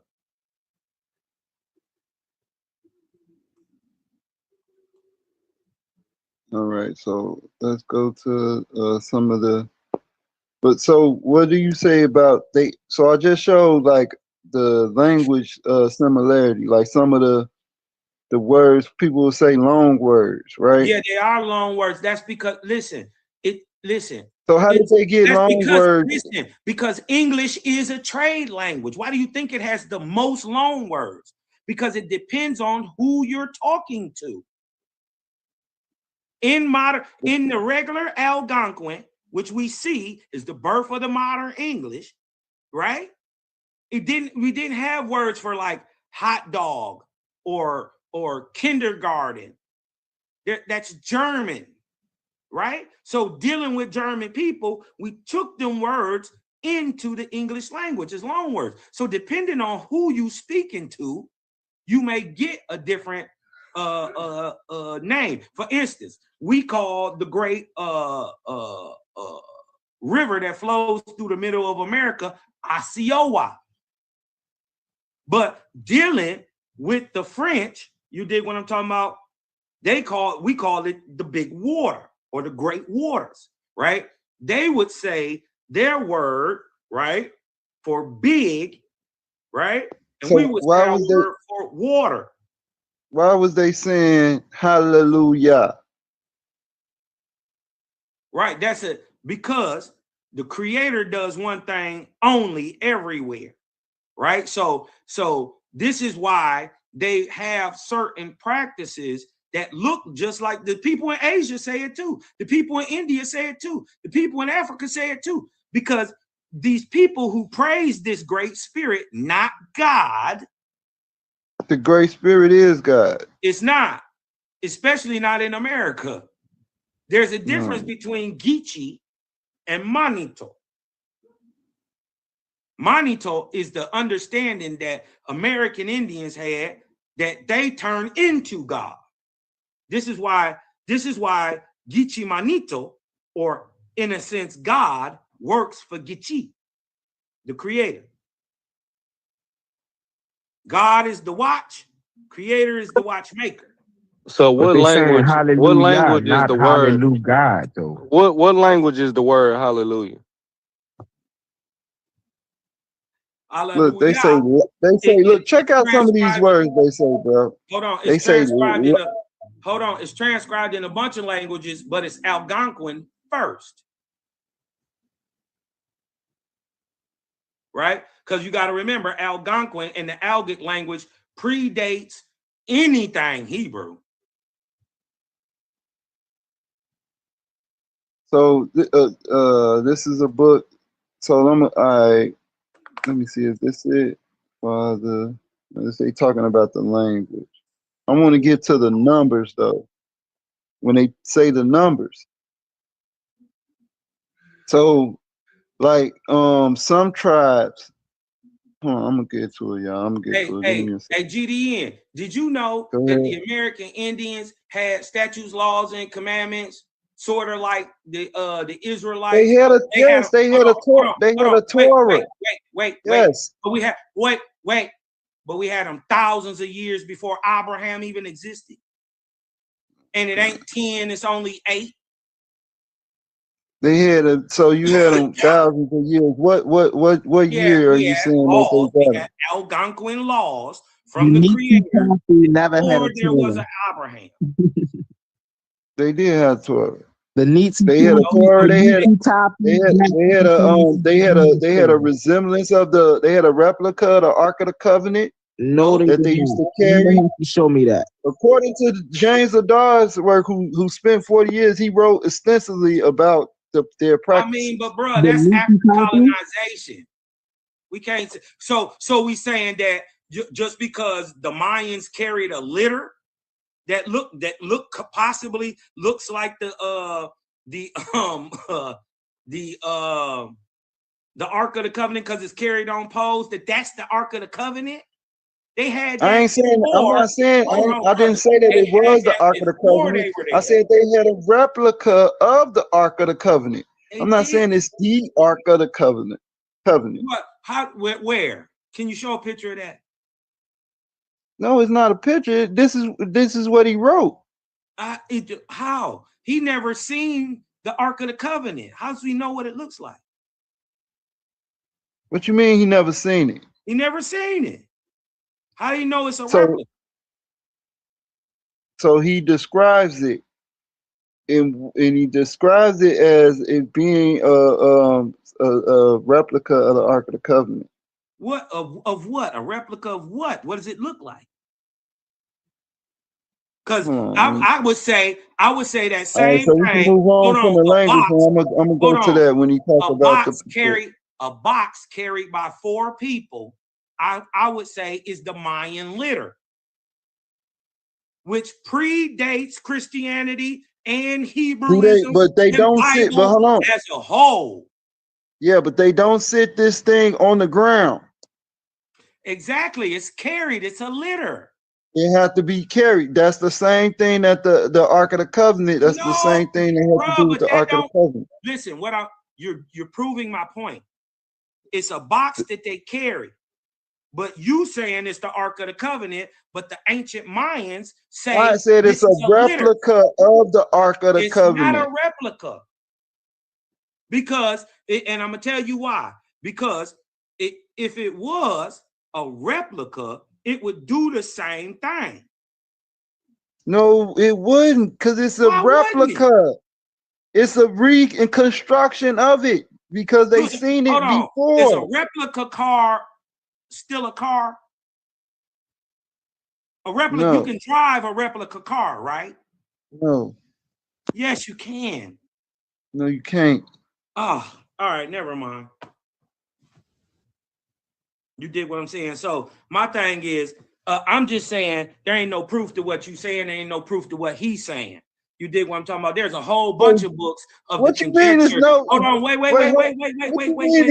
Listen, bruh. What I'm saying You've been is, talking the whole time. Hold on, let me say this, bro.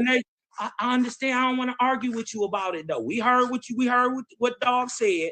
He think that's it looked like the Ark of the Covenant, but he never seen the Ark of the Covenant. But he's explaining a Mayan litter, which was in America thousands of years before. Was it 2 angels on it? Hold on. Was it 2 wings? Was it 2 in America thousands of years before the biblical narrative or Hebrews existed. Period.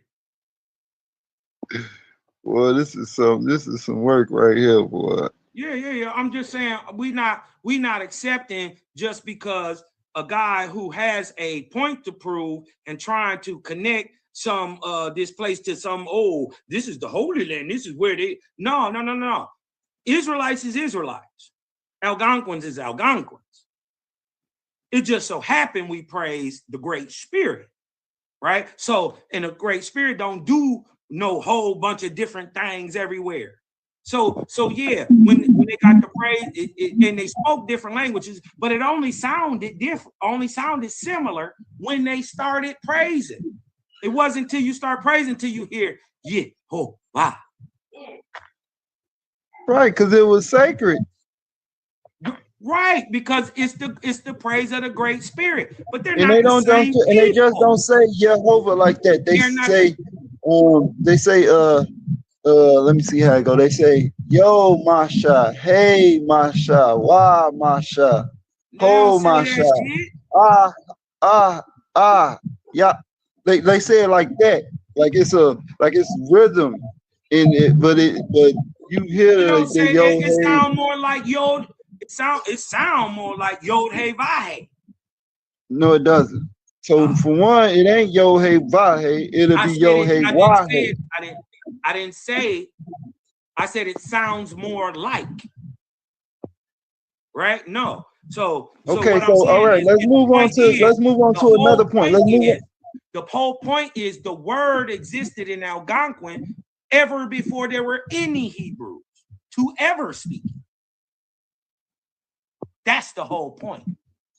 But see, okay. So what about them? Again, let's get the buck dancing again. No, let's ain't nobody buck dancing. We just going through certain points, right? So we talked about the Ark of the Covenant. Damn, I just lost my train. What if the Ark of the Covenant ain't a box? Hold on, bro. You're jumping into a lot of different things. I'm just saying, you pushing your narrative. I know an ark is a span of time. What if the Ark of the Covenant is the time where the covenant was taking place, not a box? What if what you think? You talking about art and art? What if what you think is the you did this last time? That's not because this little box that it's not talking about an art. It's nothing more than a portable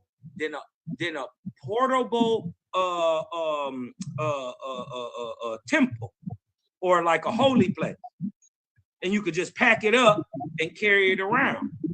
All right, hold on, Cosmo. So let's move on from the Ark of the Covenant. We're gonna come back to it, right? Yeah, because I don't like the I want to talk. What about the Levitical? What about the law of the brothers that's in the Levitical law? I'm saying, what's a Levite? No, I ain't asked you what's a Levite. I said that's in the Levitical law. He's a priest. So it's a priest. Yeah, but hold on. I'm not. Listen, I didn't ask you what a Levite was. I said in the Levitical law, it's a law. I don't think it's a law.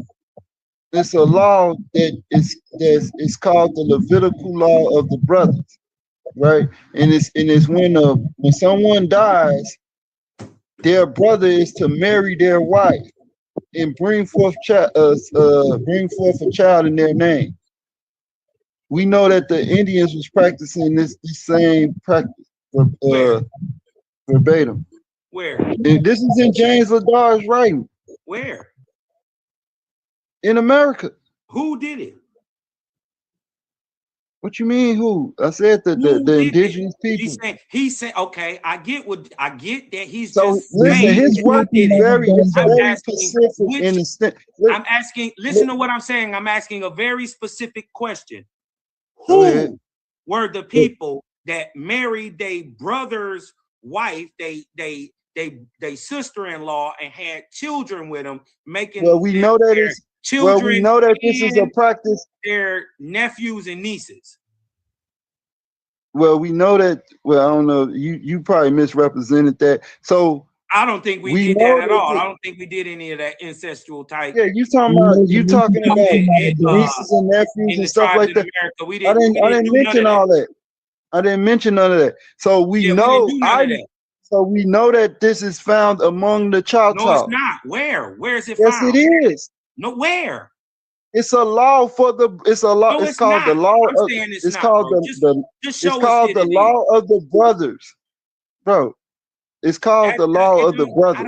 I don't see that. And it's among the Choctaw Indians where the brothers marry the other brother's wife. Some mixed up Europeans who have been indoctrinated and put into the tribe, and then they're doing that. I don't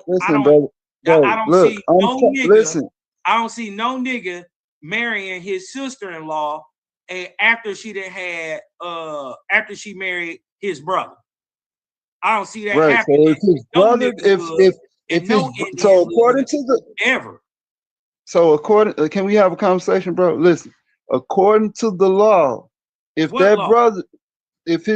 See, look, right here. Here you go, right here. We can What's read the it. Algonquin law It called? say, among the Mosaic law is the obligation of one brother to marry his brother's widow if he died from here. without He didn't do that issue. shit. If he descended, He didn't come do that on, bro. nasty ass shit Brother, over here. bro, you gotta chill. Can you chill for a second, man? Let me heard read what you it. said. I heard your assertion. Let me say this though, bro. Go You ahead, gotta bro. let me Go say ahead, it. bro. What you scared for? Go ahead, bro. It says if the deceased brother left a brother, it says if the deceased has left a brother, he takes the widow of his lodge after the proper interval and consider her as his wife. And he say it is occupied in a greater space than I can afford to trace the similitude between all of the Indian rites and religious ceremonies and those of the Jewish nations. So right here in their birth, so it's telling you that they have similarities. They doing the same thing. Nobody said that they weren't had similarities. I explained. So you said that it wasn't found at all, but you said it wasn't found. They have similarities. Hold on. You wanted me to get it out. I was being quiet. Go ahead. I'll let you get it out. Right now, and then you're making an assertion just like James Adair is, right? We explained that why that is, because both of them claim to praise the Great Spirit, right? So we understand he doesn't do multiple things. So the same thing that's going to be happening in Asia is the same thing going to be happening in Africa, same thing going to be happening in America. But it's not going to be readily evident, right? Why? Because they all speak different languages. They're different culture and different people in different places. But it only makes sense when they start praising. Bro, why are you getting back to So because that's where you're tying it to. Oh, what does Yahweh mean? Or what does I'm talking about their customs and practices. I said that earlier. So hold on. I'll let you speak. So what I'm saying is, and I'm not trying to hog the floor. I just want everybody to know that. So look, but what I'm saying is that I know personally, and I read this and I experienced this personally. And I'm gonna tell you the personal experience first. My people are Choctaw, my father's side. And my auntie, she had a difficult time tracing the lineage as she went further back to trace the lineage because the brothers would marry their brothers' wives if they deceased. And that's the shit. Bro, how? I'm just saying it's nasty. And I don't see that. I don't see that. If you and I don't see that in any indigenous chiefdom in America. Now, first of all, hold on, wait. Hold on, I'll let you get it out. I'll let you get it out. You said no, you didn't. You cut me off. Now, you made a comment before I even finished it. Because I only went through the personal part, and I was trying to go through the personal part. Let's right here. That's personal to you and your people. First of all, when you start to get into talking about tribes, right there, you know you're not talking about America, because tribes is an ideology that come from Europe and Africa. Ain't got nothing to do with the Americas. The only way the Americas got tribes over here is through the head right system, and that come from the Caribbean. And they ain't even us. You get what I'm saying? Man, so you all over the place, bro. No. I'm just explaining that mixed up where tribes come from. Whatever it is, we know that they grouped themselves up and divided themselves and put a chief over them. And this is in James Adair's work. And they got that out of the Levitical law, because that's in Numbers 1 and 3. Yeah. What are you talking about? So we know that they was following a lot of the practices of the ancient Hebrews. No, they wasn't. They had the laws and statutes before the Hebrews. We had Algonquin laws before y'all had. So we had the laws. So okay. So I dealt with this before. So you saying that the laws was here in America first, then went to the East, and then came back over here to translate in the Algonquin language. To retranslate it back into the Algonquin language so they could teach the Algonquin the Bible. No, No, That makes that's mixed up totally and no don't even sense. make sense. I don't even know how you said that. First of all, That's what you just said. You said that the listen, laws I was said here we first, had but it all on we our found them own. over I the didn't say, east. listen, I didn't say that the Israelites got it from Algonquins at all. I didn't say that. You made that up in your mind. You said we had the laws first we had over it here. First. Right. Before so how they get over there?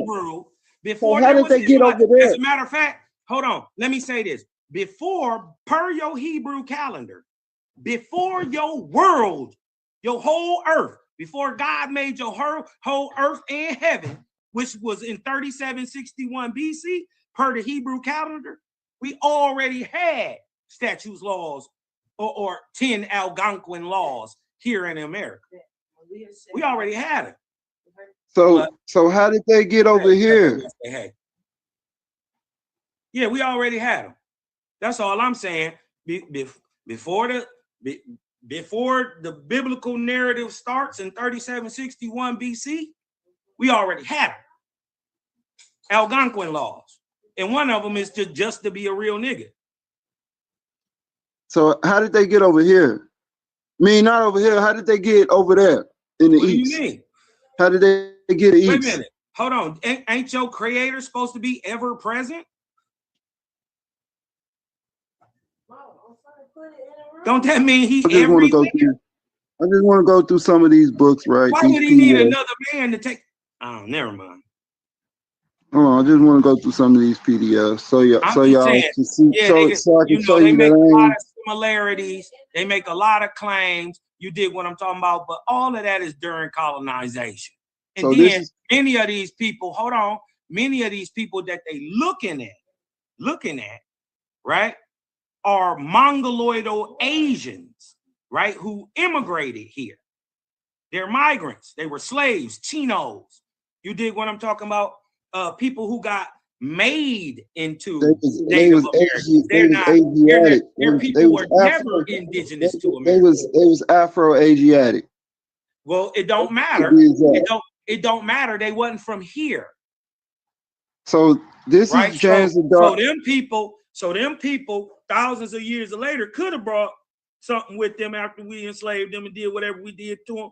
But either way, they turned on us in the 1800s. So this is James Adar's work right here. Say the history of the American Indians, particularly those nations adjoining to the Mississippi, east in West Florida, Georgia, South in North Carolina, and Virginia, containing the account of their origin, language, manners, religious and civil customs, laws, forms of government, punishment, conduct in war and domestic life, their habits, diet, agriculture, manufactures, disease, and method of cure, and other particulars, sufficient to render it a complete Indian system with the observation of former historians and conduct of our colony, governors, superintendents, and missionaries.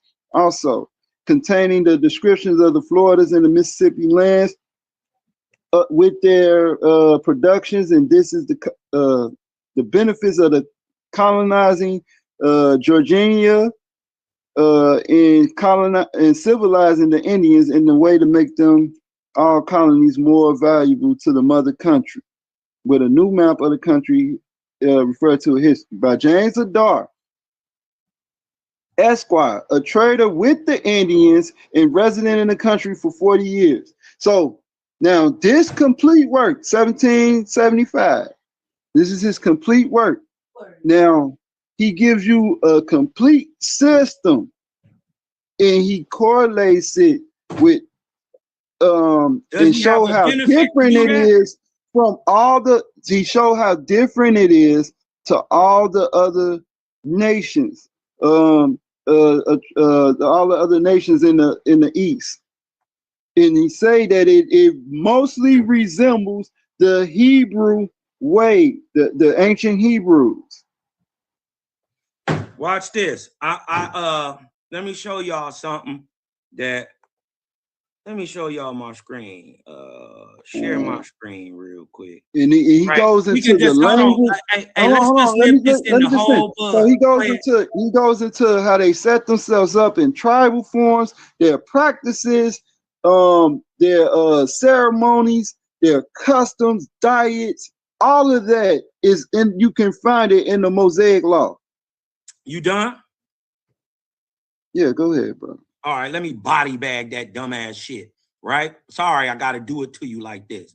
Look at my screen, y'all. Can y'all see that? Go ahead. Hold on. Let me body bag this dumbass shit. Because his whole point is that he was trying to tell y'all that these Indians over here was speaking Hebrew. So we asked a simple question. Did the Caribbean Indians speak Hebrew when they met Columbus? The answer is no. The Caribbean Indians did not speak Hebrew. The indigenous peoples of the Caribbean, primarily the Taino, spoke Arawak languages. While the Kalinago, the Caribs, spoke Island Carib. Because, hold on, now here goes the regurgitation to show y'all that my brother GDN is just indoctrinated and regurgitating what the Christian fathers told him, right? Is because what? Because Columbus believed, right? He had sailed to Asia. He brought along a multilingual Spanish Jewish translator named Luis de Torres, who was fluent in Hebrew, Aramaic, and Arabic in hopes of communicating with, quote unquote, Asian or quote unquote American traders. However, this proved completely useless. Why? Because none of the people over here spoke Hebrew, Aramaic, or Arabic. The initial communication between the Spanish and Native Americans relied on sign language. Huh?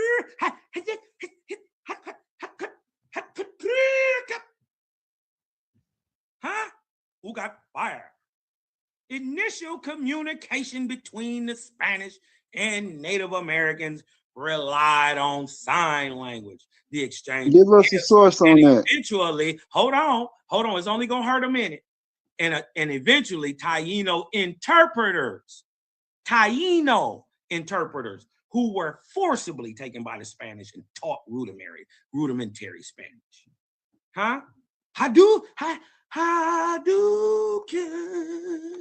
Yeah, I just blocked that. You know, Street Fighter, you can block. The blocking is impeccable. So I can show you the words and how they resemble the Hebrew words as well.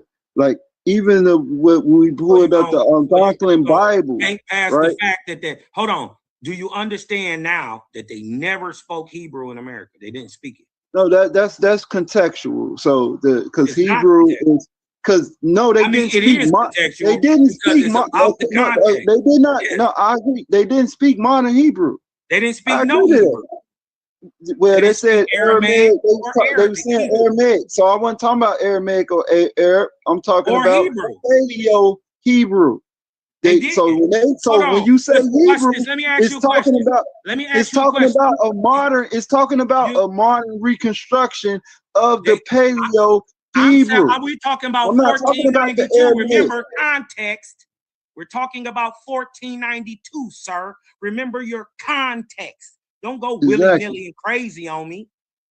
Right. Are you trying to listen to what I'm saying? Are you saying that Hebrew was a living spoken language in 1492? Yes, and we have evidence of that. All right. In 1644, a guy named what's his name? Was it a dead language? Manasseh ben Israel in 1644, he wrote that it's an account in the and this is in the foreign the foreign reviews. I think it's called Foreign Reviews.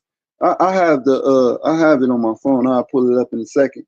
And in this account, it's an account of a guy, a Jew that's come over here to America, and he encountered an indigenous tribe, and he said that they spoke Hebrew to him upon his arrival. Upon him greeting them. What year? 16. This guy wrote this in 1644. I think it's a lie. Well, who he say spoke Hebrew, and they would be still speaking it today then. But which Indians did he say spoke Hebrew?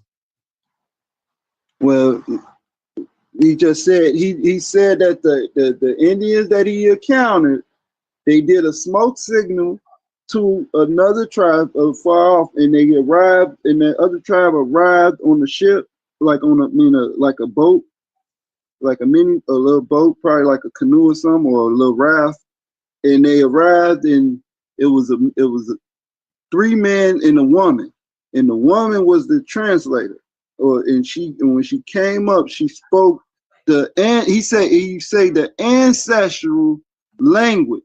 And what he says is, and what he writes, quote, is the Hebrew Shema, which is Shema, Yasha Allah, they say Jehovah, Adonai, Akkad, something like that. No, he didn't speak none of that.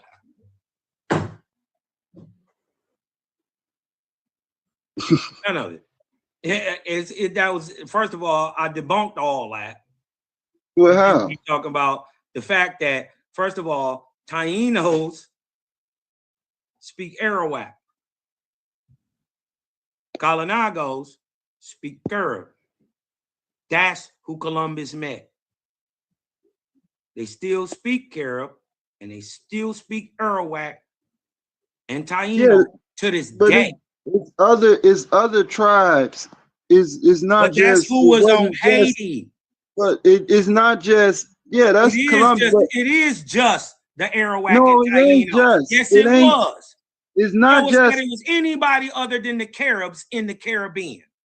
I ain't talking about the Caribs in the Caribbean. Caribs are all the Indians. Every Indian in the Caribbean is a Carib. The Carib. Wait, hold on. That's where they get the name from. Hold on. You said the Caribs are all the Indians? Yes, Carib. Explain. No. Wait, hold on. Explain what you're talking about. Just no, like you said, because first you said black is a catch-all term for all niggas in America. Just like black. So are the Caribs? Are the Caribs? So is Carib a catch-all term for all Caribbean Indians, including the Thai. All now you correcting yourself. Now you correcting yourself for the Caribbean Indians. But we know that there was Indians here in the Americas as well. In the Caribbean is a Carib. Did I? So was it Indians in Mesoamerica? Yes, it was Indians in Mesoamerica. He didn't go to Mesoamerica first. I'm not talking about where he went. I'm talking about where he went. I'm talking about people encounters with indigenous people in America. Right, and none of them spoke prior Hebrew. To the civil, prior to them being quote unquote civilized. None of them spoke Hebrew. Civilized nations. None of them spoke Hebrew. Yeah, all right. That's your argument. That's your argument. No, it's not. It's just facts. And to debunk and your method of debunking James Ladar is just saying, "Oh, I don't believe that." No, that I don't believe the white man. He's just saying that. Oh, he's just saying that it looked like it. James hold on. It's one thing to say that. Oh, hold on, brother, chill. Hold on. Scientific data. Okay, hold on, bro. Chill for a second. Listen, it's one thing to say data. Okay, is one thing to say that, oh, he just made it up. It's another thing because he listed all the similarities. So it's what I mean is one thing to say like, oh, well, the language just sound the same. Then what about the practice? Oh, the practices just look the same. Or then what about the ceremonies? The ceremonies just look the same. All these similarities show that they had a certain relation. All right. That's what I'm pointing out. Yes. You're dumb. Similar. Oh my God. You slow, short bus. Oh my God, bro. Similar does not mean the same. Similar is a synonym for same and like. What are you talking about? It's not. All right. Well, pull up a definition. You pull it up. No, you pull it up. No, that shit don't make no sense. The whole point that I was trying to prove to this brother that we now know and everybody can see, right, is that no, Caribbean Indians did not speak Hebrew. The first people that he run into are the Kalinago and the Taino. They spoke Arawak and Kurd, right? Not Hebrew. As a matter of fact, hold on. I wanna reiterate this: that Columbus brought a Spanish Jewish translator. His name was Luis de Torres, who was fluent in Hebrew, Aramaic, and Arabic, in hopes that they could communicate with the American Indians. But however, this translator proved completely useless. Hadouken. Not got to keep going back and forth. Explain it. Explain the useless part. Useless because he wasn't able to transcribe or speak to anybody in Hebrew, Aramaic, or Arabic, because nobody over here spoke Aramaic, Hebrew, or Arabic. No, they spoke it was corrupted. It wasn't corrupted. It's Algonquin. No, the language is what they speaking is not corrupted, but what a person in that time would have been speaking, the translator, the Hebrew he would have been speaking is what's corrupted. Wrong. Because of the Masoretic, yes, because of the Masoretic vowels. So it wouldn't sound the same. Because it wouldn't sound exactly the same unless you have an understanding of the ancient language before the Masoretic vowels. You want me to prove you wrong in one simple answer, right? Let me show you wrong, because they didn't use language; they used sign language. Man, you keep saying that. Hold on. Show us this example of them using sign language. I have Columbus I'll show you. Right here. Hold on. This is simple. You dig what I'm talking about? Watch this. Yeah, show the example of them using sign language. We got them talking to white men. Because I can pull up the Columbus journals. I can pull it up. What are you talking about? I got it right here. I'm talking about sign language before your fake Hebrew. I'm saying during the last 2,000 years. I want everybody to. Hold on. No. You just got done talking. Cosmo, you just got done. Dead language. You just got done. Except classic Hebrew speakers. Right. So first you say. So look, I want everybody to notice this. So you go on ChatGPT and say, "Oh, they speak in Hebrew." Of course, it's gonna say no, because Hebrew is a reconstructed language of the Canaanite. So hold on. So first he posited a prompt the AI, and then he go into this rant and say, "Oh, they was using sign language."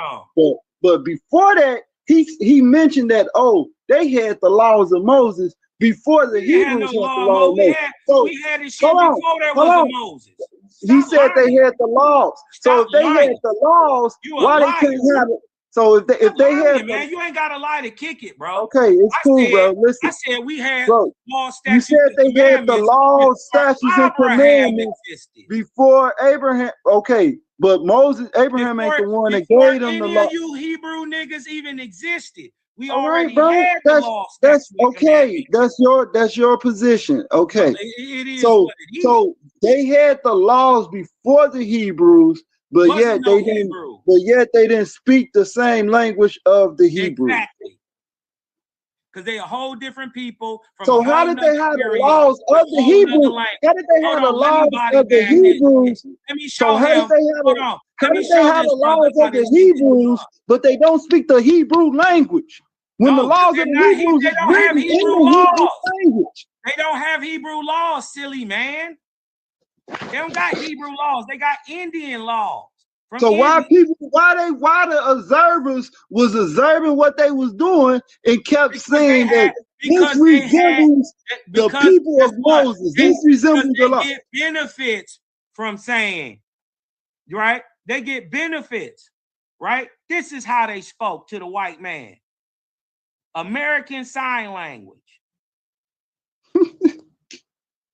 This is how you speak when you can't speak. How do you think a Spanish person spoke to a person that spoke Algonquin? How do you think they did deals? Huh? It's like this. Because everywhere in the world, if you do your hand like a wave, that means water. If you turn a peace sign upside down and wiggle your fingers back and forth, everywhere in the world, that means walk.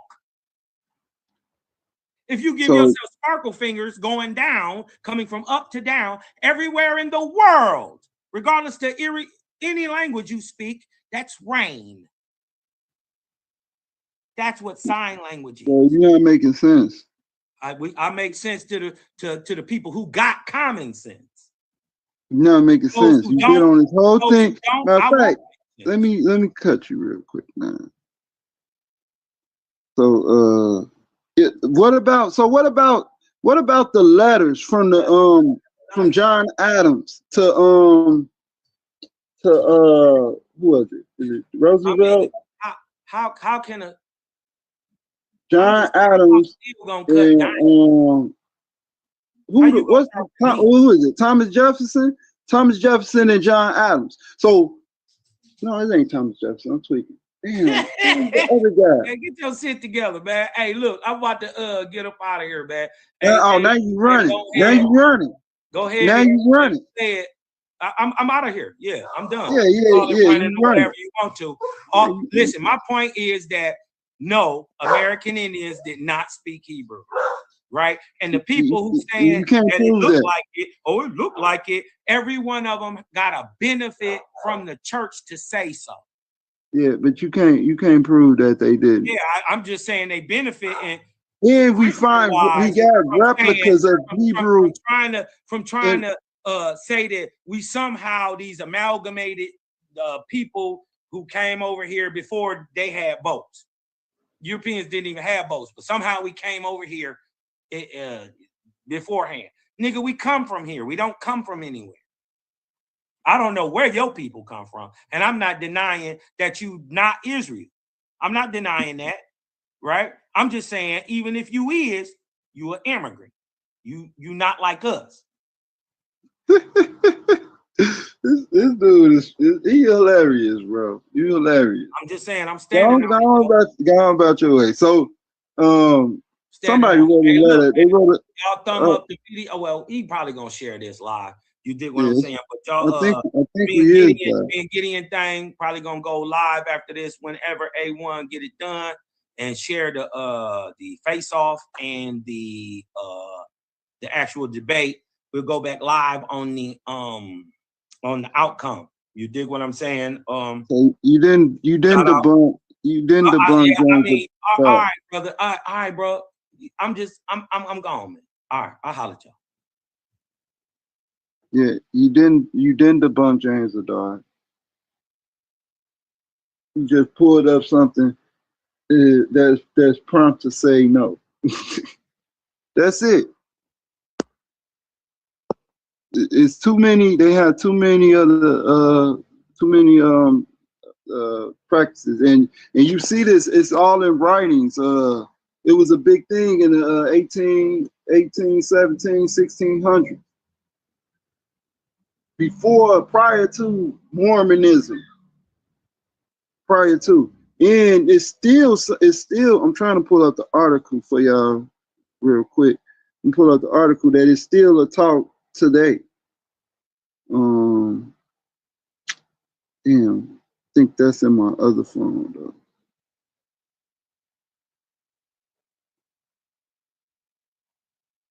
But whatever, man. Y'all still on the call? Humble, you there?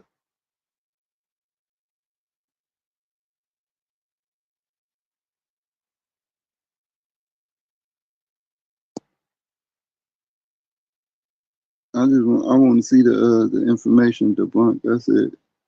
That's all I was saying. But from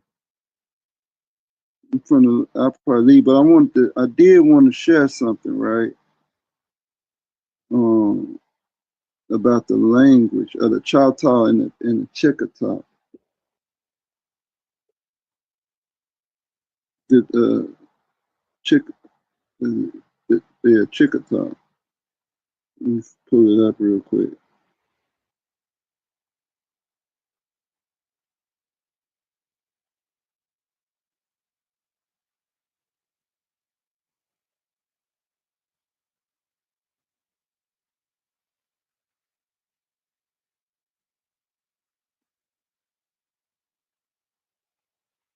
This is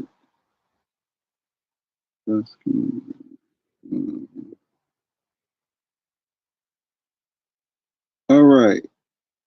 Most ethnic everything is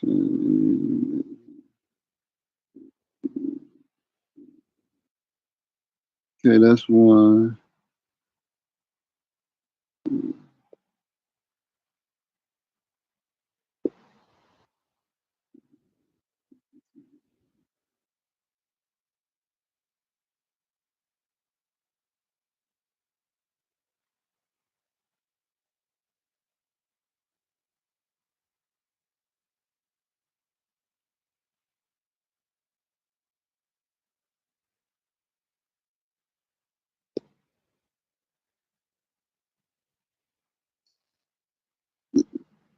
Okay.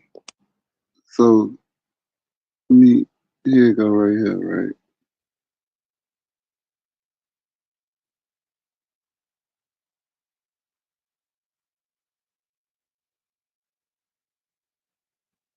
Okay.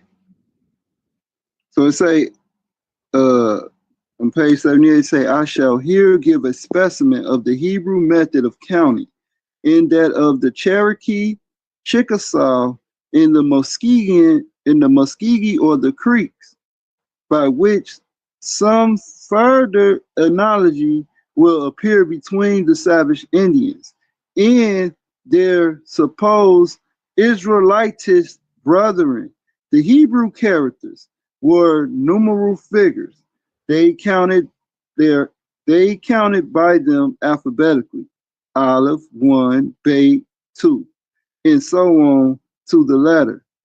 Yod, the 10th letter of the alphabet, and in which stands for 10.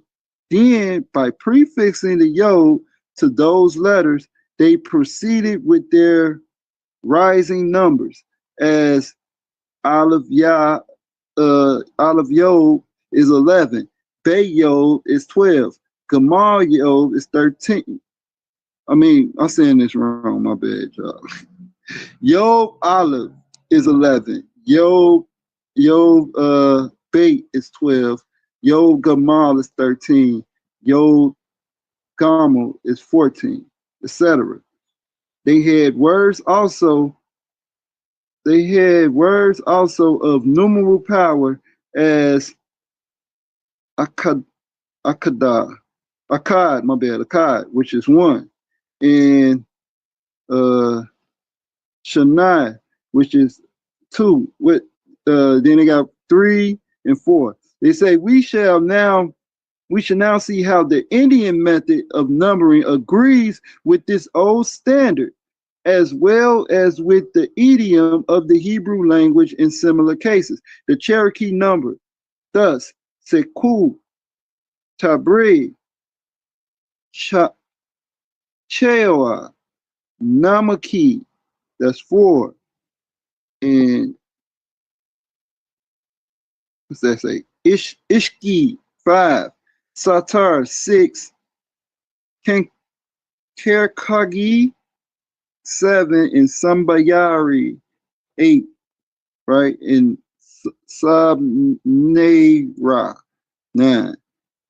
And then it goes forth and goes, Sakev is 10, Saktu is 11, and Taratu is 12. So now they say, in here we may see a party of words between two of the Indian nations. For the Muskegee term, a stone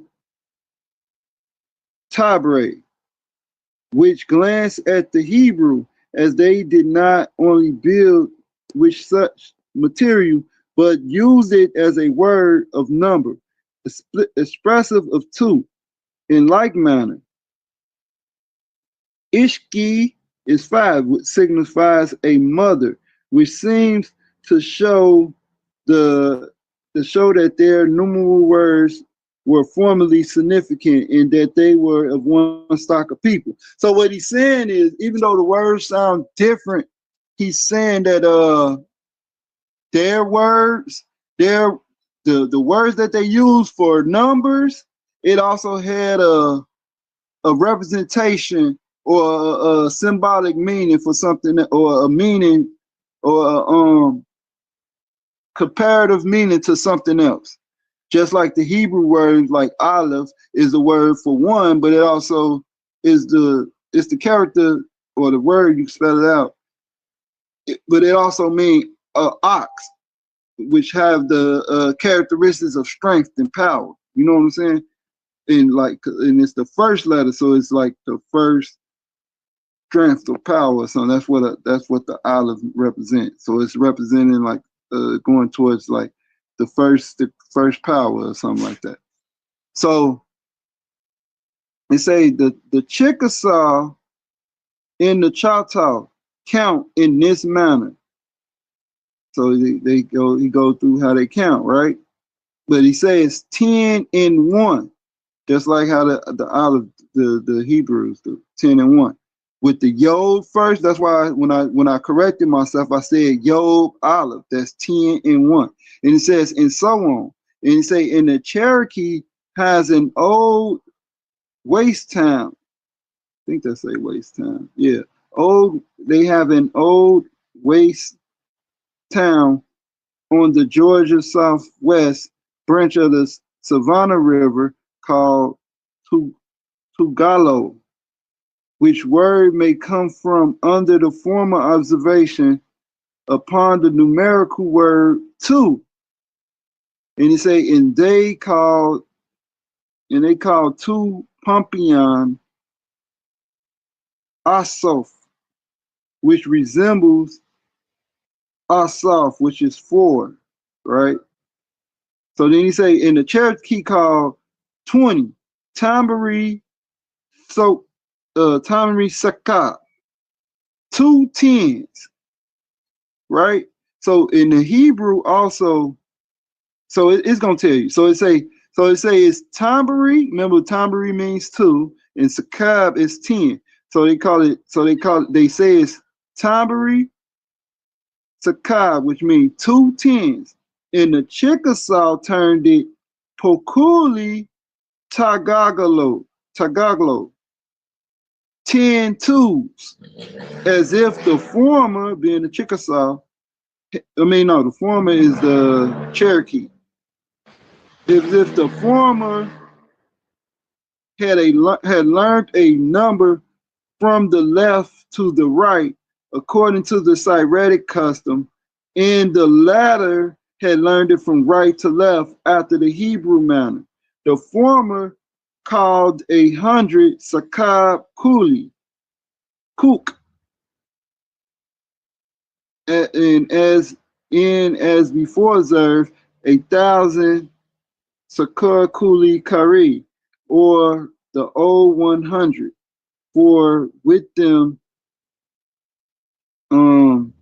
Kari signifies ancient or age, whereas Itu or Ituyu express former old time. So what he's saying is the way that they phrase their numbers is in the Hebrew way. It don't sound like the Hebrew because they had to, because so when you read it, right, some of the text is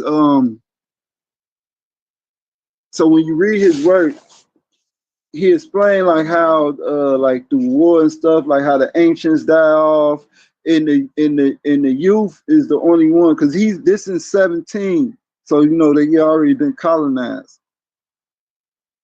So in the youth is what they just carry on whatever they had from whatever they could remember, because he talks about like the symbols, like the tribal symbols of the bear, the eagle, and stuff. He say those are all resemblance of the cherubim, right?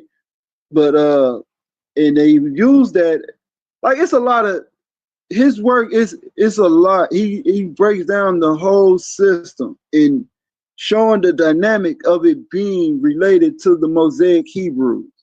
That's all I'm saying. The Mosaic Israelites, I should say. And he also said that they are brethren. And this is before any Mormon stuff came about. So don't give me, oh, this is from the Mormons. No, this is James Adar, Manasseh ben Israel, Montezinos. These are all many people. Manasseh ben Israel, he's one that spent his life work on proving that the Mesoamericans were related to the Israelites. So he wrote a book called Hispaniola de Israel, or something like that, Del Israel. Y'all check it out. It's pretty old. It's pretty. I think it's 1644. So it's pretty old. But what you think he was writing? What you think them old people like that? Like he from Israel. And do you think there's any benefits of him trying to tie those people into the Hebrews or into Israel, even though they're not? What would be the benefit of him trying to say that those people are? Can you think of any? I can. I'll answer for you. When you want to run the world and you want your stuff to be what everybody believes and stuff, and your opinions and stuff, and you want your opinions to be, you will go all the way from Israel to across seas to try to prove Israel across seas. Now, just because everybody language, we make sounds. Everybody got the same sounds. If people are around people and they separated, language is going to come. It's going to be people having language. It's going to be people writing language. Some of the signs are going to look the same. What you have to understand, though, is that the reason we know they're not the same people is because the God that they was worshiping was totally different. Didn't have any type of the same type of no type of worship attributes whatsoever. So I think being Israel, and I'm gonna go debunk him since you put his name out there. I'm gonna go check because I bet you somebody else did. Hold on, real quick. So when you say that the God that they worship, because he got a whole thing about the God that they worship, and he goes into it. They were saying hallelujah. They were saying praise the great spirit. That's the translation. Good thing I'm from Oklahoma in America, and I know what the Indians were saying. So when I bring my debunk, I'm gonna show you exactly what they were saying. And he gonna say that. I'll play you their native chants where they saying a higher higher. That's yeah. I know hallelujah. But Yah is in the word ahaya though. You understand that, right? Yeah, Yah is in the word Yahoo. Right, but Yah is in the word of you said that they but hold on. But I want to get back to the part where you said that they wasn't worshiping the same. Their worship wasn't the same. When in this writing, that's what he's exactly saying. He's showing their worship and showing how that, among other things, even the fact that they had fringes, right? Crazy. It's like a lot of stuff that they was doing that resemble what is written in the Mosaic text. So now when you say that their practice of worship isn't the same, what do you mean by that? Can you elaborate on that? Can you show me the infinities? The laws that make the laws that God, the Israel God, commanded them, and the way that the Indians over here worshipped their higher power. They didn't worship it as a God. Now, as I said again, them Israelis and the people that be coming over there, especially back in the day that did their studies, we know they went to do those studies to try to gain a foothold in the entire world. But we can prove all the way up through history that even when the white men came, they still took the American Indian language, Sequoia, when he wrote the American alphabet, and we start signing like that. These are things that we know. And like I said, the biggest difference is the sacrificing and the way that the Israel was sacrificing to their God, and then the way that, like I said, the different things that we worship their God. They didn't have no hell. It wasn't no Satan, no none of that, no devil, wasn't no Adam and Eve, huh? You say what? So have you read the Olam, the Walla? Are you familiar with the Walam Olam? The Walla Olam. So that's an indigenous text, and it don't say it verbatim, but in the text, it's a religious thing, and it talks about a snake, two people in a garden, and it talks about a flood too, I think. Yeah, we'll see. And when we see our and when we see our studies, we're gonna see that they probably interacted with somebody who gave them that story, because we know what. And like I said, I go get all my papers and stuff from the Kiowa Indians, and I'll show you exactly what they were. Now there's different Indians and stuff, different tribes of Indians. I can't lie. I'm speaking on one Indian tribe that I'm very accustomed to and have blood lineage. So that's who I be talking about when I talk about them. And I know for a fact that. So this is antiquities of I think it's called Mexican Antiquities, right? I'm finna pull it up. I'm gonna show you this Indian dude. I'm not gonna read nothing. I'm just gonna let me just show the title I got you. and explain it. I'm just to find this Indian dude that showed that they came over here trying to. Antiquities of Mexico, that's what it's called. So this is in the Vatican. I think it's in the Vatican now. Or it's in the definitely. You know, the Vatican trying to tie everybody together. So they say the Antiquities of Mexico, right? So what this is like facsimiles of so let me just read the title real quick. So it say the comprising of facsimiles of the ancient Mexican paintings and hieroglyphics preserved in the Royal Libraries of Paris, Berlin, and Dresden, in the Imperial Library of Vienna, in the Vatican Library, and in the Borgian Museum at Rome. Do we have any of those in any libraries over here? It's in Oxford, and it say in the Library of Institute of Bologna. How you say that? Bologna, and in the Bolognian Library at Oxford, together with the monuments of New Spain, right, by M. Dupax. So I'm just show you this volume 3. And it's about what's his name, Kingsborough, right? Mm-hmm. So I just want to show you some of the images, but in here they was even so, as you can see. So they pulled these out of those people call them pyramids, but those temples that they have in Mesoamerica. And you hear like these and like cryptic writing, which they call hieroglyphic, Mesoamerican hieroglyphic. And what this is depicting, this is a scene in the heavens and stuff. So you saying they ain't had no depictions of heaven or hell. Those are Mesoamericans. I'm not talking about Mesoamericans. Those are two different type of people. You're talking about Mexicans and the indigenous Mexicans. I'm talking. They was once indigenous though. Yeah, they're indigenous to Mexico. They're indigenous to Mexico in the middle part of the Americas. If we're talking about all the Americas from south all the way up, then they are in Middle America. I mean, you have to understand the way that they used to divide up the Americas and the people in the Americas and the people and the people who were sacrificing when they got to Mesoamerica and the Aztecs and the Mayans and shit, you know what they was doing that made them say, no, we ain't going with that. What was they doing? Throwing people off the temples, throwing them down to a god that was a snake? No, they wasn't worshiping the same God. Absolutely not.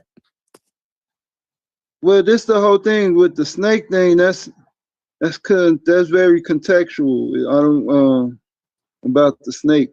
But what I'll say is though, so in this, so this one is this volume 5, I believe, because I got volume 3 and volume 5. So here, so what in these volumes, the first one is the facsimiles, and it's these plates that they took out of these temples, and then the rest of it is describing what they are, right? Hey, can you move that? Can you move that picture with me, you, and move it up so I can. I'm trying to read with you, even though I know you ain't gonna lie about what you read, and I just like to read too.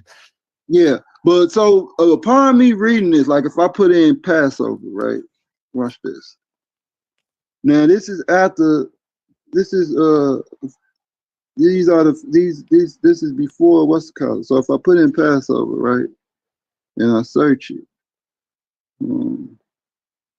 it might take a while to pop up. Pass.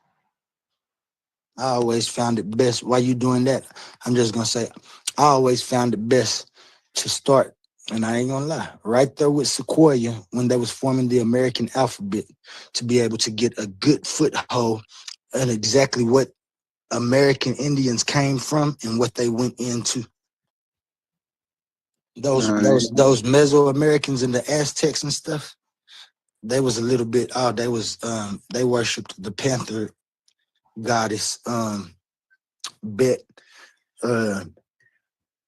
They believe in the cheetah as they got a whole other different stuff that don't pertain to nothing Hebrew, especially the sacrificing to the Now, did they see eclipses when somebody else saw eclipses? Did they see wonders in the sky just like anybody else? Yeah. Could you make an imagination, and could somebody somewhere else be imagining the same thing? Absolutely. Were they worshiping that same God? Was the Hebrews them saying? Absolutely not. Okay, here you go right here. I think this is it. So what this is talking about right here is how these Mesoamericans. Damn, I can't see. Oh yeah, I can see. I got you. I can see. They was practicing something that resembles the Passover, and it was in March. I'm trying to get to a period so I can read the complete thought, right? Mm-hmm. Take your time. Okay, let's just start right here, and I'm gonna end where it say Passover, right? Well, no, that's too far. So it say right here, describing these fasts. Let me do this. No, I can't read it like that. It say describing these fasts. So it's talking about them taking fasts. To which he. Mm-hmm. To which he.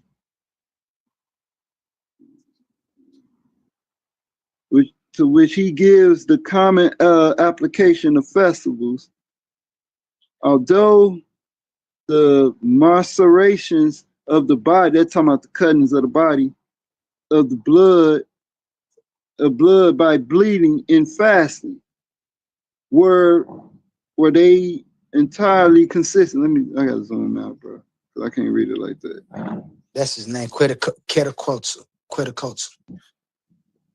That's the total difference right there. Even the blood stuff. Now, just because they worshiping something during the same time, it's cool.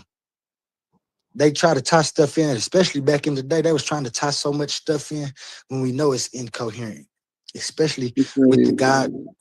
And all he's saying is that, like he said, he generalized festivals, and he's seen them doing different types of worship, and he said, oh, since we worship and they worship too, and we got to be worshiping. But if you look in there, I see him say Quetzalcoatl and stuff.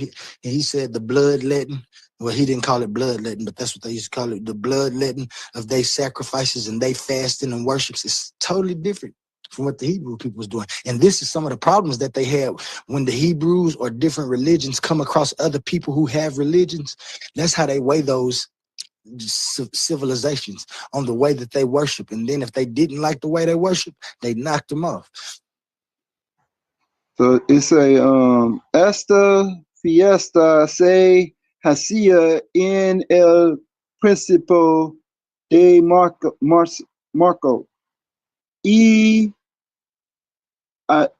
aquí se la esa fiesta cada año era la mayor de cuatro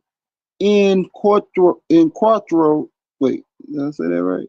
Cuatro en cuatro, 4 and 4, años que era su grande Pascual.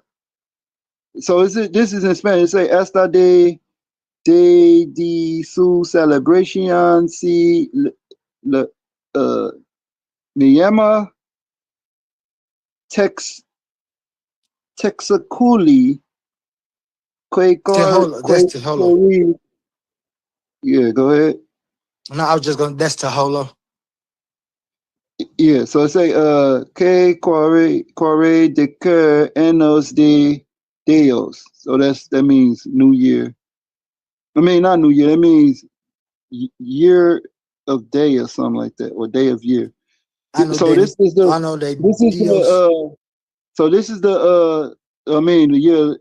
the translation. This festival was celebrated in the beginning of March. And although it took place every year, it was kept in the great solemnity. That means like separate, like one, in the greater solemnity every fourth year, right? Mm-hmm. Which was their great Passover.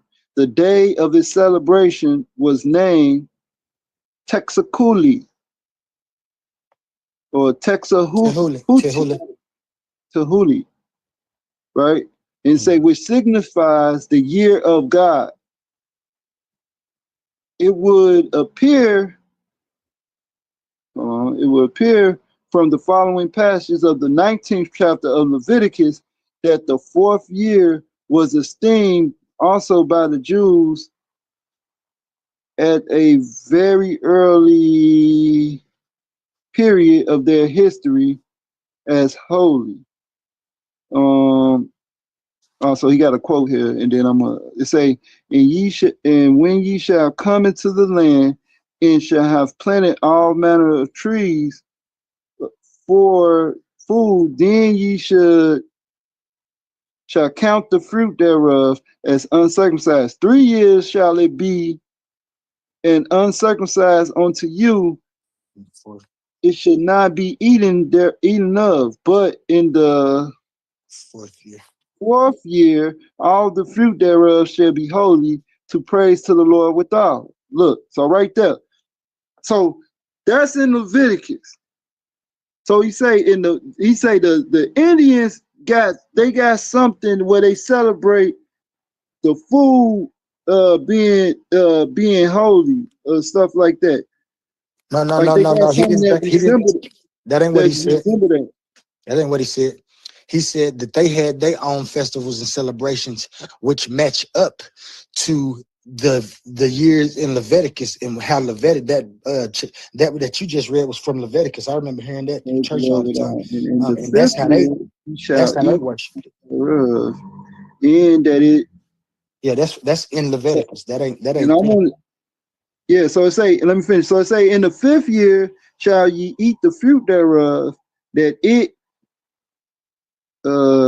may yield unto you the increase thereof. I am the Lord your God. It say, it is a remarkable fact that which admits of no doubt, because of the proof of it is found in Mexican paintings, that the Mexicans invise a prediction for exactly the same number as the Jews. And hence 8, 4, 12, and 7 perpetually recur in those paintings, distinguished by as many units or points in Mexico, the number of Supreme judges and the best informed authors assert that it's strictly limited to 12.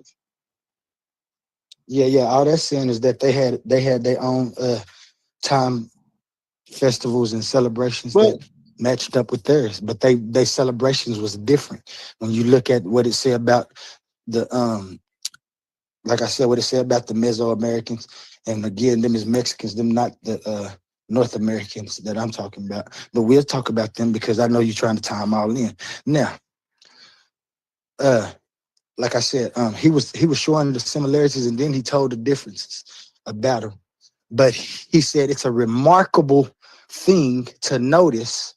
He ain't saying that they was the same. He just said it's remarkable to notice that they had festivals on the same time that these people had festivals, which would mean that weather was just good enough in those seasons that it had to be the season of what you call it, you harvest. know what? I wanted to go through some of this stuff that's in Leviticus because this could help our people. So right here, what he talking about, this is how you supposed to plant. This is how you get an increase, right? The first thing that you plant, when your first harvest, you're not supposed to eat that. You're supposed to get that away. And then I think it's like your second harvest. It's gonna yield like 3 times. Yeah, they do it for 3 times the amount or something like that. Like it's crazy work. Yeah. No, that was good too. That's the same thing that farmers do even right now today during harvest time. They turn their fields. Some of them they'll plant part of their field one year and won't plant the other part. And then they'll plant the other part of the field while they fertilize that field. And they'll do it just like you said. Some of them don't sell the stuff until their ground is good. Because that ground is really what worked. And to get that ground formidable for Well, I haven't read this entirely, but man, there's some good stuff in there. Like I was reading that and then reading the other stuff, but what James Adar wrote, and I'm like, yo, this stuff match up perfect. You know what I'm saying? It's the same thing. It's the same thing that he's witnessing. This other guy saying that they was doing before he even wrote it. You know what I'm saying? And also it's in the Torah. So that's the connection that I draw upon it. I got you. And that's like I said, that's a nice little old connection. It showed that the world was kind of connected when it comes to watching the sun and the moon move and during harvest seasons in different part of the world. The big difference that lets me know that they difference is, like I said, Ketakulta, Tehuli, that word Tehuli, the way that they worshipped, the sacrifices that they did, the bloodletting, was all totally different. When the Hebrews would have seen that, they would have did just what the Spanish did when they got there and destroyed them. They worshiping a God, but it's not the God that they worship. And in fact, but only why would they do the same exact? So they doing the same exact thing. So in one of the books that I brought up, right, he talks about how the Indian practices is like no other people. What he call them, like Gentile nations, right? The Mesoamerican Indians, because so he talking about the Choctaw, the North American Muskegon, the Muskegon Indian, Muskegee, the Muskogee. I mean, I say Muskegee, the Muskogee, right? The Choctaw, Chickasaw, Creek, Cherokee, and Cherokee, yeah, and 5 civilized tribes. Well, the ones that came out of the Muskogee area, the Mississippi, along the Mississippi River. Yeah. What about them? Yeah. So, but he talks about how they But I'm saying that's not just one thing. It ain't just the one thing. They just seen these different occurrences in the planetary alignments, and they knew that this is a better time to harvest. No, it's also their custom, tradition, the way they honor, the way how they didn't have no representation of the deity that they worship. They didn't worship. They didn't have no idols early on. That stuff with indigenous people having idols and natives. That stuff came much later. The natives They didn't have a no my bad. They didn't represent no idols. So they didn't worship the fire. They memorialized their warriors in an honorary fashion, not like as a worship. They buried themselves facing the sun. Facing the rising of the sun. Because in the whole thing, how it goes in the oral tradition is that they are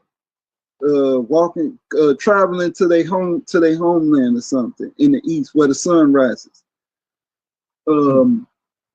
Even some, my bad. Even some of their the accounts that we have of them, they say that we come from where the sun rises, which is the east. Like I think that was in Montezuma said that, I believe.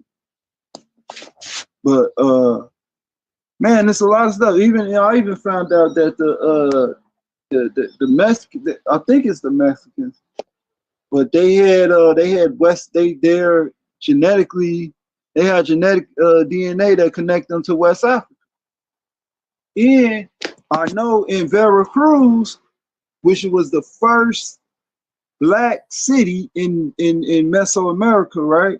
When they put African slaves in Veracruz, they had the indigenous people, but by this time, the indigenous people there was mixed in with the Europeans that came over there and colonized.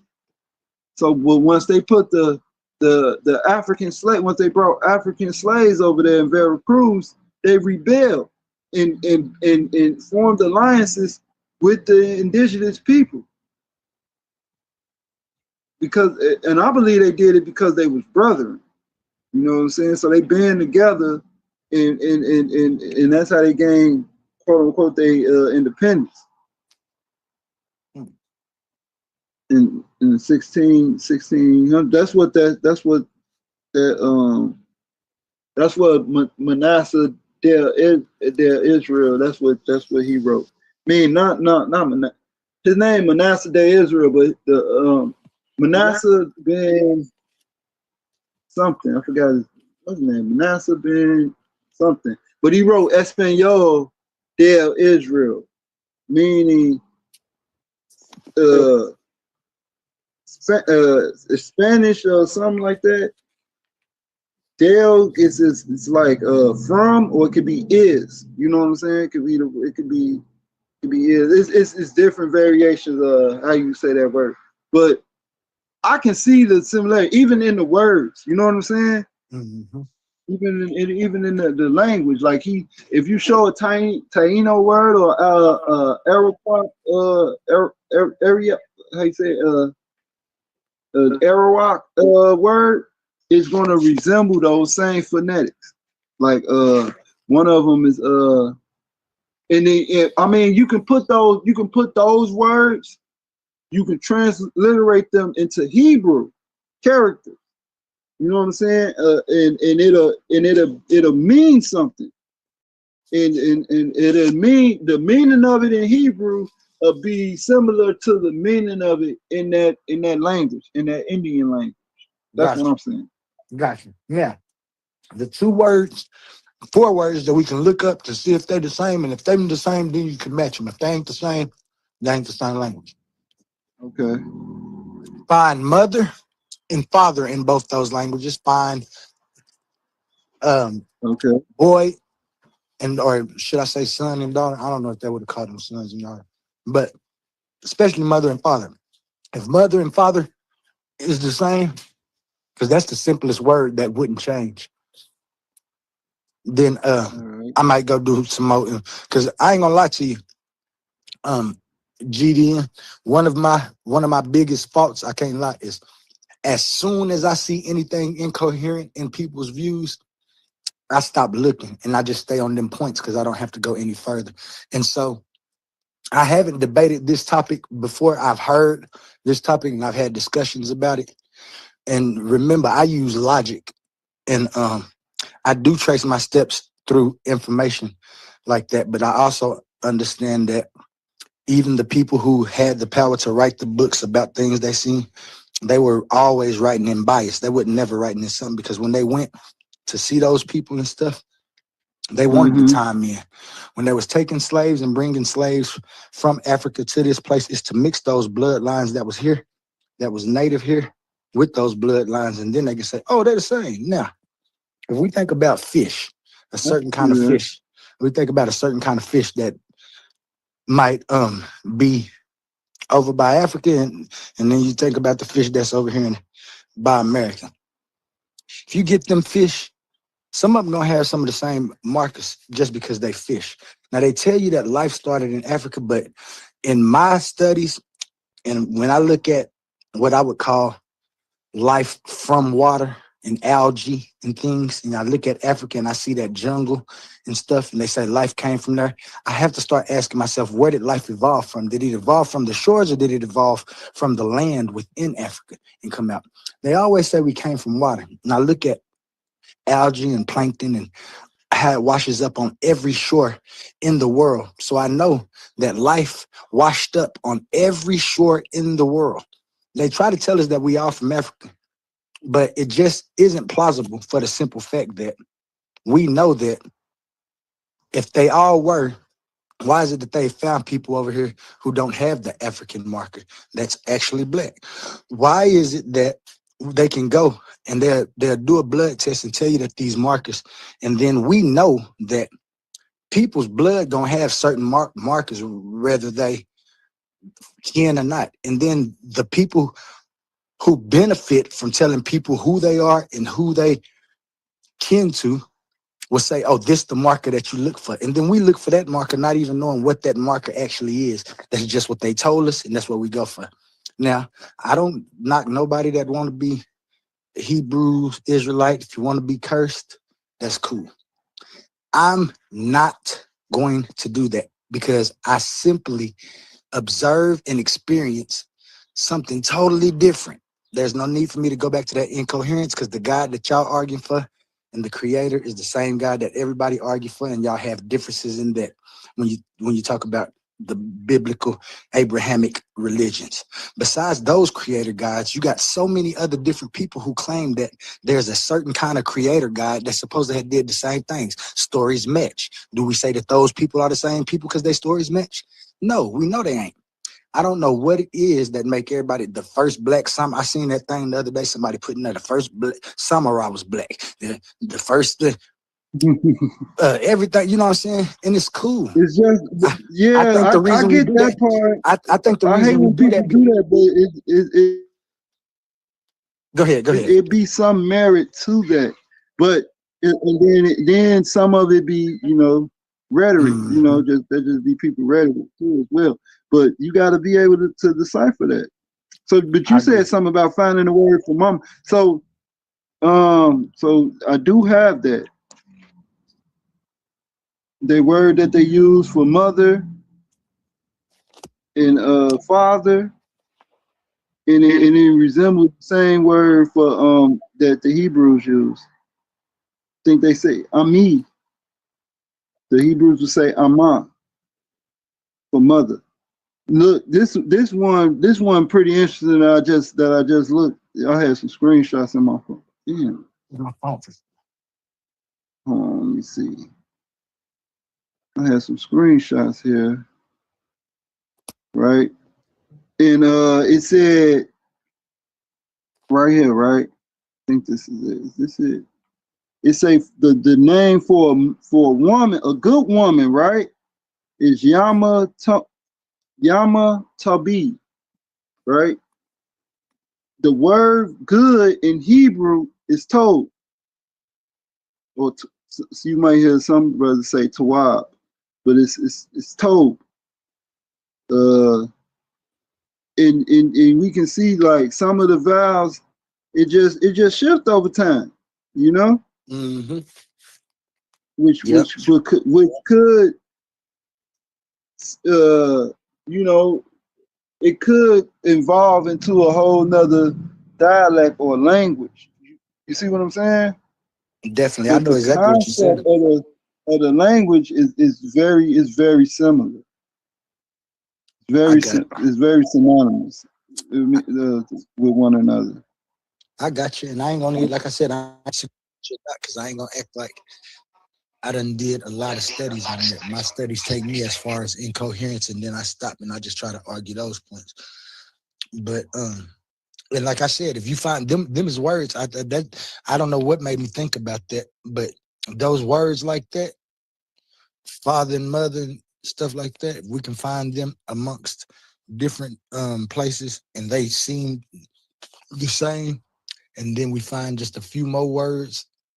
I mean, not just a few, you know, we're going to have at least 10, 15 words that match. That's enough for me, especially if I can put them in sentences and say, oh, they were saying that, and that's how they were saying it.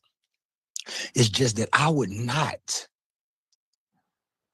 want them people to be my people for this. If they was my people and then they went and changed, and then look at how they started worshiping deities or the deity that they started worshiping. It changed too quick. And like you talk about the evolution of language, the language didn't change, but the worship of the deity that was worshiping changed that drastically. Is almost unheard. Now, what could have happened? Why are you saying that it changed? Huh?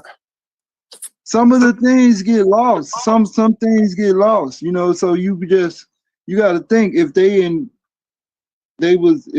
war, right? Because they had to go through like certain battles to even get over here. Like they was carried away by the Assyrians.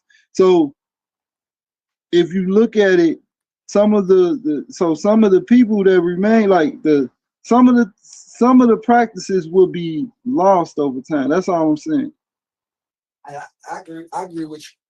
And then it become like traditional rather than strictly what the law say, where they just had like some things that the law said, but not all of the things.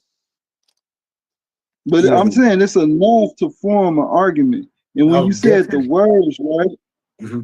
So the word, I'm trying to get this for you. Because it goes into that, and it used more than it's more than 15. Mm-hmm. What you were saying is more than 15 words. I think it say the word for father was Abba, A-B-A.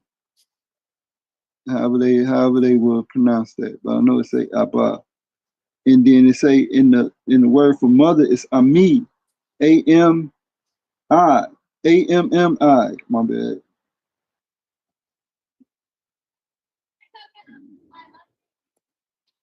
But and then it even give you other words like for snake and for ox, fish.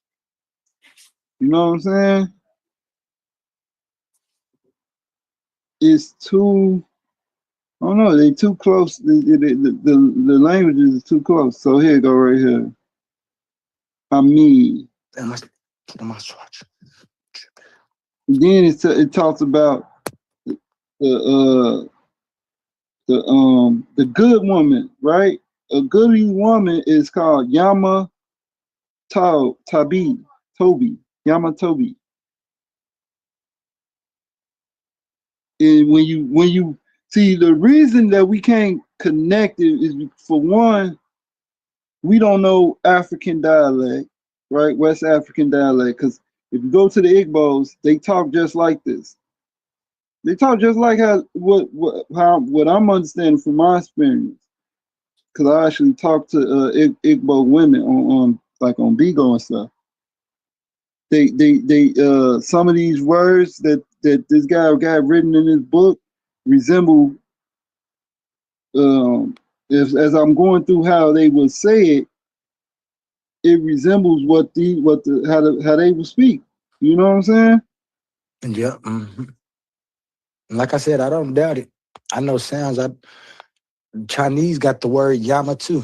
What Yama mean over there?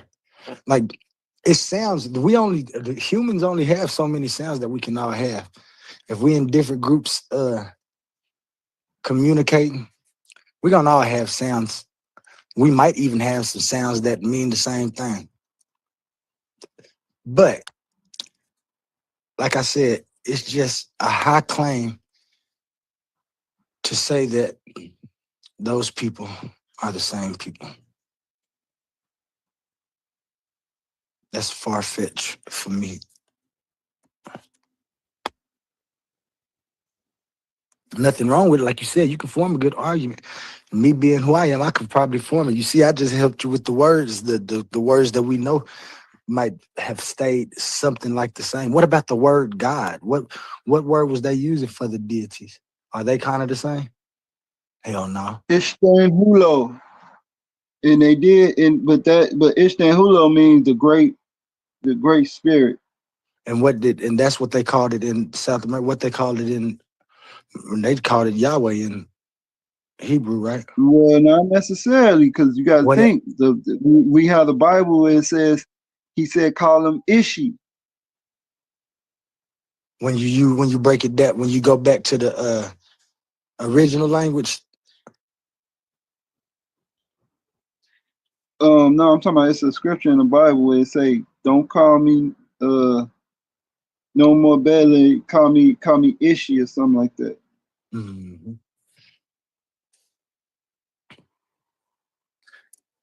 Yeah, I don't.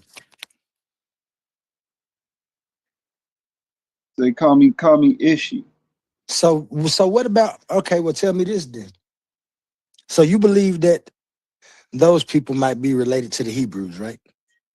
Or have some type of connection, we'll put it like that, with the Hebrews, right? Yeah, early on, this was a major theory prior to the Mormon Church. That's what I want to clarify that. Gotcha. So, but what about let's go back just a little bit. I shouldn't time jump or nothing, but so you can find similarities with that, but the Abrahamic religions, you believe that they all different? What you mean? You talking about like Islam and Christianity? Yeah, why wouldn't they be Hebrews too? I never said that they wasn't. Oh, okay. Now we're talking. Now I'm interested. Do you believe that the Hebrews is just a sect of the same people? The same people are who? All the people that was there, I guess I would have to say anybody that worships the Abrahamic God. I mean, I guess we see that. I guess we see that in the Muslim side of the Abrahamic religion, and we see it in Christianity too. Even in America, they got different sects of Christianity and stuff, and they believe that the other sect is wrong, that they actually going to hell. This is the incoherence of those type of ideas. I just find it hard to find somebody else, what somebody else wrote, and try to argue Yeah, their you got idea. schisms. Yeah. So you got schisms that happen, that occur as people get more sophisticated with their understanding and civilized with their culture. You know. Yeah. And you have disagreements, and then people start their own. They have a following. You know what I'm saying? Yep. And why do they do that, GDA? I know you know I know the answer, but these are the type of questions that I ask myself when I'm trying to find answers. Why do they do that? Why, if we got Christianity and we got one God and stuff, why is we got Baptist Christians? Why do we got Catholic Christians? Why do we got and the only reason that I can see is that a group of people was like, no, these people are benefiting and we can benefit off the same idea if we change it like this. And then you see those people and they have their heads of the church and they have their people. And these are the people that benefit more from there. And then another group of people that be in that church for a little bit, be like, nah, let's change that like this. They start theirs and they benefit. This mechanism. To me, and like I said, this is just from my studies and my experiences. To me, this mechanism of power and control. I'll just say control over different groups of people, and with the intention of benefiting and living comfortably, is the only thing I see in any religion. And that's why they split.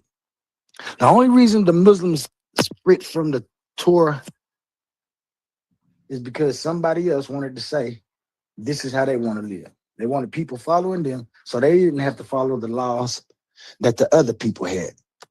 I see religions, people have religions, and then I see some people come in with religions, and their religion, and they'll have wars. And we know these is like person, boom, boom, boom. But these people sometimes used to fight for gods and whose God is the most powerful. But then you have some people that say, no, your God still ain't more powerful than ours. When we lost, we was cursed. And then you got some people that say, like, our science is better than y'all science. And then they go over there and they science is sacrificing people and saying all kind of different things. But you look, and like you said, like when I look, the more I get to learning about Kemet and different people's things, and I understand that they was talking about forces and the things that we say now are science, then there's no need to just keep on pushing that if that's what we know. Because it takes away the incoherence of the thing and gives us actually what we were looking for. A technology that people don't understand is identifying things. The first way we used to identify things back in the day before we had the technology we have now with communication was personifying things that we see. We know this. We know this.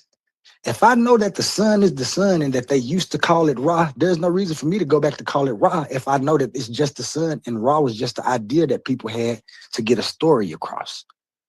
It would be incoherent to do anything more. Why?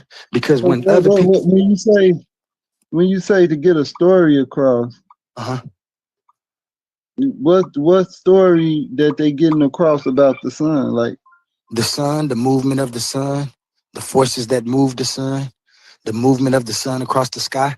That would be but Ra also do other things in the Egyptian pantheon. Yeah. Don't on the boat. Right. He do other things as well. So those stories have to be pertaining to the sun as well, right? And nope. That's the incoherence of it. When they talk Ra in the sky, and they're talking about the movement of the sun and how Ra is in a boat. And when you see the sun moving across the sky, it's actually Ra in a boat, and they lighten up the sky. But we know that's not that. And the reason they had those stories, because that's how people would understand things. You couldn't tell them that the sun was moving because of the different forces and factors of existence that we found. You couldn't tell them that back then.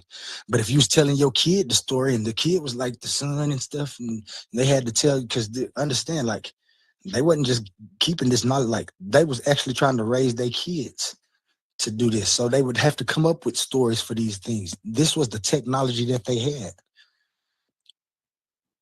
for communication. It was personification. At first, it was even worse than that. When especially in Greece and all of those with the pantheon of gods and stuff. And then somebody got smart and said, you know what? We don't even have to worship all of them.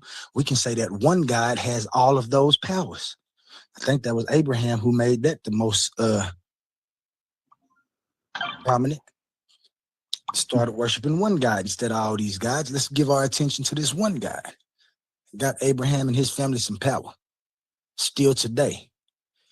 But the two sons, Isaac and Ishmael, the progenitors of the religions we see right now, both was at their daddy's funeral. You want some eggs with that pancake?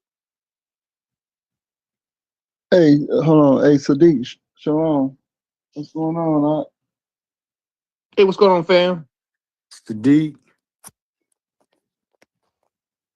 But I know I'm just mumbling to you, GDN. I know. I hear you, bro. I hear you said that, especially the part where you said the last part you just said about Abraham having his people, having his sons having powers still to this day.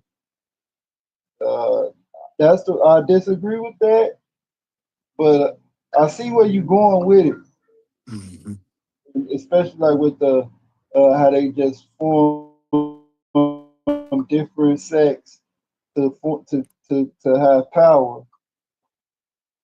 But what I say is that yeah, that's what people do. You know, we can see that on a day-to-day basis. Like in reality, we can see that in society. People break off, they start as one thing, and then once they have a disagreement, it'd be a schism. And then it's a split. By being a schism, people decide who they want to follow or how they're going to continue the thing, you know? And you get these different sects and denominations and tribes and all this other stuff. This is what religions.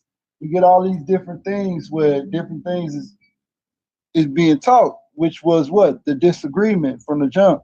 Somebody disagreed on this understanding. So they're like, well, you know what? Well, I'm gonna go teach this understanding, and whoever with me, y'all can come with me. You know? And so some of them used to have to sneak up. Some of them used to have to sneak off. They benefit from it. So this is my understanding about people benefiting or being prosperous from the Bible. I'm not talking about like a prosperity doctrine, which is what the churches preach, but the thing is, by these words being sacred and being inspired by quote unquote God, people can profit because it's a spiritual, I don't want to say bondness, but it's a spiritual, the word is spiritual, you know what I'm saying? Even in the language. So certain things that you say is gonna from the scripture is gonna resonate with people's spirit. And that's how you can profit, even if it was a bad thing. If you're using it for bad, y'all know a lot of atheists, they whole content is Bible. You know what I'm saying? Yep, and I ain't gonna lie, I agree with you. I definitely agree with you on that point. It's just that, like I said, when I understand that everybody gonna have an opinion. Everybody might see things just a little bit different. So with me knowing that, and then I think about the inspiration that's supposed to be by God, and then I ask myself, like, I know if GDN read the Bible without nobody telling him that you got to worship this God or anything, I can guarantee you that you can find all of the good things that the Bible is trying to teach without having to be like, if it was just a story and boom, boom, boom, you'll say, oh yeah, but that dude Jesus in that book was like, shit, be good to your people and stuff. And that sounded kind of right. Even if he was the son of God saying it or just a regular human said, those words and the idea that he was proposing carries weight even right now today, whether he was the son of God or just a regular man. Yeah, man, it's a lot of so it's a lot of figures that operate in that same type of spirit to what a point that where we memorialize them or we honor their great quotes, like you were just saying. I think that's what it's all about. I think, but we don't question if those individuals were actually men. You know right. what I'm saying? Yeah, that's true. Yeah, we question if Jesus was an actual or Yeshua, right? So,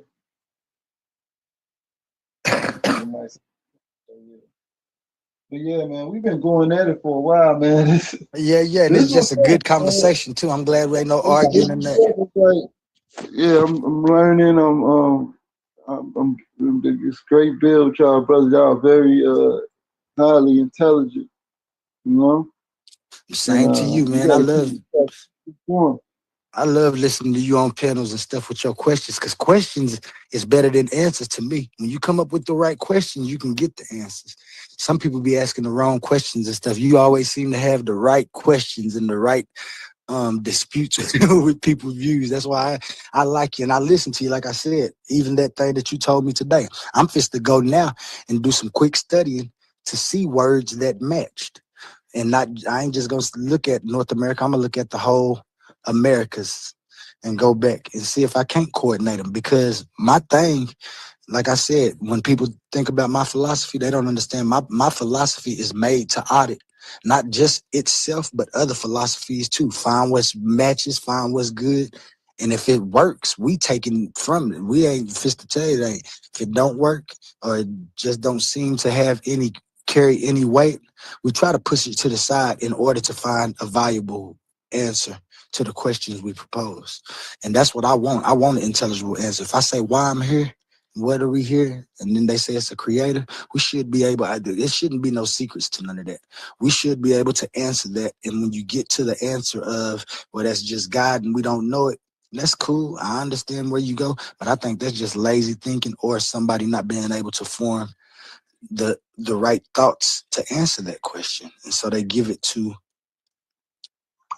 something that, and then people don't use that, and like we see right now in Iran, and that I'm 47. There's been wars in the Middle East the whole time I've been alive. 47 years. They've been over there warring about Allah and Yahweh. Yeah, so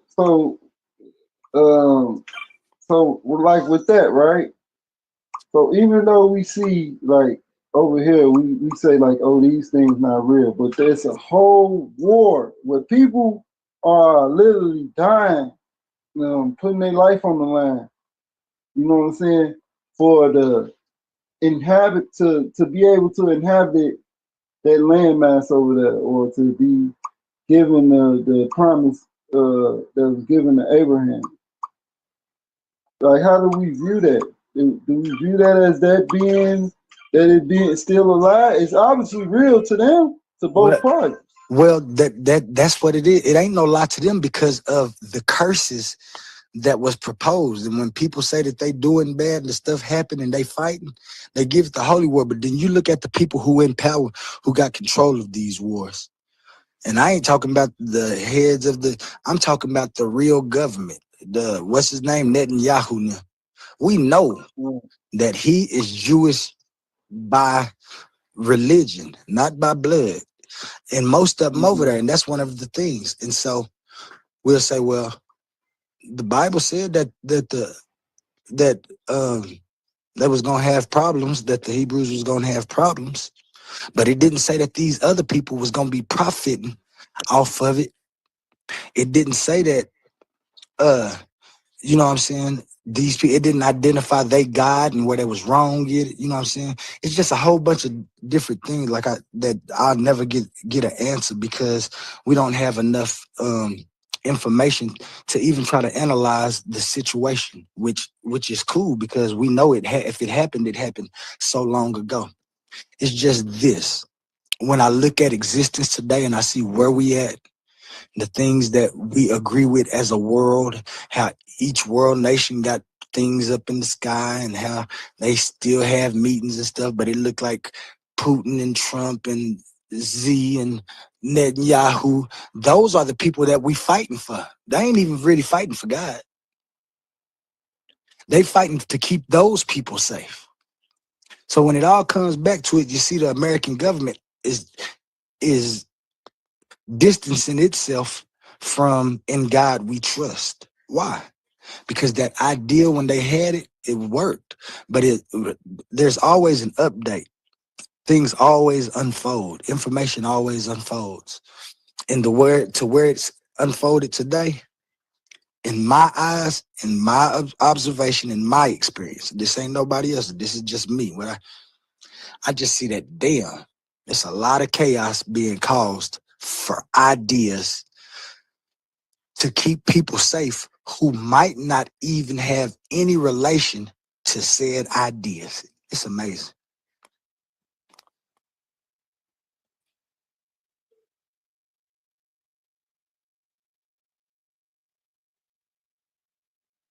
Sadiq, talk to me, man. You know I got to hear your voice.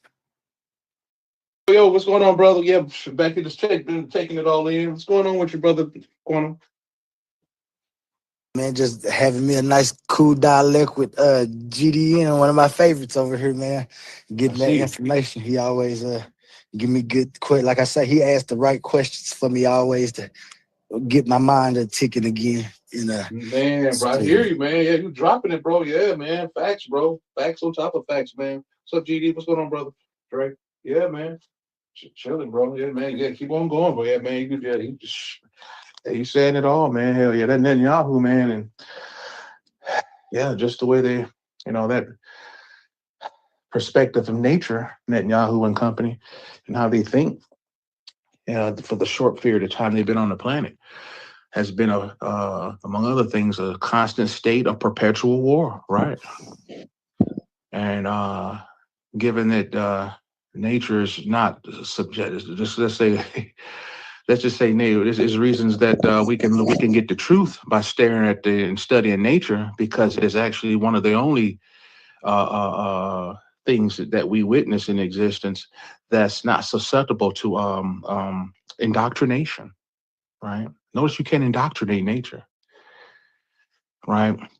Which brings up an interesting nugget, right? Notice that you mentioned Egypt and even in some of the other related subsequent ancient civilizations. They notice how they used animal heads or used animal iconography in their writings and carvings. It's a huge reason why they do that, besides the obvious. It's a huge reason, bro. The main reason, and it's brilliant, not just illustrating aspects of nature and how it plays out, and they have their own role to play. That's in us, right? We get that. It's a reason that goes even beyond that on a higher level. One of the ultimate reasons why that is a brilliant move, because they were thinking ahead in the past as well, but mainly ahead. They knew, we can just use Kemet or Egypt. They knew the creators of those stoneworks over there in masonries. They knew this. Check this out. They knew how the mind worked to a large degree. Most would agree, right? They knew that given how deep those truths were they were teaching, that people could make up shit and people could create religions. They were well aware of that. And they knew that you can take the truth and actually change it based on different perspectives. Whether it be particularly wicked, to confuse and mislead, and mainly on that. But just even if a person have the right intent, they don't have an ill will to mislead people, but you could do it just simply out of ignorance. So it's almost the same, like the people are misled, whether you meant to or not. At the end of the day, they took all of this in account to do this next move. They said, how can we write down and record our truths for future generations to learn in a way so the writers can't just capture, or at least make it difficult. Members, no, absolutely. I mean, make it because we see a lot of confusion, but just say make it more difficult for thwart our truths as it was intended from our original recordings. They knew that nature cannot be religiousized. See, when they created, let's say when they put the Badong beetle on the statue of Kefara doesn't change. The nature of the dung beetle is permanent. Brilliant. Religion changes every 5 minutes, but nature doesn't. You see what I'm saying? Brilliant. I see what you're saying now. Brilliant. I'll talk about brilliant when you look at it like that. If you can't create a religion, right? It locks in the truth, right? The sun, okay, a 10. The sun doesn't change, but religion changes every 5 minutes. So they would incorporate aspects of nature which is immune to indoctrination. Brilliant. That's brilliant. I ain't never even looked at it like that. You're right. It's a way to waterproof the ultimate truth. They waterproof that shit when the proper understanding is acquired. See? And that's what I be trying to tell people. They be like, was those people as smart as us today? They just didn't have the same technology, and some of them, right. But they questions that they was asking and the answers that they came up with, had the same type of answers that we come up with. Now, was they a little off with their answers and stuff? Yes, they didn't have the actual experience that we have to know these things. They didn't have the tools, but they was asking them same exact questions. They was brilliant, like you said, they was brilliant, just like us. But they were way past where we are now. They were way past that. Who knows what's been hidden and erased? Who knows? We'll never know totally what we don't know the total picture that they've had over there. Some say it's buried, who knows how many floors under the British Museum. Some stuff was utterly destroyed that even the museums around the world don't have, even the most elite don't have. All the scripts of the Egyptian Kemet is not under the Vatican, right? Not absolutely. So it's so much destroyed, but they knew enough to lock it into nature. I don't care how much time passes. Look how far we are since Kemet. And then when you tap into what those statues really mean or whatever, you understand how the lion's role would play, or the hippo's role would play when you're dealing with the what's it called, the terroret. See, it doesn't change. That's the point right there. It doesn't change per se. It's no absolutes at the same time, but yet when nature is there, right, just to keep the context, how a hippo behaves doesn't change. That's the brilliance. When I learned, I said, well, I read that, I was like, wow. I said, I've never looked at it like that. They said these guys were so far ahead of their time. They knew that people would try to adulterate that shit. They look what we're dealing with here nowadays in these debates. Total, utter adulteration on the most heinous order, right? Right. Let's put it mildly, right? And and so they said we're going to use some symbols that time, and you can go a billion years out, and this shit is still remain truth. They said, goddamn, put the lion head on that shit, man. Put a goddamn octopus on that shit. Surely the octopus is going to be the same as it was today, 10 million years later, which is true. And if we can actually find that, and like you say, the brilliance of it is we might not know what the hippo mean right now. Right. But when we do find out exactly what they was meaning by them animals and the dung beetle right here and the owl or that bird right here, and we know, you know what I'm saying, and we got some type of idea. But when we find out that, like you said, it's just gonna fall into place. Oh, that's exactly what they were saying. Oh, that's what they meant when they, man. That's but Yahweh. Oh shit! He'll be Galway tomorrow, and he'll be Galway after that. He'll be Malway after that. He was Balgay and Galday before he was Yahweh. So and they knew this. We got to come up with some shit. These motherfuckers say any damn thing. They said, man, put a moon on that shit, nigga. That motherfucker been the same for billions of years, right? See. And that's the way I think. I try to think like that. That's one of my inside secrets of how I maintain my, terrain as I do in these real patchy ass damn backtracks. Thank you for that, man. Because I ain't never looked at it like that. I always understood that they was real smart and that they was trying to answer questions. And some questions, like I said, you need experience or you need some type of tools to figure them out. And they just didn't have them, but they had imagination. Like we do, and they could imagine things. They had, you know what I'm saying? Like, no, they might not can't get it right now, but now that we got it, and like I said, it's amazing to me how they did the movement of the sun with Ra. They understood that the sun gives life and photosynthesis to the plants and stuff. And the thing that they missed out is that the plants grow the most at the dark. That don't mean they wasn't on the right track though. It ain't actually a being up there in the sky in no boat. It's the sun. And they were saying that, it's moving on its own accord. The sun is Ra. So if Ra's moving in his boat, and there's forces behind it. And then they start talking about the netters. It all just making more sense. But that last part that you just put into it about the scripts and stuff. Yep. I ain't never looked at it like that. They put what they call them fail safes. Right, my dude, bro, Bobby. I haven't heard too many people talk about. I think Bobby Hemming might have touched up. If I think about it, I think he might have spoken, but not many people know how they waterproof that shit. They just totally waterproofed it by locking it into nature, locking into the Iblis bird. The Iblis bird behaved the same then as it does now. See, with minor changes, right? No, absolutely, nature eventually, things all change at the end of the day. But by and large, you can never guarantee an absolute. But but one of the best ways, at least to attempt to do so, was to do it just the way they did, in my opinion, by putting the Ibis bird on Thoth and on Tahuti, to lock in his modality in nature, symbolic nature standpoint. Very brilliant, is to lock your truth in, like you do, man. How you do your stuff. it's pretty interesting how you lock it into nature and time. Oh yeah, See, that's brilliant, man. Mother Nature, I mean, Mother Nature's not gonna. I don't care who come along and try to indoctrinate and try to change it. They can't really, if as it stay under the concept of Mother Nature, man. But I mean, how can a liar come there and just manipulate your shit?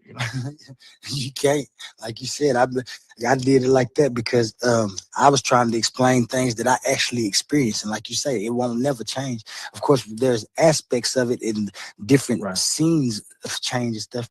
But the ongoings of existence, they can't change. They won't change. And that's because we have order and things unfolding. And that thing, the order, the things that's being ordered and unfolding is nature. And to me, that's a simple concept to give me intelligible answers. And that's why I did it, because I want answers. I don't want to be like, yeah, you just can't know that. No. I don't like that. Right. Oh man, shoot, they was dropping it on dude. That Sonic brother was is he an Israelite dude that got off Andre? I think so. He one of them. He might be a Hebrew Israelite or big on the studies. So yeah, sometimes I be hearing him talking about Kemet and Mayat, but I think he be trying to tie the Hebrews into that. So yeah, I think he is a Hebrew Israelite. Man, shoot, man. I see, man. What happened? You guys going on live today or anything? What you got going on, Quantum? Shoot, I went. They fixing to do the results to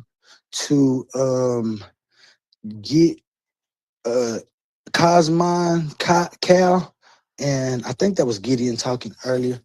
Okay. They gonna do their finals. I think A1 said he gonna replay they face off in the debate, so everybody, cause they had a good topic, and I guess I missed that debate. And so they're gonna get that. Yeah. So they gonna run those two, and then they're gonna do the what's the name, and then we free. If we got some time, I was gonna see if Shekmek was gonna run about 45.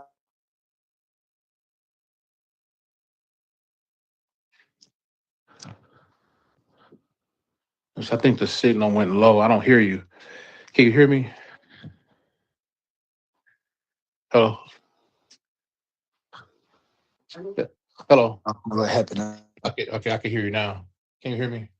Yeah, okay. I hear you. I can hear you. I heard last time I heard was that you was gonna see if Shekmet could run something. Yeah. I was seeing if had time Shekmet was gonna do one of them shows. I liked them little shows she was running. I wasn't never part of them. I wasn't part of the Titans debate league. Then when they was having it, but last Sunday when I was on duty, I ran a bunch of her little shows and was interested in them, like that kind of format. After we do our debating, which that's the main part of this, I think that everybody else just like to lay off and have other type of entertainment, and that's one of them that I preferred. For sure, bro. For sure, man. Did you see last night Pan and yeah. Bro, what the hell, bro? Bro, we got the two best debaters on rhetoric for sure. I'm talking about this is supposed to be. This gonna be real good. True, there's some good debate. They're gonna definitely. What do you think about the agreed upon topic though? Shoot, if that's all they could find to debate, because when I was first in there listening to them, it seemed like they had too much in common to even debate. But shit, they ended up finding something. Topic though. It was like, is it racist to yay or nay to if a black person withhold resources from white people solely based on race? Would that black person be considered racist or not? And I think I forgot who got who's. I think I believe Balt Suave said yes, and I think Pan said no. Yeah. Or no, it's the other way around. I think Penn said. I think Suave said that black people can't be racist at all. Cause maybe it's the Suave said no. Yeah, maybe. Well, I'm not sure.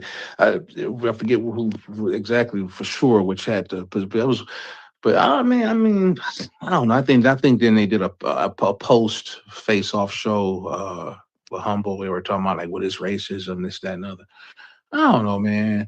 About I don't know, man. That subject seemed like it could be went in another direction. But I don't know. In my opinion, I mean, I don't know. I think you have to have power pretty much to be considered racist, and my mentality to withhold, against a particular group. I don't think you just solely holding back resources. I don't know, man, but I guess you could probably argue it that it is racist. I guess, I don't know. Yeah, I don't know, man.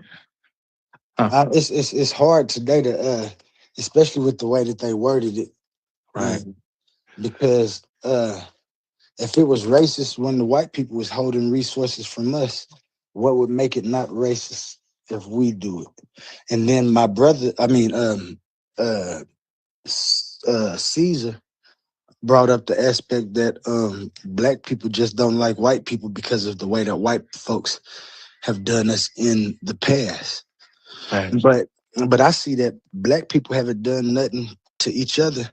And personal, and I ain't gonna say racist yet, personally, people have problems with each other, right, without it being race and hate each other and stuff, you know what I'm saying, without no resources. So if you could do that and you have a way to degrade and halt somebody's survival simply for their skin color, I'd have to say that's racism. I would just have to, because that's the reason that I said they was racist when they was doing it. Right. And that's how I would argue that. Yeah, but if you're going solely by skin color, it's like an absolute, that's just solely skin color, period. Yeah, that's going to have to be looked at as a. I would reluctantly have to agree that would be technically racism in its purest form.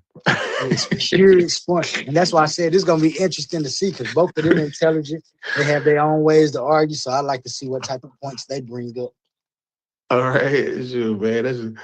Man, they had a blast on that panel last night, man. That shit was fun. Man, we need to do some more of those damn. I'm about to get with A1, man. See if you want to do some more of those damn TikTok spaces, man. We was grinding through on that shit, bro.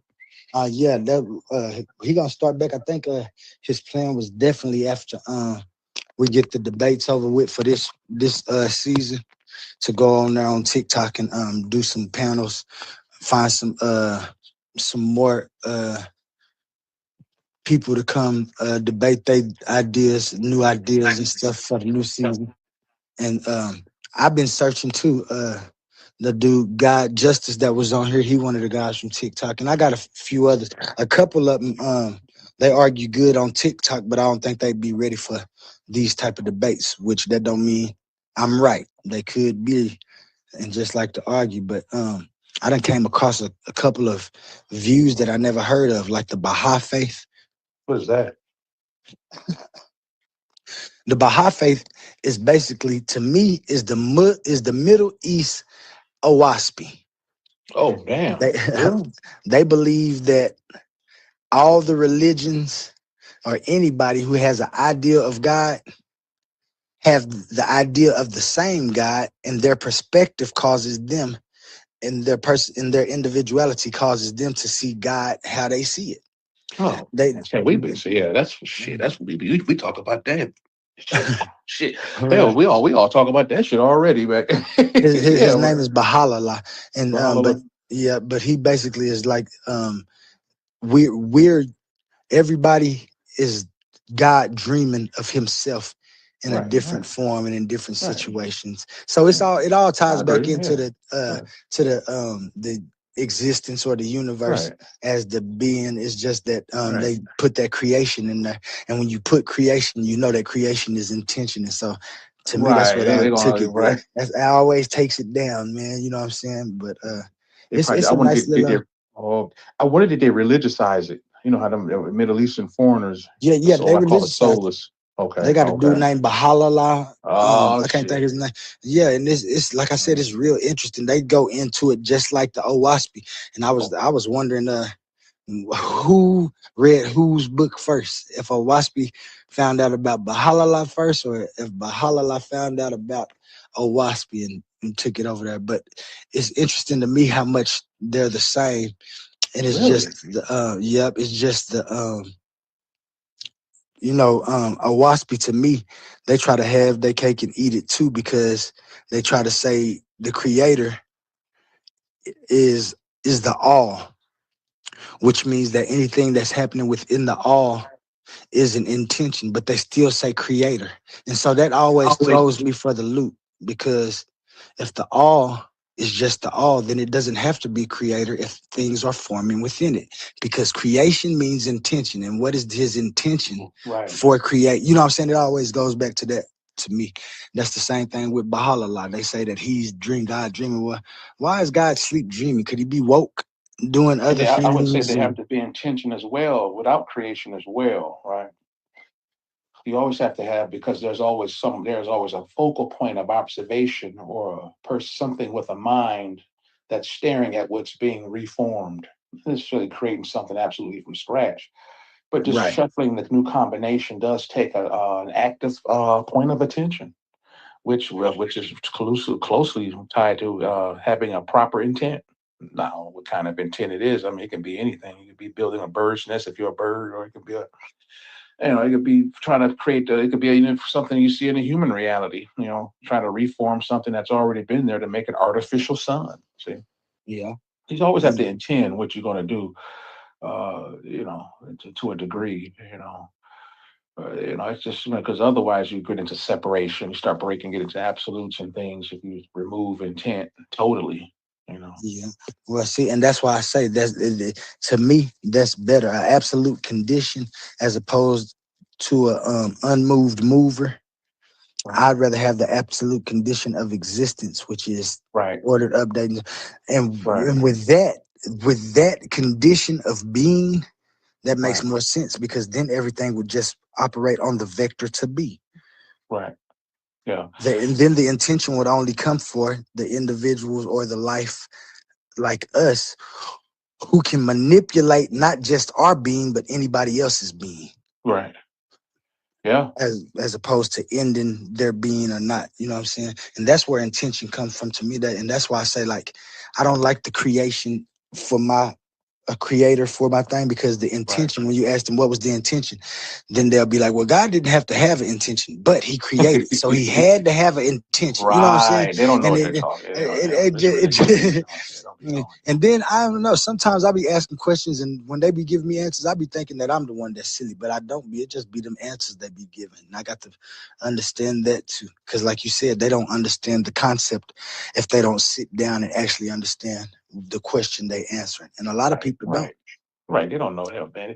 It's the things we say out of our mouth right now is predicated on intention. Yeah. It wouldn't happen if we didn't intend it to.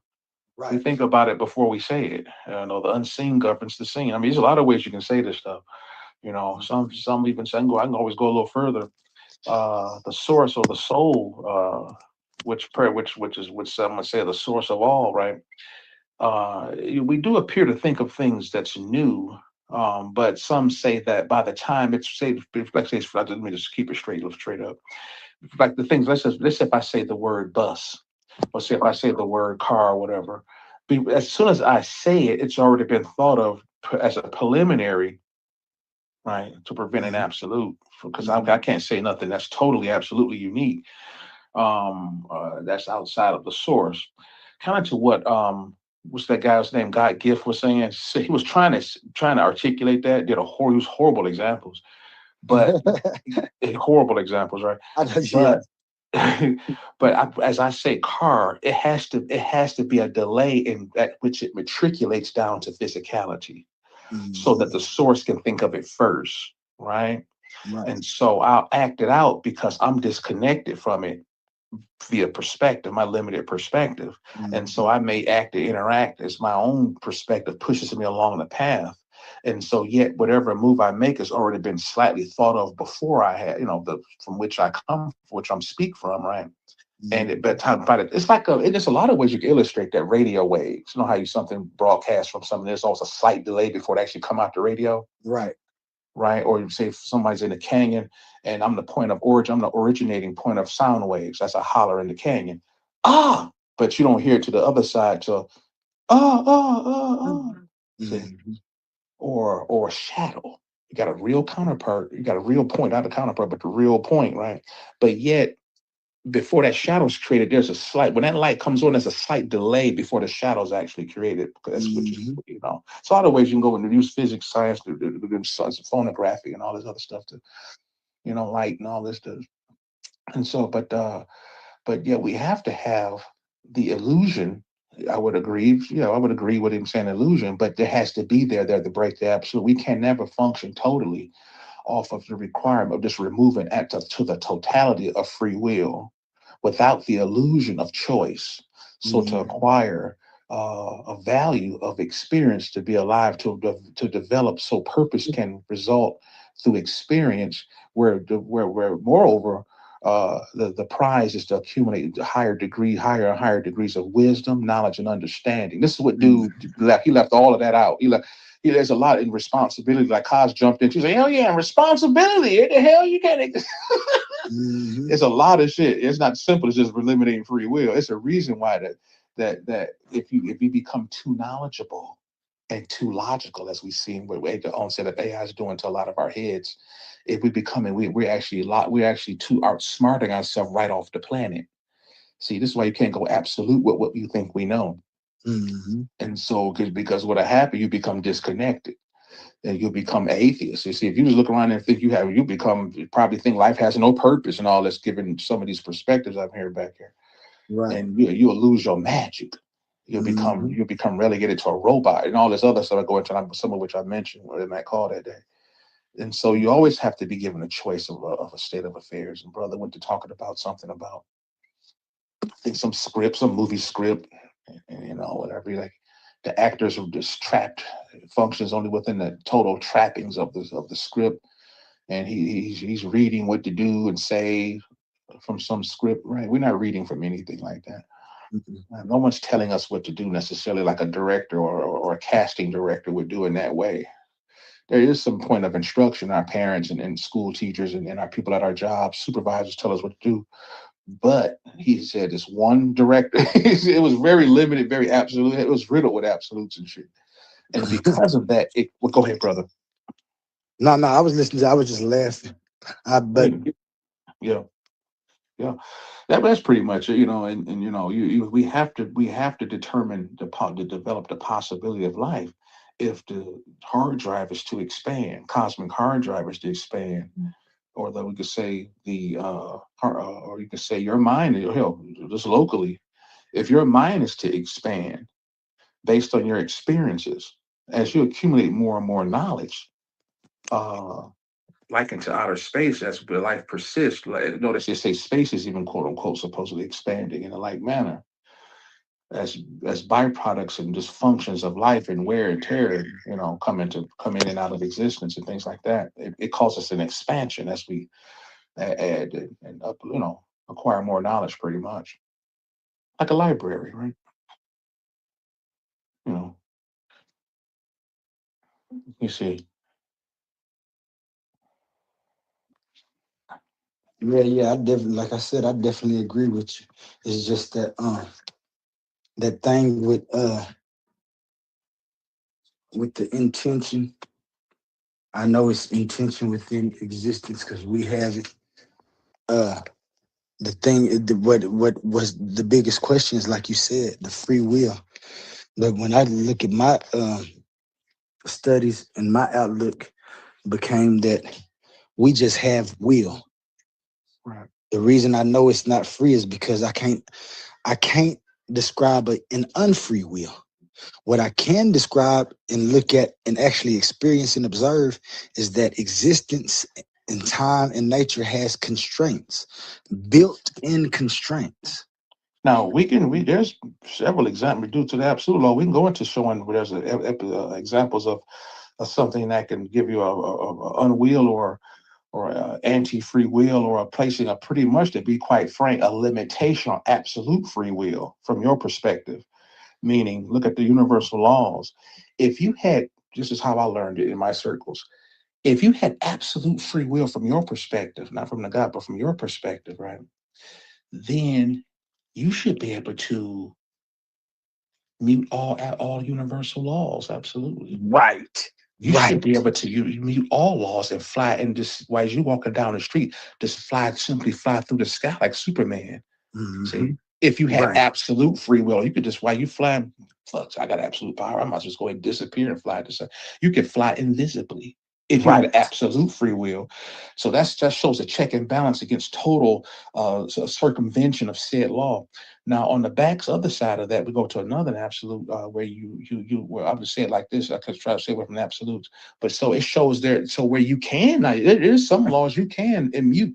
You can mute some laws, like the so-called law of gravity, the so-called law of in terms of suppressing gravity with further knowledge and wisdom. You can actually fly through the air, which actually don't necessarily eliminate the law, but you just have mastery over said law. Right. And there's also, and I can go more and more to the mutable universal laws as well, just to even go further, right? And some are immutable, obviously, right? Like the law of mentalism and cause and effect, whatever. So it's there, Right, and that's why I say that point right there is exactly why I say, if they what they did was put free will on something that you don't even have to call free will. We know what the free choice is, and the reason you can't, because to me, the reason that it didn't seem right and the reason we have questions is because they say, well, if we have free will, but God knows everything, or some of us it's already written, we going to hell and stuff, then are the steps that I'm taking actually free? Well, then that's what they say, and they lucky that I ain't a Christian no more, because I got arguments for God that would hold up if the incoherence didn't come before my arguments. So it's like, my will that I got is the same thing as my life. My life is constrained. So my will is constrained, but it ain't constrained intentionally. It's constrained because nature has form, structure, and constraint. Time has ordered, sequence, and update. And so if that's happening, then I see some birds flying, but I can't fly naturally. But like you said, we can build planes and fly now. Right. Hold on. Well, then if that's what's going on, then I know that I have will, and especially the will to make my own choices, especially when it comes to my will to make choices about what's hurting or harming me or anything else within existence. And so I don't have to have a free will or a caged will or whatever it has to be. You just have to have a will. Right. And now my will has nothing to do with Sadiq's will. Sadiq's will has nothing to do with President Trump's will. Sadiq don't make his own choices when it comes to the situations that he in. It ain't already written when Sadiq's sitting there thinking about what he want to do. That event of thinking I'll is say actually. this. I'll add this. I have to add this. My other part of my moniker, there is no separation, at least not in that sense of an absolute. And there's ways I can illustrate that. And also the law of quantum entanglement, right? And so it's some truth in what you say, because there's no absolute, and at the same time to that other way as well, which just gives you credence. Now, since we talked and we get together and talk, and that we hear each other talk on these platforms and things, you have etched a signature into my psyche. So I'm forever changed because I've come across you. I've heard and taken in things you've said. So your perspective isn't absolutely separate from the physical interaction I'm referring to. Also from the soul aspect. We all come from the same place. Number two, right? That's the main point of separate. We all come from the same. That's number one, actually. But just on the basic physical level on these phones or whatever, you've etched and projected a signature through sound waves, right? And visuality and things like that. I've seen your moniker, your literature and things like that. Stuff has an effect on me, right? Likened to two photons or two atoms, right, or two electrons being intermingled at one point. it forever changed. Now, how much, to what degree, like you said, I'm gonna do what I'm gonna do, to what degree I'm I'm affected, that's debatable, right? But this goes vice versa as well. And so to what degree I'm effective through this interaction? To what degree is each relative electron affected to, can they examine to the absolute was truly affected between two electrons that's once had this common interaction, sharing quantum spin and things? They can't tell you that totally or whatever. If they did, they'll be making it up. Like if me, I could tell you to the absolute, to the effect that which you've had on me. I would never be able to really articulate that, and vice versa. But to make it simple, I always put it like this. Imagine mom in the kitchen cooking. She's in there cooking. Or let's just say mom in there cooking. Let's keep it simple. Let's say she's in there cooking right now. She's in there by herself. And we've all done things by ourselves. We're in a room or whatever, quiet, right? Doing our own thing, right? Right. And you come in, she don't hear you come in though, right? I'm gonna give you the most subtle example. She don't hear you come in. And so all of a sudden, she's in there singing, she's doing her head dodge, she's singing her old school songs, whatever, or talking to herself. Hey, I can't stand. She might be talking about a previous conversation out loud because she thinks she's in the room alone. She said, you know how we behave differently when we are alone. That's hint number one. When we think we're alone. And so she's like, hey, I can't stand her. So you walk in and make now you've been in there for a minute, but point here is the bottom line here is you make your presence known and apparent. Hey, mom. Oh, man, Quantum, you scared me. You scared me, Jermaine. Where you been here, baby? Oh, I just walked in a few minutes ago. I heard you there talking. What's going on? Oh, it's nothing. I didn't want to bother you, mom. Go ahead and finish cooking. I'm going to go ahead and step back out. You leave. Or you leave and go back in your room. Now, here's the nugget right here. That ain't even a nugget. Here's the nugget right here. She's going to behave differently to a degree because she's not going to act like she did because she know you're there. You have it etched in her mind from that point on. You see how that works? Yep. See how that works? Because even though you're not in there interfering actively from that point on, you've already left this part of her line of sight, but she knows you're there. She know you there. Yeah. Right. See, always remember, absolute separation is false, right? But relative separation, right? I got my own free will, if you will, right? No pun intended. And same so do you. So yeah, we're gonna carry on and whatever after we interact, whatever, more or less at the end of the day, right? So yeah. See. I agree with you totally. And so that's how those electrons act. Yeah, they just, you interact with them and they share a similar character etched on their being, if you will, right? Spin. I think they use the word spin and shit. They share a similar spin, whatever, or point of awareness or whatever. It's a shared point of, whatever, how you want to word it, whatever. Yep. Like you said, we don't know exactly what's making that thing right there happen. We know they entangled. We know when one spin this way, the other one gonna be spinning that way. But the only thing that we know is that they just quantumly entangled. That's what we call it. We don't know nothing. we can just name the event that's going on. Right. Yeah. Some Naga guys in the background working on them I talked to a lot of people one-on-one. I'm in the back working on them too. They got a lot of between us, a lot of holes in their philosophy and shit. Oh yeah. What do you think about their philosophy? And they went after Oshapi and they had a lot of issues with going after Oshapi, but and vice versa. What do you think about God is light? Light is electromagnetism. I believe that it's incoherent. Yeah. Okay. I just if you got time, I ain't trying to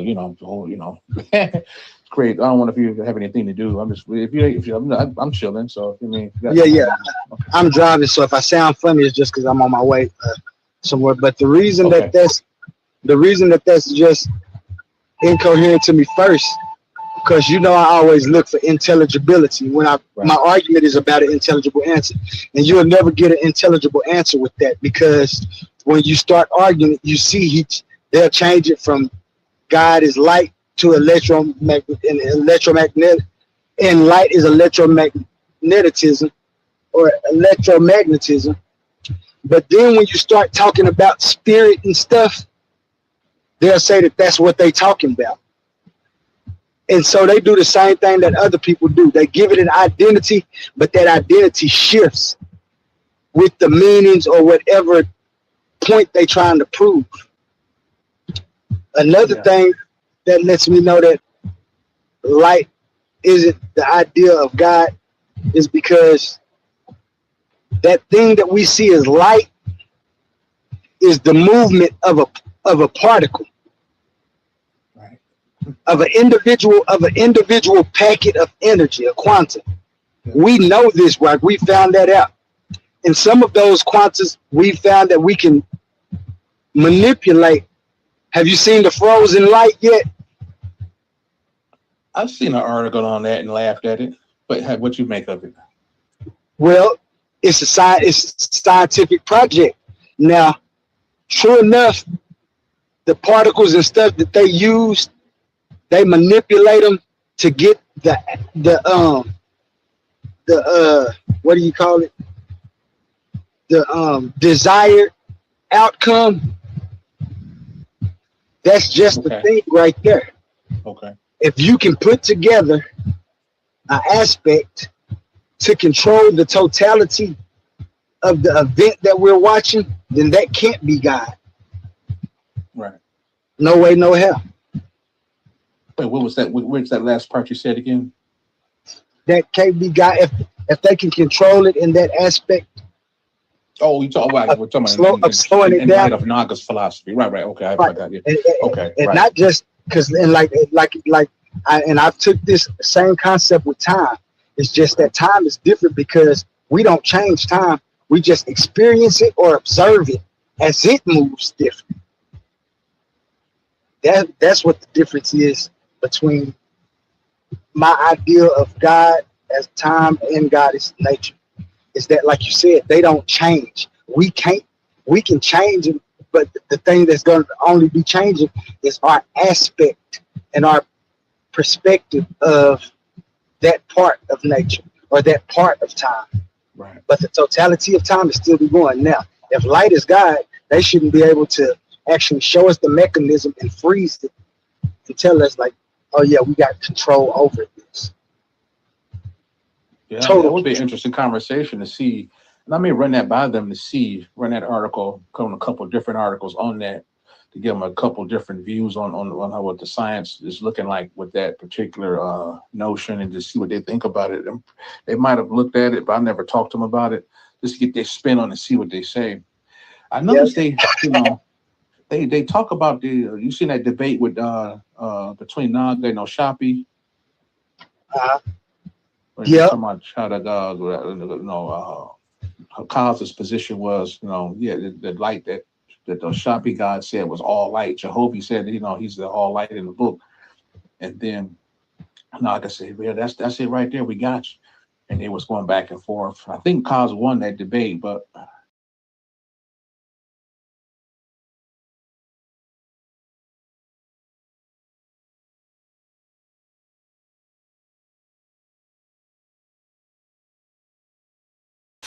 What up, though? Omar, you wanted to come up and say something?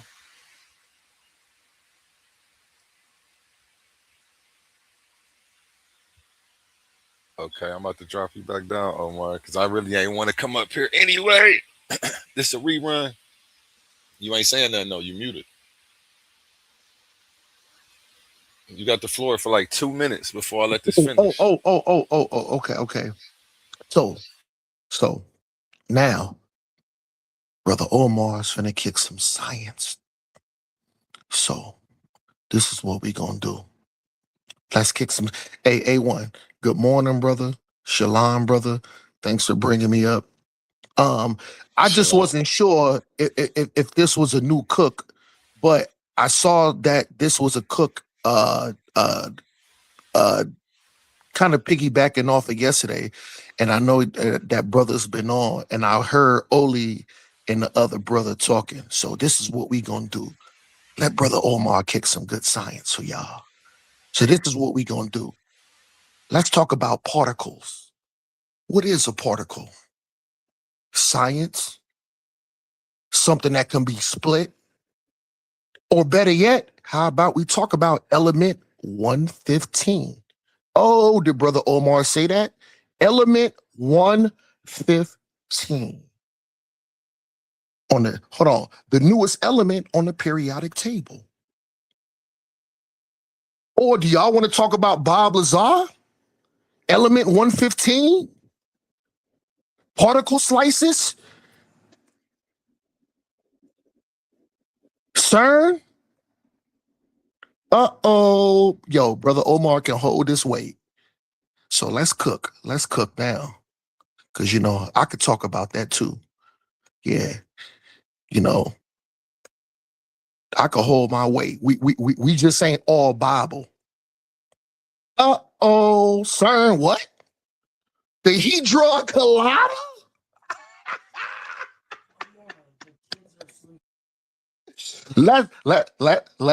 Let's talk about the Hadron Collider. Because people think Brother Omar is just one-dimensional. No, no, no, no, no, no.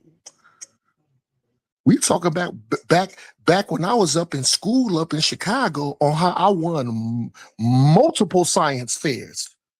Multiple. When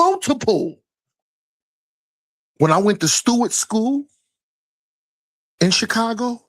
Oh, what about Joan F.R.I.?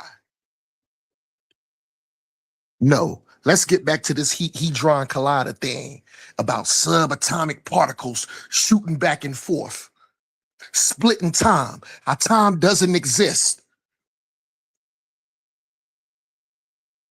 how time is an unknown fact. Let's cook. So if we talk about those things, particles splitting, molecular structure, dark matter, element 115. Element 115. Yes. Shooting these particles through the Hadron Collider. I don't know if y'all know. When you go to CERN and you look at these and you look about how they shoot particles back and forth, how they split particles. Do y'all know how much energy it takes to even do that? When CERN conducts a scientific experiment with the Hadron Collider, thank you, 2 miles long.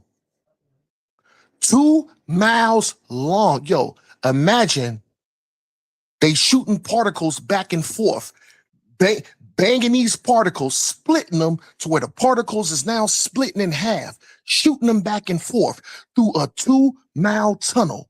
And hold on, you know how much energy that take? CERN can only do this probably what? Once a year? Twice a year? Something like that? It takes that much energy to even run the Hadron Collider through the tunnels, the 2-mile tunnel, splitting these particles, things jumping. And guess what? I looked at the research paper. And when CERN did this, guess what CERN did? It was only a fraction of a second. They made something disappear and come back, but it was only a fraction of a second. Yeah. Brother Omar ain't just one-dimensional and just want to talk about Bible all the time. My main area when I was a shorty was science. Going back to school up in Chicago, going to Stewart School on the north side, going to Joan F.R.I. on the north side, going to Sin High School. It was my specialty. So when we talk about these things, guess what? It's all up in the air. Now, do y'all want to dive into dark matter? Do Brother Omar, hold on. Because people think I'm one-dimensional. Let's dive up into dark matter. An unknown variable. Something that can't be weighed, something that can't be seen. So these are unknown variables as far as what? Galaxy? Big Bang Theory? Uh-oh, Brother Omar did say that. Let's cook.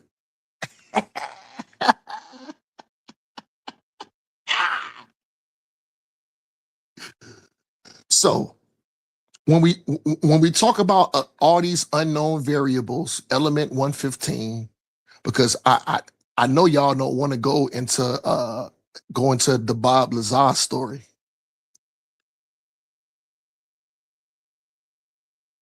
How Bob Lazar took the uncharted plane to work every day. And he couldn't even talk to his constituents. Oh, remember, they didn't even have hold on. You know how they had to check in? Was a bone density scanner. A bone density scanner. So how you check in, you put your hand on this machine and you check in and it weighs your bone density as a scanner of ID. Was that a lie? Nope. Now let's dive into element 115. Yes, see, everybody want to say Omar is one-dimensional. Omar just want to talk about Bible. Let's dive into element 115. Yes, element 115. The newest element that's on the periodic table. Yes, Brother Omar is very smart. Now, don't get it twisted because I may stutter. I mean, since I do got you here, Omar, you know what I'm saying? I feel like you've been running from me, you know, truth be told. But you know, that's that. You want me to say that for later? We gonna say that for later, A1. Because guess what? I got something for you, brother. And I'm guess ready what? to cook somebody today, man. I'm got the grill out. You gonna be the first. Yo, you lucky I ain't in the town because nigga, I will pull up on you, nigga. And guess what, nigga? We'll throw something on the grill, nigga, and I will cook you, bro. Nah, I'm putting debaters on the grill. What you talking about? Oh, here. You said what? I'm putting debaters on the grill, but you say you want to talk about it later. You don't want to talk about you running right now. So we'll deal with it later. I got something for you. No, I'm A1. Be patient, brother. I'm building up my information because I already know what you want to talk about. And I agree. Hold on. And I agreed to talk about it with you. So I'm still putting together my information and my presentation. And like I said, because I'm not as skilled as y'all brothers are, it's going to take me some time, but I am working on it. And guess what? I am not going to run from it. Now let's hop back into science. Element 115. Woo! What does element 115 do? Element 115 can spin what? Separate a particle, create unlimited energy, clean energy, reversible energy. Is element 115 found all over Earth? Nope. Nope. Element 115 is very discreet and particulate to its own self. It holds its own weight. Now, what should we do when we find these things? Reverse engineer it? Study it? Break it down? Uh-oh, Brother Omar is cooking. Yeah, I'm not one-dimensional. We just ain't got to talk about Bible all the time. I can hold my I can hold my weight in science too. I can. I can hold my weight in science. Yo, I want somebody to come up, or A1, if you want to talk about these things, or if anybody want to hop up on the panel, I want somebody to talk about these things with. No Bible, no Bible. I want to talk about science, elements, periodic table, elements, particles, Hadron Collider, CERN, MIT. I want to talk about these specific things, but I want somebody to come up to talk to, or if you want to engage A1, you're more than welcome. Or if anybody else want to hop on. I wish Oli, where Oli at? Where my brother at, man? Where my brother at? I have A1, where no my clue. brother? He around Where my somewhere. He flying my around brother here Oli somewhere, at? Because man. I know I can have a good conversation with Oli, and I know I know I can have a good conversation because you know what? People try to put GDN Capone up in the box too. GDN Capone is well studied in multiple different areas. So I don't know if GDN Capone, that's my brother too. Oli, that's my brother too. Or if somebody else wanted to hop on, I want to engage in this conversation. Because like I said, I was listening. I did wake up and I was like, oh, I got time today. Brother Omar off? Brother Omar is off work? Uninterrupted time? I got time today to speak about multiple different things. And guess what? I don't want to talk about Bible. I don't. I want to, listen. I want to push these different variables, these different areas of knowledge besides Bible. If anybody want to, no Anunnaki, or how about this? How about the Anumi Elish? Yeah. Okay, somebody finally came up to talk to you. Let's see who we got. Yes. The Hootie. Shout out to Hootie because I wasn't touching none of that. Hey, what's going on, family? How y'all doing? Good. Hey, come on to Hootie. How you doing, brother? How's your morning going, brother? It's going good. Okay. So go ahead. You talking about the periodic tables and chemistry and stuff like that? Well, so yeah.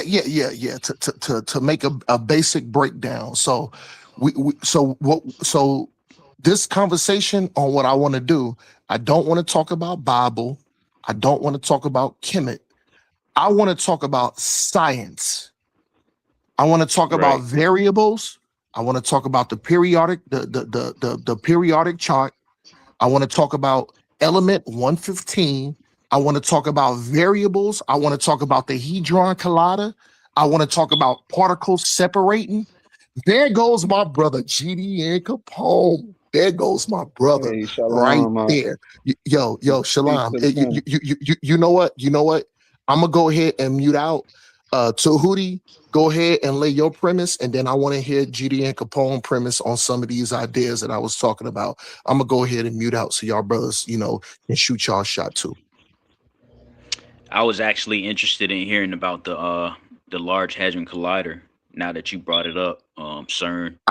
That was one of my first. So I got military experience, and like when I got out of the military, that was one of the big things that I looked into. And I'll it was break that very down. odd. You said what? I'll talk about it and I'll break that down. And we can dialogue and you can ask questions. I'll break that down.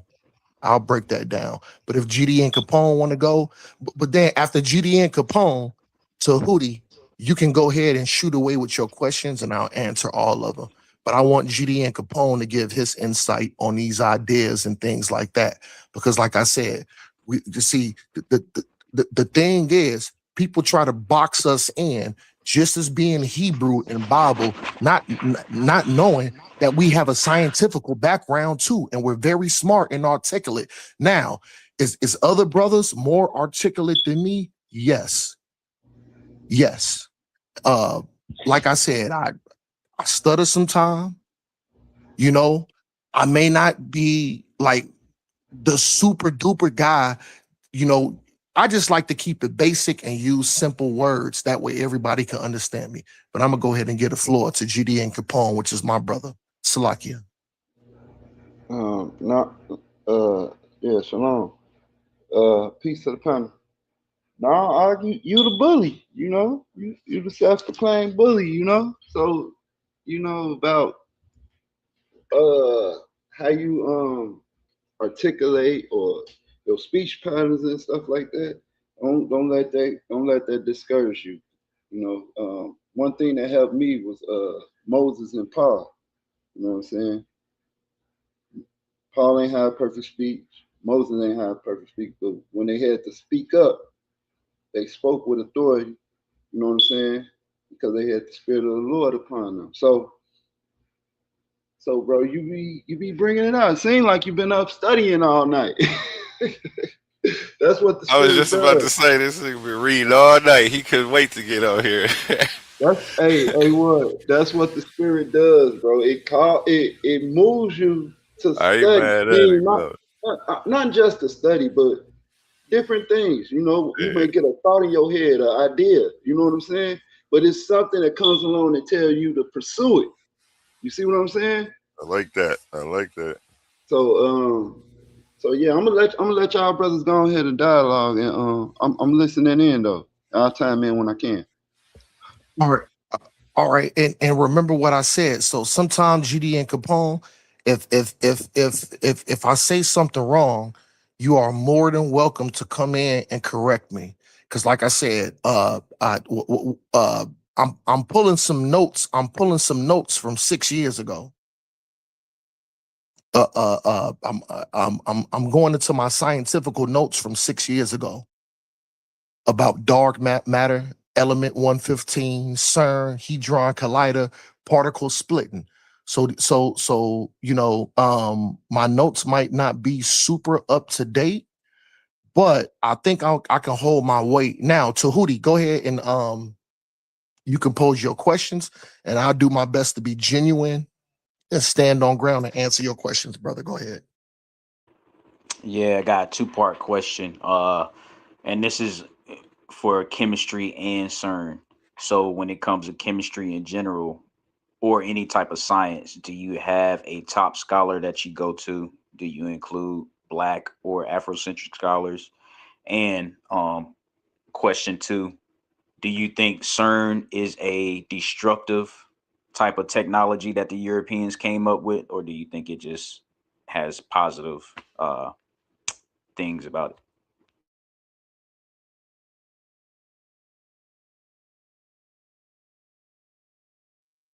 So excellent question. So Hold on, Omar. Let me say this. Do it matter what type of the scholars ethnic group? Well, yeah, it matters, but let Omar get into his question because it always matters. Y'all go ahead. No. Let me get into my answer to your question, brother. See, brother, listen. I know, I use broken speech. I come across as very harsh, but I always have my listening ears on. So the thing is, it's not my question. It's me retorting it, answering to you, brother. So now let's cook. So now, this is what we're gonna do. Is it something evil or something unknown? You know what? And this is my honest opinion. Certain things don't need to be pushed. Certain things don't have to have an answer to it. Because guess what? you can fuck around and be playing with particles, playing with this Hadron Collider, playing with time, playing with unknown variables, and guess what? When you play around with unknown variables, guess what? The unknown can happen. It can be bad, it can be good. But guess what? When you open up these kind of doors, just like Austin Metcalf opened up the door when he put his hands up on Carmelo, listen, there is a variable. There is a reaction and there is an outcome. So dealing with these things, guess what? I wouldn't recommend to deal with it because you don't know what kind of variable, you don't know what kind of reaction what it's going to produce. So if you playing with these parts of science, particle splitting, shooting things through a 2-mile collider, splitting particles, dealing with time and things that can't even be observed, guess what?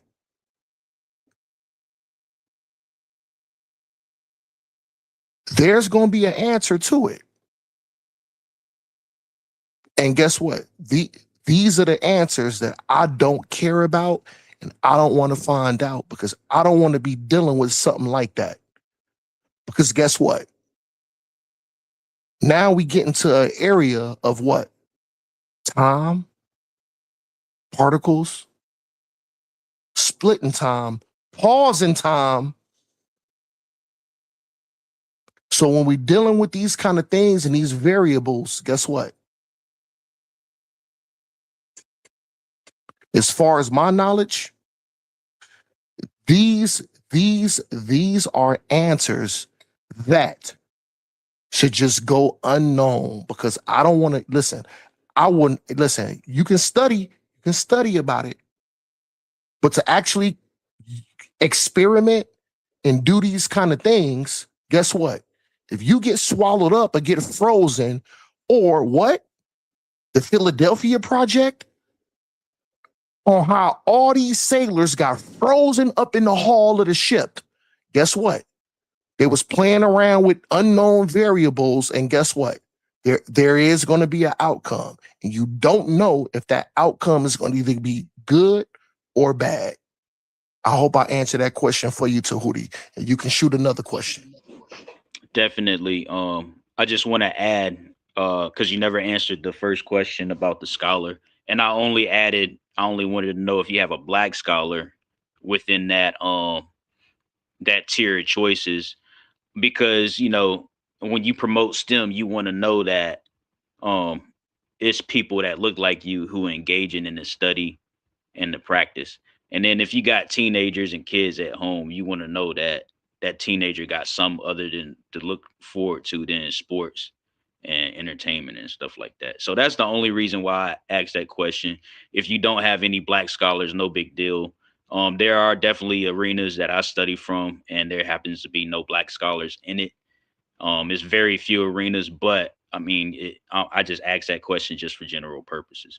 So I'll answer your question.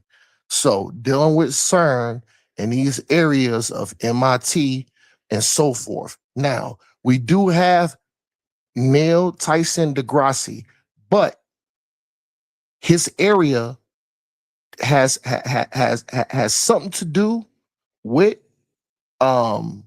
areas that deals with CERN, but the majority of people that deals with CERN are they're Asians and European. They're Asian and European. Definitely, I agree. Now, pushing other areas as far as STEM, I think we need more people that look like us that deal with medicine, STEM, other things, science. We do need more people that look like me and you, brother. I agree with that. But I don't want no black man dealing with unknown variables, pushing particles around, splitting atoms, pausing time, going back in time, going forward in time, dealing with these areas of an unknown variable, because guess what? It's an unknown variable. An unknown variable. We don't know what's going to happen with that. And guess what? When you're dealing these type of things, it can be considered as dark magic. It can be considered as going against the law. So, as far as what I would push my people to, it's good to go into science, STEM, other areas that would benefit us as a nation.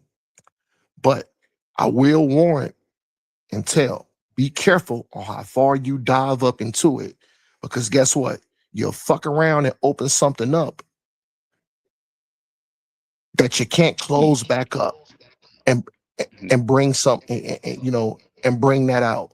So, Yeah, I definitely agree with you on that.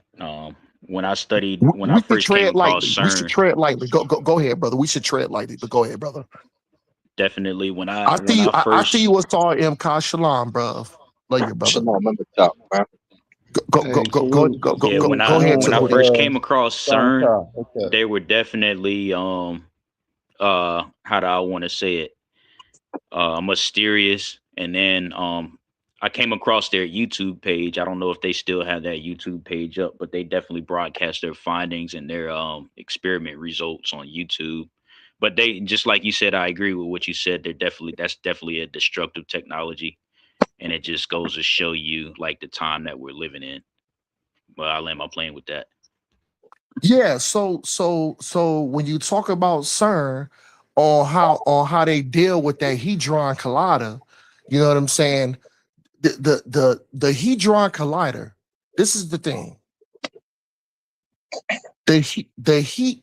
Listen. CERN is subjected to only a certain amount of experiments per year. You know why? Because the Hadron Collider is not something that you can just say, okay, I'm gonna run thousands of experiments through this Hadron thing a year. It don't work like that. You know how much energy it takes for the Hadron Collider to even complete one cycle? So they're very isolated to the experiments that they can run with the Hadron Collider, because this thing takes an exuberant amount of power to even operate. To where I think not the first time, I think the second or third time when they ran the Hadron Collider, it shut down.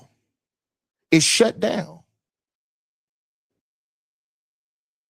Because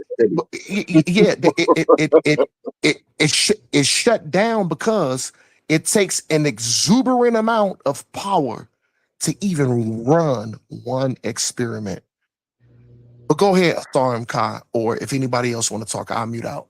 Or unless somebody has more questions for me, I'll mute out. Yeah, it shut down part of the city.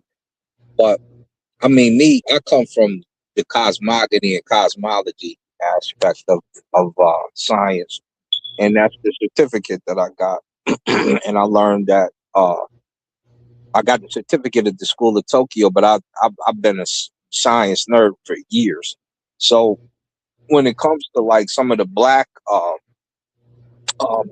experimentalists, you want to look at like guys like Stephen Alexander, right? The Jazz of Physics, his book, and what he kind of broke down concerning string theory, which string theory hasn't been proven yet, but none of the theories have actually been proven. What we can see are just remnants of what we consider to be the Big Bang theory. So that's what we have in here. Herman B. White would be another one, right? And this is why I tell you, it's not about treading lightly. It's about being groundbreaking. making sure your experiments are on point, right? Because when it comes to the neutrinos and different things of that nature, you talk about him in the Fermi lab, right? That's who got really heavy into the study of the neutrinos and what have you. Did some of the groundbreaking research so that we even know that they can exist, you know. And then, of course, my favorite astrophysicist is Neil deGrasse Tyson. He's just solid. He's funny. He makes science fun again, and really, this is part of why we even point you to ancient Egypt in the first place, is because when you look at the beginning realms of astronomy, that's where they're at. That's where you first find the Ami Unu, the hour watcher, or the astronomer at the old time, creating the calendar, watching the circumambulation of different planets, saying that they know their orbits, their cycles, calling gravity at the time. The hand of Asar is underneath every star, things like that in the text. And then when you have pseudos pop up, not y'all, pop up and say they don't have a contribution to science and such as mumbo jumbo, I know that they're not in the field. And you can see that they're not in the field because science points to ancient Egypt as its starting point when it comes to certain sciences, astronomy being one of them. So we can see that they're not even in the field. They have no clue what they're talking about. And the same way they pull up scholars, we can pull up the scholars to show what we're talking about, the same videos and talks. So it's very important. And I'm going to land my plane there. From the Larry Gladneys to the, the Keith Bakers when it comes to STEM research and things of that nature, get involved and get on point. If I may add to the conversation about CERN, I would like to know, what are y'all thoughts about CERN religious influence, or being influenced by certain religions? Because we know at their headquarters they have the statue. I would call it an idol, right? They have a statue of Shiva coming out of a portal, or coming out of a gateway, right? So a lot of this advancement in the research, which led to CERN, I will believe that it comes from ancient spiritual systems, which what we would call religions today, right? I will even go further to say that it could be ancient technology, because even when you go into some of the Hindu temples, their ceiling resembles a pattern that the hydro collider is made out of. You can do it side by side, even though that's lookership, right? But this is also science. Science is observation. So I want to know what y'all think about that. That was definitely a good question. Sorry, I definitely want to hear from you on that one. A1, share my screen, and I want these brothers just to look at this. But the brother did have a question for Asar MK first, so I'll wait. It's Omar the Bully back on. I'm on my other account, A1.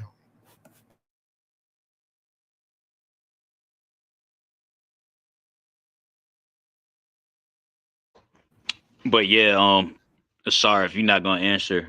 Definitely, I agree with you, GEN. Not 110%. Sorry about that, Jehudi. Hold on, what's that? Okay.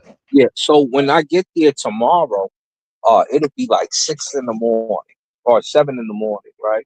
And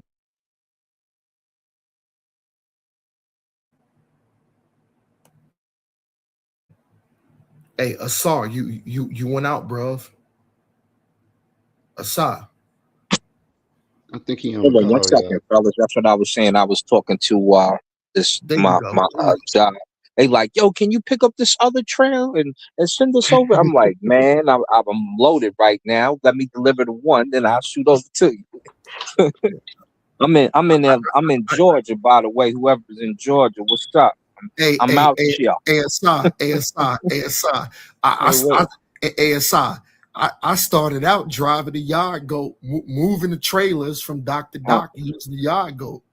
Yeah, the hustler, baby. I'm a hustler, baby. That's my guy. That's my guy's side.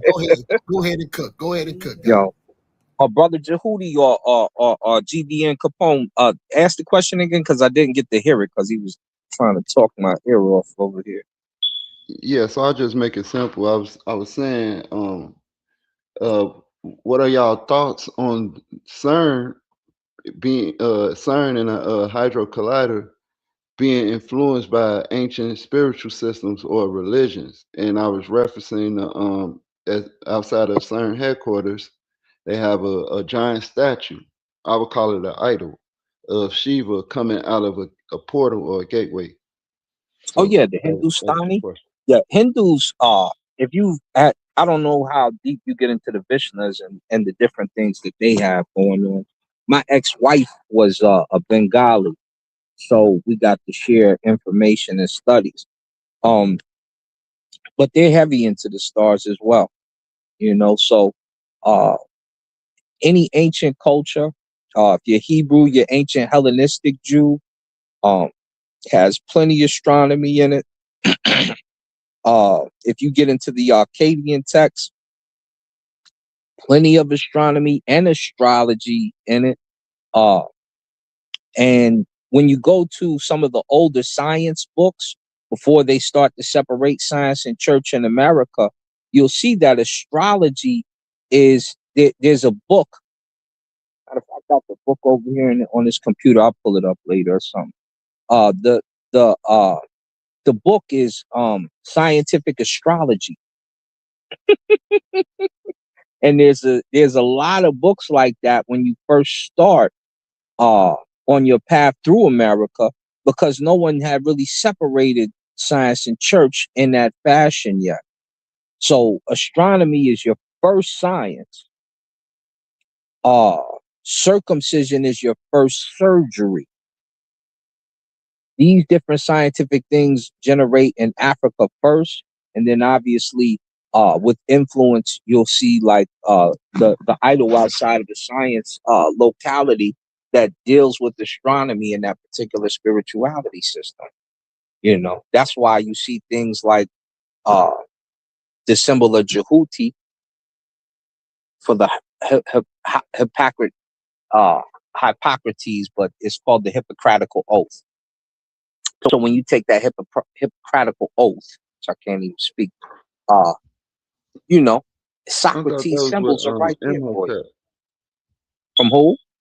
Imhotep, right? No, Imhotep is one of the first scientists and Sinus doctors in ancient Egypt, but the oath and the symbol is from Jehuti. Yeah, so the Hippocrates. Hippocrates. Hippocrates, right. Yeah. He's a Greek who learned from the Egyptians, and they named it after him. Right. But which is silly because so what was the Greek name for Imhotep? That's where you get the term. That's where you get the term hypocrite from. Khan. Yeah. Khan. Yeah, you're right. What was the Greek name for Imhotep? Because they had a Greek version of Imhotep. Imhotep was like, I think they tried to name him Thoth, and Thoth is Jehuti. Okay, then that's where the disconnect is. I didn't know that, but so yeah, that's what I'm saying. That's where the hypocrites come. I thought that was the Greek name for the I gotta find it. It's a Greek name for Imhotep. GD and Capone and Omar, I wanted to stay on the CERN topic, and I wanted to stay on the topic that you bring up. Go ahead, Omar. So this is where I'm going to connect to that, because I know we wanted to stay on the CERN topic. So let's read this article, because people say Brother Omar don't show sources. This is a source that's on the screen strictly from the CERN website. Let's cook. Okay. And so I'm gonna do my best to try to speed read through this, and then I'm gonna give my overall opinion about it, and us as being Israelites too, about this, because I heard the question. Well, hold on. Let me stop you. Let me stop you. I thought you said you wanted to do all this without the Hebrew Israelite and even the Kemet. So I was trying to stay neutral without, you know what I'm saying, mentioning either no. You brought it back to science only, y'all. You are right, brother. But Asar Imka said something. So you know what? Let's stick to the original topic. No Bible, no Bible, no nothing. So let's read this. Today, following more than 2 years of the intense work of the European particle physics community, under the auspices of the European Strategy Group, CERN Council, undated, the European strategy of the particle physicists, which sets out an ambitious scientific vision from the field. The 2026, because like I said, the notes I had is 4, 5, 6 years old. So this is new. The 2026 strategy updated offers a clear path to maintain European leadership. Bullshit. In high energy physics while attracting global collaboration to CERN, advancing technology, and bringing many potential benefits to society. The recommendations address a broad range of topics and goals relating to research and high energy physics in Europe and beyond. See, they pushing the narrative. I want y'all to use, I want y'all to see this specific wordage that they're using. Let's go to paragraph 2. The aim of this strategy, updated initially in March of 2024, was for the particle physics community to develop a concrete plan for greatly advancing knowledge in fundamental physics through the constructions of a new flagship project at CERN.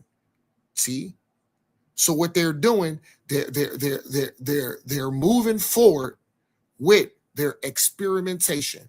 Let's continue. Following extensive consultation among particle physics in Europe and beyond, in the consideration of more than 260 written submissions, the strategy recommendations are submitted to CERN Council in November 2025. Let's drop down to paragraph 3. Furthering our understanding of the Higgs boson has been a driving force behind the plan for a long-term future of particle physics. The discovery of the Higgs boson at CERN, Large Hadron Collider, LHC, Hadron Collider. Let's move forward. In 2012, marked the beginning of a new era in particle physics. It confirmed a spectacular prediction of the standard model of particle physics and provided a radical tool to explore outstanding mysteries, the content, structure, and evolution of the universe. Let's drop down to paragraph 4. The strategy recommend confirmed that the full exploitation of the scientific potential of the LHC through the completion of its high luminosity upgrades remains the highest medium-term priority for European particle physics. So that's what the brother was saying. That's what the brother was saying. Is there any niggas up in here? No. And guess what? Can we trust the so-called WM? No. Let's push forward. For the longer term, the electron position, future circular collider,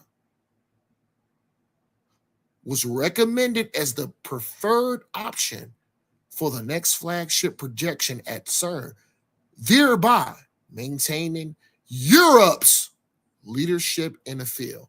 I want y'all to understand certain verbiage, because this is what they're doing. And I didn't want to get into Bible, but now I have to get into Bible. You know why these Europeans are doing this? Because Christ is going to come back and kick their ass, and and guess what? They're looking for weapons when Christ come back to kick their ass. They are looking for every out, for every weapon when Christ come back with the sword.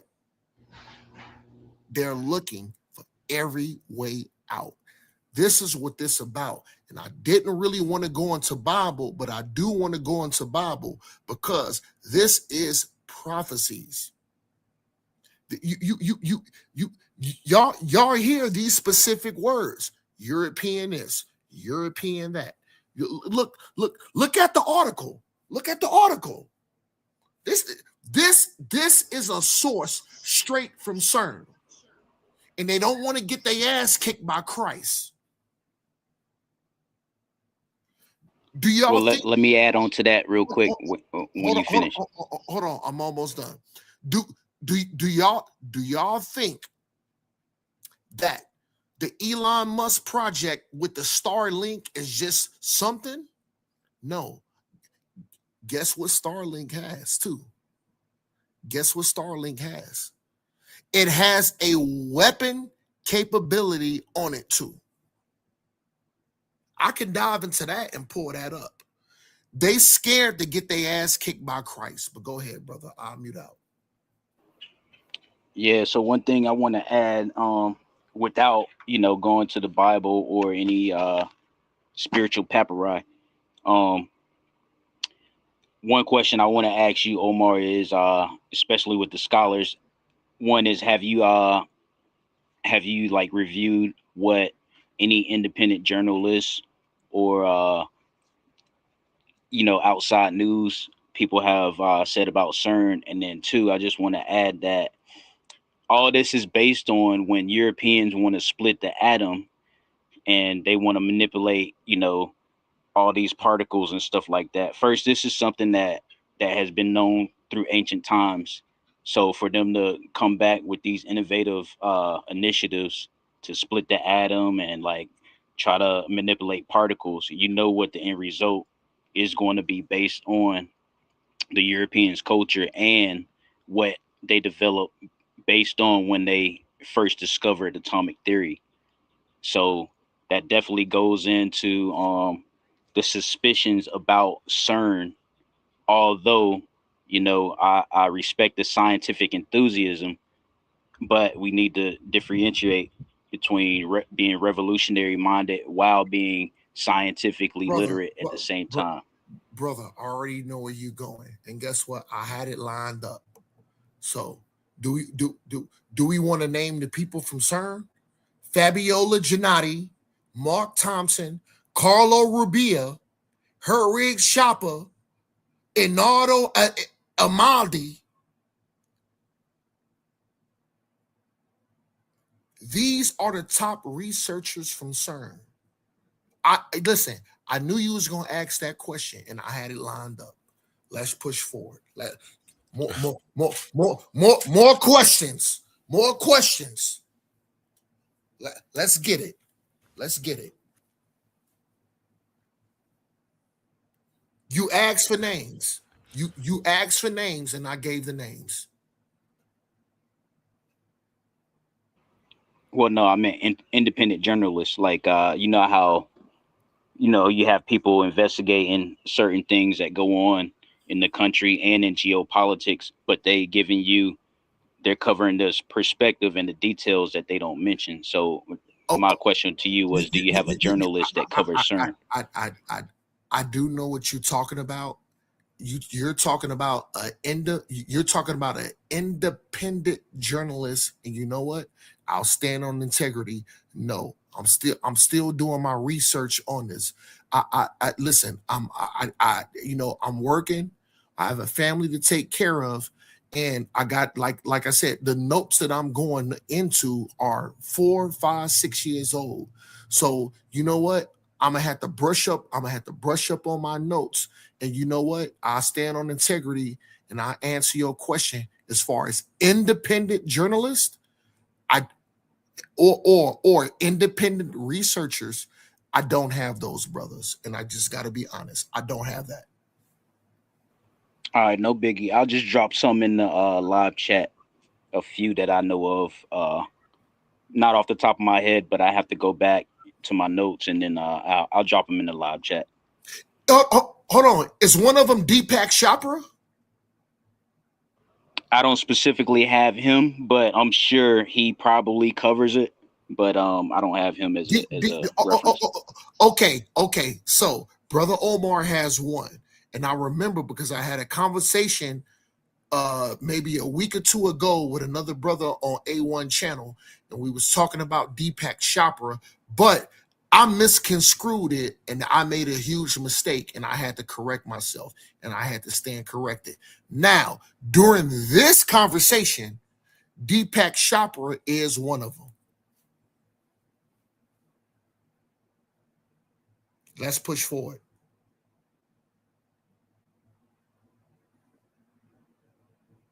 Anybody else?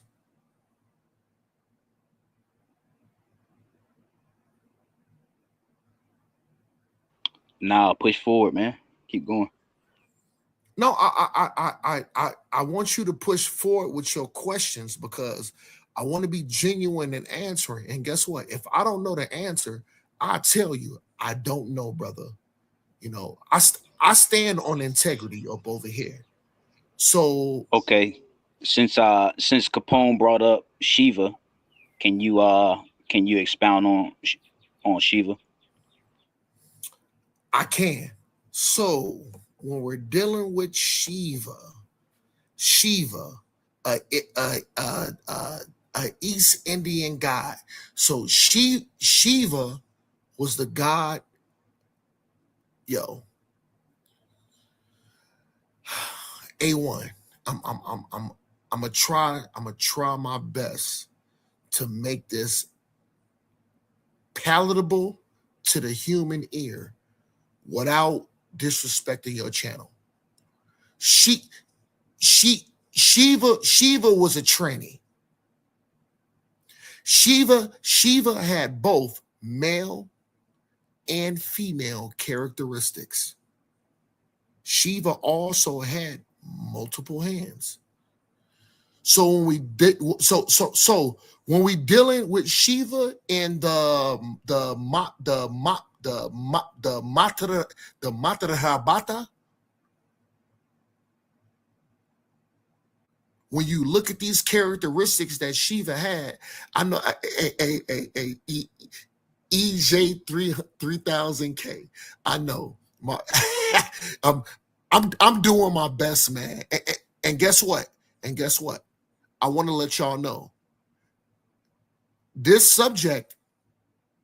I don't have AI up about Shiva. I'm going off of my memory, off of my studies.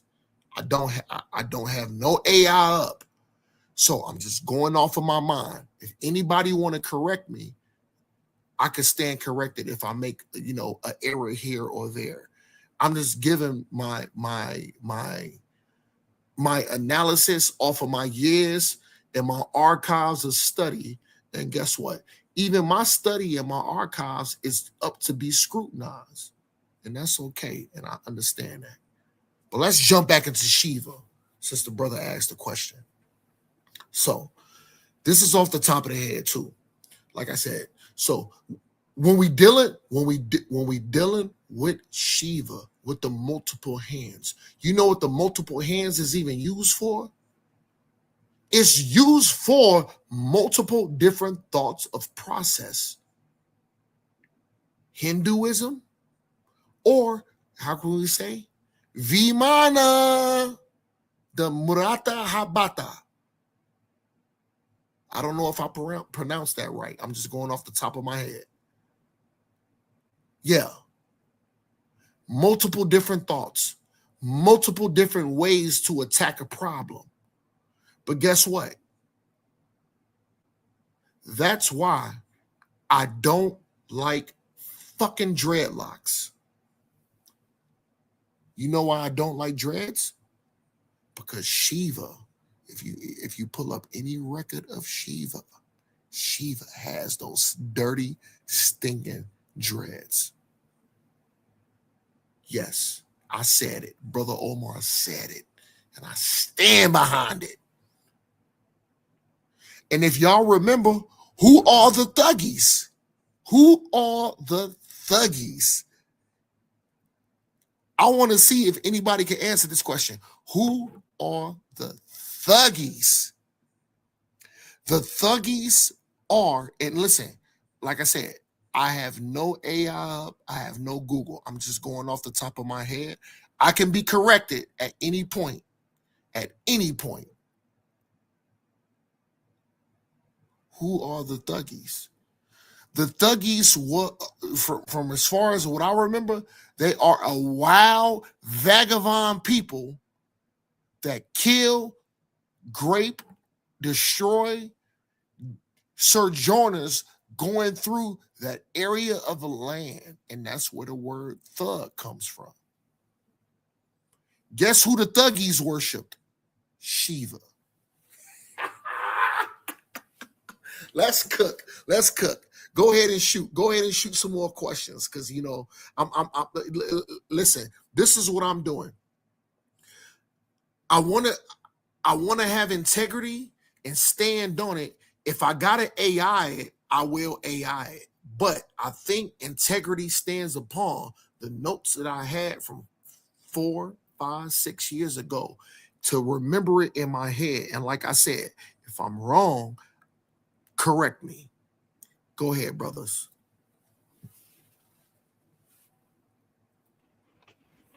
I don't got no questions. I just want to say that in general, Shiva is the Hindu deity of destruction and creation. But why that is important? I agree. Yeah, why that's important, and for the reasons or the plausible reasons that CERN is using it is because, again, with their mentality, they want to hide certain things, and they know that first, when you look up CERN, they just tell you what they're trying to do. What they're trying to do is problematic because they're manipulating particles.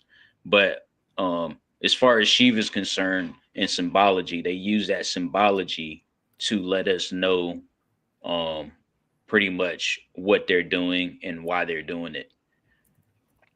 That's pretty much what I want to say as far as Shiva is concerned. You can definitely look deeper into that as far as why they use that symbology, but Shiva is pretty much the symbol that they use to trademark CERN at the ground level, not from they do actually have a symbol for CERN. You want to go over that, Omar? I want to address your first question about how CERN uses Shiva. So what you got to first understand about CERN and Shiva. What does Shiva have? Multiple arms. What is Shiva the deity as? Shiva can be considered a man and a woman. There's plenty of pictures with Shiva with a freaking penis and titties. Absolutely nasty work and disgusting. Let's push forward with the information though. What does Shiva represent? Equality, something that comparability.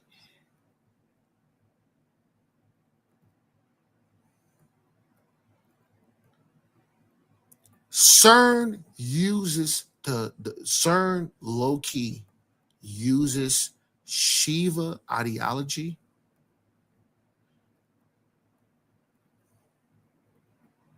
propaganda, because Shiva can represent an unknown variable, making something equal. That's why CERN does it. Now, does that make CERN right? Does that make CERN justified? Listen, y'all already heard my opinion on it. I know it sounds fascinating about the Hadron Collector, particles splitting, particles separating from one another, particles bouncing off of each other so fast it stops time in a split second. But guess what? These are things that we don't want to be fucking around with. Go ahead, brother. Yeah, definitely good points. You can definitely look up CERN just by basic, references on the web, academic references, whether it be their website page, their YouTube, or even just articles like Wikipedia or any fact gathering articles. It's just something that we need to focus on, not just CERN, but like the way Europeans use technology and have always used technology. And especially when it comes to nuclear research and technology. Come on, man. Like, let's be for real. These Europeans know how to be ecological. So for them to go back and take the advancements of humanity and then want to manipulate particles and only have it for nuclear research is problematic, and it shows you what their agendas are. Their agenda is world domination. Like I said, we know about atomic theory. So for Europeans to go back and try to split it again so they can know more and more about it, you know that they have a destructive and a dominant means behind that. And that's all I want to say. No, you is that Tahuti? That's Tahuti talking? Yeah, I think I'm the only one. It's No, only